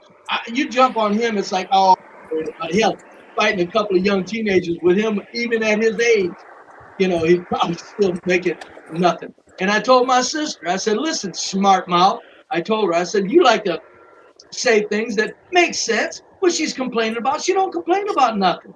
But when she says something in public, it's not horrible, and she's pretty good at keeping hers. I said, now you don't say a damn thing about nothing. I said, you will get, if you're in a mall, I said, and you see 3 black kids, look at your watch and act like you got to go this other way and go around them. I told her, I said, now with that smart mouth you got, you'll get you and your husband killed. I gave him the white talk. You damn right I did. Brave, have what you ever is that? So do you think you answered Richard's question? What is Richard's question? What's the white talk? Yes, that's a white talk. Watch out for niggas. Here's the it ain't watch out for cops, it's watch out for niggas. And I'm not saying that as an insult. You know what? That explains America in a nutshell. Yes, it does. That's why I'm saying whoever says whites don't think about blacks, you're out of your damn mind. Now here's the kick. Blacks are putting that on steroids because now they're for 50 years, everything's fine. Okay, whites don't want to live around black. No shit. Who would have thought? Okay, everything's fine. Now blacks are turning it up like now we're for us, and life still sucks for us. This is where whites are really getting real sick of it. Now I'm ahead of my time. I'm sick of it, but I'm telling you. I still need to come on your show. Well, come on over. But I'm saying I'll do that because I want to talk about this. Yes, we can, and I'm not, and I wouldn't even talk fast. Yes, we can. It'd be your show, buddy. It'd be your show. But listen, I'm just telling you this. this shit about what blacks are doing, and when blacks are thinking for me, that it's going to be up to you 30% of you blacks that understand things and are well reasoned. You're the ones that's got to stop this, because I'm telling you, if you keep that, I don't know how. Hey, Brave, hold it. If the 70% keeps up with this shit about self-pity, turning young people angry over nothing, you're going to get what you wish for in the future. And that means whites will openly say, stay the fuck out of my neighborhood. And they're going to say shit openly. That's what it's going to be. And I'm thinking that when the day happens, whites may need to be the tip of the spear to cure the 70%, Bob. I don't know, but it's a damn shame. Because you 30%ers are getting affected by it the most, because I don't care if I see a Bob. When I see a Bob move in, okay, you're way wealthier than to move around me, Bob, I get it. But if I see a Bob move in, a gentleman like yourself, Bob, a well-spoken, very polite gentleman, I don't know you, I'm still worried. That's not my imagination. There's a good reason to be worried. Bob wouldn't be moving there. No. Brave, you know what I used to call it, Brave? No, I agree, Brave. I agree, Brave. Brave, you know what I used to call it? Yes. The benefit of the doubt. And I think if a black person moves in your neighborhood, you don't give him the benefit of the doubt, because you've seen so much. And I think that is what black people are missing, in my opinion, the ability to be given the benefit of the doubt that things will go well when they move in someone's neighborhood, as opposed to people saying, oh boy, let me call the moving company. I got to remember the way you said that, John. 70% of these niggas are destroying the benefit of the doubt that whites tried to give to blacks. They're destroying it. You are correct, John. That's the perfect way to put it. I think I'm done with this conversation. I'm sorry. I'll stop saying the N-word, Stanley. I'm sorry. All right, moving on then. I'm just having a little fun saying. You know, I don't mean that. Nah, Brave, you can say the N word as much as you want. John's getting off on it right now. I see him grinning. The white top, all I'm saying, I never Watch mean out, Angel might just pop out of nowhere. Yeah, Angel might say he might say the hard R. Not him. Not him. Jesus. No, I just want to apologize to all a black has to do is say, please don't say the N-word, Brave, and I won't. Stop Well, it, Master. You say it with such gusto. Because I lived around blacks and don't say it no more, Master. Did you spit when you said the word? And I partied with blacks, and I at the workplace, Stanley. Trust me, you got to understand something. You think I'm bullshit? Some of your best friends are black, right? Yes. Not my best friends. The people I enjoyed working with the most were black. Put me on a polygraph. Ask me if the people I enjoyed working with the most weren't black people in the workplace. Ask me if I wouldn't rather live around blacks if it wasn't for such a large number of little filthy psychopaths. Damn, you got Brave looking like a potato. We know you would. We know Gary. you would give him the benefit of the doubt, Brave. No, I worry first. I'm watching every move that motherfucker makes. Every single move that motherfucker. Just remember. Don't die on us, Brave. Yo, just remember, this is the guy that gives your kids Christmas presents on Christmas. If I can say something Is about that why you leave lumps of coal because you hate the color? Well, buddy, I'll tell you what. Boy, Bob, what you about to say, Bob? in lieu of not knowing a person, skin color is an indicator of probably social status and probable behavior based upon a certain pattern. So when I see another black person, I think like a white person and say, is this going to be a problem? Of course, once the person opens up their mouth, you can begin to differentiate what type of social class that they are. Yes. But I always say, and I said it before, the first people that leave a white neighborhood is the black family that sees another black family moving in. And if I see another black family moving in my neighborhood, man, it's for sale sign. Because I know y'all are a bunch of computers. You know, I tend to want to computer, Stanley. I mean, things happen. I do not want to live around black people. When you got kids, this is the way you got to think, man. Especially when you got girls. Hold it. I had a kid. I didn't. No, I'm just saying this is the way I think because I got kids. So if it was just me and my wife, I wouldn't mind living in the ghetto. You don't gotta think that in the hood or in the urban city. But let me tell you guys a story. It's about a good friend of mine. Went to college with me. I may have told you this story before. He bought a nice house, man, in a neighborhood that was gentrifying. Man, he paid about $300,000 for it, give or take. And, you know, oftentimes in these inner cities, what they'll do is they will start building housing, front run the sales, whatever. And then if they run out of steam, they'll put them on Section 8. Oftentimes they'll build some apartments within this development that'll look like regular houses, but they'll really be apartments, you know, try to make it look. Yeah, they have that over here too. And so my buddy, he bought one of these houses brand new, and they ran out of steam before they could get them all sold. And so they ended up putting Section 8 across the street from him. Man, those people broke in his house twice. And I mean, I'm talking about they cut like 2/3 off the price of his house. Come on, that's messed up. Marginal neighborhood in Atlanta anyway, with the hopes that, you know, this would be the springboard. He'd be early getting in. And he's kind of pretty boy guy, so he was going to buy a brand new house as opposed to something like what I would buy, you know, a beat up house. And it destroyed him, man. It devastated him. You know what I mean? Like, you know, he'd never been, you know, knocked down like that. And it wasn't from his own doing, maybe, you know, lack of foresight, what Brave is talking about. But that shit really hurt him. You know, he's a good friend of mine.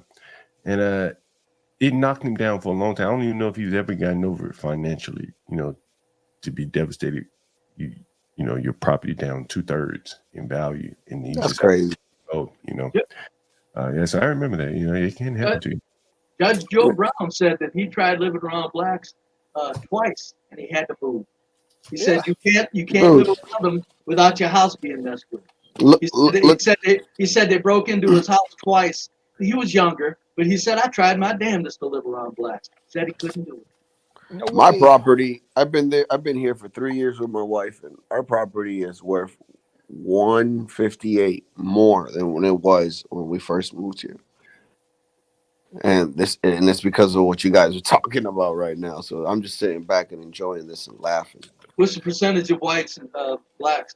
What's the percentage of whites? 80%. It's a small town of at least 6,500 because it's not really a big. It's not really a big town. I look like I could walk to downtown. I bet you one of the only darkies in town, ain't you?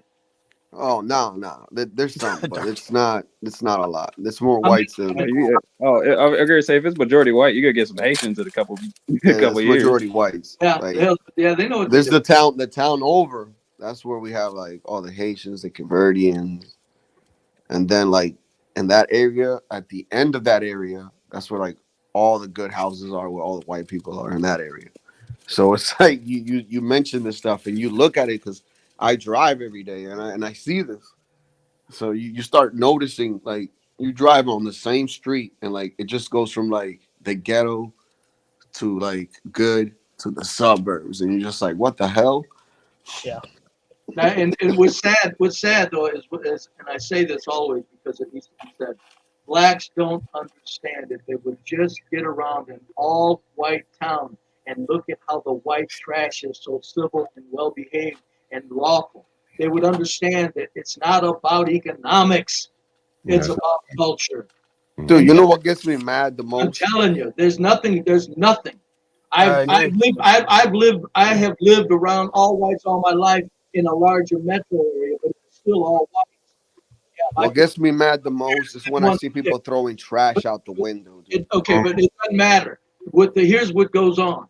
Here's what goes on. In an all white area that's not a larger city, people can't fathom the tranquility that's in these towns. I love it. Yeah, you can't even fathom where I'm at. You're doing good and I'm glad for you. But you don't know what it's like not seeing one black face anywhere in Walmart. Anywhere. And when I see him, it's probably a worker or it's somebody that dated a white woman, but there's few. For the most part, there's none. And I'm telling you, when people say whites don't think about blacks, he's a black Republican. Go ahead and bring in blacks into this town where I'm at. I'm telling you, the business owners will be thinking real seriously about blacks, as they do now, and they'll be thinking very negatively about them. They don't want to. Hey, Brave, what's your opinion on black men dating white women? Oh, I think it's a natural. Black women destroy their looks. Why wouldn't they? Black women, by and large, look what they do with their weight. That's a lot of black problem. And I always say a culture is only as strong as its women are beautiful. Okay? Got that? But are you against it? No, I'm not against it. I'm saying I'm all for it. Love is love. I'm just saying the culture, let me say this one more time, John. A culture is only as strong as its women are beautiful. Now, that explains black culture. All right, Brave. Hey, let me play this video, guys, not to get too hung up. Speaking of, the difference in, things, I was in the store yesterday, a corner store, and here's what the sights and sounds. Let me see if I can maximize it for you. And give her fruit punch juice, please. I mean orange.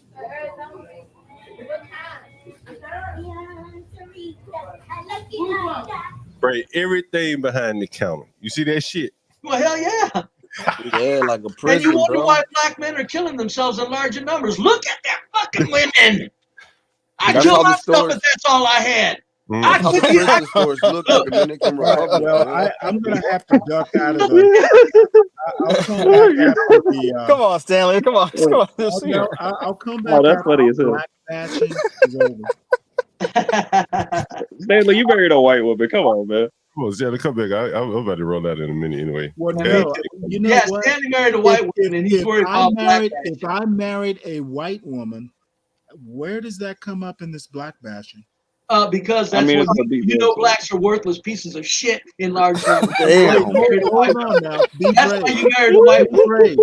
Man, I didn't say all that. I did. I think black people. I think black people are worthless pieces of shit. I didn't say that. I said in large numbers, Stanley. Quit putting words in my mouth. Okay, damn it. You didn't say large numbers first. Yes, I did. Disagree. Yes, I did. No, you did. Play No, it back. no, Play you it didn't. back. No, you didn't. Play it back. God damn it, play it back. No, you Okay, well, I said didn't say it large first. numbers. Oh wait, hold it. You gonna go all belligerent on me? I No, can I'm sorry. be, Go ahead. I can be belligerent too. No, go ahead. I'm sorry. Ooh. I just disagree that most black people are pieces of shit. Okay, good. And look, I'm sure I said in large numbers. If I didn't, that's what I meant. Well, I don't think in large numbers there. No, in way too large numbers. No, you in guys large numbers there. Well, you're hurting. You are hurting. I you guess got it's pieces the of shit. person who has got lived pieces of amongst shit. black people. Yeah. Wait, I've lived amongst black people. You have not. No, I yeah. just want to point that out. No, I'm looking at statistics and what's being in Okay, the media. I'm looking at closed circuit television where it's black crime everywhere you go. Well, let me tell you about white people. I'm let me make an observation about white people, if I may. I think statistics. One at a time, Bray. One I at a time. Are an albatross. I think statistics are an albatross around white America's neck, and they're going to drown because of those statistics. Well, it's no. Keep looking at statistics and not reality. That's not going to serve you well. By reality, sir. When 70% okay, statistics are not reality. Yes, they Think are. about it.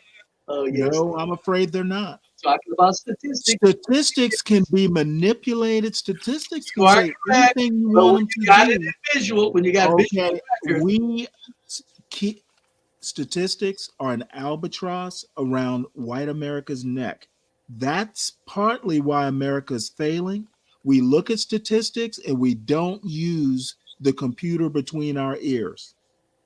when you look at closed circuit cameras, Okay, like I said, look at the stats. Think for yourself, be brave. Don't drown in statistics. Oh, I'm not. No, I don't drown in statistics. I don't run from them. I think you do. I use them to make recommendations in life. Friend to friend, you're drowning in statistics. No, friend to friend, you don't know what the hell you're talking about. Thank you for your. I think I do. I think I do. Thank you for your compassionate misplaced. Let me chime in here. Here's the thing, I think we all have to be honest on, to be honest with you, is like, look at working, these people are working behind this plexiglass and all this. Forget about the sights and sounds. The fact that they feel the need to put this plexiglass up is, again, it's the lack of the benefit of the doubt. Like, look at the top, man. They got metal up here. Like, this is, I forget what they call this. Does anyone see the metal, like the chicken wire type metal up here? No, yeah, it's okay, yeah. I'm looking at that shit. Jeez. I mean, like, this is really going. John, that looks like chain link fence, buddy. Go ahead. That's not chain link fence, because chain link. No, that's not chain link. It's not tight enough. It's like mesh type. It's like chicken wire type mesh. Right. You know what I'm saying? That, I mean, like, this got some straight angles. Huh? My bet is it's chain link. Go ahead, Johnson. But yeah, okay, if you just say it was chain link, it looks like mesh to me.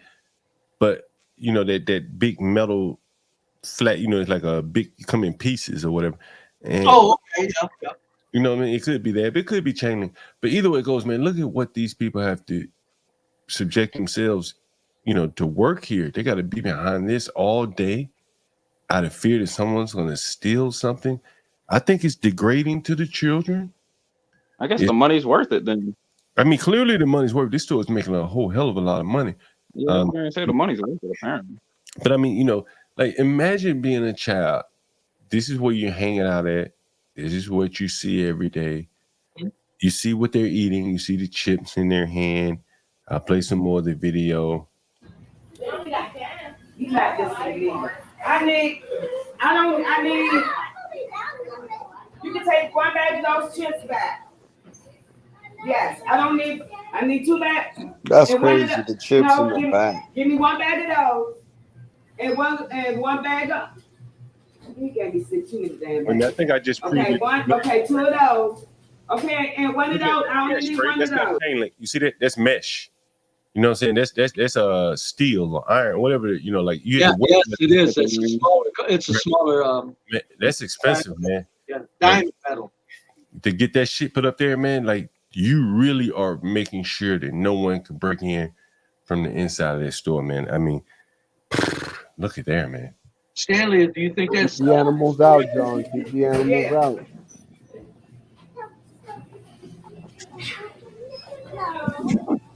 All right, y'all can get cookies or something. Y'all want some cookies? Matter of fact, cookies. How are you getting fucking snacks? Cookies, juice, gallon. Stanley, this store, is that somebody's imagination with all those precautions, Stanley? Do you think I really give a shit? I'm asking you a question. I don't have an opinion. I mean, it's a convenience of course store. you don't. Is it a convenience store? Is it blow your position out of the water? Is it a blow my what out of the water? Your position, saying that people are worried about shit that don't. All I have to say, be brave, is maybe you don't understand my position. Okay, this store, obviously, it's in a bad neighborhood with the theft problem. I don't think that much about it. Yeah. What am I supposed to take a larger point from this? What would that be? What would the larger point be? Black culture suffers because you don't see white trash. You know what? I've There's already no white trash. Where all white trash lives. If you think black culture is in this video, then you have a very narrow point of view, and I understand that because you've never lived around black people. You've obviously never lived around successful black people. So I understand your limitations. I worked around mighty fine. I understand your limitations. I worked around the best of black men. I don't think you have. Yes, I have. They were the top performers. I hear what you say a lot, and I don't think you've ever met a successful black person. Oh shit! Come on. Oh well, no, not like a millionaire or something like that. Okay, and that's my point. I have. Hey, dude, how many of them are there? I'm talking about. I literally have them in my family. And you got a point. So yes, your experiences. Black culture. This is the black experiences. Your experiences are limited, and I accept that. You should too. This is the black culture, buddy. Your version, your view of black culture. It is not necessarily black culture. I understand. I even appreciate your limitations. I got you. I appreciate two separate. I think it's very sad, your limitations, because you're denying what is alien to black. I've lived. I have lived around successful black people. I assure you that there are. It's what you're seeing in this video is not all of black culture. I didn't say that. Never said that. Never said to use the word all. When you say black culture, that means all black culture. You're not being very specific. Maybe that would help your argument if you were more specific. Because these people rule, you soft ass bastard. These people run, you bastard. Stanley, I appreciate your limitations. You well-reasoned 30%. I appreciate your lack of experience and your limitations. I appreciate them. Stanley, thank you for sharing. Maybe I won't play the rest of the video here, but anyway, I just found it interesting. You know, these people, you know, they're shopping in this store, not a problem.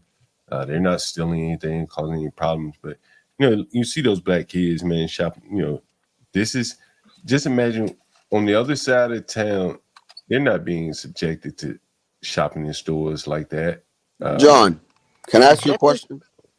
Have you ever seen a bank teller without anything? It's just you and the bank teller, no glass between you guys. Yeah, I'm sure. You know, some of the small towns, some banks, yeah, they let you walk up to them. Yeah. Yeah, that exists. They got one. They got one here. They got one here at the Walmart down here. It's no screen, just a counter. Yeah, that exists around here. No, the reason why I asked is because I was like, I've never seen that until I moved to the suburbs. Really? Yeah, in the city, it's not like that. Yeah. Hey, can I ask, where is this? That was I'm in Massachusetts. I thought you were talking about the video of that store. The video. Yes, sir, the video. Right down the street from where I met Ben in a Grace store, at a store right now. I was just wondering. You know, I just thought that for the kids, you know what I'm saying? Like, you know, you live on the other side of town, you walk in, there's fruits and vegetables, you can reach out and touch whatever you're gonna buy. And these kids here at an early age, it's learn to buy snacks and food from the prison commissary. Right. It's like someone said prison commissary, but it I would imagine that the message seeps in that you're not to be trusted. John, come on. Yes, the security sinks right in the back of their head subliminally. You are absolutely correct. You know what I'm saying? Like, has nothing to do but come away from that with why are we like this? And especially if the child goes to where all whites live and it's all open. Yeah, that child gets hit with a hammer. like what Latino was saying. You like, damn, like what is it about?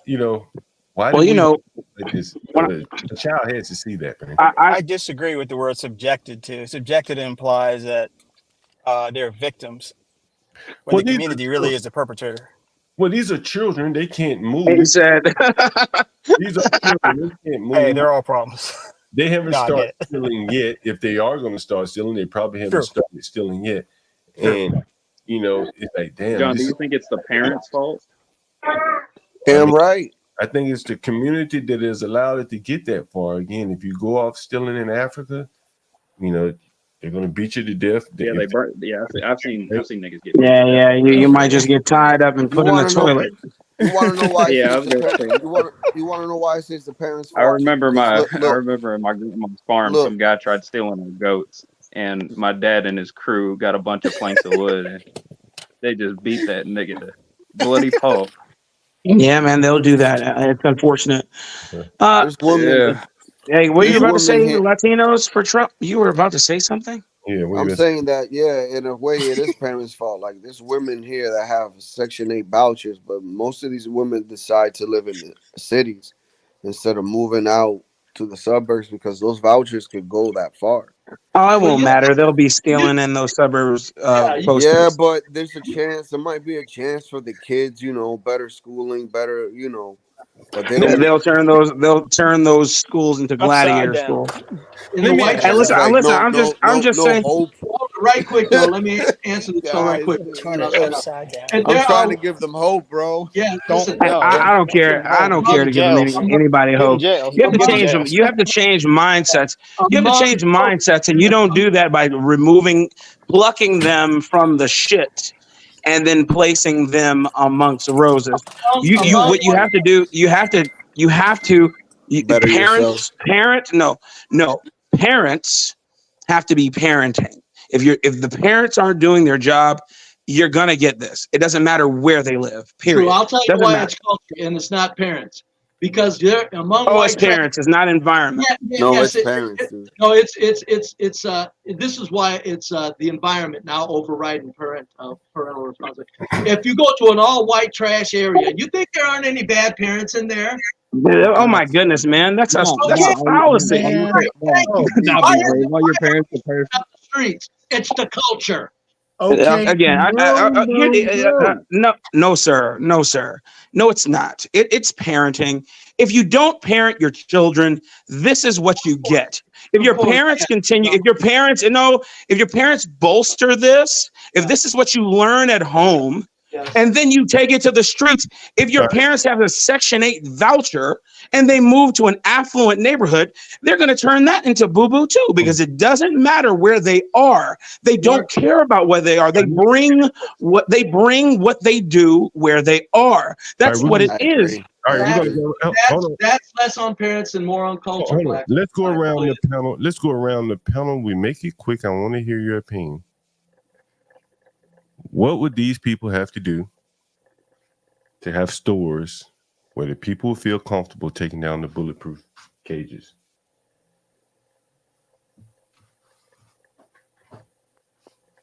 Who's going first, Stanley? Yeah, ask us one by one, John. Otherwise, we'll all jump in. Yeah, I'm sorry. Yeah, Stanley, we don't know who started. Sorry. Oh, you don't know that. Okay, sorry, Stanley. Is it Bob? Since you're talking, what do you think would have to? Whoever goes first. Well, I'll go with Bob. Bob, what do you think would have to be done for the store owners to feel comfortable taking all that metal grating and all that shit down? It's a short, medium, long-term solution, but in the short solution, I would say people need to be willing to turn in people who are bad apples. What do you say, Stanley? I think once it goes up, it's not coming down. Damn. I mean, they won't. I mean, if you're talking this specific instance, the plexiglass or whatever's not coming down. There's probably, if it's a bad neighborhood, there's pretty much nothing you can do to feel comfortable in it. It's a neighborhood problem, not specifically a store problem. Brave, what do you think would make those store owners feel comfortable taking that plexiglass down? What would the community have to do? The community has to understand that the global white power structure is using them, and the 70% has to be destroyed. They had the 70% that's running the black culture somehow has to be destroyed. It has to be confronted and destroyed, and it's not anywhere close to that. Go ahead. Latino, what do you think would have to be done in the community for that store owner to say, I feel comfortable taking down my metal grating and plexiglass? What Bob has stated, and also there has to be accountability with crimes in the town, man. People have to be held to a standard, man, and like not be released from prison with bail reform and all that nonsense. So until that changes, I don't think that glass is ever gonna come down. Medium E, what would the community have to do to make that store owner feel comfortable taking that glass down? So I agree with Bob. Yeah, and then also Latino, like we need some accountability. We need to bring shame back also, because you hear a lot of stuff about food deserts and stuff like that.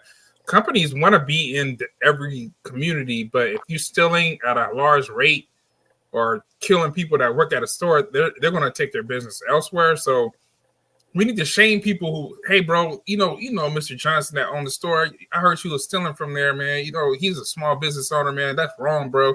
You lame for that, man. Like that's the only store we have in the community. We gotta be able to say that stuff, man. And then also snitch, man. In our black community, we frown upon telling.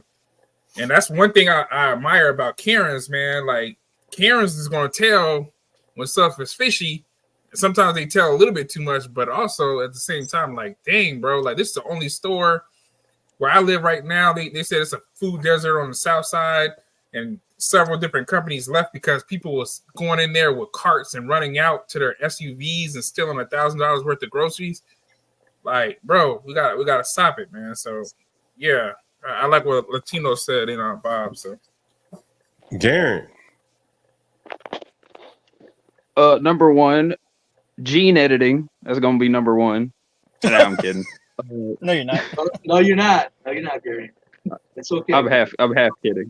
Anyway, I think since that's never really gonna happen, what we can do is just have the black collective admit that they're wrong. That's at minimum what niggas can do. Just admit that they're wrong when it comes to this whole race stuff. And also what Media Me said, we need more snitches. Blacks, you got anything? Worldviews have to change. It doesn't matter how much shame you bring back. It doesn't matter how many OGs you get to come out and say, hey, you shouldn't be doing that, young blood. They're still going to get shot in the face because the young bloods that they rot don't care. Okay. Worldviews have to be changed. You have to rear your children in the way that they should go so they won't depart from it. These people, not all black people, but these people who live in these inner cities like this that we're talking about specifically and are dealing with jailhouse commissaries like we just saw on the screen, like I grew up around, are suffering from terrible parenting and worldviews that they refuse to acknowledge. They have to change those worldviews, parent their children, and then that will change what's going on. Yeah. And I want to tack on to that. This isn't just a black problem. It is a United States problem. It's a cultural problem. The bad parenting is not limited to the black community. You know what? I'm going to take a different angle on this one. Go ahead, John. I think that and I kind of lost my tack a bit, but I do think that I wouldn't work in a store like that. I'm not working behind glass like that. Not a chance. I don't think any of us would. Right. But the only way that I think those immigrants will do it is because, well, shit, they ain't getting killed. You know, basically even though they are black, they're Ethiopians that own their store. They know they're not black. You understand? The store right around the corner from you, your one of your buildings, John. Yeah. And now your building is probably in an area that's not horrible, isn't it? No, it's not horrible. But yet, look at the store. Why? Because blacks are there. I think that's relative, right? I mean, what does he regard as horrible? Remember, he likes that action. Yeah, I see. Yeah, I'm thinking the same thing, but Well, I guess one thing is like you made a valid point. It's not like Southwest Atlanta, right? You know, it's not, like that's slummy, like to me, right? Southwest Atlanta kind of slummy to me. Some other, not like North Birmingham places I've been. It's not some like these are $500,000 houses. Yeah. Right? These are $500,000 houses. Seriously, on that street where that house is, I probably would every house on that street, on that side of the street is $500,000. On the side of the street with the store. Yeah, that's why I met Ben. Right, those houses have carriage houses in the back, many of them. Of course, it's worth that. Because of the city you're in. You know what I mean? They're not making any more they're not making any more land. Of course, right. It's worth that. But may I say, when I saw this video, John, when I saw the video, I could have sworn you were on the south side of Chicago. I couldn't tell the difference. I thought you were on the south. That's where I'm from, and I thought that was right there on 75th and Cottage Grove, 81st, 79th and Cottage Grove. Isn't Chicago notorious for having like those little holes in the wall with their convenience stores where you have to like ask for something? And they're all owned by Habibi. They're all owned by Habibi, and they all have plexiglass, bulletproof glass, or wire mesh, or some amalgamation. Heavy doors on the side of the wall. It's really, I mean, yes. I swore. I that's why I came up. I thought that this was the South Side, man. I really did. That's how it is, man. There's nothing but junk that they're sold and that they purchase. Everybody's complaining that it's a food desert. I don't know. Though there are Jewel Oscos, etc., but then they end up closing down because people steal them into oblivion. Jewel Osco, save a lot. Well, when I was living there, it was Jewel Osco, Save a Lot. Goodness, one other I can't think of it right now. Aldi. No, I just mean the grocery stores. Jewel Osco, Save a Lot, and Aldi were the main groceries, and then there were others, of course. Now, I don't live there anymore, so there are new ones. Oh, yeah, and Dominic's before it closed. So, yeah, there were Omni, a couple others that were there, and they all went the way of Babylon or Troy. They all just crumbled. They crumbled into nothing. And it wasn't just because, we need to save $1. The business is saying that. But it kind of was because people were just stealing. Just Chicago but they'll sit here and say, no. Those companies have the money, and it's like they have to make the money. How you think they make the money? Let me ask you a question. What I think can happen, honestly, I think the reason why these foreigners, and they're all foreigners that run these stores, because I think the blacks. And maybe it could be any race, but definitely the blacks don't have an issue stealing from basically foreigners. In this case, these people are coming in their neighborhood, they're running stores, and it's like a cat and mouse. They steal, we raise prices. That's a fact. That's how it works. And I don't think that if there is any solution, I think it will reside in the blacks having to run their own stores. If you're going to steal from your own people, then there's no hope for you. But they can't, John. They can't. I was going to say, I lived. So I remember when I lived in Inglewood on Well, hold on, but 61st. Right. Oh, go ahead. Go ahead. I'm sorry. I'm telling you what the solution is, and I think that's probably more likely than some cultural change. You get some big ass nigga like Ghetto Point of View in there, and him and his brother. They're still going to steal him. They're still going to rob him blind. They're still going to rob him blind and then murder him and tie him up in the back and set him on fire. I'm telling you. It's very possible, but I think that if there's any chance you will have somebody that the people fear and they respect, right? Like, again, look, I walk around here, I deal with these people.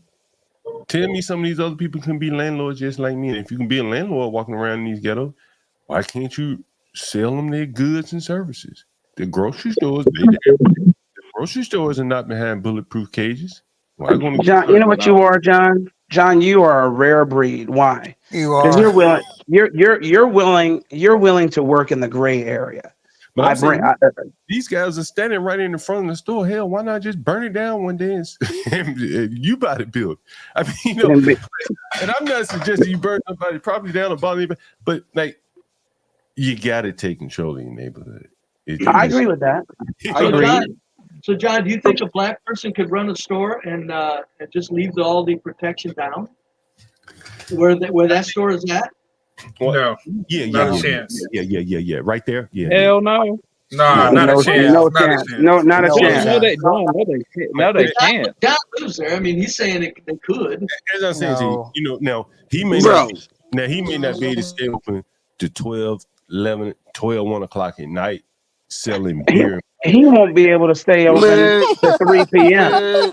Man, there was a story of a girl in Atlanta that had a wig shop. And this girl's wig shop ended up getting robbed, right? She found out who robbed them. She snitched them out. You know what these people ended up doing? They got out of prison and killed her. But we had Tequila Fletcher on here. She's been in business a long time. We had Tequila Fletcher on here, the woman. She's been in business a long time, running a beauty salon store in probably not so nice neighborhood, dealing with probably not so great people. And she been robbed, and Stanley. That nigga had a gun on the counter, I guess. Well, I'll just say this, John, and I'll leave it alone. I'll say this, John, I'll leave it alone. Yes, there are some one-offs, two-offs, whatever, cool. And I don't believe it's impossible. Unfeasible, yes, because I'm just saying I grew up in a neighborhood at the very tail end of black people owning the convenience stores in places like Inglewood, Roseland, etc. And I just remember talking to them, the older people who started their stores maybe in the 50s, maybe a little earlier, and they lasted until the early 2000s. And I'll walk in, I'd be like, man, you know, I have black stores like this anymore. You know, I was maybe 16, 17 years old, and they say, I can't keep any merchandise in here. They come and steal me blind. One of them, one lady and her father started the store.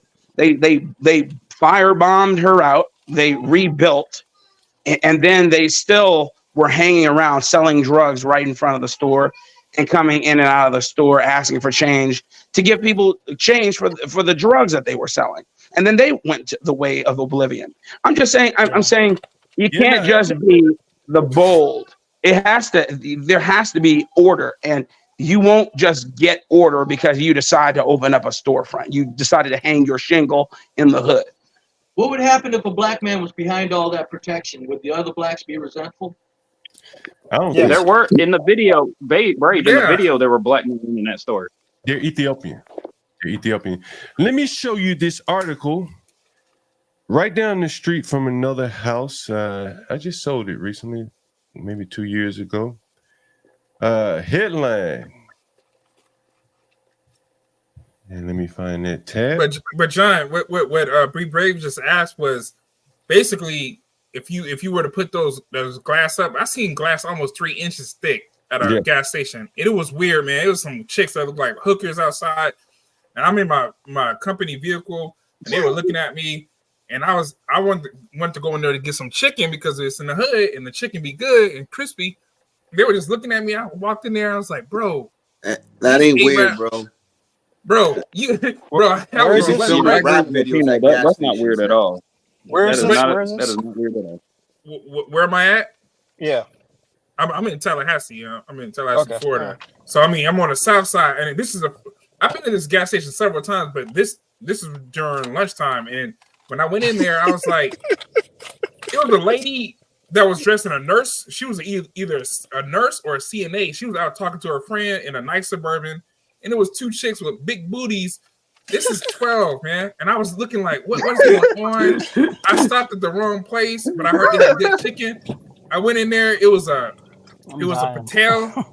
He was a Patel in there behind the glass. What do you want? I was like, you got 2-piece chicken and let me get the tots with it. And I got it, and I like got my hot sauce and left, man. I was like, man, that was a weird experience, man. Like, I was nervous, bro, and I'm not really. It was 12.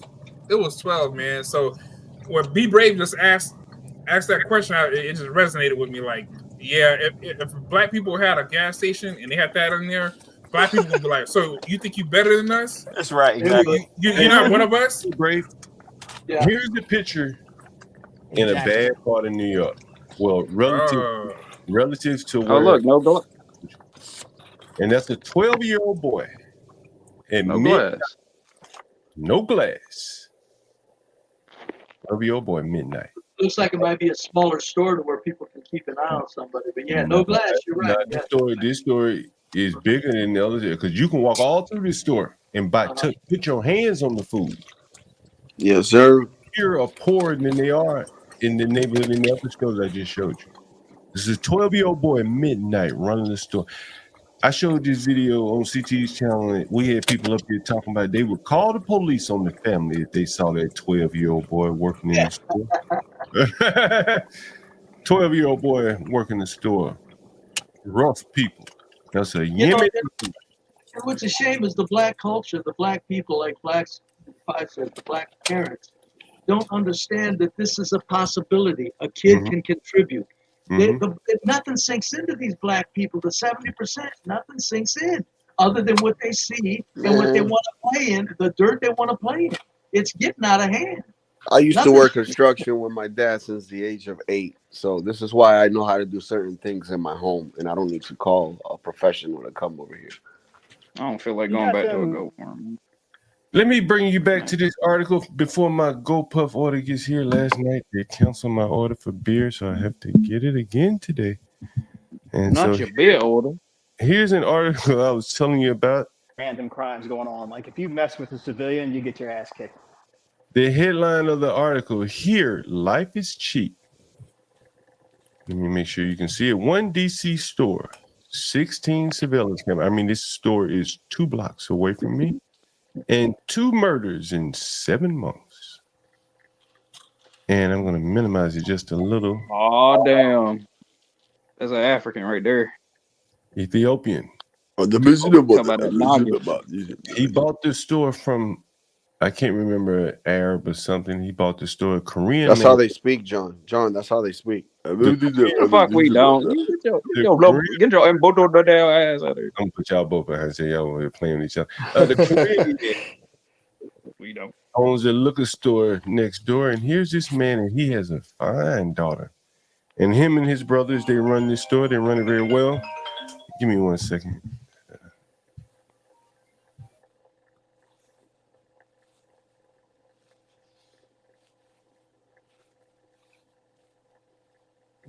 John had that stream with the fine Ethiopian chick the other day, bro. I was trying to find her, but she didn't have I know, social right? media. God damn. God, she was fine. A lot of black women over Ethiopia. You gotta hit her with the. You gotta hit her with the. Nah, but this nigga on the screen, he's definitely Ethiopian. He has an Ethiopian head, bro. Come on, bro. Don't make fun of the head, not the dog. Bro, And look, bro, they you look got like embryos. Do you think the black? You got the alien head, bro. That's Ethiopian chicks dog. be bad, bro. They be looking bad, bro. No, they're Ethiopian. Yeah, the average trade the American women for the American black women for the Ethiopian women. Where the original Bible came from? Hey, question: did the black Yes. is Ethiopian? No. What? Do they know he's Ethiopian?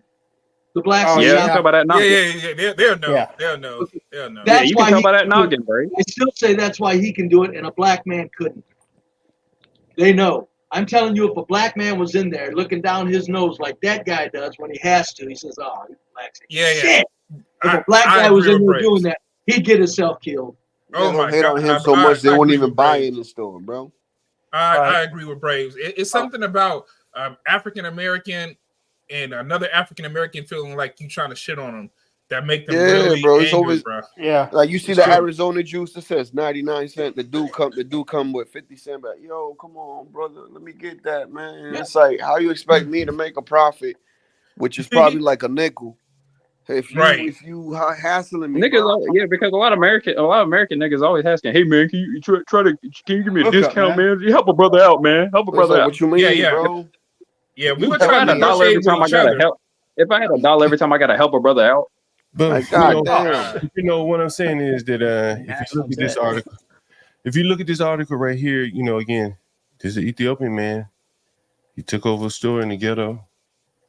Him and a couple of his buddies, they jumped in here, bought it from whoever they bought it from, and it's still open, man. And the guy's still making money. And this article was written in, I can't even tell when it was written. It says 2020, I think. No. 2020, January 3rd, 2020. Holiday Market. This is a guy. He bought the store, and I do believe, man, I'm not so pessimistic as to think there's nothing. I don't believe that blacks are going to somehow burst into STEM and become rocket scientists and shit like that. I don't think that we work with each other. I don't think we work well with each other like that. I think that takes a lot of collaboration and stuff like that. Blacks tend to be more autonomous. And I think a store is, only these little stores is easy to do. In my opinion, it just takes a little bit of, collaboration with friends and family, mostly family. Mostly family. Yeah, they could pull that off, man. And I do believe that, I'm sorry. What do you believe? Black people can do this, or are you saying? Black people can, I mean, these are Ethiopians. I'm talking about American black people. I'm not. I think they have the mental and physical ability to do it. I just don't think they see the world in the right, they're looking through the right lens in terms of doing it.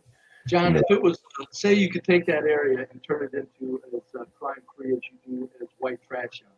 You know how many well-reasoned blacks would open stores there? Yeah. There's a reason why blacks aren't doing it. You're absolutely correct, John. Blacks can do it. Shit, But I'm telling you, if the crime rate was low, like in white trash neighborhoods, you would have blacks making buck out of that. So it's not that blacks aren't wanting to do it. They just know better. You can't blame them. Yeah, like the Ethiopian guy, I've been in that store many times and I've talked to him. Nothing necessarily special about him. They're all slender frame. But, what else is he going to do? An Ethiopian, what, he going to be a rocket scientist? He had to figure something out. And he went over in the ghetto and he saw this store that the blacks weren't even interested in. And he said, man, this is easy pickings here. John, let me ask you this, man. We both from Alabama, so I'm not sure about the African population up northern Alabama, but southern, we have a variety of different people from not Africans, but I would say Indians and whatnot, Patels and stuff. So when we think about a gas station, I worked in banking for 7 years, right? So I was setting up accounts for these people to get these business accounts and credit cards and equity and all this stuff, right? So I would see that it might be 3 people that work at the gas station. The wife might open it up in the morning. The husband doesn't want his wife to work there late at night, so he closes. And then the son or daughter might come from school and work a few hours, right? Yeah. Black people think that being on time sometimes is white supremacy. So they don't want to open the gas station at 6 a.m., 5 a.m. and have coffee and everything ready for people that's going to work at 7. Right. So we don't try to jump into different, businesses like this. Like, I mean, you have to be committed. So, okay, we're going to open up at 7 in the morning to 11 p.m. every day. Sunday we might close at 10. And this is the business format that I've seen. And these two, they will make $400, $500 a day in profit every day. You know what I'm saying? And I have a question for you when you're done. yeah. So I mean, that's certain things that I've seen. I'm like, I mean, maybe it's something to do with Americanized Black people who, you know, sometimes we're on colored people time where we don't want to. You go to a gas station because it's right by your job and it's closed several times because people just didn't get there on time. You might not go to that gas station anymore. You might get fed up with it. I'm telling you what, these are convenience stores. Yeah, and these hood convenience stores. I have a question. They got a lot. They got a lot of players in their life. Go ahead, sure. Medium. This thing about blacks thinking being on time is racist and all that stuff. Have you ever considered that that's propaganda too? No, I haven't, because recently, I think it was 2 years ago, the Smithsonian posted. Okay, no, I know about all that. That's why I'm asking the question. Stanley, I agree with you more than you might think.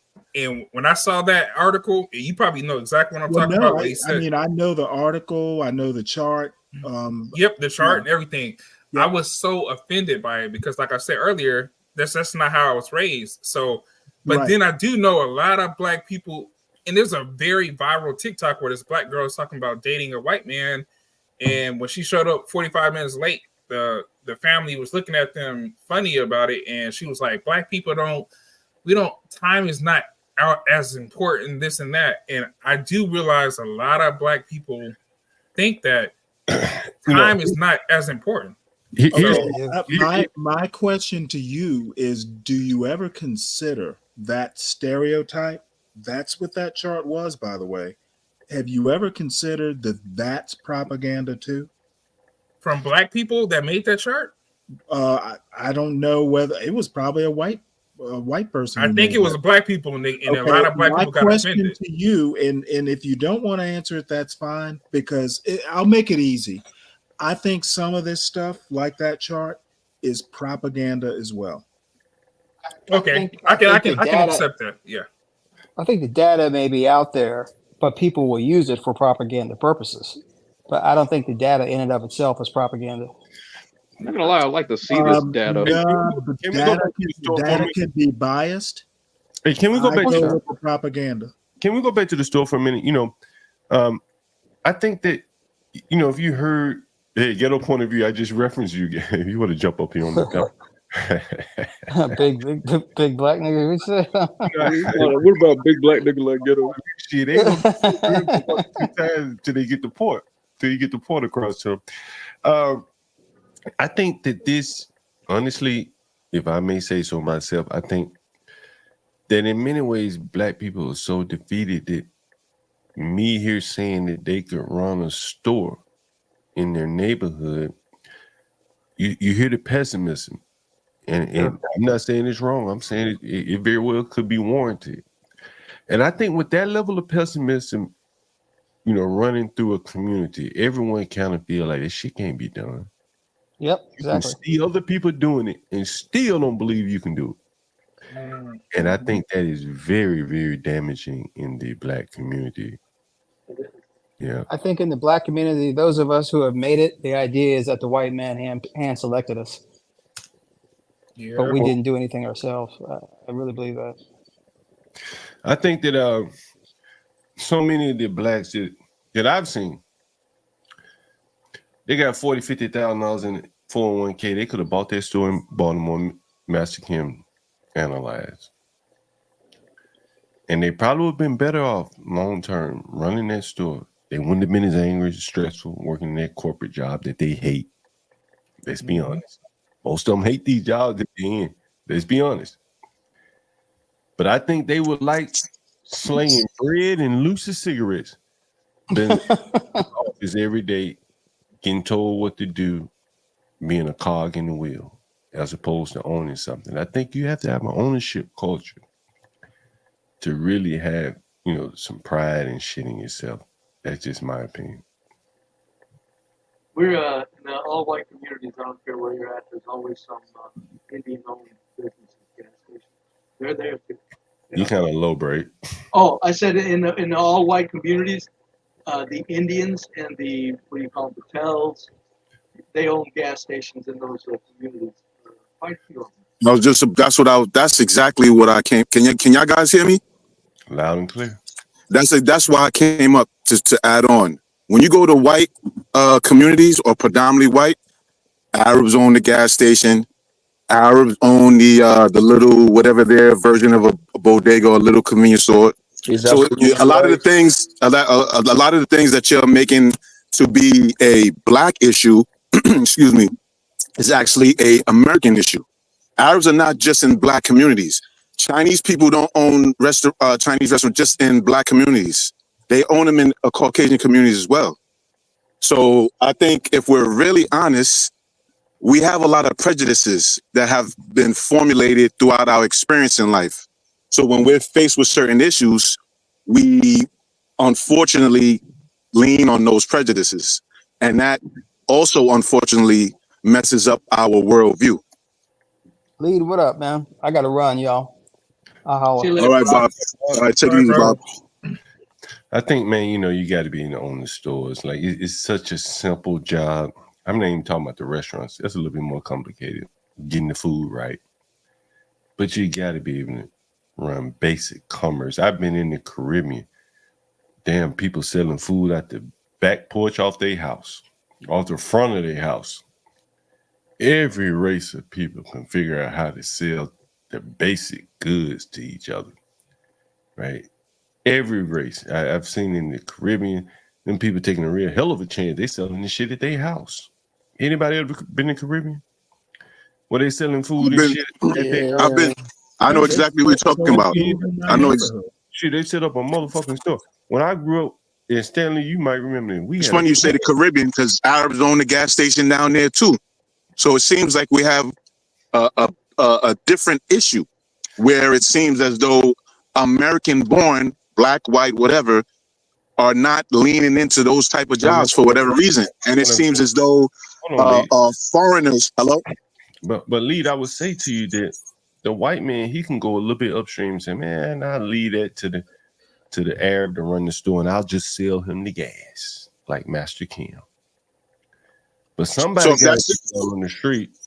So if that's the case, what you're saying, John, that means that certain ethnic groups or certain races are being socialized towards certain industries. Is that what you're saying?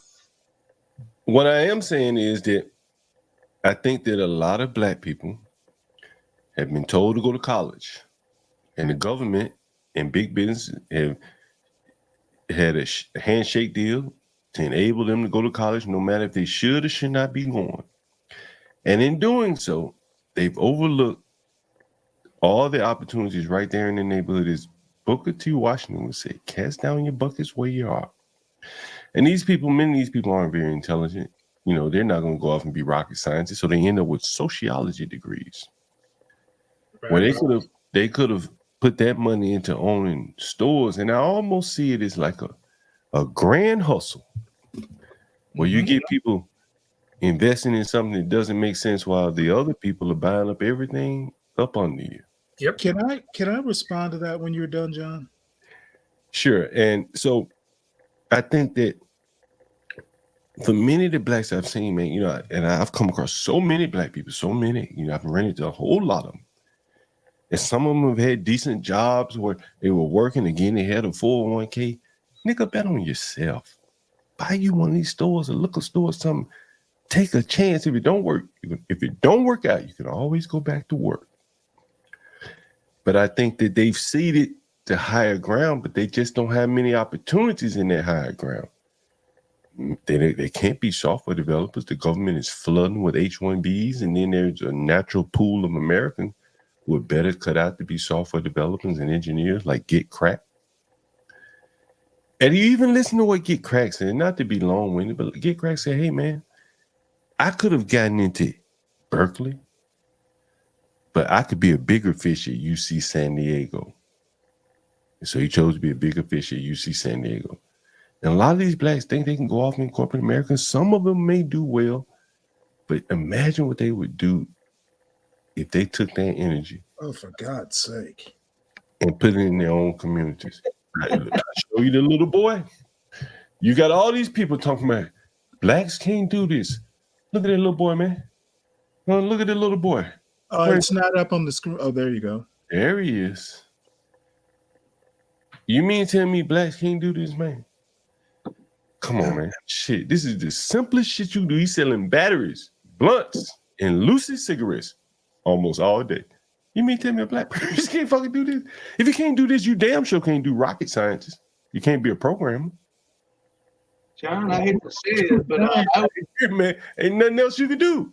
John, yeah. First off, I think I understand you have an opinion and all that, but it's really I don't know that anyone should care what you think about, someone deciding to go to college and, do sociology. I mean, this is advice you would give your kids. Yeah. This is advice you just want to, put out into the universe, and it's good advice. But I think in the end, you either A, need to let people make their mistakes, or B, let it go. I can't stop anyone from doing anything. Yeah, John let it go a long time ago, can't you tell? God damn, Stan. On some hands, okay, man, you know what? Be brave.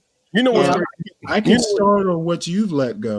You know what's crazy? I was talking to John. You know what's crazy? Oh. You know what's crazy, Stanley?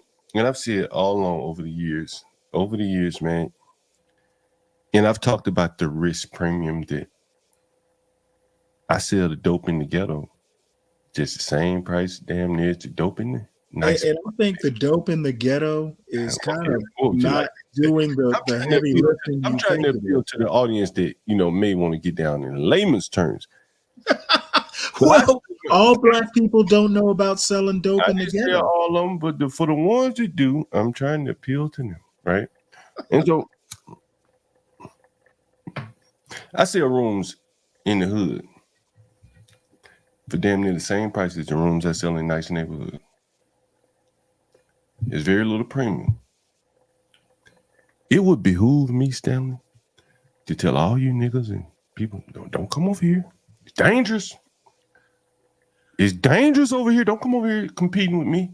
You might get killed. The more important thing is you don't do credit checks. Why do they need to come to you if they could stay in a nice neighborhood? It's because nice neighborhoods tend to do credit checks. So I think that's the reason they come and room with you, not whether you're telling them anything. I used to do credit checks. You used to, but you don't now. It's worthless. I'm not going to waste my time. Most small landlords. All I'm saying, my only point, I'm not asking why you don't do it. I'm just saying if they had a choice and could stay in the nice neighborhood, they probably stay in the nice neighborhood. You don't do credit checks. The nice neighborhoods do. That's why they're coming to you. Well, no, exactly. They're a captive audience. Well, that's part of it. That is a beautiful thing, and that is. Well, it's a beautiful thing, but I think I think you need to emphasize that. Don't tell me about selling dope. There's a reason they come to you. It's not about selling dope. It's that you are a more attractive place to be. I could be up here telling people, "Oh, it's too dangerous." You could be. Don't do it. Yeah, okay. Be very, very afraid. No, I get you. But what I'm saying, Stanley, is that everybody else more or less had negativity up here in regards to the answer how something could be done. I showed you a picture of a stark contrast of what everyone else said. And I've shown this picture before. And I think what is being shown here is like the men in these black communities, the ones that are hanging out over there all day and the ones that could be over there owning some of that stuff. This may be one of your few opportunities to really own a business. That's just what I think. Not all of them. Some of them are going to be so high flyers they do very well in life no matter what. But for a lot of the blacks that have not been able to really make heads or tails of their education, they're working in low-level management, they would be happier owning the store and have a much more secure future. That's my only thought. But John, let me jump in because I think the picture that you have, I think 95% of the black kids I know that's 12, 13 could do what he's doing, but it's more so set on our culture and how we think. You know, they talk about crabs in a barrel and stuff like that, or keeping up with the Joneses. Sometimes in our community, if you see somebody that look like you that's doing better, your mind, I don't know if it's genetics, you might look at them and say, oh, they think they're better than me, even though they do not think that they're better than you. But black people give more grace to the cultures that's outside of African Americans. So we can look at them and say, oh, they're just some Arab. We can say whatever joke we want. But then they're bringing in $250,000 a year after everything's paid, and we just let it slide. But if a black person was in their family was bringing in that, we were like, oh, we got to do something. I don't feel comfortable about that. Like they think they're better than us. I've heard this, man. I've seen this in business and stuff. So it's just, oh, wow. Colorado interception. I'm sorry, man. I'm watching this game. This game is amazing. Who won the game, by the way? That's touchdown. Dang, that was true. But yeah, man, that's just one. Colorado winning. Who's winning? I don't even know. Colorado is 13. He just caught this pass. It should have been intercepted, but Shepard caught this touchdown. It's 13-7 right now. They're about to kick a field goal. But yeah, it's just one of those things in our community, man. It's like I want you to succeed, but I don't want you to get too far ahead of me. When you see these other cultures, they be pushing each other like, hey, if I can't get there, I want you to make it. The Indian from India, Bangladesh, they be pushing these people. I've seen it. Like, dang, like y'all really supporting each other.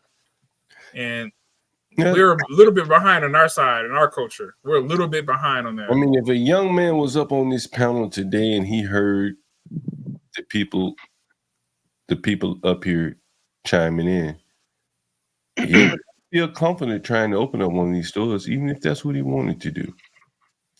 He's like, you know what, man? Everybody else saying it's going to be kind of hard to do. It's going to be dangerous. It's going to be this. And he would just say, you know what? Fuck it. I do something else. I just okay. Hold on, John. I'm confused. Are you telling them? Are you saying that people need to be told lies? I mean, if a person is afraid for the fact of the statistics, and they're not, they're just skeptical and saying, "Yeah, I'm not going to risk that because it's just so risky." What do you think? Somebody should tell them that's their imagination, John? No. I'm saying that it has to be a balance, right? Well, yeah. Right. You know, but there's a reality to the danger in these places, in these hoods. Again, you know, as what I'm saying. I only live here, so I can't really speak about other neighborhoods. I mean, you know, hey, you gotta do what you gotta do, right? Yeah, and that's what they do. They say, "To hell with it! I ain't gonna open up a store there. I'm taking these brains somewhere else." I don't blame them. But oftentimes, the ones that saying "the hell with them," taking these brains, they're not taking a boatload of brains.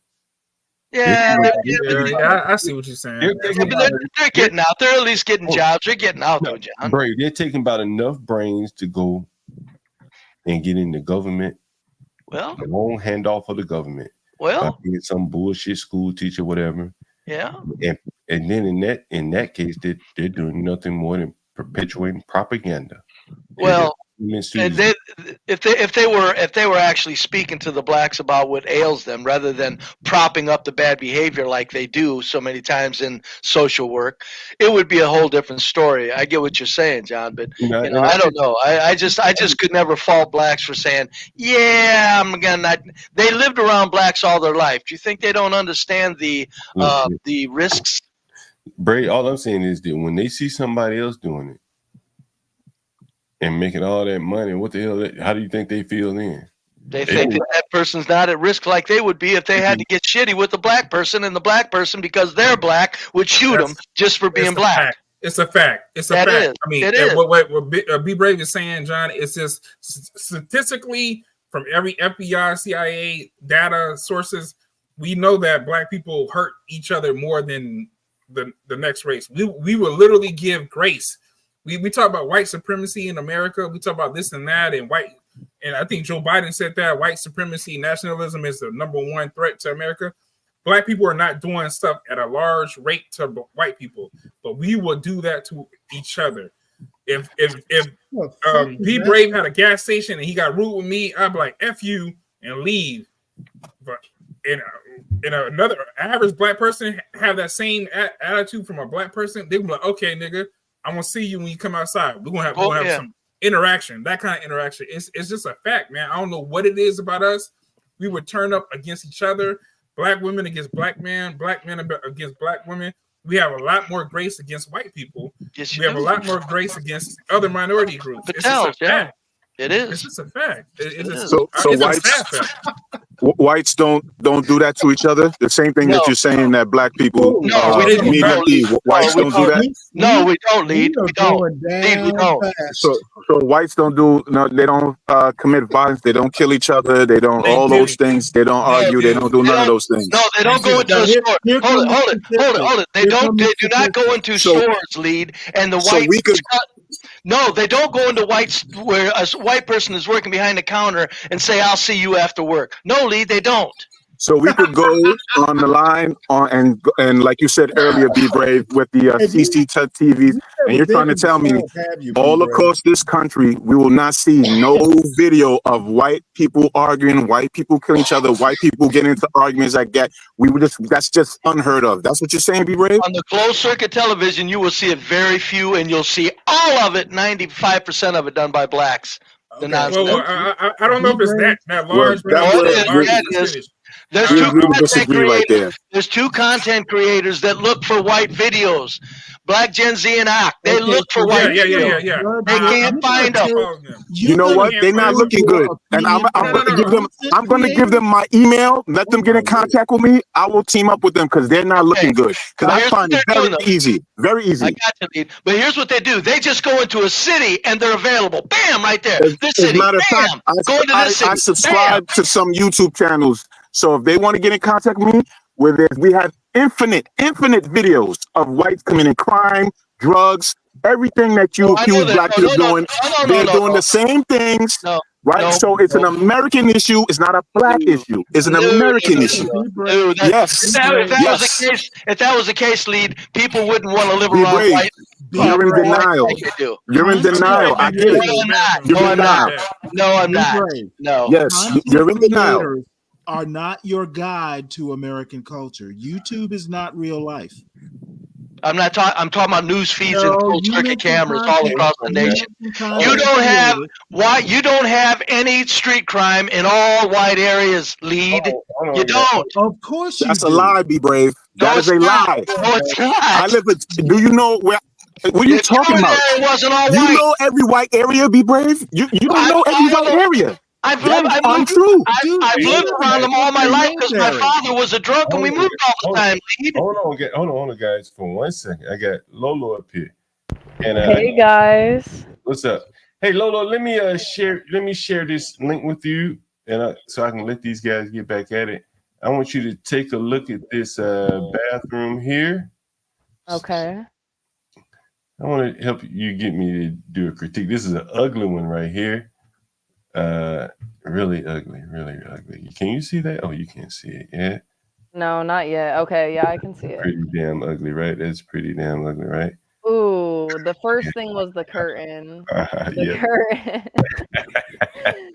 Okay, so is this one of your Airbnb bathrooms, or just a bathroom that you're just reviewing? No, this is a hybrid. So there's a tenant that lives here, and then there's some Airbnbs that live here, or that visit. So, so this one needs a lot of work in terms of cosmetic stuff. Yes, absolutely. Toilet and everything. Let me show you a couple more pictures. Okay, yeah, let me see, because this one picture isn't doing it justice, John. We need a couple pics. So this is a lighted mirror here. I got to get rid of this right here. I don't know if you can see this. What people? Yeah. To put the soap. Okay, yeah, that's an easy fix though, for sure. It's just got to be removed. Remember, this is an Airbnb house for the most part. I don't want any personal effects left behind. Right. So you see they leave their soap and stuff like that, and peroxide. Mm-hmm. Blah, blah, blah.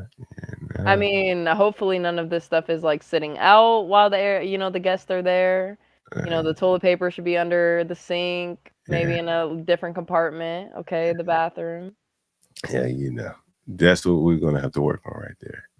Well, yeah, first of all, like the first thing I would say besides the curtain is you definitely need storage. Maybe just like, you know how you can get like storage over the toilet? It's like you can build that thing basically extra storage. That could definitely come in handy.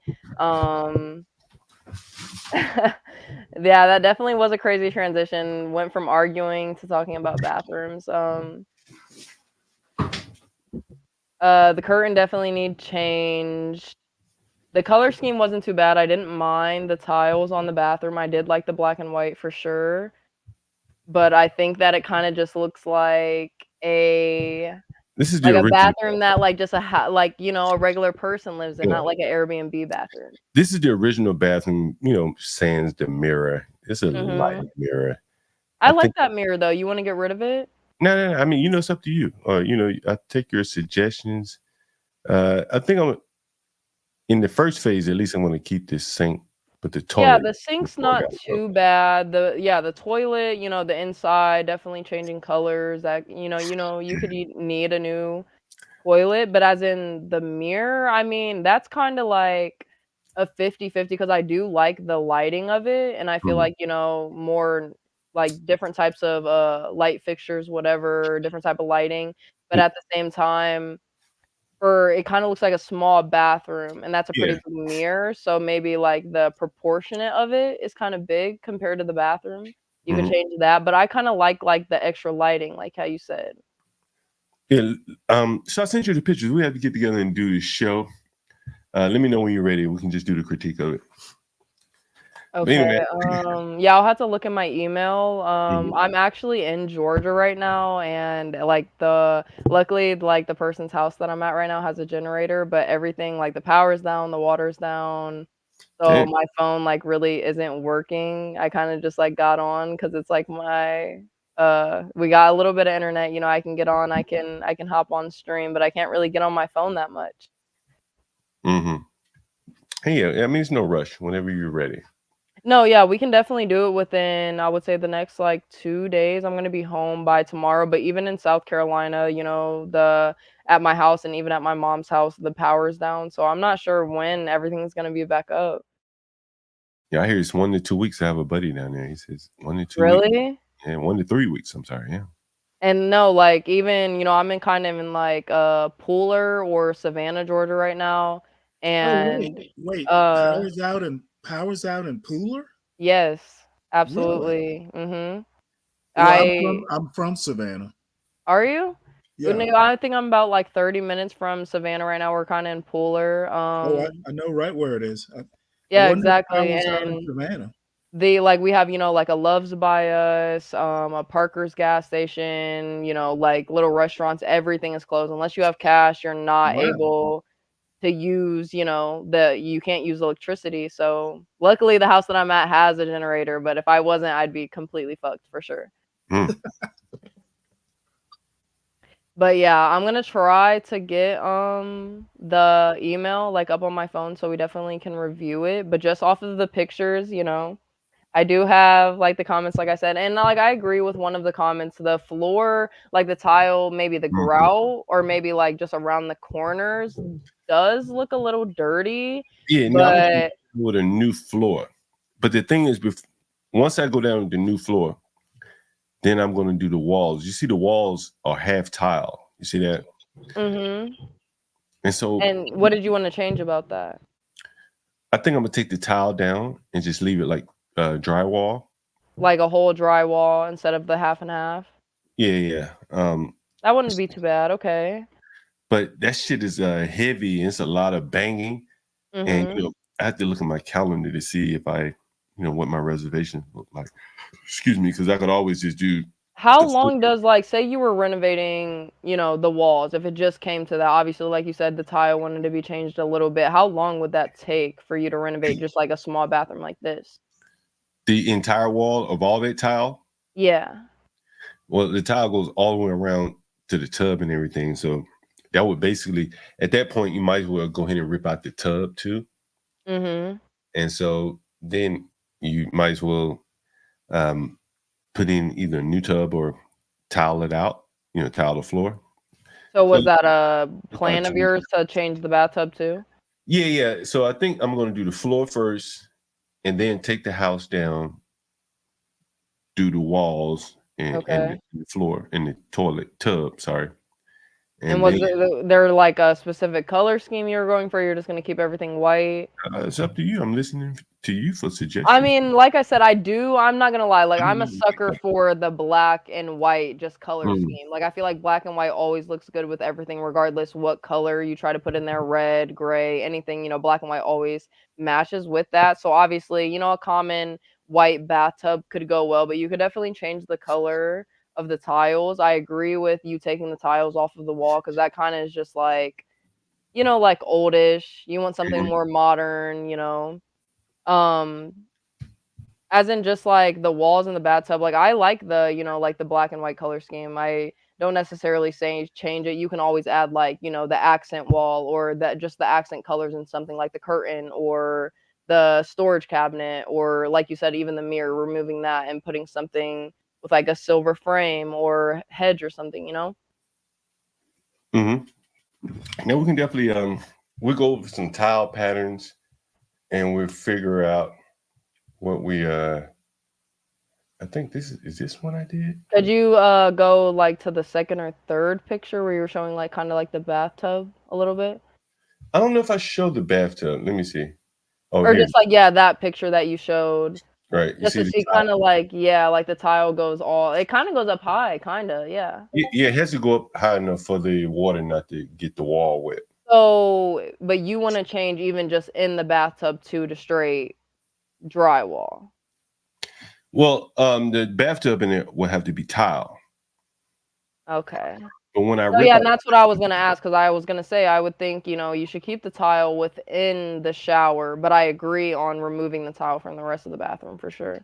Now we're gonna redo the tile at some point too. I think I've shown you some of the bathrooms we've done, right? I think just maybe about 2 of them.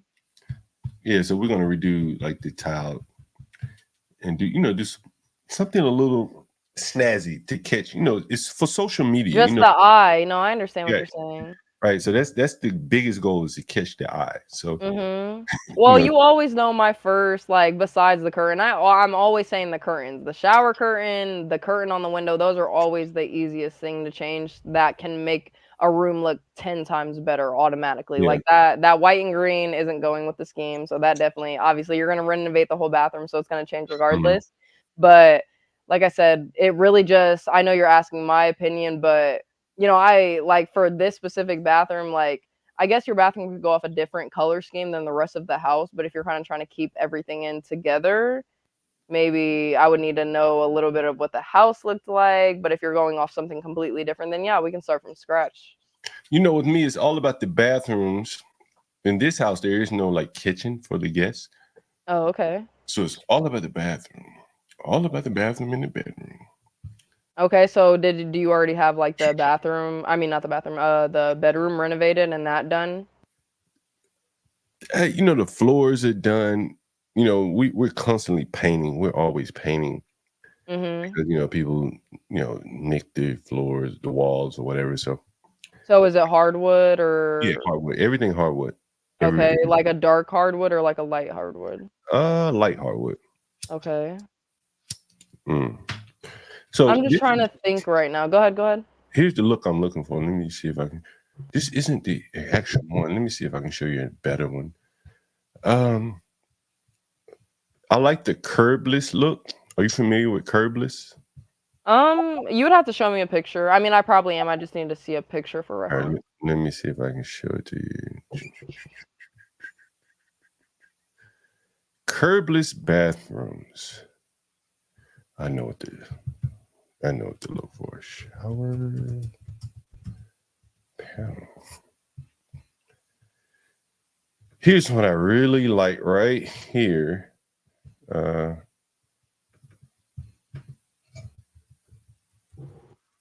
Give me 1 second. I'm pulling it up right. Oh yeah. Well, it's not my favorite, but it's kind of slick. All right. I'll show you this one here. Okay. You don't see my favorite up here. Here's what I like right here. This is kind of slick. Not my favorite. There's another one I really, really like. But this is a slick look right here. What do you think about this? Okay, so when this is curbless, you mean basically not having like, you know, the edges of like frames and things like that, right? Now you know how when you step up in the shower, Yeah. that's a It just curb. doesn't, right, it just doesn't have it. Okay. No curb, yeah. This is my first time seeing something like this. Let me just take a second, because like, you know, I feel like you guys gotten my opinion on like when you showed me like the squarish toilets and like the squarish sinks. I don't really like the square look, but at the same time I do like the flat, you know, not having to step over a hump kind of look. You know, it gives it a more flawless modern look for sure. But if you're like going based off of this specific picture right here, I don't like the bathroom door looks like it's like not connected to anything. Like it doesn't look like it's like sturdy, you know? So I don't like that. You mean the shower door? Yeah, the shower door. No, this shit's sturdy. This shit's sturdy. It's bolted into the wall. I have one. I can show you a picture of one that I have. I think I've shown you a picture of one. I've shown you a picture. I think so. I think I remember. You might have to pull it back up. But as in, no, I definitely like the curbless look of the no hump. I agree with that. But like I said, it's just the sturdiness of it. Even if it is sturdy, it doesn't look sturdy. You know what I mean? Like it looks very modern. It looks very fragile. It looks very like you got to be careful with it. So, and that's if you're asking if that type of bathroom should be in not necessarily the bathroom that you showed me, but in any type of Airbnb, I would say no, just because, like we said, you know, this is for Airbnb guests. We want something sturdy. We want something that's gonna last long, but also look good at the same time. No, I agree with that. Let me show you this this glass door that we did. I did. I should show it to you. Let me. This is the look I'm looking for. Give me 1 second. All right, here it is. So this is a bathroom we did. The glass. Oh yeah, yep. You showed me that one. The glass was a little too large, but see, I want to go with a tile like this on the wall, right? Something like splashy. You know. Yeah, I like that. And where you said the bathroom that you just showed me, like the door is like that in this bathroom? You see those shower fixtures right there? You see like the inset for the soap dish. Yeah, I don't mind, you know, like the indent in the wall that it matches. I like the shower fixture. I was kind of just like basing it off the door alone. Like I said, like everything else, like when it comes to that modern type of bathroom, I do like. It gives it like that modern, like you said, curbless look. But just the shower door is what kind of like, and you can say it's sturdy all that you want, but like to me, it just like it feels like I'm gonna break it. You think someone would knock it down?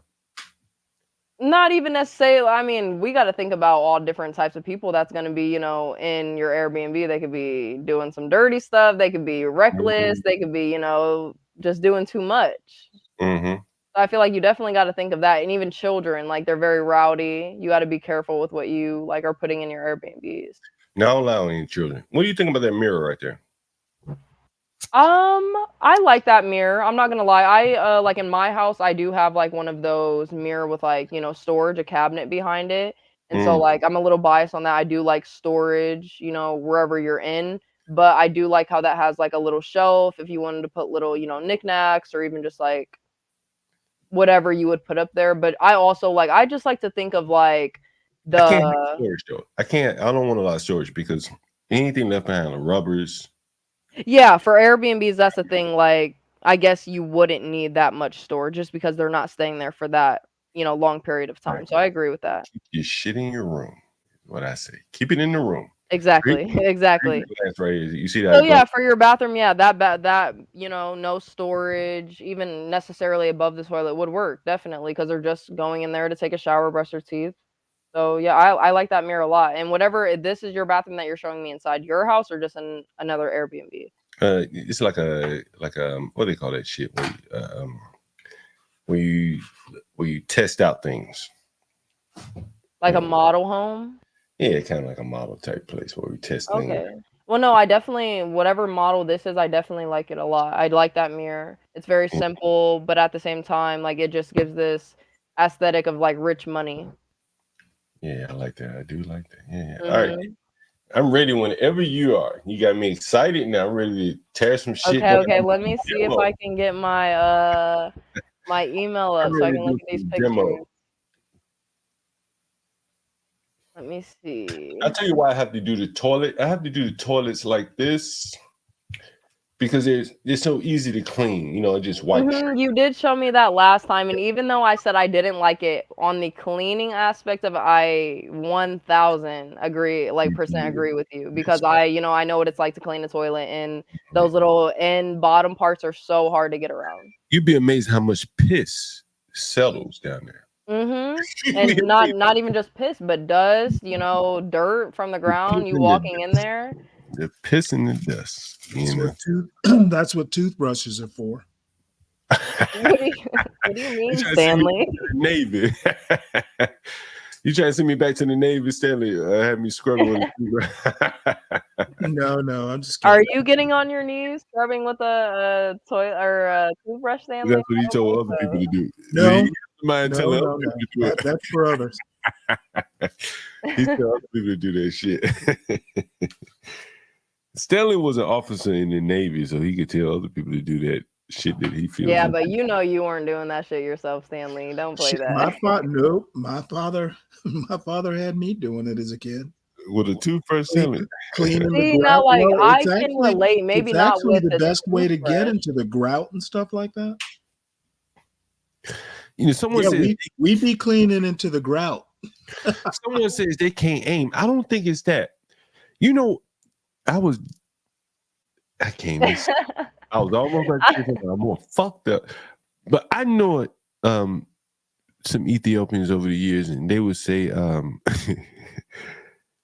don't leave the toilet seat up and shit like that. And they wouldn't put their toothbrush in the bathroom. I don't know if other people do that, but I know Ethiopians do that for sure.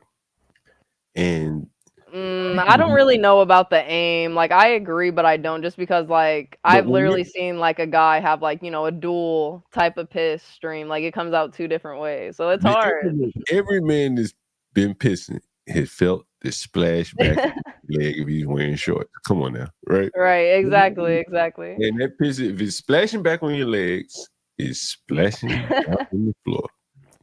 That shit's all in there, and No, but it's yes, you guys might not have the best aim, but it's as simple as grabbing that toilet paper and wiping off the seat, I think it's that area down. This is why I have to buy these toilets, because it gets down in that little crevice area. Right? So I have to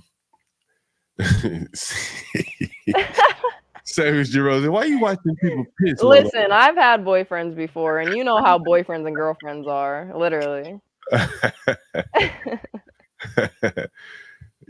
Lola, I think this series could be a hit. It may not appeal to a lot of the people that come here on a regular basis, but it may appeal to some people who's trying to renovate their house or just get some decoration advice. Yeah.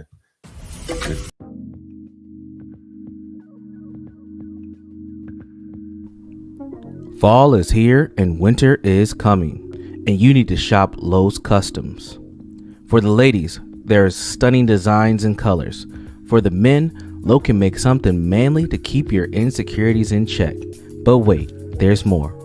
For you simps, there's a special Simp Edition, where Lowe will roll around in it, blow smoke from the finest Southern Eastern American marijuana. She'll even rub her pretty feet all over it just for you. So what are you waiting for? Shop Lowe's Customs now, exclusively on the John Galt Urban Landlord channel. Let Lowe help you stay cozy and warm this season. Shop Lowe's Customs today. That shit hot right there. I would have to say. No, I do. Shout out to Universal always for making that commercial for me. Shop Lowe's Customs, guys. Yo, Lo, Universal, man, look, I got another website. I want you to come up with something for this right here. If Universal, is he selling all these? I don't know. Let's see. Universal, I want you to come up with in the chat. I want you to come up with a concept for this right here, Universal. See if you come up with a concept of that right there. See if you come up with something right here. You see this website, come up with something like that for me, Universal. We can talk offline about that. I like that though. You can jump up on the panel if you want. And oh yeah, you'll get something great from Universal. He always makes the best commercials. I'm thinking shit, like, I don't know, it's like someone's breaking up. I don't know if it's me or someone else. But I'm thinking, thinking about this, like, since we're not monetized, it doesn't really matter, but maybe we can have like commercials up here. How many people have a business that they would like to promote? We could have commercials up here if you have friends, family, anyone. Yeah, even like, who does the drums? Who was on the drums the other day on cam? Tough guy. Yeah, tough guy. Even like stuff like that, your music career, like we need ads for that. Not just, my Lowe's Customs and Angel Song. We need some more ads. We do. Anyone in the audience know of anyone that might want to advertise their services, a business, restaurants, friends, family, restaurants? I see the demographics. We're all over the place. So you may be in a neighborhood where one of these advertisements could be right around the corner and could pique your interest there. Yeah, Lo, I think this is I think it'll be a good series, and I think it will appeal to people, not within our normal demographic. Mm-hmm. What do you think? Yeah. No, I definitely agree. I think that it would be like a good segment. I would like, Kimmy to come back up with me because I did enjoy, her commentary on it and her advice. Just because, like I said, like I feel that I'm a good decorator and have good advice, but someone with more expertise on that would definitely help me out for sure. And I'll be up this time because we're gonna we'll pick out.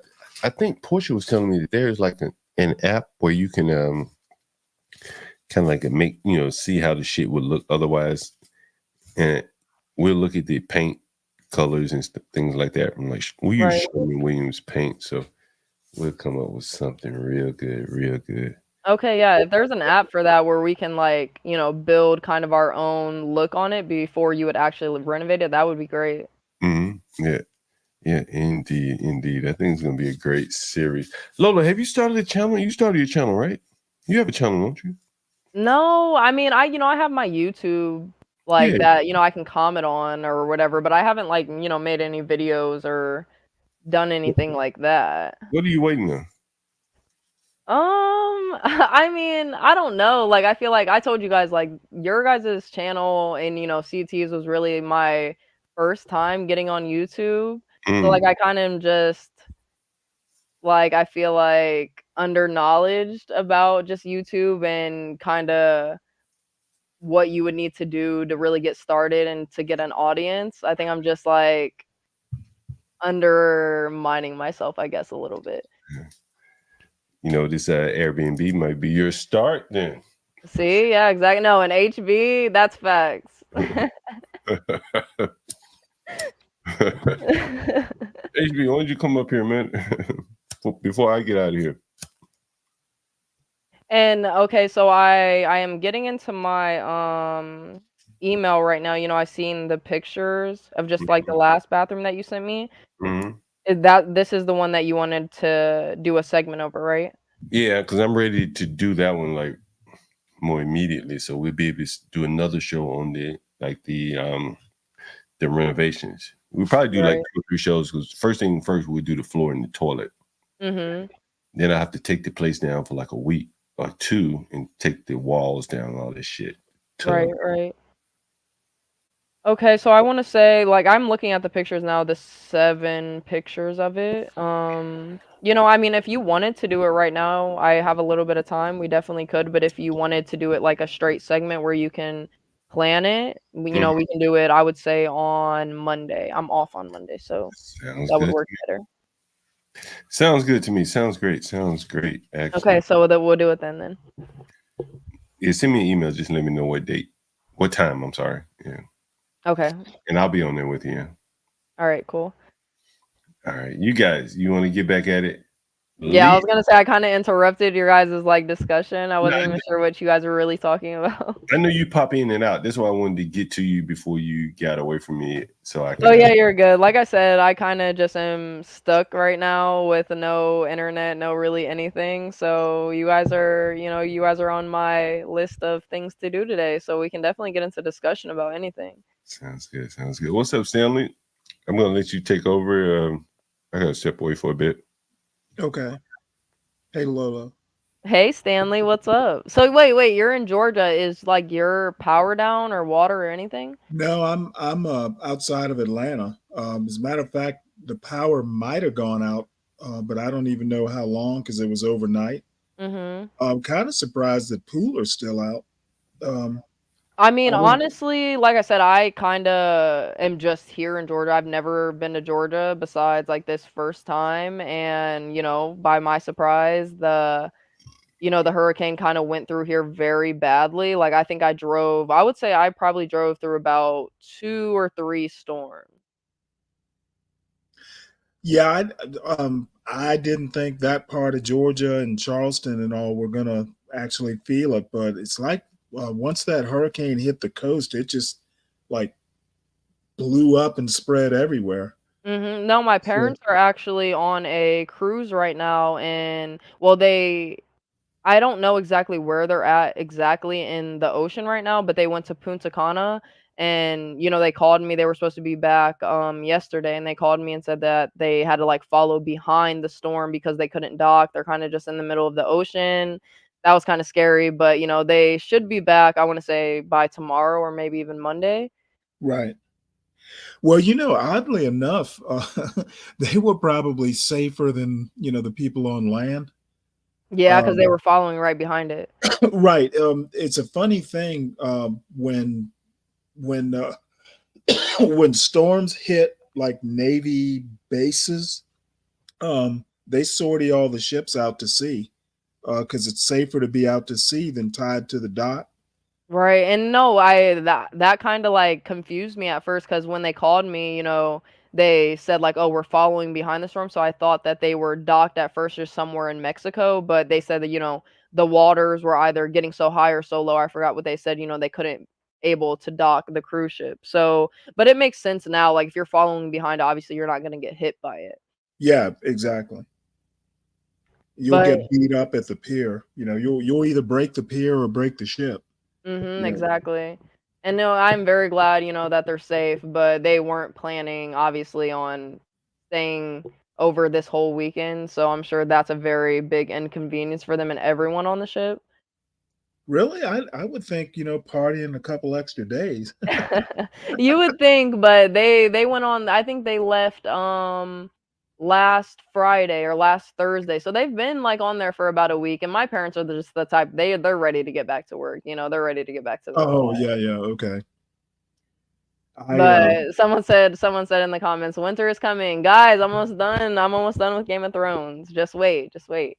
I promise. Oh, is that what that means? I've never watched Game of Thrones, and Oh, Stanley, you have to. Like, I swear, like, I'm not a big, like, show recommender to people just because, I'm kind of into my animation, whatever, whatever.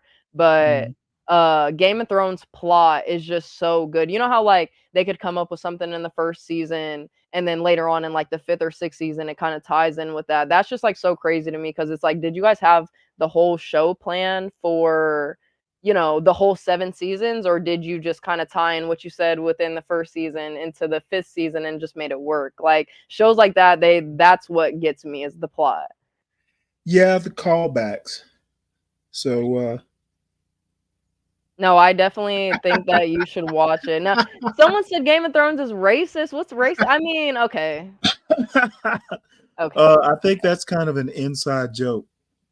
But Just a little bit, but at the same time, it's like if you're not into, action, back in the day, I don't even know what era they would be in, but if you're not into that, yeah, you're not gonna like it. But at the same time, if you love a show for the plot, you might.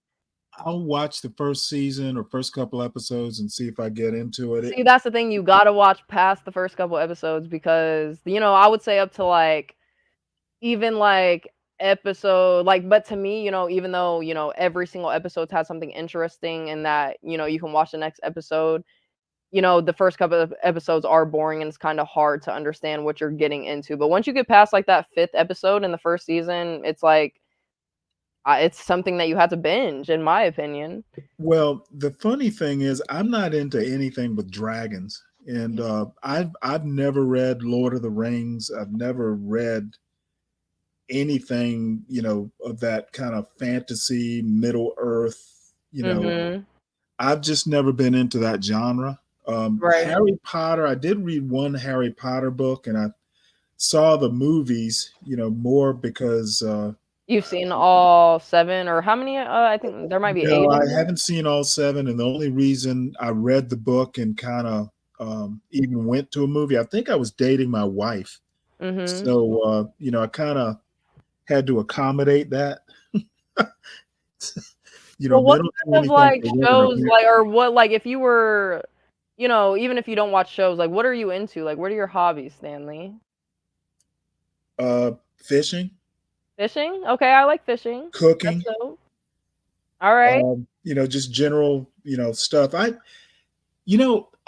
don't even like horror movies that much. HB and I were talking about. He recommended a thing on Netflix called The Terror, but it's like an old time Navy type movie. So I've never heard of that. I'd never heard of it either, but he recommended it, and I'm almost done with it. But I don't know. I have a thing for Navy movies. I have a thing for war movies. Right. Any type of action, really? Yeah, and comedies. Like I Okay. don't deal with a whole lot of blood and gore and horror So you don't movies. like fantasy of any sorts? Like you said, you do like Not dragons, really. so that's kind of like fantasy, but nothing like magic or like sorcerers, things like that. No, never got into it. And funny, my wife was like heavily into it, and I never read any of her books. She would recommend them, and I'd go, "Yep, I'll get around to it." So It's not my thing. how did you really watch like Harry Potter then, with them being magic and I went to 1 or 2 movies, and that was that. I you were read just a done with book. it? Yeah, I mean, I understand why people like that sort of stuff. It's just not my shtick. Right. No, I get it. HB said Lolo hates Tywin. I definitely do. I'm with Jon Snow, Arya. Let's just not get into it because I'm not done yet, guys. I'm not done yet. But I do hate Tywin. Winter is coming. Winter is coming, Virgo. Winter is coming. Did you see? Did you see the spinoff? Because I couldn't wait to just like inject myself in. Did you see the spinoff? No, I haven't. I am probably going to God. watch it once I'm done with the whole, Game of Thrones. Oh my God. Okay. So But my I'm in husband season always 7. I'm in yells season at 7. me. He calls me and he says it in his Jerry Springer voice. You're the spoiler. You're the spoiler. Because I spoil everything. So Right. I'm gonna try my best. Yeah, just don't gonna do it. shut up. Okay, listen, I'm in season 7. I think I'm on like episode 5. The last thing I seen was like Arya just came back to Winterfell. So You need to watch House of Dragons. Okay. Okay. No, after I'm done with it, I would say give me another day or 2 to finish Game of Thrones, and I'm definitely Because gonna it all ties in, especially the second season. It all ties in together. Hey, So and Stanley. is the plot just as good as in Game of Thrones? Oh my God, it is so good. Stanley, there's dragons in Game of Thrones. Yeah, no, I tend to avoid anything with dragons. Oh, that's what you were saying. I thought you were saying you like dragons. Oh no! If it's got a dragon or a sorcerer in it, I tend to. It's kind of comedic as well. Oh, I'm It sure. is, and it's like it got romance, it got action. It literally has every little piece of genre Yeah. you want. Well, I drink and I know things, I'll give it a shot. Please, it's a super good show. And believe me, I didn't just start it until about a month ago, so I'm very, very late on the train. But Are you serious? Oh my God! You know what? You need to read the books. see, that would take me like 6 months. Like a show, I can You need to binge. read the book. But books, The author looks like a wizard.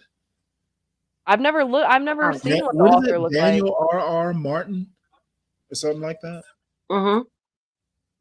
Yeah, He Can looks we like pull up a picture of he him? looks like John, get an cracked. author of of books like that. I'll watch the whole season again if HB, I'm telling you, if you do a Game of Thrones breakdown, I will watch the whole season again. I have Oh, no that problem too. doing Like that. anything, if we have a breakdown of even just the conversation of the plot, Oh my I'm on the show God. all day. We can talk about it all I day. don't want to spoil it for people who hasn't seen it, but I know you've seen this because you said you're into season 7, you said? Yeah, the middle of season 7.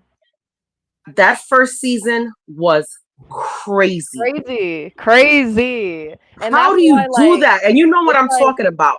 How do you do that? I What don't show know. does that?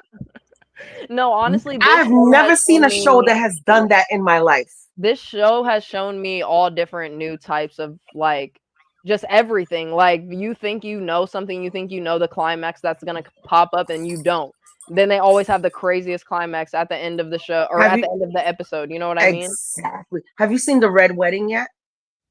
Who was in the Red Wedding? Mm, Who was I it? don't want to spoil it. Tommen and or that wasn't the Red Wedding. It was not John. It was Jon Snow's brother, but he Oh was no, Lannister. Rob at the Rob Stark. Yes. Oh my gosh, no, because listen, I wanted to talk to HB about that. Like, there were Girl. certain points in the show and in the season that I'm like, okay, that they're very crazy. I kind of want to speak on, but the Red Wedding, where were they at? At the not the Greyjoys, but they were at the I think they were at the band. What is that they- family's name? What was that family's name? The Baratheons? Not the Baratheons, because it was the old dude. Arya killed the old Tullys. dude. It wasn't the Tullys. It wasn't the Tullys. Were they at River Run? Someone in the chat has to know what we're talking about. What's the name of the family that killed Robb Stark and his mother? Oh, you spoiled it. See, I'm gonna tell my husband I'm not the spoiler anymore. I literally can't think. Oh my gosh! But no, I know I can't think now either. That Red Wedding was absolutely insane because even though crazy, see as much as we wanted to with Robb's wife and even Catelyn, like what they did to Robb's wife, all I can say is, bro, like whoever made this show, you are very fucked up. It shocked me more than Glenn's death in The Walking Dead. Oh, and that was just as bad. Or even like, let's say like, I've seen like what's that show called? Orange is the New Black, Pusey's death. That shit was crazy. Well, me and my husband is doing The Walking Dead with commentary. And when I say commentary, it's like us stopping it and like talking about it. Right. And even he said, I stopped watching it after Glenn's death. Like this is before he met me. I stopped watching it before after Glenn's death. And I'm like, come on, man, you need to watch death, it. It's like the show feels pointless, honestly. You know what? I didn't like the last 2 seasons. If you know what I'm talking about, not to spoil it for everybody else. The phrase, the HB got it, the phrase. Yes, fuck the phrase. The phrase, yes. Yes, fuck the phrase. And I'm glad Arya did what she did to them. Wasn't that with that ugly little girl? She wasn't afraid, was she? You know I'm talking about, that ugly little girl. She was just weird looking. You know who I'm talking about. What family was she in? You're not talking about Arya, are you? No, Arya's pretty. That ugly little girl. She just looks weird. Who are you talking about? She was like the queen. Oh, Marjorie? No, not Marjorie. Marjorie's pretty. Okay, I'm talking about. I thought Marjorie was kind of pretty for real. The little girl, and she was the queen or whatever. Oh no, who I know who you're talking about. You're talking about the Mormonts, right? Is it Mormont? Where she was like, her whole family died, and then she had to be like the Lord or the Lady of the Land. No, Ryan, you're wrong. Rick did not die because you need to get AMC because you need to watch Michonne Found Rick, and I'm spoiling it. Michonne Found Rick. Oh shit. He did not die. Remember those helicopters picked him up, and I don't know if you watch oh God, what is it? Fear of the Walking Dead. It all ties in together. Then you got I Daryl never Dixon. watched any spin-offs of shows. I always feel like they're kind of lame for real. Yeah, all the spin-offs, it ties in together. Rick did not die. Michonne found him. Oh. And then Maggie went off with that, so Negan. that's a spoiler too. That's a spoiler. Yeah. Oh, sorry. No, you're good. I honestly don't plan on watching the rest of Walking Dead just because it's one of them shows that's like you should have ended at like season 6, season 7. To me, in my opinion. No. But you know what? I think it was Rick's fault why the saviors overtook Alexandria, or they came and killed her. I think it was because remember they blew them up. No, the whole show, like, it's kind of like there was just so much going on. It's kind of hard to remember everything that happened at the end. Like, I would say, And when I read the really was, comics. like, did you read That's the the thing. comics? Damn. Yeah, I have the comics. Yeah, I have all of them. So is the show? Yeah, like, I was a into good The Walking Dead way representation- before the show came on. Is the show a good representation of the comics of it? Because I haven't read any of the comics. Maybe season 1, 2, 3 is exactly the same, but after that, it kind of threw me off. I'm like, wait a minute. Glenn was supposed to die before this person, Like, way sooner than Rick in the was, show. Carl wasn't supposed to lose his eye, like, and I was like, oh, okay, they're switching it up on us, so keep us on our toes. Right. Damn, no, I'm honestly not even gonna lie. I think I stopped watching The Walking Dead after like season 7. Like, it just got so repetitive. You know what I mean? Like, maybe it's just me, but like, we've been watching this shit for years and years, and we keep on seeing the same hordes and hordes and people, coming in and out, betraying people, fighting for people, and it just kind of got boring. You know who's deaf annoyed me too? I was so mad. Sasha. Yeah, honestly, Sasha She just wasn't one of gave my up. favorite. That's what I'm saying. She wasn't one of my favorites. Like, she was cool. She was a cool character, Yeah. but it was just like, it is what it is, And it's like shows like that, they kind of gotta off people that are some of the good characters. So I get why she died. Hell yeah, Ryan. Yeah. What was his name? The ginger guy? Abraham. Yeah. Oh my gosh. He got a hit of Lucille right on top of the dome. Hey, I Okay, hate to but- interrupt. You're good. Savannah, I just looked it up. It looks like Savannah has power. I think I'm about to look on my maps right now. Well, I'm gonna tell you exactly Cooler's where I am. in Chatham County, so I mean it's like the cities touch each other. So But, I'm it kind of looks like, like if this is Savannah's like a good. township, I'm kind of by like Blychton, if you ever heard of that. Okay, yeah, I know where it is. Come on, North. So Stop you're it. outer ways. I Yeah, I'm hate it kinda when like on Glenn the died edge too. of South Carolina, and wherever we are, just specifically, like, even since yesterday, all of Yes, the Mavid. houses Carl have got been, bit. out of Okay. power. Well, the reason I bring it up, if you need gas or something, you might have to go into Savannah for Oh it. yeah, I know. Yesterday I tried to go get gas for my car. We drove about 20-30 minutes, finally found one gas station that, had power. Right. Everyone was in there. I finally got to a pump. Lo and behold, there was no gas in the gas pumps at all. So I couldn't even get gas. Right. So anyway, I just happened to look it up because my father's still down there. I think he's got power though. Well, shit, So- that's good for him. I mean, no, Yeah. like I said, we have a generator, so we're good. It's kind of just Okay. the water. Like, Gotcha. I just want to like wash my hands all nice. Yeah, but by the time Carl died, I was already numb to like all the deaths that happened, like all the shockers, Because they it shows like that they kill off the best people, and I get it. You got to keep people on their toes, but like it's like killing off Rick. Why the hell would you kill off Rick? Rick didn't die. That's what I'm telling you. See, I didn't see up to then, and that's a spoiler, which I'm very glad about. But at the same time, I heard They don't show it. They don't show it in the Rick. show. At the end of it, like I think season 10, Michonne had went off on her own to find Rick, and then that's where the spinoff came on. Yeah. No, I would definitely have to go back and watch that. But no, going back to just Game of Thrones for a second, who would you say is your like most hated character? Littlefinger. Really?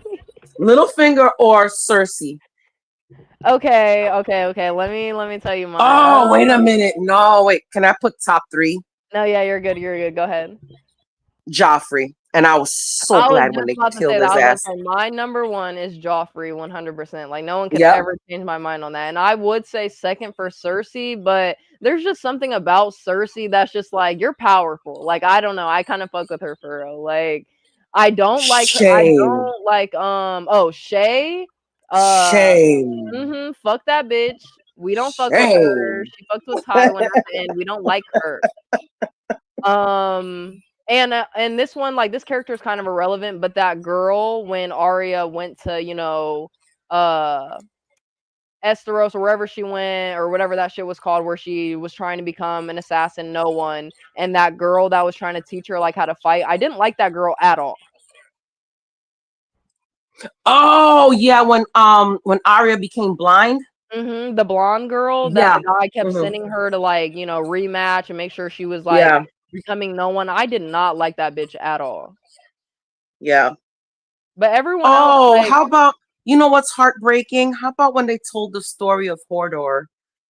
Oh, stop, because I really almost cried. I almost cried. I was like, oh. No, because like his mom, like, and it was so crazy to see that Bran, he did become like the 3-eyed raven and the visions that he got. Yes. But like everything that he was seeing, even about Ned Stark's sister, when they told the truth about Jon, I still haven't gotten to the full truth of that. But like, I'm in shock about that, because I'm like, damn, like I thought he was a bastard. I thought he was gonna like get promoted like Ramsay did, but no, like now he doesn't even have the title at all. Oh, wait a minute. We want to talk about Ramsay. Oh, we can talk about Ramsay is at the top of my list. How about when he cut off Greyjoy's ball? I'm done. I'm done. No, listen. What fucking Theon did, honestly, I don't feel bad for what happened to him, because he did do some fucked up shit. Like, that was your childhood home. Yeah. And like, I get it, your dad. But he didn't deserve that, though. Come on now. No, he didn't deserve the balls. Maybe and the dog ate it. Yeah. Oh God. And they sent it to his parents. And that's what I was trying to tell Stanley before. Pedro Pascal is in there. Remember, he was from what's that land called? Not Westeros. Estos or Valeria, or it was like the kind of like equivalent to like the Middle East. What's crazy is, like, as soon as you say it, I know it. I just can't think. There's so much. I can't remember the name. Somebody please say it in the chat. It's not Essos. It's Hey, the porn bombers don't even wait to come up before they porn. Who's porn bombing? Yeah, duh, Mavid. Laurie died season 2. You won't was see it anything season in the 2 or back, 3? She or whatever this person is. I think it was 3 in the prison when she had Judith. Carl killed her. Oh shit, I forgot about that. Yeah, Carl had to kill her because she was gonna turn. Laurie was that's what I'm saying. She was so like dead early in this season. Oh, she was such a whore. She was. No, that was about to say, she was a bitch for real. Like, you couldn't even wait a whole year till your husband was in a coma. But even if I didn't, okay. Worst case scenario, let's just say my husband died, right? Mm-hmm. And I just want to move on fast because I'm hurting. I'm not gonna move on with his best friend. That's my whole thing. Like, not only did you not wait only a few months, but you went on with his best friend. Like, come on now, girl. Bad. I mean, I know we're in the apocalypse and the pickings are slim, but god damn, girl. That's what I'm saying. You already got one kid. You didn't even know if your husband was fully dead or not, and you just moved on. I couldn't believe it. No, I literally could not believe that. And Rick admitted that he knew that the Judith was not his, but he loved her. Wait, because I forgot about that. Mm-hmm. And this was what season? Yeah, this was season 7, I believe. Laurie was such a whore. Oh my god. Yeah, Laurie was. She needed to go. Because it's like, she did, she gave her little, opinion. She had her insight or whatever. But really, you were just dead weight. So, hey, I don't blame her. You know who really pissed me off? Morgan and Carol. Because Carol's such a badass. Then she went on her whole tangent about, wait, I don't want to kill. Carol? I don't want to kill. I don't want to kill. And then because Morgan was like, he don't want to kill, but he was killing when he was on Fear of the Walking Dead. Right. No, I actually like Carol a lot, and I kind of didn't get to see like her downfall. I think the last thing I remember of seeing of her, you know, after she killed the little girl because she killed her sister. Look at the that was like, flowers.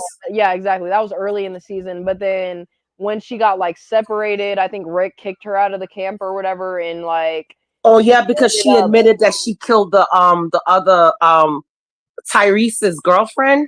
Yeah, and I think the last thing I seen of her was like when she blew up. I just remember like she was sitting behind a fence or like up kind of in like the mountainy areas, and she like blew up a building to try to save whoever was in there. Like that's the last thing I saw of her. Oh, when they was in Terminus. Yep. There was in Terminus the fucking cannibal camp. Oh shit, yeah, no, that show. Yeah, I remember they were just eating people. With that show, there's so much to remember and to go I off. remember when they ate Ben's leg, and he was like, "Tainted yes, meat." Didn't they like see a tattoo on it or something, or they seen like a ring or a tattoo or something where they knew it was him. They were like, he was like, "Tainted meat, tainted meat." Oh wow, Walking Dead is definitely something else. Remember Shiva?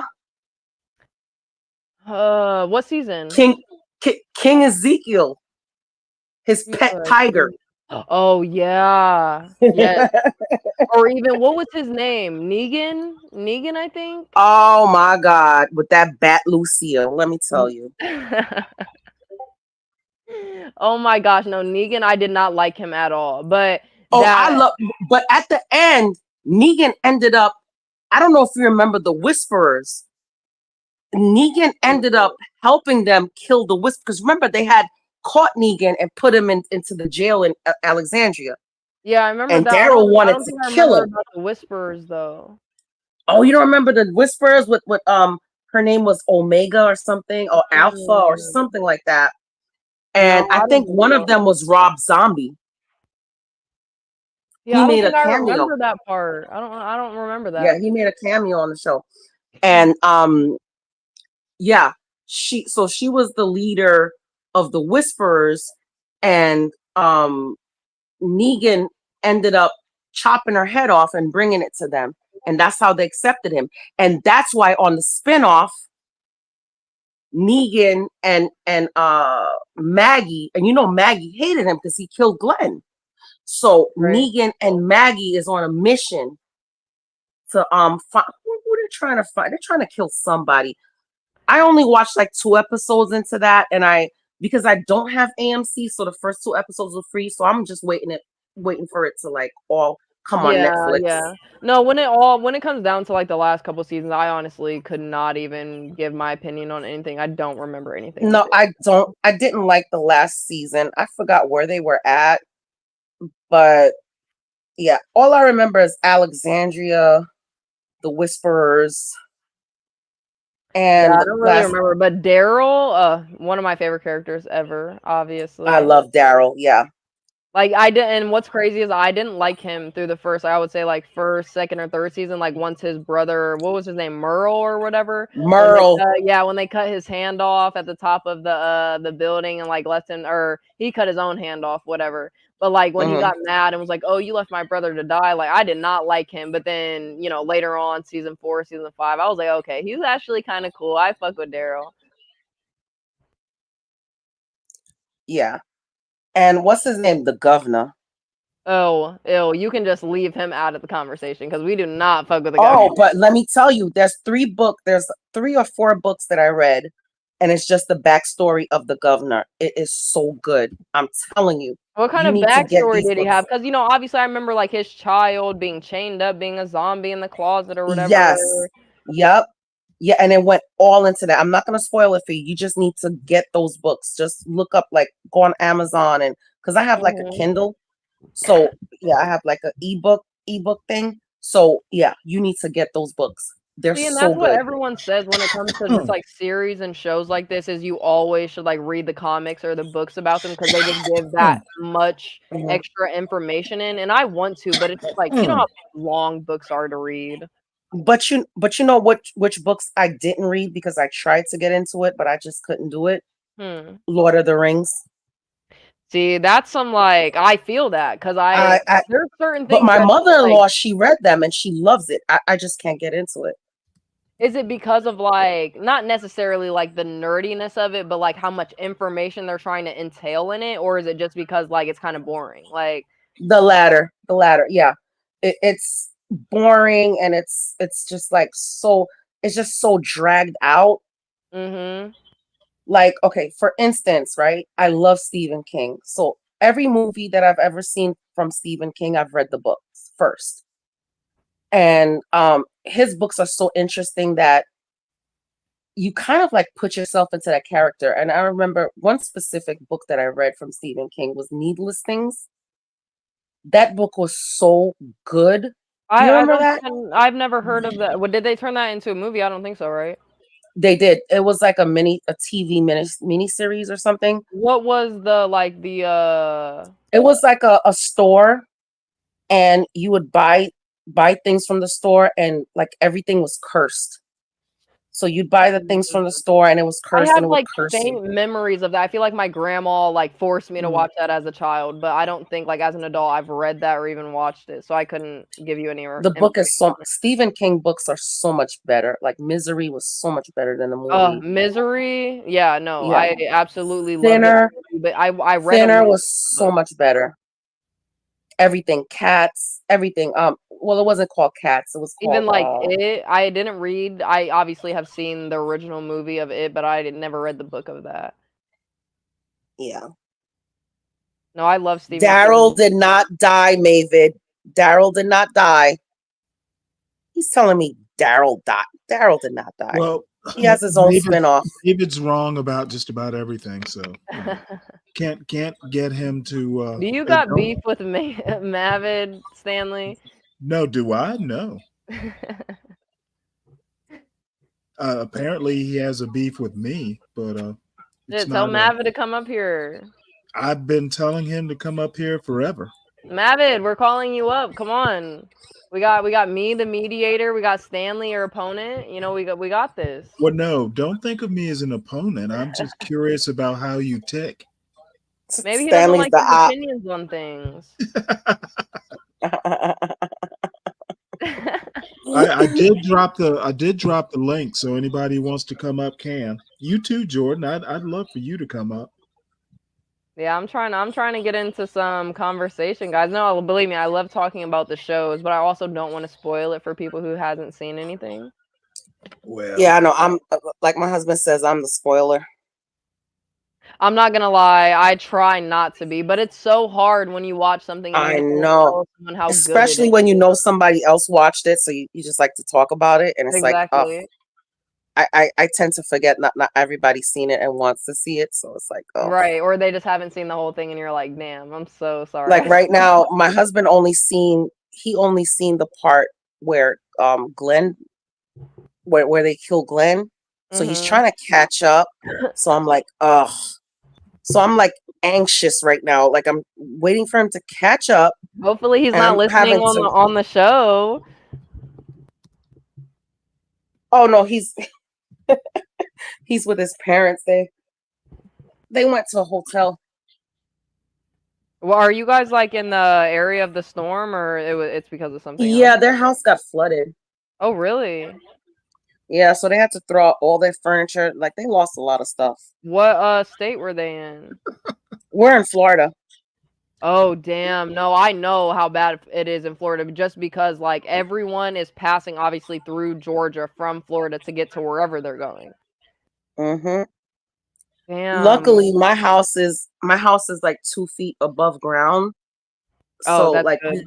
yeah. So, when the streets flooded, I didn't get anything into the house. Not at all. Wow. Actually, pray for your husband's family though, for sure, just because, that's Yeah, really I know. Hey, Yeah, and they were staying here, but I don't have a ramp because his dad is a veteran and he's in a wheelchair, and I don't have a ramp. Right, and we don't have a ramp, and yeah, so it's kind of hard for us to get him into the house, and So they're like, we're just going to a hotel. I was like, well, no, it's okay. Aww. Yeah, and then they were like, you just had surgery, blah, blah, blah. And I'm like, ugh, don't even worry about it. I'm strong. What do you think about Jordan's point? What's Jordan's point? Hold on, let me read this. Basically, it says honestly, I agree just because like there's like certain shows that I can watch Yeah. over and over and over again and they will feel brand new to me every single time just because I love them. Yeah, and there's certain movies I could watch. Like I could watch Prometheus like 50 times in a row. I love it. And every single time you'll notice something new. Exactly. So yeah, I definitely agree with that. I didn't care too much about The Covenant, but Prometheus was really good.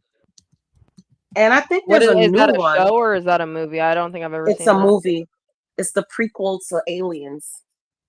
Oh yeah, even Aliens. I think I've seen Aliens when I was a kid, but see, even though I'm into sci-fi and like fantasy, when it comes to like aliens and like outer space and stuff, I'm really not into that type of stuff. Like I like magic and sorcerers and exactly what Stanley doesn't like. My husband from one of my I birthdays, he actually got me liked the game Aliens, but I Nemesis. watched it when it first came out. You don't think it was kind of corny? Might have even seen it at the theater. You didn't think it was kind of corny, even like in today's age? Aliens?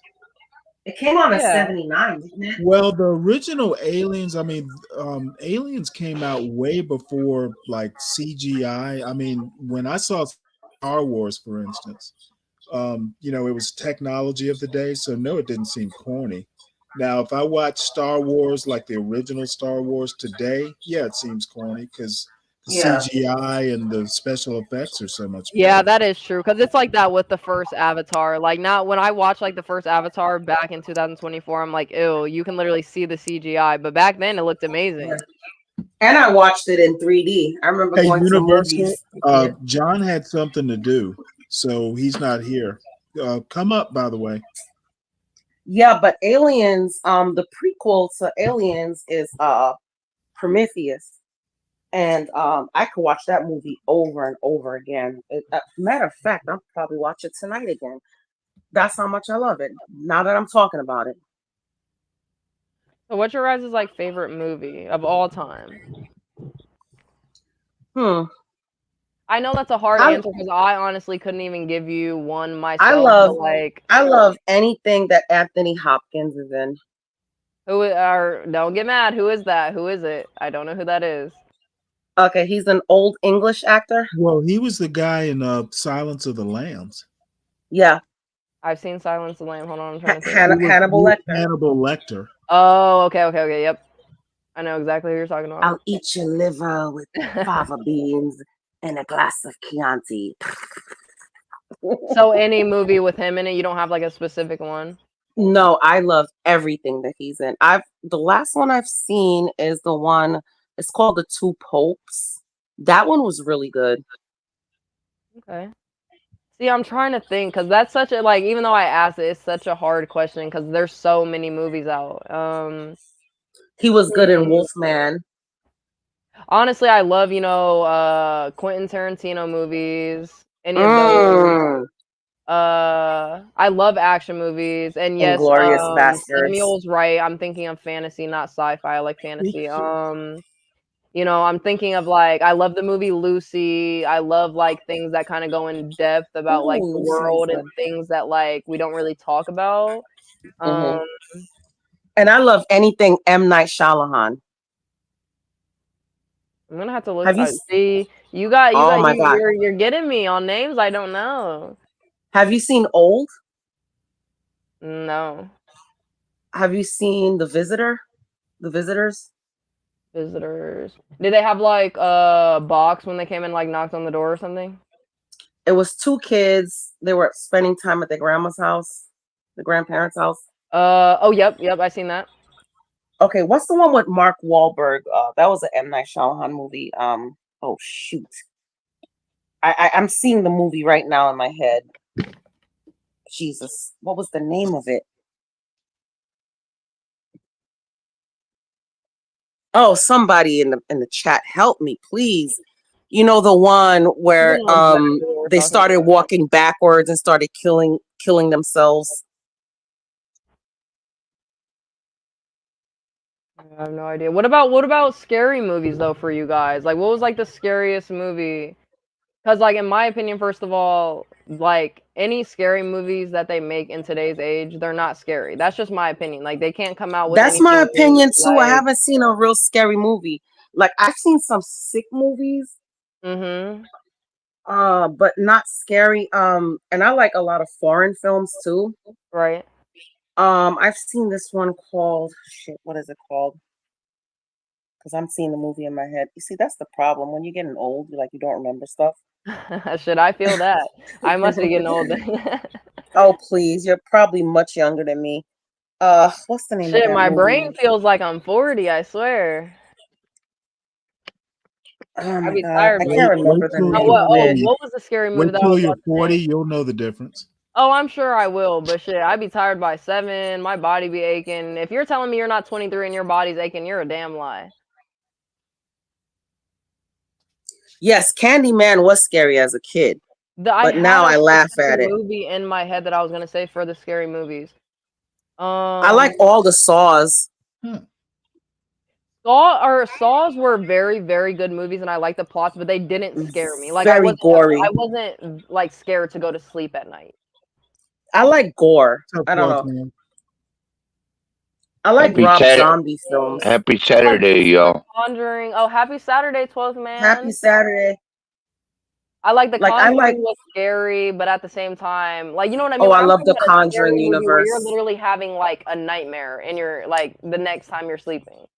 Yeah, I love the Conjuring universe with Annabelle and Annabelle Mhm. Comes Home. Yeah, I love the Conjuring universe. Haunting Yeah. in Connecticut. I'm not gonna lie. When the son Yes. like, lived in the basement, that was a scary movie. That was a scary movie. When the basement was some sort of And the was it like a mirrors in the death bathroom. parlor or something? Oh my god. Yeah, and It like was then crazy. you got all like the carvings over his body and stuff. Oh yeah, Mhm. that shit was scary. And then the black stuff came out of his throat. That was probably that was disgusting. But I had a specific movie in my head that I wanted to remind you guys of. I'm trying. I literally just lost it though. I'm trying to think. I literally have no idea. But no, that's definitely my opinion on scary movies. They can't. I mean, really, for any genre of movie, they can't. They've already made everything that everyone's already seen. I'm trying to see something new. Have you seen Knock at the Cabin? No. That's a M. Night Shyamalan movie. See, we're gonna have to pull up some like scenes, some clips on here. I'm too young for this, guys. No, this is recent. This is recent, like Oh, 2 then years yeah. ago. Oh, see, yeah. I'm too young for older movies, but I'm also too old for new movies too. Because like I said, there's no new movies that I want to see. None of them look good. The And don't get me started on Marvel movies. Seven Steel asks, has anybody seen the movie Devil? Yes. I don't know. Yes. I have. Okay. I'm a horror freak. I love horror. Love horror. I still can't remember the scary movie that I wanted to tell you guys. And that's gonna upset me. How about the one with Negan? He was the main character in this movie, and it was about the book, which is like this Jewish box, and they lock the box and there's a I know demon who you're inside of it. talking about. I know what you're talking about. I can't think of the name of the movie though. Possession. There you go. Yes, Possession. No, that is a very, very well made movie. That actually is scary. I loved it. And I didn't until you just said that Negan was the main character. I didn't even realize that.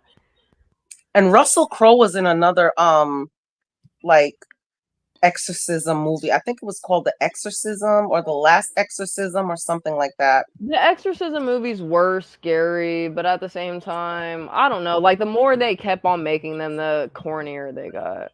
No, this one was with Russell Crowe. It has nothing to do with the exorcism movies, but it was called, I think, The Last Exorcism or something like that. Oh, how about The Right with Anthony Hopkins? That one was good too. Right. I feel like it sounds very familiar, but I'm not sure if I have seen it. R-I-T-E, The Right. Yeah. Right. That I one don't was know. good. He What played a was priest.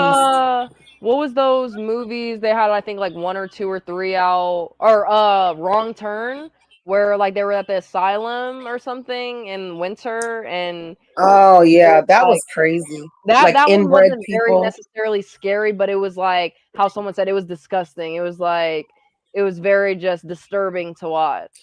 Oh, you're talking about the girl that oh no, that's I'll Like it Spit was on like Your a Grave. group of like, oh, that movie. No, that movie was something different. But no, That it was was like a yeah. group of To like me, 5 or I 6 even people. didn't want to watch that after a while. I was like, this is just too much for me. No, I Spit on Your Grave was one of those movies that was like, shit, it made me want to cry for the girl, but then I'm like, at the end, like, yeah, fuck these people up, cut off his dick. Yep. But no, Wrong Turn, I think, was the thing that I was thinking of. Because, like, I'm thinking of the one specific ending. It might have been in the second movie where the guy, he was finally Come getting on, Black away Knight. on the snowmobile, and they had like What does that a even thin mean? string. Black Knight said his scary movie is The Left, starring Kamala Harris.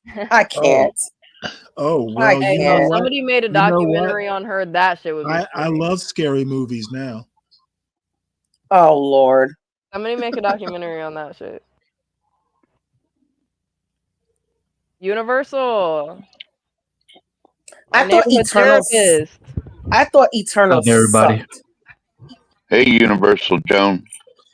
Hey Universal. You coming to join our show, Movie Talk? Hey Universal. We should do a movie review. A little bit. I'm not the biggest movie buff. I'm more into shows, but yeah.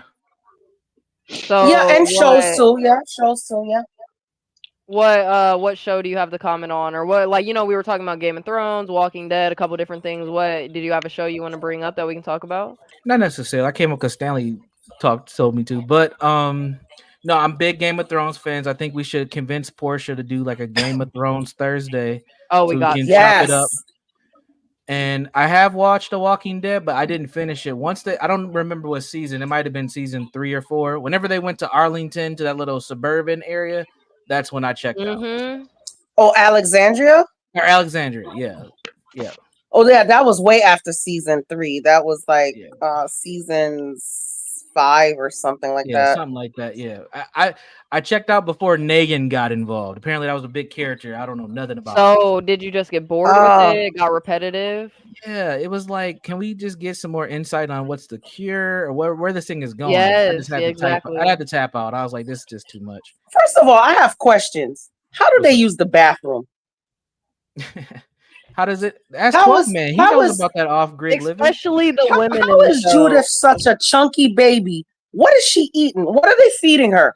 Exactly. There weren't a lot of babies. They had Infamil and they crushed up berries and shit. They figured. How did they find all these guns and ammo? How did they find all these guns? You mean to tell me nobody else was looking for using guns? Them. They picked them up. They went to pawn shops and they raided people's houses. They found them. I mean, no, that one kind of makes sense, but I'm stuck on the bathroom, especially for the women. Like, if you guys were on your period, what do you I didn't see nobody take a shower.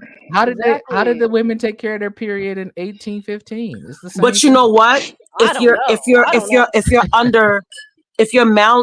malnourished, and I can tell you this from experience, if you're malnourished and you don't have enough vitamins, sometimes your period does skip. Skips over? Yeah, that makes sense. Yeah, but it skips, but I'm not saying it will disappear What did completely. women do back in the 1800s when tampons and pads weren't a thing? Did we just bleed on ourselves or They use what? handkerchiefs. They have methods. I actually looked this up one time. Don't ask me why. Stanley knows. Okay, so tell us, Stanley. so tell us what is it? They had their own variations of what a tampon is. Obviously, not like today, but they would use like handkerchiefs. Sometimes it depends on also where they were. Wait, you mean like women back in like the Like just back in the day, like didn't have before they didn't have the pads, 1900s. They like, used North. Come they on. used fabric, cloths. Yep. See, yeah, they use just cloths, to soak it up. handkerchiefs. They didn't just like free ball it basically. No, that'd be messy. Not me, North. Yeah. That shit would be messy. Yeah. Yes. Oh my gosh. No, but I also think about they had didn't they have their on Sundays we're gonna go down to the river, we're gonna bathe. Like, what about the rest of the week? Why can't we go and bathe at the river? You never seen any You didn't see them bathe until Alexandria, to be honest with you. See, and I just know, like, the smell back then, the musk, everyone. I mean, Oh man. they probably And all didn't these know it, dead though, 'cause it was zombies, so it must have normalized. stunk. Mm-hmm. All these dead zombies that they're Yeah, killing, blood let's all over not them. get Oh. into But back you in would the get day in used to the that 80s. smell after a while. I mean, that's your That's what I was habitat. about to say. That it kind of just masks itself. And they're Like, just oh, having sex and stuff. Like, oh. and then your baby's just born Oh. inside of a fucking. Don't even get me started. Hey, some people like a little bush, you know. Okay, yeah, let's change the topic on that one. I'll get that. That's just not the discussion to have on a Saturday. 12 man knows what's up. Nothing wrong with a little beaver, right? Yeah, I like the beavers. See? Not into the See? shaved ones. I mean, If y'all are ready to change the topic, 12th Man shared something from the Baltimore Sun, but it's based on Border Report, which is a publication in Texas that he shared overnight. And Yeah, go ahead. this actually has audio, which makes it even better for me, so I don't have to read it. Yeah, I did. You don't have to share it again if you don't want, Stanley. I just No, thought I'd since share it that they are official ICE numbers. since it has audio. Yeah, pull it up. I'm listening. I'll be right back though. Mm-hmm. Okay, so basically, I'm just going to play the audio, and hopefully, let's see here. Can you hear it? No, you might have to reshare and click the audio option on StreamYard. Okay. Good thing Universal Jones is here. I wouldn't know that. Well, I am a nuclear biologist, according to you, 12. Yeah. Well, you do Okay, something along Eugene. those lines. Oh, there he is. Universal Eugene. I'll be Eugene. Well, the audio also share tab audio. Okay, I think I see. You see it? Yeah, it's a little checkbox. Yeah. Well, yeah, it's a little slide switch, which is on. And let's see. Oh, here. was that a shooting star? Hi. How about now? 662,000 Yeah, it's a little low, so we have to meet up. are living free nationwide. More than 660,000 criminal foreign nationals identified to be deported by U.S. Customs and Immigration Enforcement are freely living in communities nationwide. Among them are those convicted or charged with violent crimes, including homicide, sexual assault, and kidnapping, according to information released in response to a congressional request. ICE was requested to provide information about the number of non-citizens on its docket for removal who are convicted or charged with a crime. As of July 21, 2024, there were 662,566 non-citizens with criminal histories on ICE's national docket, which includes those detained by ICE, and on the agency's non-detained docket.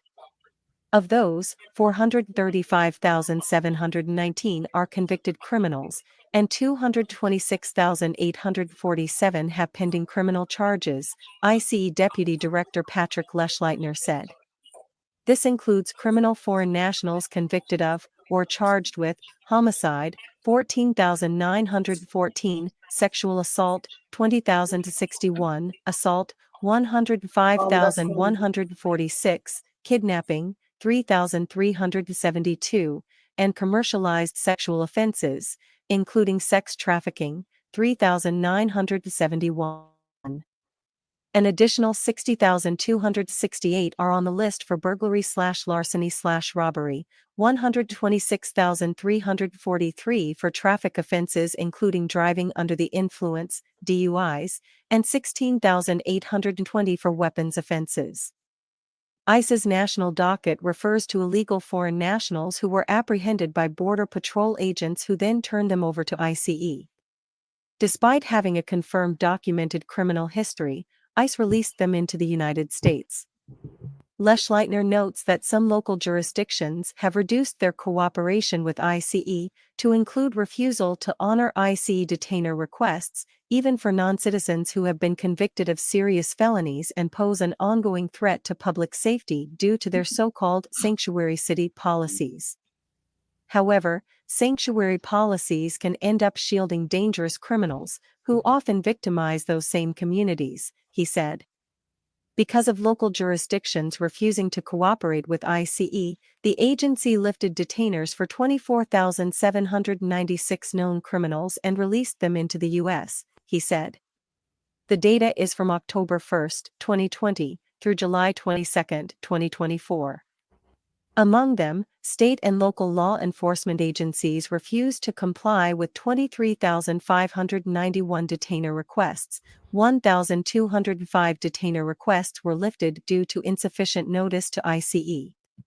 Also during this period, ICE enforcement and removal operations issued 2,897 detainers that were declined by state or local law enforcement agencies even after the subject of the detainer request had a subsequent apprehension by ICRO, according to the report.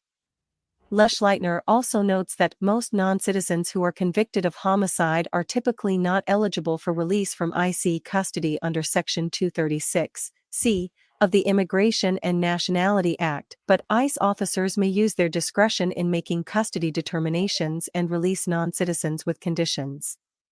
He says these determinations are made on a case-by-case basis. In response, U.S. House Committee on Homeland Security Chairman Mark Green, Republican Tennessee, said, "It may be shocking to hear that the Biden-Harris administration is actively releasing tens of thousands of criminal illegal aliens into our communities, but their own numbers conclusively prove this to be the case. This defies all common sense." Under President Biden and his border czar, Vice President Harris, DHS law enforcement has been directed to mass release illegal aliens whom they know have criminal convictions or are facing charges for serious crimes, and these dangerous, destructive individuals are making their way into every city and state in this country. How many more Americans need to die or be victimized before this administration is forced to abide by the laws they swore to uphold? This is madness. It is something no civilized, well-functioning society should tolerate. Texas Governor Greg Abbott said the number was shocking. If accurate, it means that almost 10% of the criminal illegal foreign nationals released into the country by the Biden-Harris administration are criminals. It also debunks the narrative that illegal immigrants are less likely to commit crime. We can't survive 4 more years of this. More than 387,000 criminal non-citizens were arrested by ICRO agents in fiscal years 2021 through 2023, the Center Square First reported. The majority arrested were citizens of Mexico, Nicaragua, Colombia, and Venezuela. The majority of arrests occurred in Dallas and Houston, Texas, according to an ICE online statistical dashboard. The most common arrests are of those convicted of DUIs, drug possession, and assault and criminal, non-civil, traffic offenses like hit and run or leaving the scene of an accident, ICE says. Additionally, a separate data point shows that U.S. Customs and Border Protection and Border Patrol apprehensions of criminal non-citizens totaled nearly 54,000 since fiscal 2021, according to CBP data as of September 16. The majority were for illegal entry and re-entry and DUIs. Most popular. Maryland weather. Hurricane Helene brings rain and strong winds to Baltimore area. Maryland weather. Pretty amazing numbers. Yep. Seems like the problem is sanctuary cities. Last night when I first read the article, I assumed that those numbers were people with criminal records that were being admitted into the country. It seems like most of the numbers are people committing crimes once they get into the country. So Yes, sir. it seems like the sanctuary cities are the problem. And yeah, I mean, I see where, why you would blame the Biden-Harris administration or the Biden administration, but Yeah, it's a huge problem, and I await the response.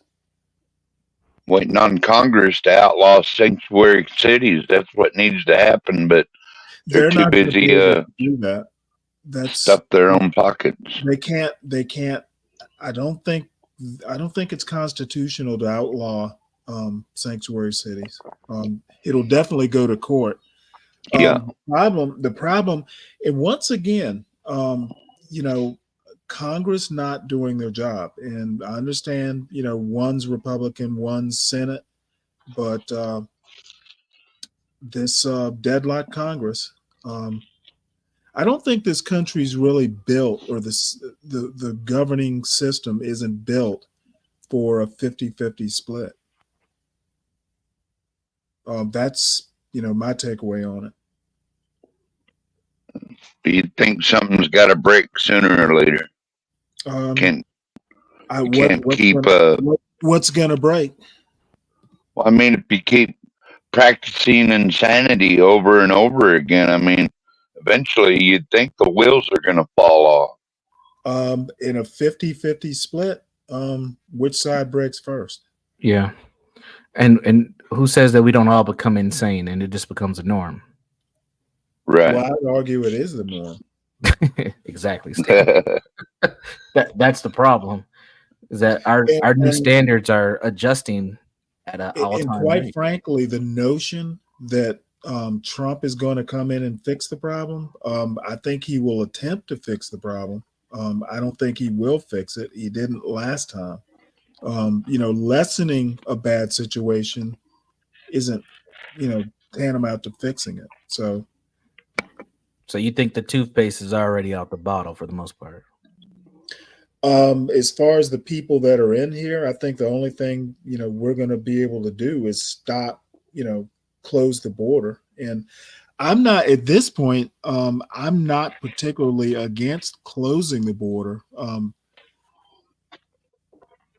But I don't know how you close it. You know, supposedly what this executive order that Biden's done, you know, has lessened the problem.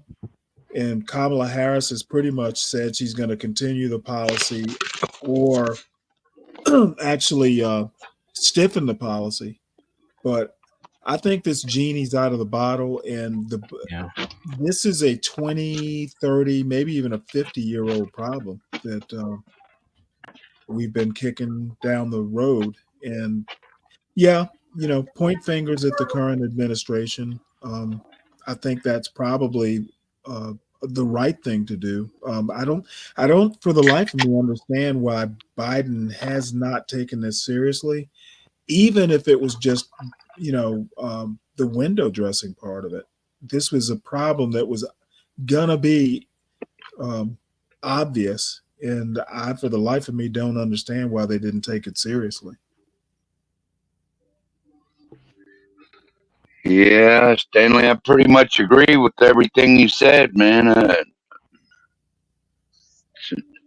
The solution is Congress pull their head out of their ass, but when do they ever do that? I think they attempted to pull their head out of their asses, but you know, either way, I think you know, whoever winds up in office, you know, we pretty much know. You know, funny enough, I actually haven't heard Trump talk about the wall. Has he? Not that there. I haven't heard much about it. Yeah, that's odd. I would have thought, you know, he'd be, you know, I've heard about internment camps, but it's funny he hasn't taken up the wall as an issue again. I hear him mentioning it at rallies from time to time. Okay. But I think that there's another step now that the immigration issues become such a problem. The wall is like second or third tier. We got to figure out what to do with the folks who are just adjusting to these towns. If you look, Universal Jones, if you look at some of that video footage, I mean, they just use those gas-powered grinders to cut a hole in the wall, and then they just walk right in. Yeah. I think we could have predicted that. Yeah. And then one thing's for sure, though, I think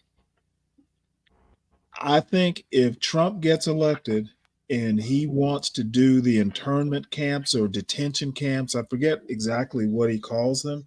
I can tell you right now, there's going to be backlash because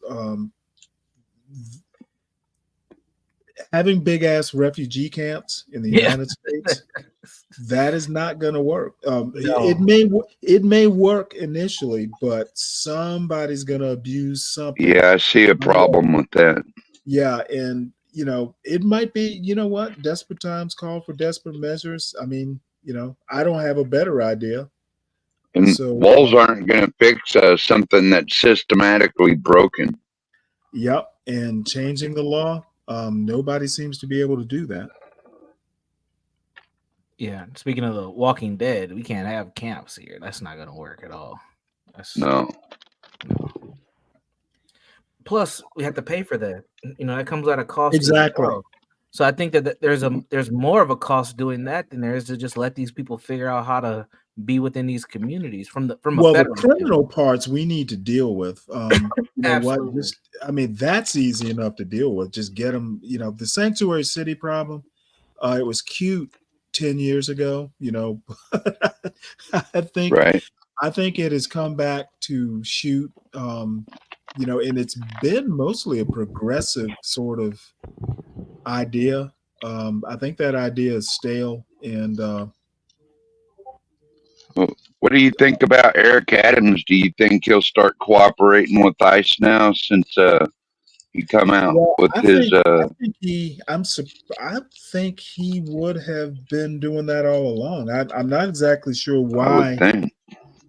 After hearing him, if he knew it was a problem, I'm surprised he hasn't bucked the system and just said, "Hey, we're not doing sanctuary cities." His hands might be. How do you stop it though? Just basically tell the cop.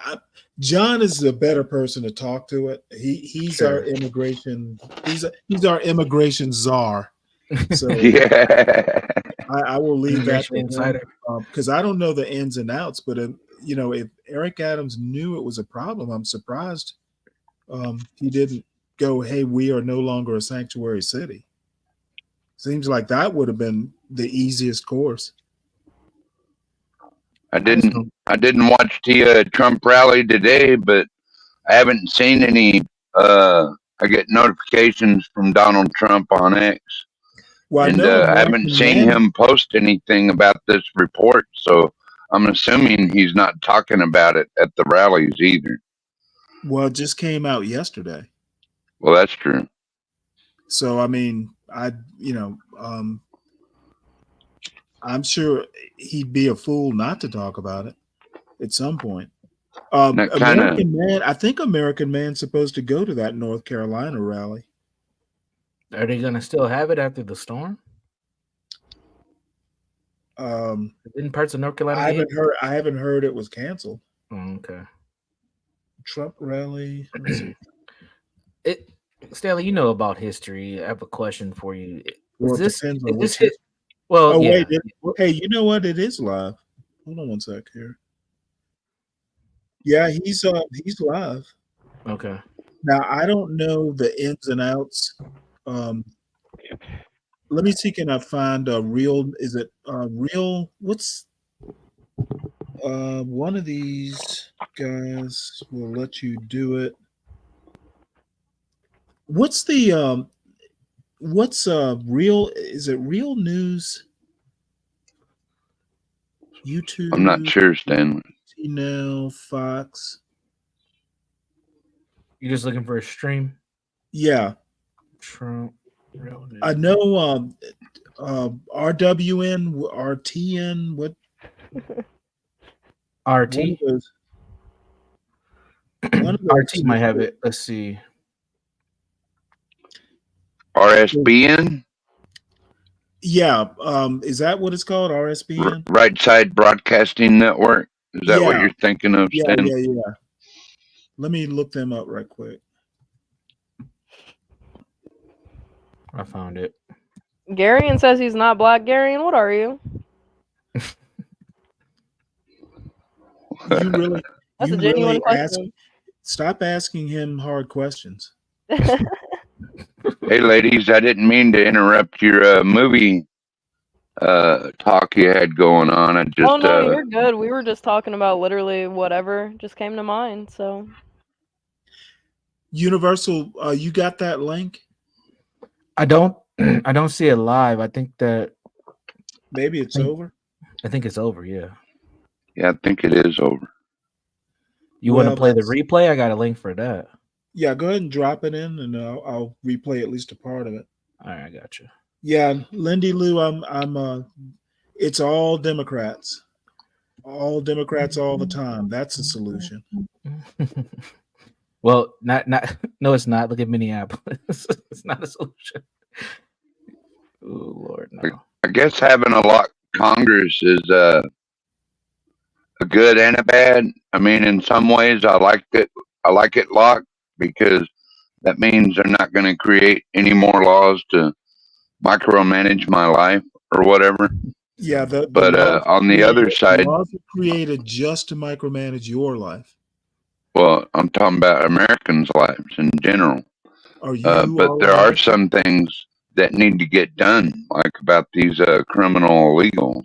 And, well, with this kind of deadlock, it's literally all or nothing. You can't pick and choose. Right. As a matter of fact, Congress, or at least the House of Representatives, is doing a recess, and a lot of Republicans are mad about it.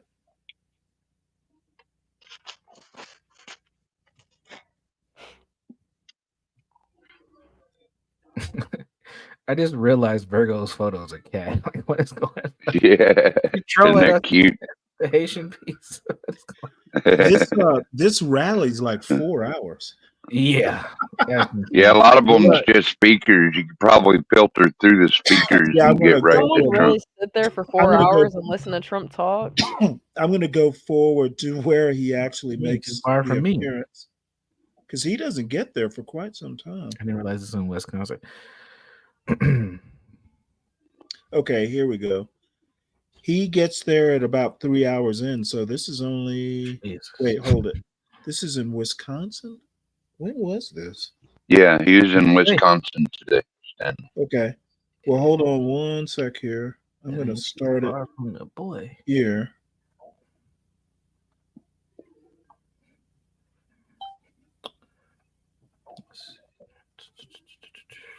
Prairie. All right. Let's see. Have I shared it? Oh, good.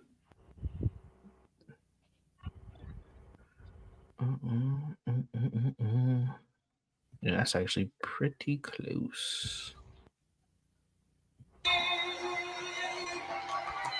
Well, thank you very much, everybody. This is great. I want to just thank Derek, who is an incredible congressman, so respected in Washington. He's really respected, and I don't know if there's somebody running against him or not. I guess there probably is. Will you make sure he wins, please? Okay. Totally respected by everybody. And I'm thrilled to be back in this beautiful state. I love the state. I just gave you the biggest, I gave you, before I left, I gave you the biggest shipbuilding contract in the nation. And a lot of other states are angry at me. You know that, Derek. You know where it is, right? Yes, we do, sir. That's a big one.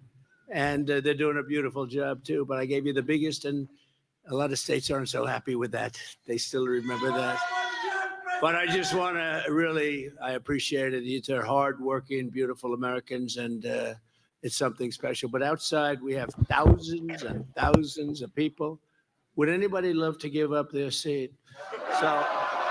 So we were going to have a thing outside someplace in an area where we could have held the people. And I would say, what do you think, 40, 50,000 people at least out there. This went almost all the way to the airport. And looked like when Lindbergh landed in New York. You remember that? He had all the way, the Broadway, the way they used to do it. And this looked like it, but thousands and thousands of people. And they all could have had a lot of fun. Instead, now they're probably leaving and walking back home because we have a nice little room that probably holds 1,500, 2,000, maybe less. And outside you have 40, 50,000 people because the administration couldn't give us the Secret Service necessary because they're guarding the Iranian president who's looking to kill Trump. Can you believe it? No, we could add 30,000 for it. When you see it, it's unusual that you see something like that. Yeah, we'll call in the National Guard. That's a very good. He's a smart guy. Stand up. I want to see what that guy. Very smart. He's a very good idea. They could have done that, come to think. But, you know, I think it's a disgrace. I think it's a disgrace. But nonetheless, 38 days from now, we are going to win Wisconsin. We're going to defeat Kamala Harris. And we are going to make America great again. Thank you for being here. Thank you. Thank you, fellas. That's great. Great job. They're making your jobs much tougher, right? Your jobs, oh, that's nice people looking. Oh, look at the people behind. Are they relatives of yours, Chief? I don't think so. Oh, that's nice. Wonderful. Well, you got a lot of killers in our country. You saw that yesterday. Last night, after 4 straight years of obliterating our border, I watched this show that she put on. 4 years of the most incompetent border anywhere in the world in history. Kamala Harris traveled to the scene. In fact, she stood near where I put up border wall. That was her backdrop. And in one of the most heinous crimes ever committed by any administration in American history, that's what she did by allowing these millions of people, millions and millions of people, to come through our border and make our civilization very unsafe. It's a civilization, very, very unsafe. It's a heritage. Border Czar Harris went to the border to lie in the most shameless and horrible way possible at the very site where she released so much suffering, misery, and death. There's no greater act of disloyalty than to extinguish the sovereignty of your own nation right through your border. No matter what lies she tells, Kamala Harris can never be forgiven for her erasing our border, and she must never be allowed to become president of the United States. She must never be allowed. And Wisconsin, you can't do it. Can't do it. What she's done is a total disqualifier. What she's done, and so much death has already taken place. And we have some people up here, and a friend of mine in particular who suffered greatly because of it. And this has already taken place by the hundreds, but it's going to take place by the tens of thousands, according to explosive data that was just released yesterday by ICE. And they've never released this before. They never talk about deaths and how many. They talk about certain things, but they've never released this kind of information. But it was so bad, never done, but under Kamala Harris, more than 13,099 convicted murderers. So these are people that have gone through the system. They're convicted. They're in jails for life. Some are getting the death sentence. But instead of that, they've crossed our border. They've been taken out by their countries and set free into the United States of America. So they're free to kill again. Oh, they'll kill. These are killers. These are killers that at a level that nobody's ever seen, not even your great law enforcement has ever seen people like this. They got a dose of it, though, recently. They got a dose of it. Their jobs have become a lot tougher. And you remember when they say, no, these are migrants, and these migrants, they don't commit crimes like us. No, they make our criminals look like babies. These are stone cold killers. They'll walk into your kitchen, they'll cut your throat. Kamala also let in 25,272 illegals convicted for rape, sex offenses, or sexual assault. 62,231 criminal aliens convicted of violent assault Everything but death happened to the people they assaulted. In total, she let in 425,431 people convicted of, and these are convicted of the worst crimes. They're criminal aliens, along with an additional 222,000 illegals with pending criminal charges. Many of those charges also are murder, which will add on to your 13,000 murderers that were let into the country. That's over 647,572 migrant criminals who Kamala set loose to rape, pillage, thieve, plunder, and kill the people of the United States of America. And they're not going to change. They're only going to get worse. They're only going to get worse. And our law enforcement system, we have the greatest in the world, but our people are told not to do their jobs. You know, we don't want you to do anything. And they come from tough systems. They're going to love our system. Kamala is mentally impaired. If a Republican did what she did,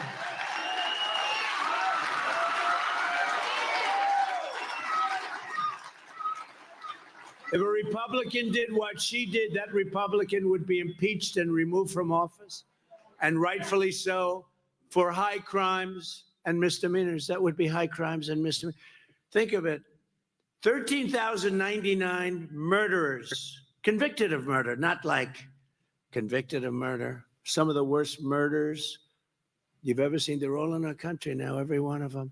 And I've been saying this for 3 years, and the fake news has been saying, well, you don't know that. Well, now we know it. They've never released a list like this. Not just on this, they've never done it. Over the years, they've never done it.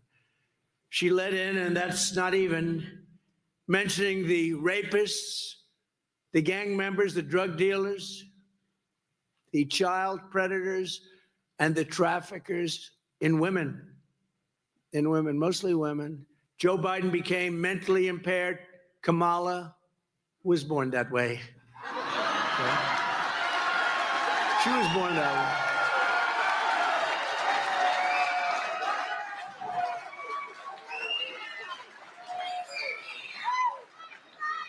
And if you think about it, only a mentally disabled person could have allowed this to happen to our country. Anybody would know this.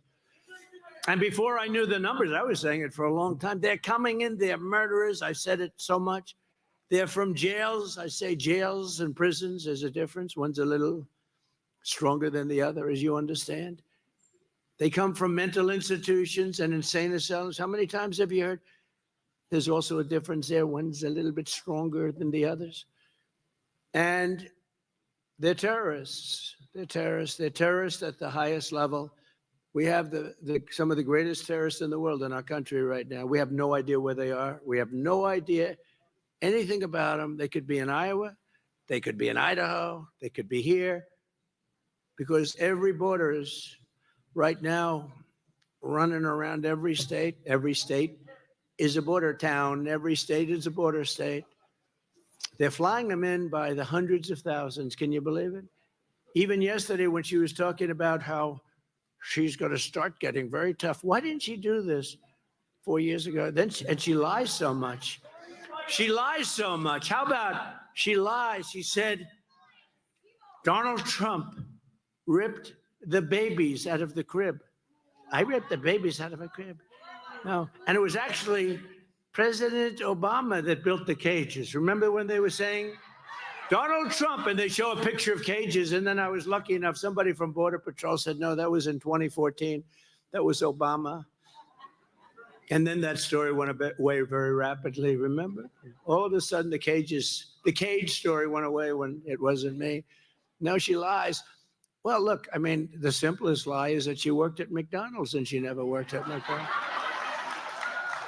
She worked at McDonald's, and I didn't work there. She didn't work there. But I'm going to go to a McDonald's, I think, over the next 2 weeks. And I'm going to stand over the French fries. She said, I stood over those French fries. She never did. It turned out to be a lie. And when I mention that, they go, oh, he's fallen into a trap because but you ever see that? Whenever I criticize, they say, all the stupid people, the anchors, back there. No, they say, he fell into a trap, her trap. She can't set a mental trap. There is no. But if she says something wrong, like in the debate, she said something wrong, I question it. She said another thing wrong, I made her look bad. She said another thing. They don't want me to ever question. They said, oh, he fell into a trap. He questioned the fact on Charlottesville, which was totally debunked, on all of these stories that were totally debunked, fake stories, she mentions them. But yesterday, this is one I never heard, that I ripped the baby out of the cribs. No, that might have been Obama and other people, but it wasn't us. We had the safest border in the history of our country, and even a sign that I put down, fortunately. I put that sign down, and I love that sign. I love the graph. You know the graph? The beautiful blue, gold, and red graph. It's my favorite piece of paper, perhaps anywhere in the world. But she's so radical, she even wants to legalize fentanyl right away. Fentanyl will kill you just a little tiny on the top of a pin and you're dead. I have so many friends that have lost their children to fentanyl. No, we're going to do something else. We're going to get China that if they send us any fentanyl, I had this deal done with him, but Biden never got it finished. Do you think he lies awake at night thinking about fentanyl and death? No, I had the deal done, and then we had a bad election. We got more votes than anybody that ever ran for office. Think of it, more votes than any sitting president in the history of our country. We lost by just a little bit. Just a little bit. I was told if I got 63 million votes, which is what we got in 2016, we got millions, millions, and millions more votes, more than anybody's ever gotten, more votes than any sitting president has ever gotten, and just by a little bit.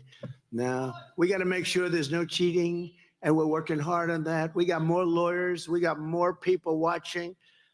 And I told them, if we win and when we win, we're going to prosecute people that cheat on this election. And if we can, we'll go back to the last one, too, if we're allowed. But we're going to prosecute people, so at least they know that's going to happen. And I said that because we have to have strong borders. You need two things, strong borders and fair elections. And we have neither, but we're going to do numbers too big to rig, right? Too big to rig. And, there comes a point when they can't cheat. And when you see the lines going back, like even today, lines going back for miles to get in. And this a lovely building, I don't want to insult anybody. It's a lovely building. But if this building were 20 times larger, it wouldn't be big enough. And why should they do that to all the people that journeyed from all over your great state? When I saw these migrant crime numbers yesterday, first time they'd ever been released. They don't release numbers on murders, but they did. Somebody probably liked me. They said, boy, this is unfair. But they released them. I said, this is the real deal. This is something that's very special. There's nothing as serious as this. There's nothing can be as serious as this, because this gets down to the very fabric of our society, your way of life. I mean, you're going to be looking around over your shoulder all the time, communities that were safe. This is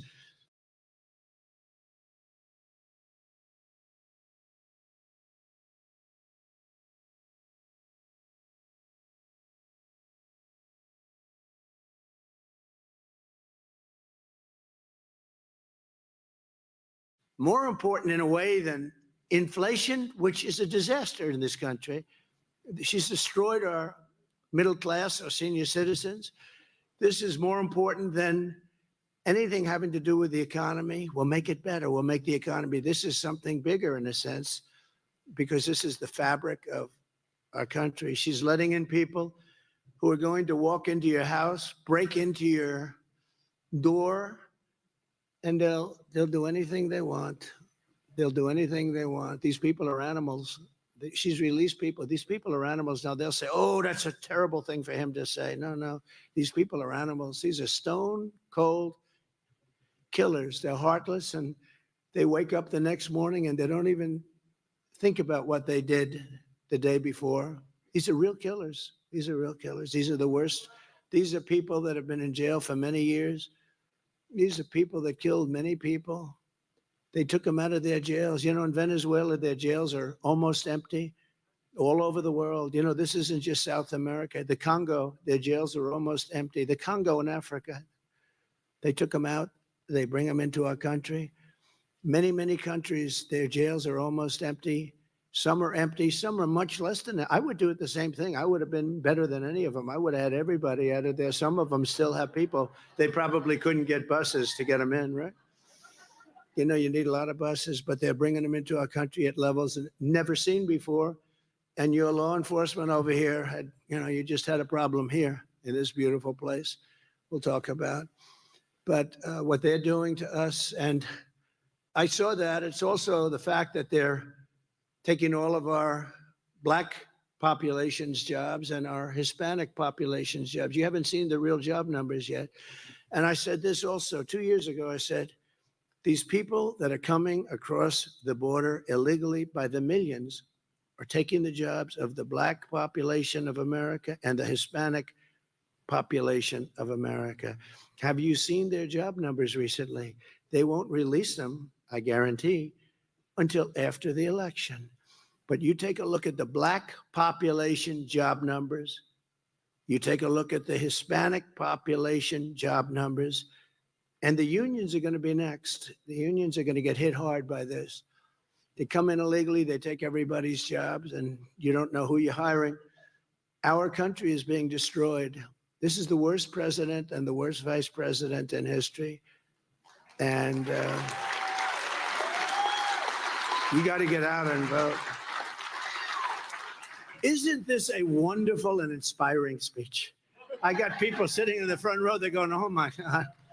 They thought they'd be out there jumping up and down, make America great again. We're going to do that, don't worry. We haven't gotten to that part yet. Now, I'm just saying, this is a dark speech, but we only heard the numbers yesterday for the first time. You know, I took a lot of abuse because they're saying, what does he mean? How dare he say that? Everyone thinks, oh, it's such beautiful people. Everyone's so wonderful coming in. No. Stone cold killers, drug dealers, gang members. Every country in the world is taking their worst people, their criminals that are outside of jail, the gangs that hurt people, the drug dealers, which are causing such problems, that get death penalties in a lot of countries, and they don't have the problem with drugs. But they're taking their worst people, they're bringing them into our country by the tens of thousands. And yesterday, for the first time, I saw the numbers. It was reconfirmed. Some of the honest fake news. Look at all the fake news back there. But some of them turn the cameras off when I'm talking about this. No, they turn the cameras. For whatever reason, they don't want people to hear this. You know. Now we're gonna make them honest. If we don't have an honest press, that's your third leg, by the way. You need an honest press, and we have a very dishonest press. Mostly, I mean, I know some. You know, there's a little sliver that's good, but it's you're right. Right side's good. He said right side. It's true. Right side. Now you have some good people back there, but it's true. You have some very good people, but you have mostly horror shows. But small towns in America are terrified of migrants coming in. And even when they haven't yet arrived, they're terrified. They're terrified. And a lot of these people don't want to talk about it because they think it's so bad for the town. But they're going to have to talk because people are being killed. I spoke to people from Iowa, Ohio, Michigan, Wisconsin, Pennsylvania. They're beside themselves. And honestly, I tell you, they're not going to take it much longer. And I guess the easiest way and the best way is on November 5th, you got to vote for Trump because we're not going to let it happen. We're not going to let it.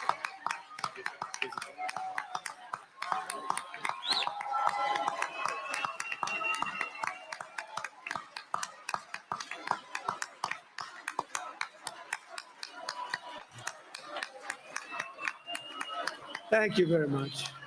Thank you. Thank you. Oh, I love that young voice. Stand up, young voice. What a beautiful person you are. Wow. Thank you very much. We love young people. One of those little things, right? They're so great. That's the future. That's who we're really fighting for. But when no you one get just retired. noticed what he That's just who said.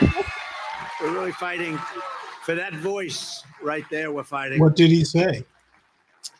Because we want Did them he to say grow that up about a in, black person, or what insanity. did he This is say just about that insanity. boy? He What's said, "I happening love in the our way you country. sound." Who would do what they're doing? Who Yeah. would do this? Who would Well, allow you know, racist gonna raise. 435,000 criminals, hardened criminals, 13,000, think of it, murderers, people that murdered people viciously. Some people murdered many people, and they're now in our country. They're not going to change. They're going to get worse, actually. So we're here today in Prairie du Chien. Is that a good pronunciation? Oh God. You could have given me a little easier name than that, but I think we got it right. Got it. Nailed it. Prairie du Chien. What a beautiful name. And we have to keep it beautiful. And you have great law enforcement here, but they're going through a lot. And we're in Wisconsin, and every person here knows exactly what I'm saying. Just this month, right here in this beautiful town, police arrested an illegal alien member of a savage Venezuelan prison gang known as Tren de Aragua. Tren de Aragua. These are really bad ones. This vile monster was charged with holding a mother and daughter captive against their will and sexually assaulting them again and again and again. This animal crossed Kamala's wide open border, along with hundreds of thousands of others that are worse than him, He was arrested and released in the Why sanctuary are we city of getting sales Minneapolis. on And by the way, pillows I'm while going to watching end this? all sanctuary cities immediately upon taking over.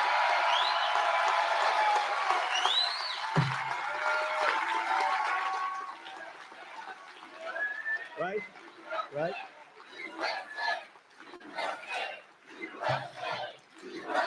Thank you. All of them are ending.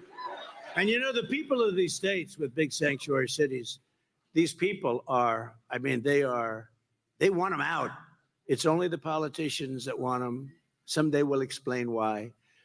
But he assaulted another woman in the sanctuary jurisdiction of Dane County, and he had outstanding warrants for strangulation, all before coming to this small, beautiful, idyllic Wisconsin town. A few months ago in Fond du Lac, Wisconsin. There's a lot of action going on in Wisconsin with these things. You know, usually I have like Clark County,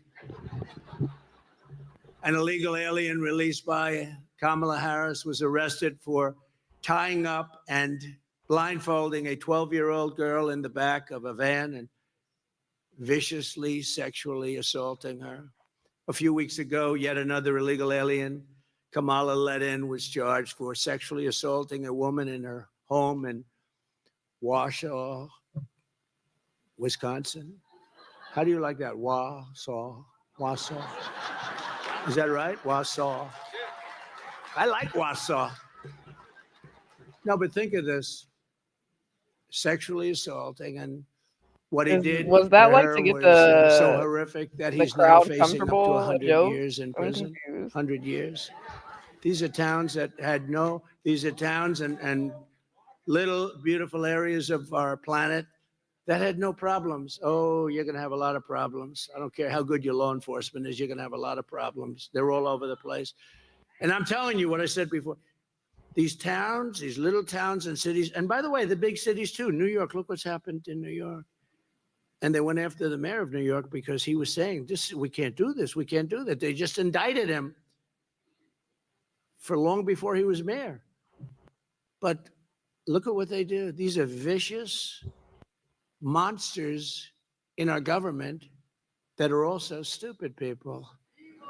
They're vicious, but they're stupid, which is a very dangerous combination. Today, I stand before you to make this promise.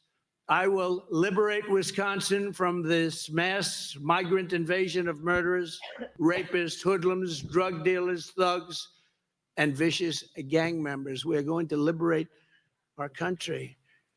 I will liberate. I will liberate our nation. Our nation will be free again if we win this election. And it's going to have to go fast because we're not going to be able to handle it. Our nation will be free again, and it'll be free. And I'm the only one that's going to be able to do it. Nobody else even talks about it. Nobody else even, do you ever notice the way these people, they don't want to talk about it because they think it's bad publicity for their town. It's not. It's bad publicity when people are killed all over the place. They don't want to talk about it. We will not allow these people to invade us, conquer us, and take all of our dignity and pride and everything we have stood for from the very beginning of our lives. You have dignity and pride in this town and this area and this state, and they want to take that dignity and pride. They want to invade. They want to take over your homes. They want to take over your buildings. Look at what they're doing in Colorado, Aurora, Colorado. Venezuela gangs are taking over real estate. They're real estate developers like I was, but they do it with a gun. I did it with bank financing. They do it with a gun. They will save your communities, and we will work with your law enforcement. They're going to save your communities. You got the greatest people on earth, and you got to respect them. And when you have good ones, you got to hug them and kiss them and tell them we love you because they're great. They do so. I am endorsed by every law enforcement group, I think, or just about. I better say just about because they'll find some one little person someplace up. I don't really like Trump. Trump lied. Now, these are bad people, but virtually everybody. We just had the endorsement of a group of 400,000, the largest law enforcement group, the Fraternal Order. Just got 400,000 people. It was like, they said unanimous. I don't know if it's unanimous, but all the sheriffs all over Florida, all over the country, every sheriff's group, everybody's endorsed us. Or if they're not allowed to in some cases, they still state their preference. Border Patrol endorsed me. And Border Patrol is like, it's hard. How do you endorse somebody and you're with this other group, but they can't do it. They're unbelievable patriots. They love the country. They hate to stand there and watch these people pour right by them. They want to do their jobs. They're great people. How on earth did a small town in the Midwest and America come to be so famous as some of these towns? Look at what's happening with some of these towns. They're being talked about all over the world, but in a very horrible way, occupied by members of savage prison gangs from Venezuela. I mean, think of that. How does it?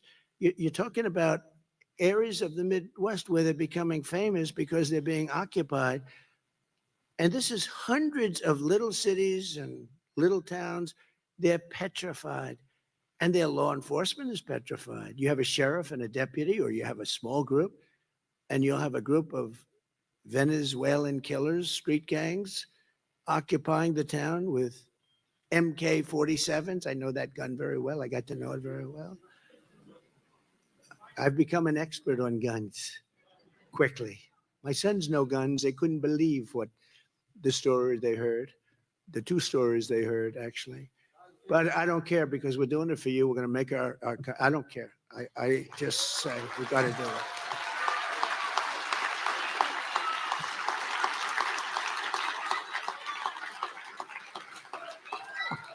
Thank you.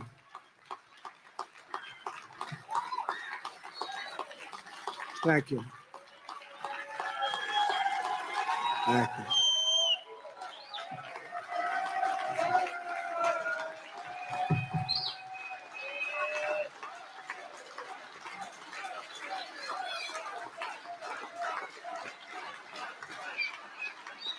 I love that guy right in the front. He looks better than I do, and I think he's probably a little older, right?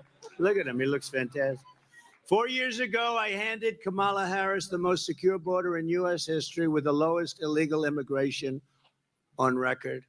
In the words of former ICE director Tom Homan, you know Tom, President Trump was the greatest president in my lifetime by far. This country was never better off than when he was there. He was unprecedented in his success on the border, and it saved so many lives. He got it done. Likewise, the head of the National Border Patrol Council, Art Del Cuello, he's a great, incredible guy. He said of Kamala's visit to the border yesterday, I stood with President Trump when he actually went to the border to areas that are notorious for drug smuggling and human smuggling and are very dangerous. He stood there. He spoke to the agents for a long period of time. He's been speaking to the boots on the ground for 8 years and a lot. He stood there for over an hour in 110-degree temperatures with heat. It was a hot day, I will say, but the heat was crazy. But with families of victims and illegal aliens, and he spoke to reporters. Vice President Harris went down there. She didn't speak to the agents, and as a former president of the National Border Patrol Council, great guy, Brandon Judge said President Trump's actions secured the border. Kamala Harris's actions completely opened up the border and made it very unsafe.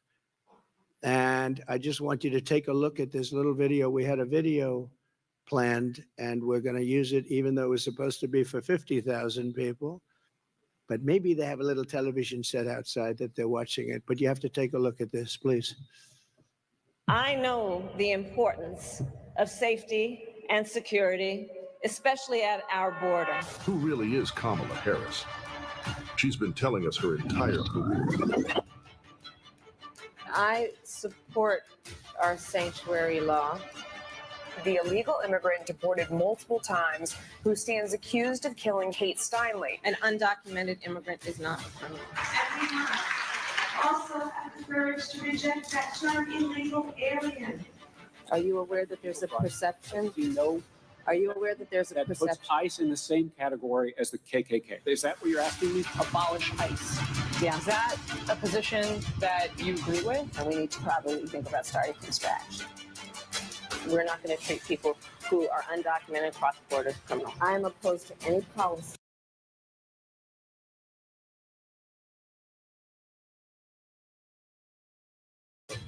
that would deny any human being public health, period. Will you be committing to close immigration detention centers? Absolutely, on day one. Upton just applied consequences the last 2.5 years. 10 million illegal encounters, 2 million got on the way, 600% increase in sex trafficking, more terrorists coming across the border, a record number of people off the terrorist watch list, and over 250,000 Americans dead to fentanyl that comes across the border. Consequences, there will be consequences of her failure. We have a secure border. The border is secure. Sickening new details about the murder of Georgia nursing student Laken Riley. The 22-year-old was beaten to death with a mystery object. We've been to the border. You haven't been to the border. And I haven't been to Europe. And I don't. Kamala Harris, do you trust her to stop the invasion?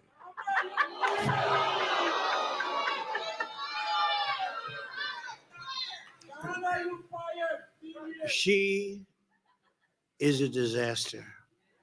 And she's not going to ever do anything for the border. And she didn't even want to get tough now, except her poll numbers were tanking. And by the way, we're leading in the polls. We're doing great. But you got to get out and vote. You know, this can only happen to me. I had to beat Biden. We were 21 points up after the debate. And then I said, oh, I can't believe it. I think they're going to get him out. And then we had to start all over again with this one. She had a little honeymoon period, but people are now finding out she's not a smart person. And she has no idea what the hell she's doing. And she's going to be dealing with the smartest people. President Xi, how do you think President Xi is looking? He's chopping, he's just grabbing his, oh, he's so happy. He's grabbing his people all over the place and watching the same kind of things you just watched, but even better. And we can't have this. Look, we had 4 years of incompetence. We can't have another 4 years of incompetence because we're not going to have a country anymore. She's incompetent and a bad person, but she's incompetent, grossly incompetent. She's a Marxist. You're right. She's a Marxist. Her father's a Marxist professor. Think of it. Defund the police. She started the movement. This is a woman that we cannot allow to have in this. If she gets in, our country is finished. It's finished. Starting on her first day in office, Kamala Harris terminated every Trump policy I used to deliver the strongest and most secure border in the history of our country. We never had Tom Homan said it, the best border. They interview people on the border that live in hell on the border. They say it was never like Trump had it. We had a great thing. And then as soon as she came in, she ended up remain in Mexico. That means you couldn't come into our country. She terminated it. You know what it means. Remain in Mexico. It's what it means. Release and canceled little things like the Safe Third Agreement, canceled Title 42, halted the removal of virtually all criminal aliens, ended all of our programs that we instituted to stop child trafficking, which is at an all-time record now. She said last night that I told you, ripped babies out of the crib. I ripped babies out of the crib. She's sick and she's a liar. And the reason I keep mentioning McDonald's, because it was so basic. She worked at McDonald's and it was a lie. She's a liar. But Kamala, of all things, the worst thing is this. She lost 325,000 migrant children. And they're either dead, being sold into sex slavery, or just plain missing from their parents. They were stolen. 325,000. What Kamala Harris, can you imagine if that were a Republican? Can you imagine? What Kamala Harris has done to our border is a betrayal of every citizen. It's a betrayal of her oath, and it's a betrayal of the American nation. Not only must she be defeated, but in light of this news, Kamala Harris should immediately resign the vice presidency and go home to California in disgrace. She should resign.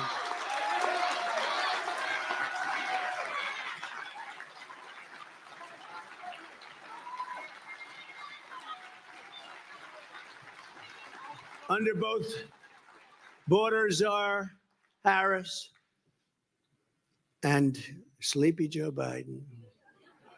Where is he, by the way? What the hell? What the hell happened to him? Midwestern states from Pennsylvania to Wisconsin are being overwhelmed through two programs she created to deluge towns, just like yours. First, she created a program to fly in migrants from Venezuela, Haiti, and Nicaragua, dumping them into cities and towns all throughout America, right? You know that, right? Remember when she was saying, no, we're thinking, they got a little tougher about 3 months ago on the border, a little bit. But they never stopped the flights because they didn't think, but we caught them about 2 months ago, flying in hundreds of thousands of people over the border. They didn't think we'd catch them. Can you believe it? In addition, she's allowing virtually unlimited numbers of migrants to enter and be released at the press of a button through her phone app for illegal immigrants. They have a phone app so that people can come into our country. These are smart immigrants, I guess, because most people don't have any idea what the hell a phone app is. But they do. These are very intelligent immigrants. But you know who they're really meant for? The cartel people. The people that run the cartels. They can use them brilliantly. They're making billions of dollars, among the most successful people in the world. This is why I get shot at so much. I mean, if you think about it. Only a consequential president gets shot at. Okay? Remember that. In less than 4 years, she relocated almost 5% of the entire population of Haiti to the United States. And the rest are coming in rapidly as they can, as fast as they can come out. And 6% of the populations of Honduras and Nicaragua. And remember this, those governments, they send the people that want to send. And those are the people we're getting. These countries are so dangerous that the U.S. State Department has travel advisories warning Americans not to go there. Yet Kamala is resettling all of those people here, anybody that wants to come. So we have travel warnings, don't go here, don't go there, don't go to the various countries, and yet she's taken in the worst of those people, the killers, the jailbirds, all of the worst of the people, she's taken them in. And then I have to sit there and listen to her bullshit last night.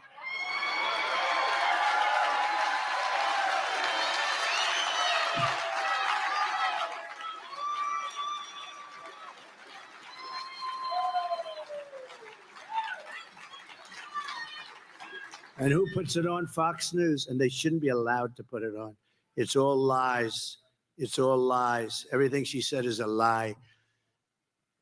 But it all stops the moment I raise my hand and take the oath of office as your 47th President of the United States. It all stops.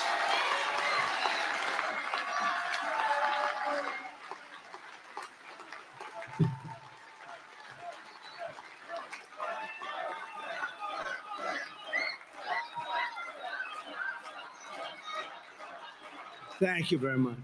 Not far from where we are today, in a small, very beautiful town of 15,000, Whitewater. Do you know Whitewater? Right up the road a little bit. Kamala has flooded the town with an estimated 2,000 migrants from Venezuela and Nicaragua. Very tough ones, some very tough people in that group. I know because I get the info. Housing costs have now soared by 25% because the government's buying houses for them. Diseases are spreading like wildfire, all sorts of disease. The police say they cannot handle the surge in crime. The schools can't teach, and they're taking over the schools. And the town itself has plunged heavily into debt. The town's in big trouble. In Springfield, Ohio, 32,000 migrants from Haiti and other countries descended upon this idyllic town of 50,000 people. How would you like to have 50,000 people and now all of a sudden, a short time later, you have 32,000 more? They don't speak the language. They don't have the culture, whole different culture. Everything's different. But yet 50,000 people with no crime, no problems, only happiness, love. Not anymore. The mayor is a very nice man. I don't know him, but he's a very nice man. And he doesn't want to really talk about it, but he's got to talk about it. He wants to be politically correct. So rather than saying what he should be saying, which is, you're all leaving, you're not coming in, we're not going to take you, we're not going to allow this to happen to our town.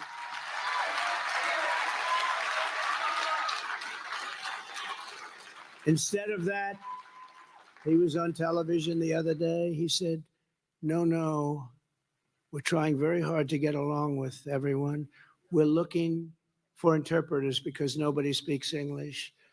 And I believe he actually intends on keeping the people in the town. The town is ruined. It's destroyed. I mean, I am politically correct, but not when it's this important. Your towns, your cities, your country is being destroyed. This is bigger than inflation, which is killing you, all caused by Biden and Harris with their stupid energy policy and all of their spending on the Green New Scam. Billions and trillions on the Green New Scam, on garbage that doesn't do it, that actually brings our country back. They don't think about nuclear missiles from different countries. And by the way, they can't handle them anyway. You'll end up in World War III. But they think about global warming, which is now called climate change, because global warming doesn't work anymore, because it's actually cooling. It worked for a few seasons, but now it's not working. So climate change, a much better term because that covers everything. Warming, cooling, rain, sun, it covers everything. Trillions and trillions of dollars they waste. You know, they want to go to 93 trillion. That's more money than every country in the planet has, and destroyed. Germany went that way for 1 year, and now they're building coal plants all over the place. You know why? Because they were getting destroyed. That's why Angela Merkel is no longer there. Already everybody is talking about leaving the different towns that we're talking about. The majority of the school cannot speak English. In Ohio, Springfield, they can't speak English. They're taking over the schools. There's nobody that can speak English. And the mayor's looking for interpreters. Isn't that wonderful? How can this happen? How can we allow it to happen? If Kamala is reelected, your town and every town, just like it all across Wisconsin and all across our country, the heartland, the coast, it doesn't matter, will be transformed into a third world hellhole. That's what's going to happen, 100%. Remember, there's a hat that's made that sells like crazy. Oh, there's a fly. Oh, I wonder where the fly came from. See, 2 years ago, I wouldn't have had a fly up here. You're changing rapidly, but we can't take it any longer. We can't take it any longer. It takes centuries to build up the unique character of the United States of America. Centuries and centuries, goes on forever. Good and bad, it all comes out, and we ended up with a great country. But in 3.5 years, they've really destroyed our country. They've really destroyed it. And we can fix it, but you know what? In 4 years, it's going to be too late. Just like we've seen in London and Paris and Minneapolis and Aurora in Colorado and Springfield, Ohio. But I'll not let it happen here in Wisconsin. I'm not going to let it happen. You're not going to let it happen either. And I will not let it happen to Prairie du Chien. Not going to happen.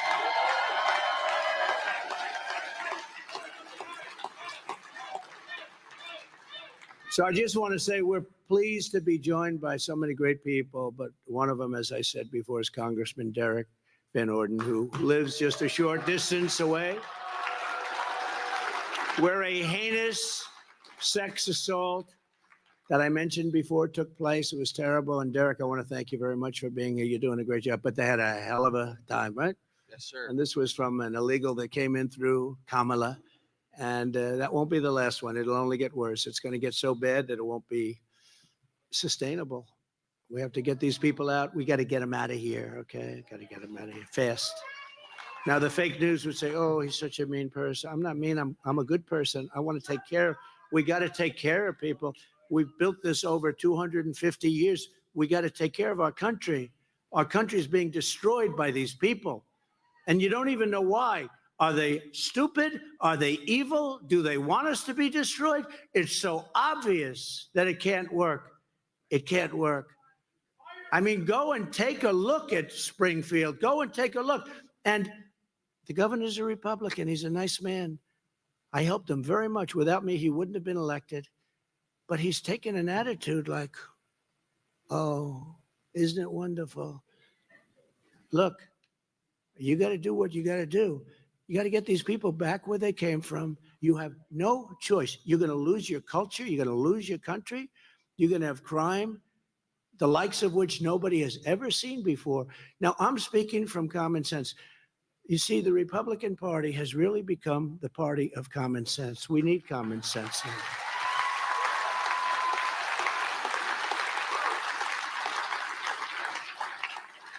I mean, we're not going to have men playing in women's sports. Things, we want to have a border. We want to have a border. We want to have good education. We want to have low taxes. We want to have a strong military. I rebuilt our military. Then they give away a big chunk of it to Afghanistan in the single most embarrassing day in the history of our country. The same idiots are dealing with us now on nuclear weapons in Russia and the problems in the Middle East. We have this whole world is exploding. And you know, one of the toughest, smartest people said very nicely, Viktor Orban, he's the head of a place called Hungary. He said, if you bring Trump back, everything's going to be good. Otherwise, this whole world is going to end up in a big, fat world war. You're going to end up having it. Also with us, Crawford County Sheriff Dale McCulloch. Dale, thank you. Wherever Dale is, thank you, Dale. Thank you. Good job. Prairie du Chien, Police Chief, Kyle Teener. Kyle, thank you very much. Thank you, Kyle. Good job. And Wisconsin GOP Chair Brian Chimming. Thank you very much. Where's Brian? Oh, Brian, stand up, Brian. Are we going to win, Brian? Okay, good. Brian's doing a great job.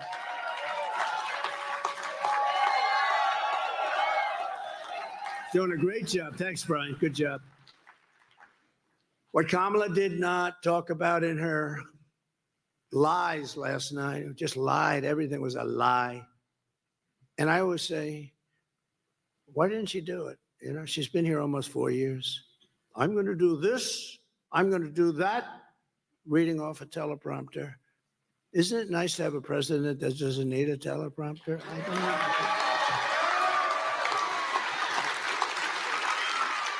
But I keep asking, I said it in the debate, I said, so why don't you do it? Why don't you just do it? We're going to do this. She's been there for almost 4 years. They didn't do anything except destroy our country. So why don't you do it? Then she says about a bill. It was such a bad bill, this bill that she talks about. You know, it's a fake bill. It was put in by the Democrats with a couple of Republicans that got duped and put before. Nobody wanted to vote. She said, I'm the one that talked them out. I wish I had that ability, that I was the one that said, don't vote for it. But I do have a certain say, but I would have never voted for that bill. It was so bad. It would have allowed everybody to become a citizen. It would have allowed at least 2 million people to come into our country, and very rough ones. It was a terrible bill, but they use that as an excuse. The fact is, all she has to do is go back to the White House, wake up Sleepy Joe. It'll be 4 o'clock, so he's gone to bed. And say, Joe, get your ass down here. I'm going to ask you to do me a favor because I'm losing in the election. Sign this piece of paper. What is the piece of paper? It says to the Border Patrol, close the border. 3 words.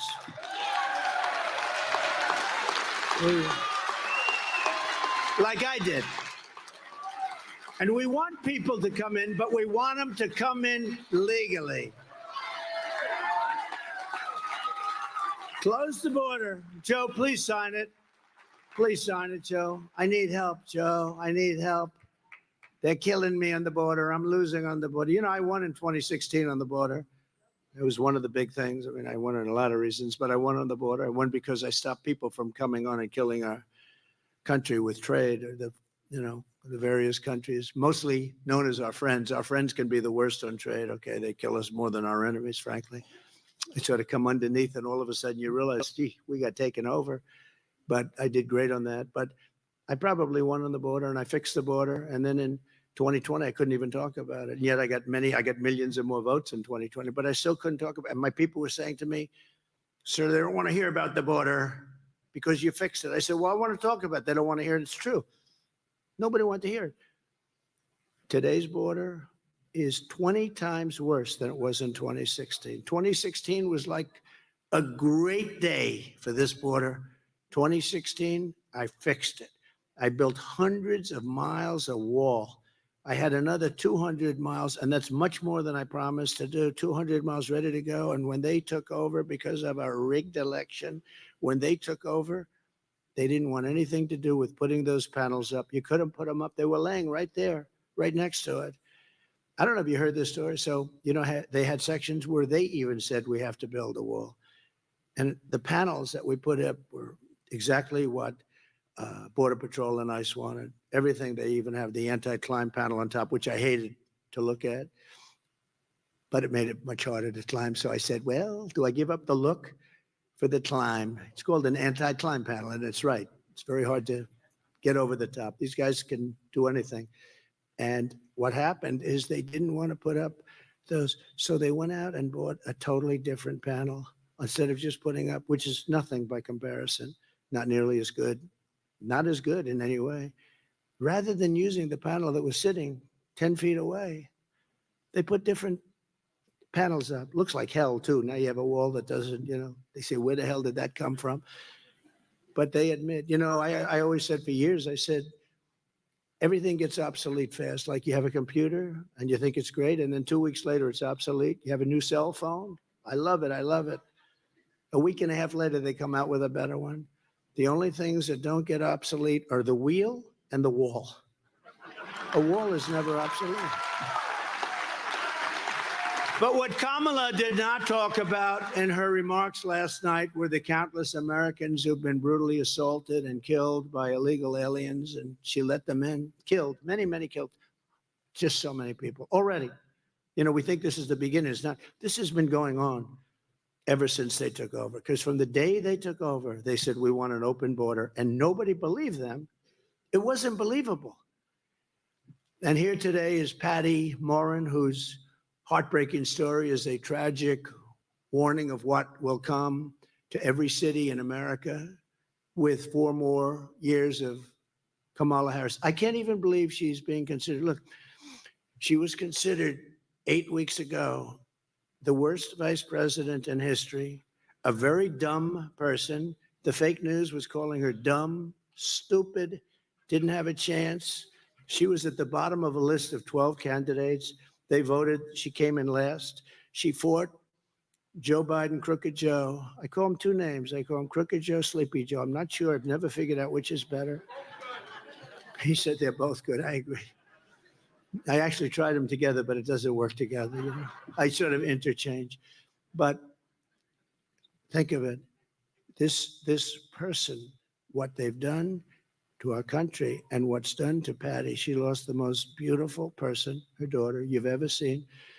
And I've gotten to know her, and none of this would have happened. Just like the war with Ukraine and Russia would have never happened if I was president. No chance, 0 chance. Putin would have never done it. Just like the attack on Israel would have never happened on October 7th. Just like that horror show if you look at Afghanistan, would have never happened. Inflation would have never happened. We would right now be energy dominant instead of looking for energy.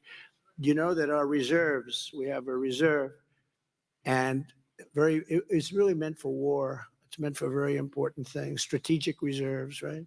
Just reported today, they're at the lowest point they've been maybe ever, but they know in 40 years, because Biden used that to suppress the numbers, because without that, the oil prices for your car, it wasn't supposed to be for your gasoline, in all due respect. And it's peanuts compared to the amount we're talking about. But now we have the lowest strategic oil reserves in the history of our country, we think, or many, many decades. And it's a shame. But Patty's precious daughter, Rachel, was a 37-year-old mom of 5 precious children, a beautiful woman who lived in Maryland, 1,500 miles from the border. That's a long way from the border. Earlier this year, while Rachel was out on a run, she was brutally raped and murdered by this disgusting illegal alien who was led into the United States by Kamala and her lax law. Every one of my killer, we had the great, he would have never been able to get in. She stopped every single one of them. She was the border czar. Now she doesn't admit that. Whether you call her a czar or not, she was no czar, because she really wasn't a czar. She didn't give a damn about the border. She never spoke to Border Patrol. You ever see the agents, all the top people? They never spoke to Biden or her, and yet it's like the most important thing. But Patty has suffered greatly. I've gotten to know Patty. She's a great woman, and she's lost an amazing person in her family. Her family is suffering tremendously. But I'd like to ask Patty to come up and just say a few words about Rachel. Please, Patty. Thank you very much. Thank you, Patty. Let me take care of this. Thank you. Thank you.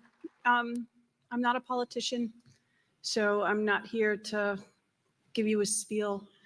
I do want to say vote for Trump, though, because I really believe that he's going to close our borders. Rachel was a very fun-loving, down-to-earth, compassionate woman. She worked really hard. She took good care of herself, took good care of her children.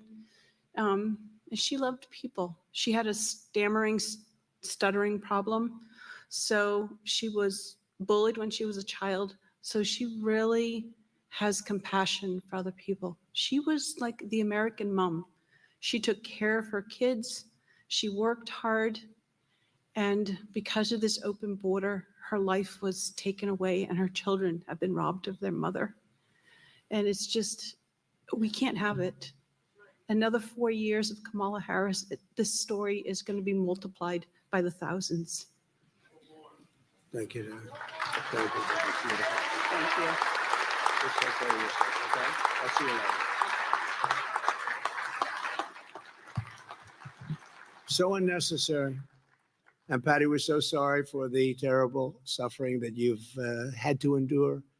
I've had lunch with Patty. We've spoken to the whole family, and I've spoken to many other families, same thing. And it's incredible.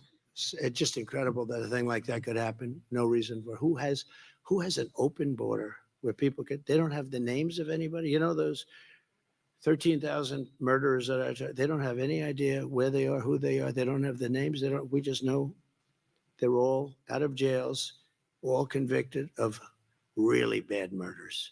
And now they're in our country. And that's a lot of people. In honor of Rachel's life and every other victim of migrant crime, we will win this election. We will secure our border. We will secure that border on day one. I always say, you know, they say, what are the first things you're going to do, or the first two things? I always say, number one, we're closing our border. And number two, we drill, baby, drill. But I put drilling behind the border.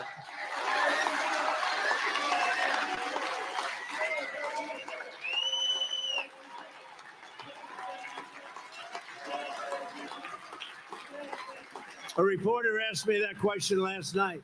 What's the first thing? But I mean the first thing. I said, well, there's a couple of things. I said, I want to hear the first thing. I said, you know, the first thing, close the border. The second thing is drill, baby, drill. But I'll do them at the same time. We're going to bring down your cost at a level that you wouldn't believe, because that's what you have to do. We will give you, you know, your electric costs here are the highest in the nation. I think you probably know that. We will bring down your energy costs within the first 12 months of my administration by 50%, and it'll be easy. We have more liquid gold under our feet. We're going to bring down your electric and your air conditioning and your gasoline. We're going to bring down your energy costs by 50% within 12 months of January 20th. So hold me to it. I hope I make it. All right, I hope I make it. You can hold me to it. And that in turn is going to bring down everything else. You're going to bring down the cost of food. You're going to bring, because your food costs have gone. You know, the biggest complaint I actually get is groceries. When you talk to the people, they say, I say, what's the biggest problem? Groceries. And it's true. You look at the cost of bacon, the cost of cereal, these things went up at numbers that nobody's ever seen before, because we have an incompetent administration. And I believe she's more incompetent than Joe. I really do. I believe that she's more incompetent than Joe. A president's first duty and sole allegiance is to his own citizens, the citizens of his country. And Kamala's allegiance is to illegal aliens and foreign migrants. That's what it is. And maybe that's a Marxist thing. I don't know. And where is her father? I'd love to speak to him. I'd love to speak to him, because nobody's heard from him, but I would like to speak to him. My heart is loyal only to the American people. I just feel for the American people.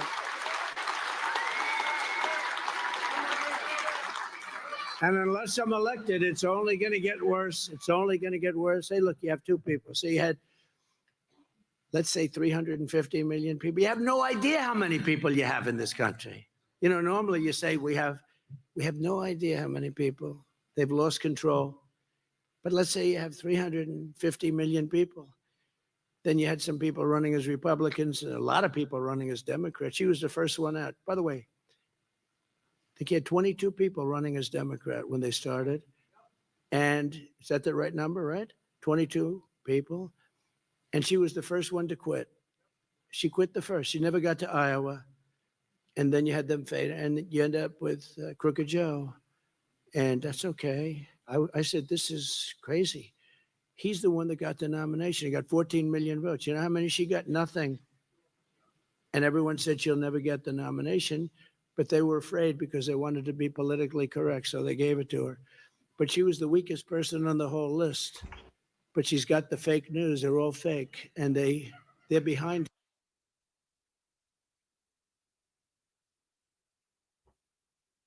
Do you all on the panel want to continue this to the end? Me personally, I think you guys already know my answer. Probably not. Depends on how much longer is left. Less than 30 minutes. If it drones on a while, then I don't know. We can. You're in charge, Stanley. I mean, you guys can like discuss it for sure. I feel like that could take another, 30 minutes to an hour. But Yeah. you kind of went over. We could pause it for now and maybe discuss a little bit. I don't know. Okay. Well, that works. This clown car is running out of gas. He needs to drill baby drill to fill up the tank. Honestly, I wasn't even listening to half the shit he was saying. I'm not even about to lie. Hold on one sec. Be right back. Who else is on here? Half the shit like people being murdered every day by illegal violent immigrants. I mean, shit, people get murdered every day by Americans, so let's bring more in. Great logic. I mean, that's what I'm saying. Like, I feel like I said in the comments, like, he's been talking about this border control shit since I've been introduced to him. Like, how many years is it going to take you guys to fix the problem? These numbers just came out yesterday, so it's news. Yeah, it's news, but probably it's not as explosive as you think it is. What do you mean? This isn't the first time these numbers have been. Tell that to the people being brutalized, Stanley. Don't pull that trick on me. On me. I'm not running for office. You know better than that, 12 man. Well, yeah, and Stanley, as much as I agree with most of what Trump said today, we both know the problem, and that's Congress, because Trump can do this, and that for 4 years, and guess what? If someone like Gavin Newsom gets elected in 4 years, then it's right back where we started. Well, so yeah, it if makes you don't put stuff in law, it gets real easy to change. And the other thing, executive orders is a weak way to lead. But in a divided Congress, I mean, what's a president supposed to do? So, I mean, I can kind of feel for not ruled by executive fiat. That's just my opinion. Because Congress will not do its job. I mean, I'll be honest with you, as a president, seeing a problem and knowing it can't be fixed has got to be frustrating. So, yeah. You do the executive order knowing that, courts may strike it down. And this, I mean, this has been a problem of executive orders forever. Well, it's gotten worse since like Nixon and Jimmy Carter. True. But, bottom line is Trump is actually having a good day. I've seen worse speeches just in the last month. So he is having a good day. Somebody probably, suggested he get some rest. Yeah, fine. I read an article. It was an editorial basically saying that, or maybe it was somebody here saying that, pushing this kind of schedule on a 78-year-old, even if they're in decent shape, it's grueling. Yeah. You're going to have. I could only imagine. Look what it did to Joe Biden in 4 years. I mean, he was a lot sharper 4 years ago. That's true. But, I think that. I worry the same thing could happen to Trump because, he's that age too. So I mean, Reagan is like the Uber example. Yeah. Remember, he started sharp, and after 2 terms, there are still questions decades later whether he was really in charge towards the end. Mm-hmm. and when he got shot, that's in my now I was really young at the time, Yeah. in high school. So in my opinion, after he took that bullet, it kind of went downhill from there. That he survived as well as he did was, a testament to fortitude. I think I must have been 5 years old, and I still remember that day. Yeah.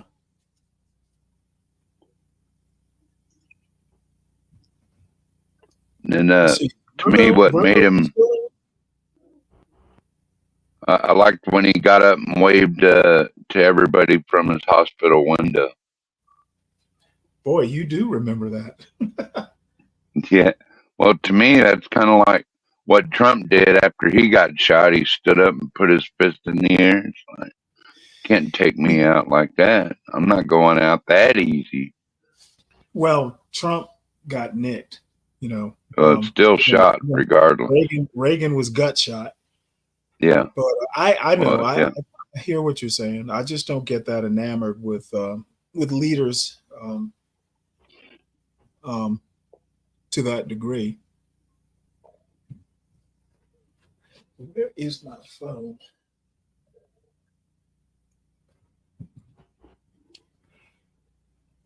Let me drop the link. Also, I haven't done that in a while. Is that Virgo still on here, Virgo? She's still on here, but she's muted. She's probably fell asleep. Was that low? Yeah, low. Yeah, I'm still on here. I'm just listening. Hey, to low. you guys. Sorry that the Trump speech bored you, but it wasn't no, my it didn't bore suggestion me. It to was play pretty it. funny. That was Stanley's idea. Oh no, of Yeah, all I people. definitely don't mind it. I'm always eager to see a Trump speech. The more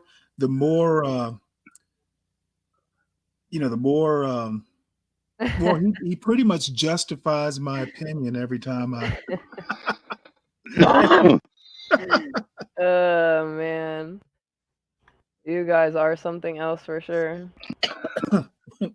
Something else, and not necessarily good something else. I thought there's a lot of serious.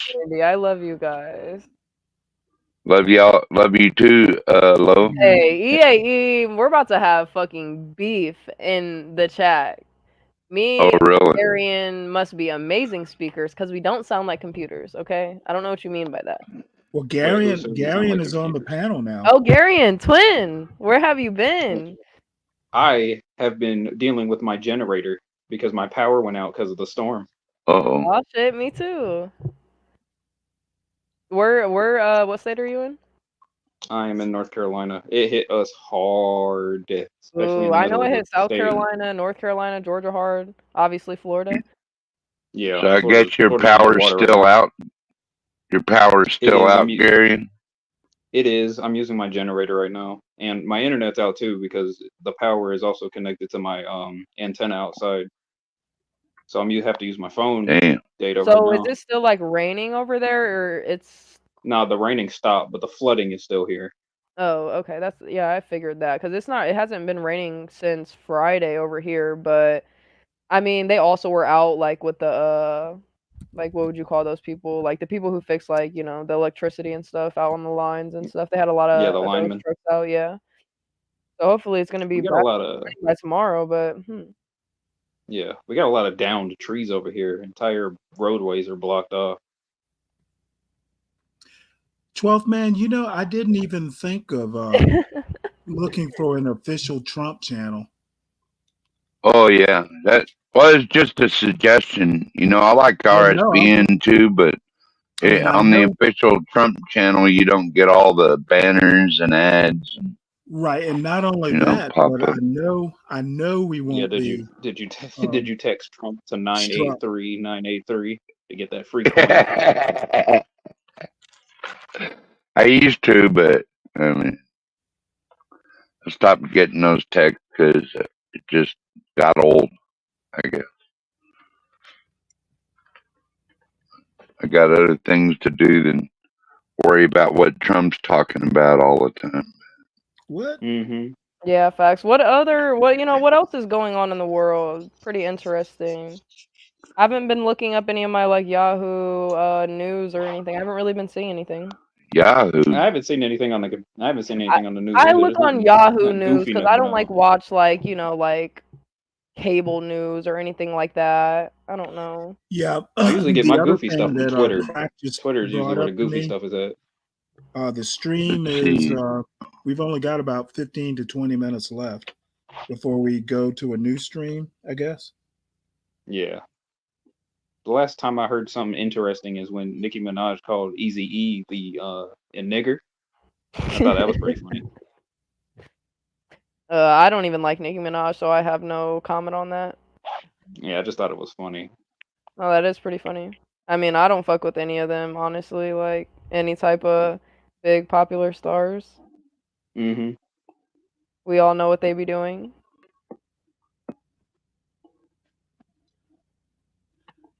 Hashtag save our pets. These are good points. One thing I want to point out, and I typed it in the chat. The one thing I notice when Trump talks about Springfield, he does not bring up the Republican fingerprints on Haitians being in Springfield. Yeah, he did. He talked shit about the governor. Remember, he said that he in got this help the governor, and now he's like, oh, they're great. It just lets it happen. The governor does. in And I this want to see speech. where he's getting like his. Well, hold points on. from. In Like, who this is he speech, talking to in Springfield, Ohio? That's saying. Yes. Maybe okay, you were I missed that. breaking. I was Yeah. actually making oatmeal cookies, but Yeah, he was. Oh, okay. nice, Stanley. Did he mention that the governor's a Republican? Yes. Good. Well, I feel better now. I don't feel. But I think when someone, because Lindy Lou mentioned, this is squarely at the Democrats' feet. I disagree with that. Republicans have some fingerprints in this too, and it would do Republicans credit to admit that they're not totally blameless in this. Oh, Trump's not afraid to call out a bullshit Republican like that. Yeah, but you know what? He's a Republican too. I know, and we have bullshit in our party too, Stanley. So, well, just like your party does, right? Both our parties have it. So. I like pointing it out because I know Republicans won't without some prompting.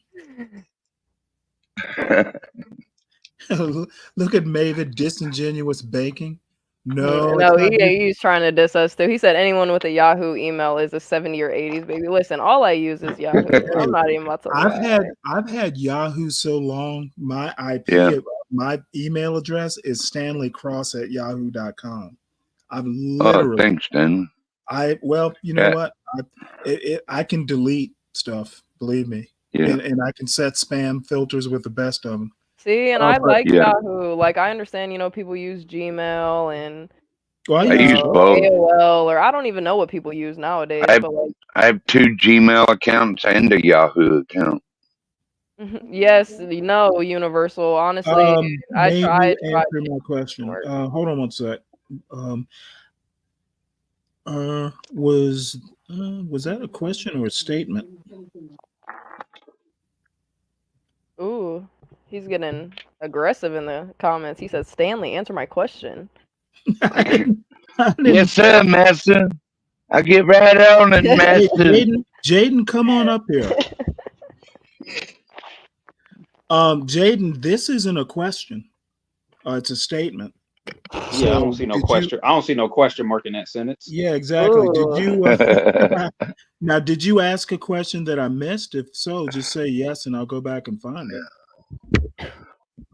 Or you could ask it again instead of being irrelevant. After. Yeah, I don't see a question anywhere. I saw the statement. Yeah, I see a bunch of statements too. Oh, this is funny. It's just a. Well, I don't think Lolo's a boomer. See, I'm not, but inside I really am. Yeah, nice. I'm not gonna lie, I'm kind of an old head too. Okay, hold on. I know what a lot of people in my generation don't know who the Jackson 5 are, yet I do. That's what I'm saying. Like, our generation is either old school inside or with the young children. That's it. Yeah. There's no so in I between. Fucking see Zoomer crackheads this. on Galaxy Gas. Exactly. Oh no, who would actually do that Galaxy Gas? The only time I've ever heard about it was Yeah, have you? on Yeah, I here was gonna say, too. I'm Lo, like, have you seen that stuff? That stuff I look the only weird. time like I seen it one time on Facebook and like someone like made like a meme about it. So I didn't really like what is it? Like what is it? Is it, whippets? Is it like what is it? I honestly don't know. It just looked like farts in a spray can. That's what it looked like to me. So it's And they got probably those stupid whippets little or colors. it's like what are they, helium like in balloons and shit. Helium. You know how they That's put helium in balloons? nitrous oxide. Yeah, Yeah, yeah. yeah. I mean, I hope it's not. Daggone. Shit, I mean, come on now. Every kid used to do that though. Suck helium out of a balloon and make your voice change. I know, I but was do you on. really think they would I make was that into a drug Oh, that people nitrous. would just Sorry, sell on the street? nitrous. Sorry, guys. Sorry, chat. Like, yeah, nitrous. Hey, I was gonna Jaden, say go ahead helium. and That'll kill you. re-ask your question, Jaden. Helium don't get you high though. Get Crack said, yeah, it's whippets. Yeah, I've never done. I mean, I've never done a whippet, so I don't know. I don't know Yeah, what I don't that know shit what. is like. Yeah, I've never done Lindy whippets Lou, either. Lindy Doesn't it Lou, like cut off like oxygen to your brain or something? Yeah, it's supposed to Lindy make it Lou, trip. Not the good. answer to your question, Lindy Lou, is taxpayers. Taxpayers are also the people who elect these politicians who aren't doing a good job. So, yep, everything goes back to the taxpayers. Yeah, Universal. Bring up or come Yeah, up and bring up Universal. some clips. Yeah, we want to see we want to see the before and after videos. What is a whippet again? I guess it's just Bas- like Whipped whatever cream? they said, nitrous or whatever. I don't CO2 know. cartridges that you buy for like pellet or BB guns. Like they'll be getting high Well, off that obviously shit. inhale it. Oh my goodness! Yeah. You know what? Yeah, and People, apparently they got this how thing called about just Galaxy do Gas, which is it how but about just do flavored. It's Elmer's supposed to be glue? flavored. Can't we just do Elmer's glue? Nah, But that's old that school, man. Hey, no, that is how'd you know? that How'd you know about my secret? John brought up a story the other day about people huffing fermented shit. They were Hey, huffing no, fermented whipped shit to cream. get The end high. of a whipped cream can though can damn near give you the same effects. I Yeah. heard. There's that too. Hey, What Lindy else do Lou. people get high on? Daggum, the carbonation inside of a soda Shit, can? gas, glue, markers. Fermented shit. Okay. Yeah, I know. Yeah, I know about. Jacob. And I know about. What is it? What are they called? Like Sharpies. Sharpie. Yeah, Sharpies. Mhm. Sharpies. Real. Sharpie Like people sniffers. really huff Sharpies. Yeah. Yeah, Oh my if you God. huff a expo marker hard enough, you could get high off of that. But I just want to know, like, that shit can't last long. That got to last a good like 5 minutes. Like, what is that doing for you? Well, it's I'd getting them rather high, number smoke one. bud Number any two, day. they obviously huff more than one of them just to get a longer high. So I Yeah, bet they buy every them in 5 bulk. minutes. Like, Probably yes. People do anything to get drugs. that is so crazy to me. Yeah, it is. Lo, Like, you just liquor's like already bud bad too. enough. Weed's already bad enough. Like, why do we got to go to the Yeah. extra shit? Well, you like your bud, right, Lo? I mean, I do, but I know that it does affect my body and like my lungs and shit. Yeah. So I can't imagine how much like a whippet would affect my brain stems. Honestly, I don't know what whippets do. I would like to. Go ahead and Well, do I one can. for us, Gary, and let us know how it is. I I did am. do Hold a on, I'm on my balloon. phone. I did a balloon one time at a Grateful Dead concert, A Okay. balloon and or whippet? it How, it okay, is so that's kind pretty. of like the same thing. How was it? Yeah, Hey, Linda. dude. I mean, Lindy Lou. it's all right for 5 minutes, but that's the only time I ever did it. Hold on one sec. Lindy Lou, I just dropped a Washington Examiner link. It's above your last message for you. And then I've got one other one. Also, if you go to Kamala's website, she's posted like a policy statement. It's like a one-page policy thing, but All lies. some immigration in there also.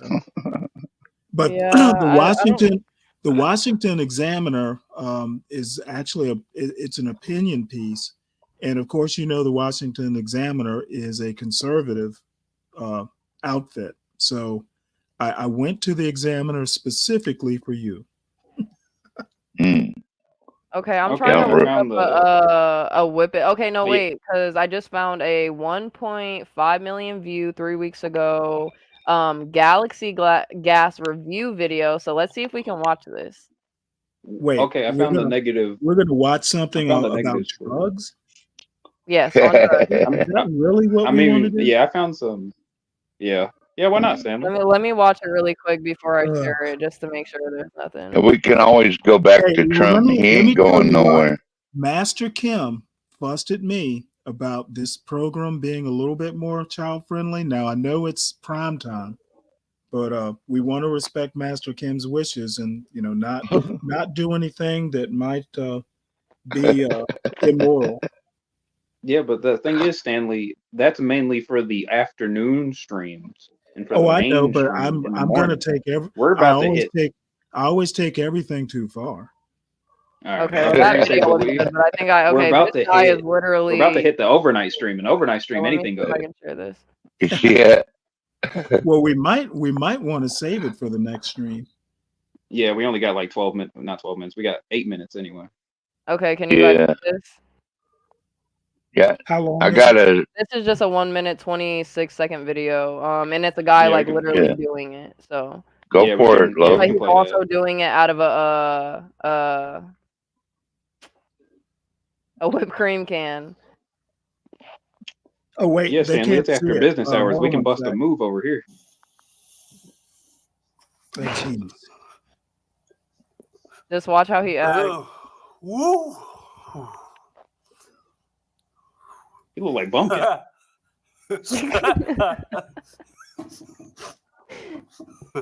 Oh man, this feels good.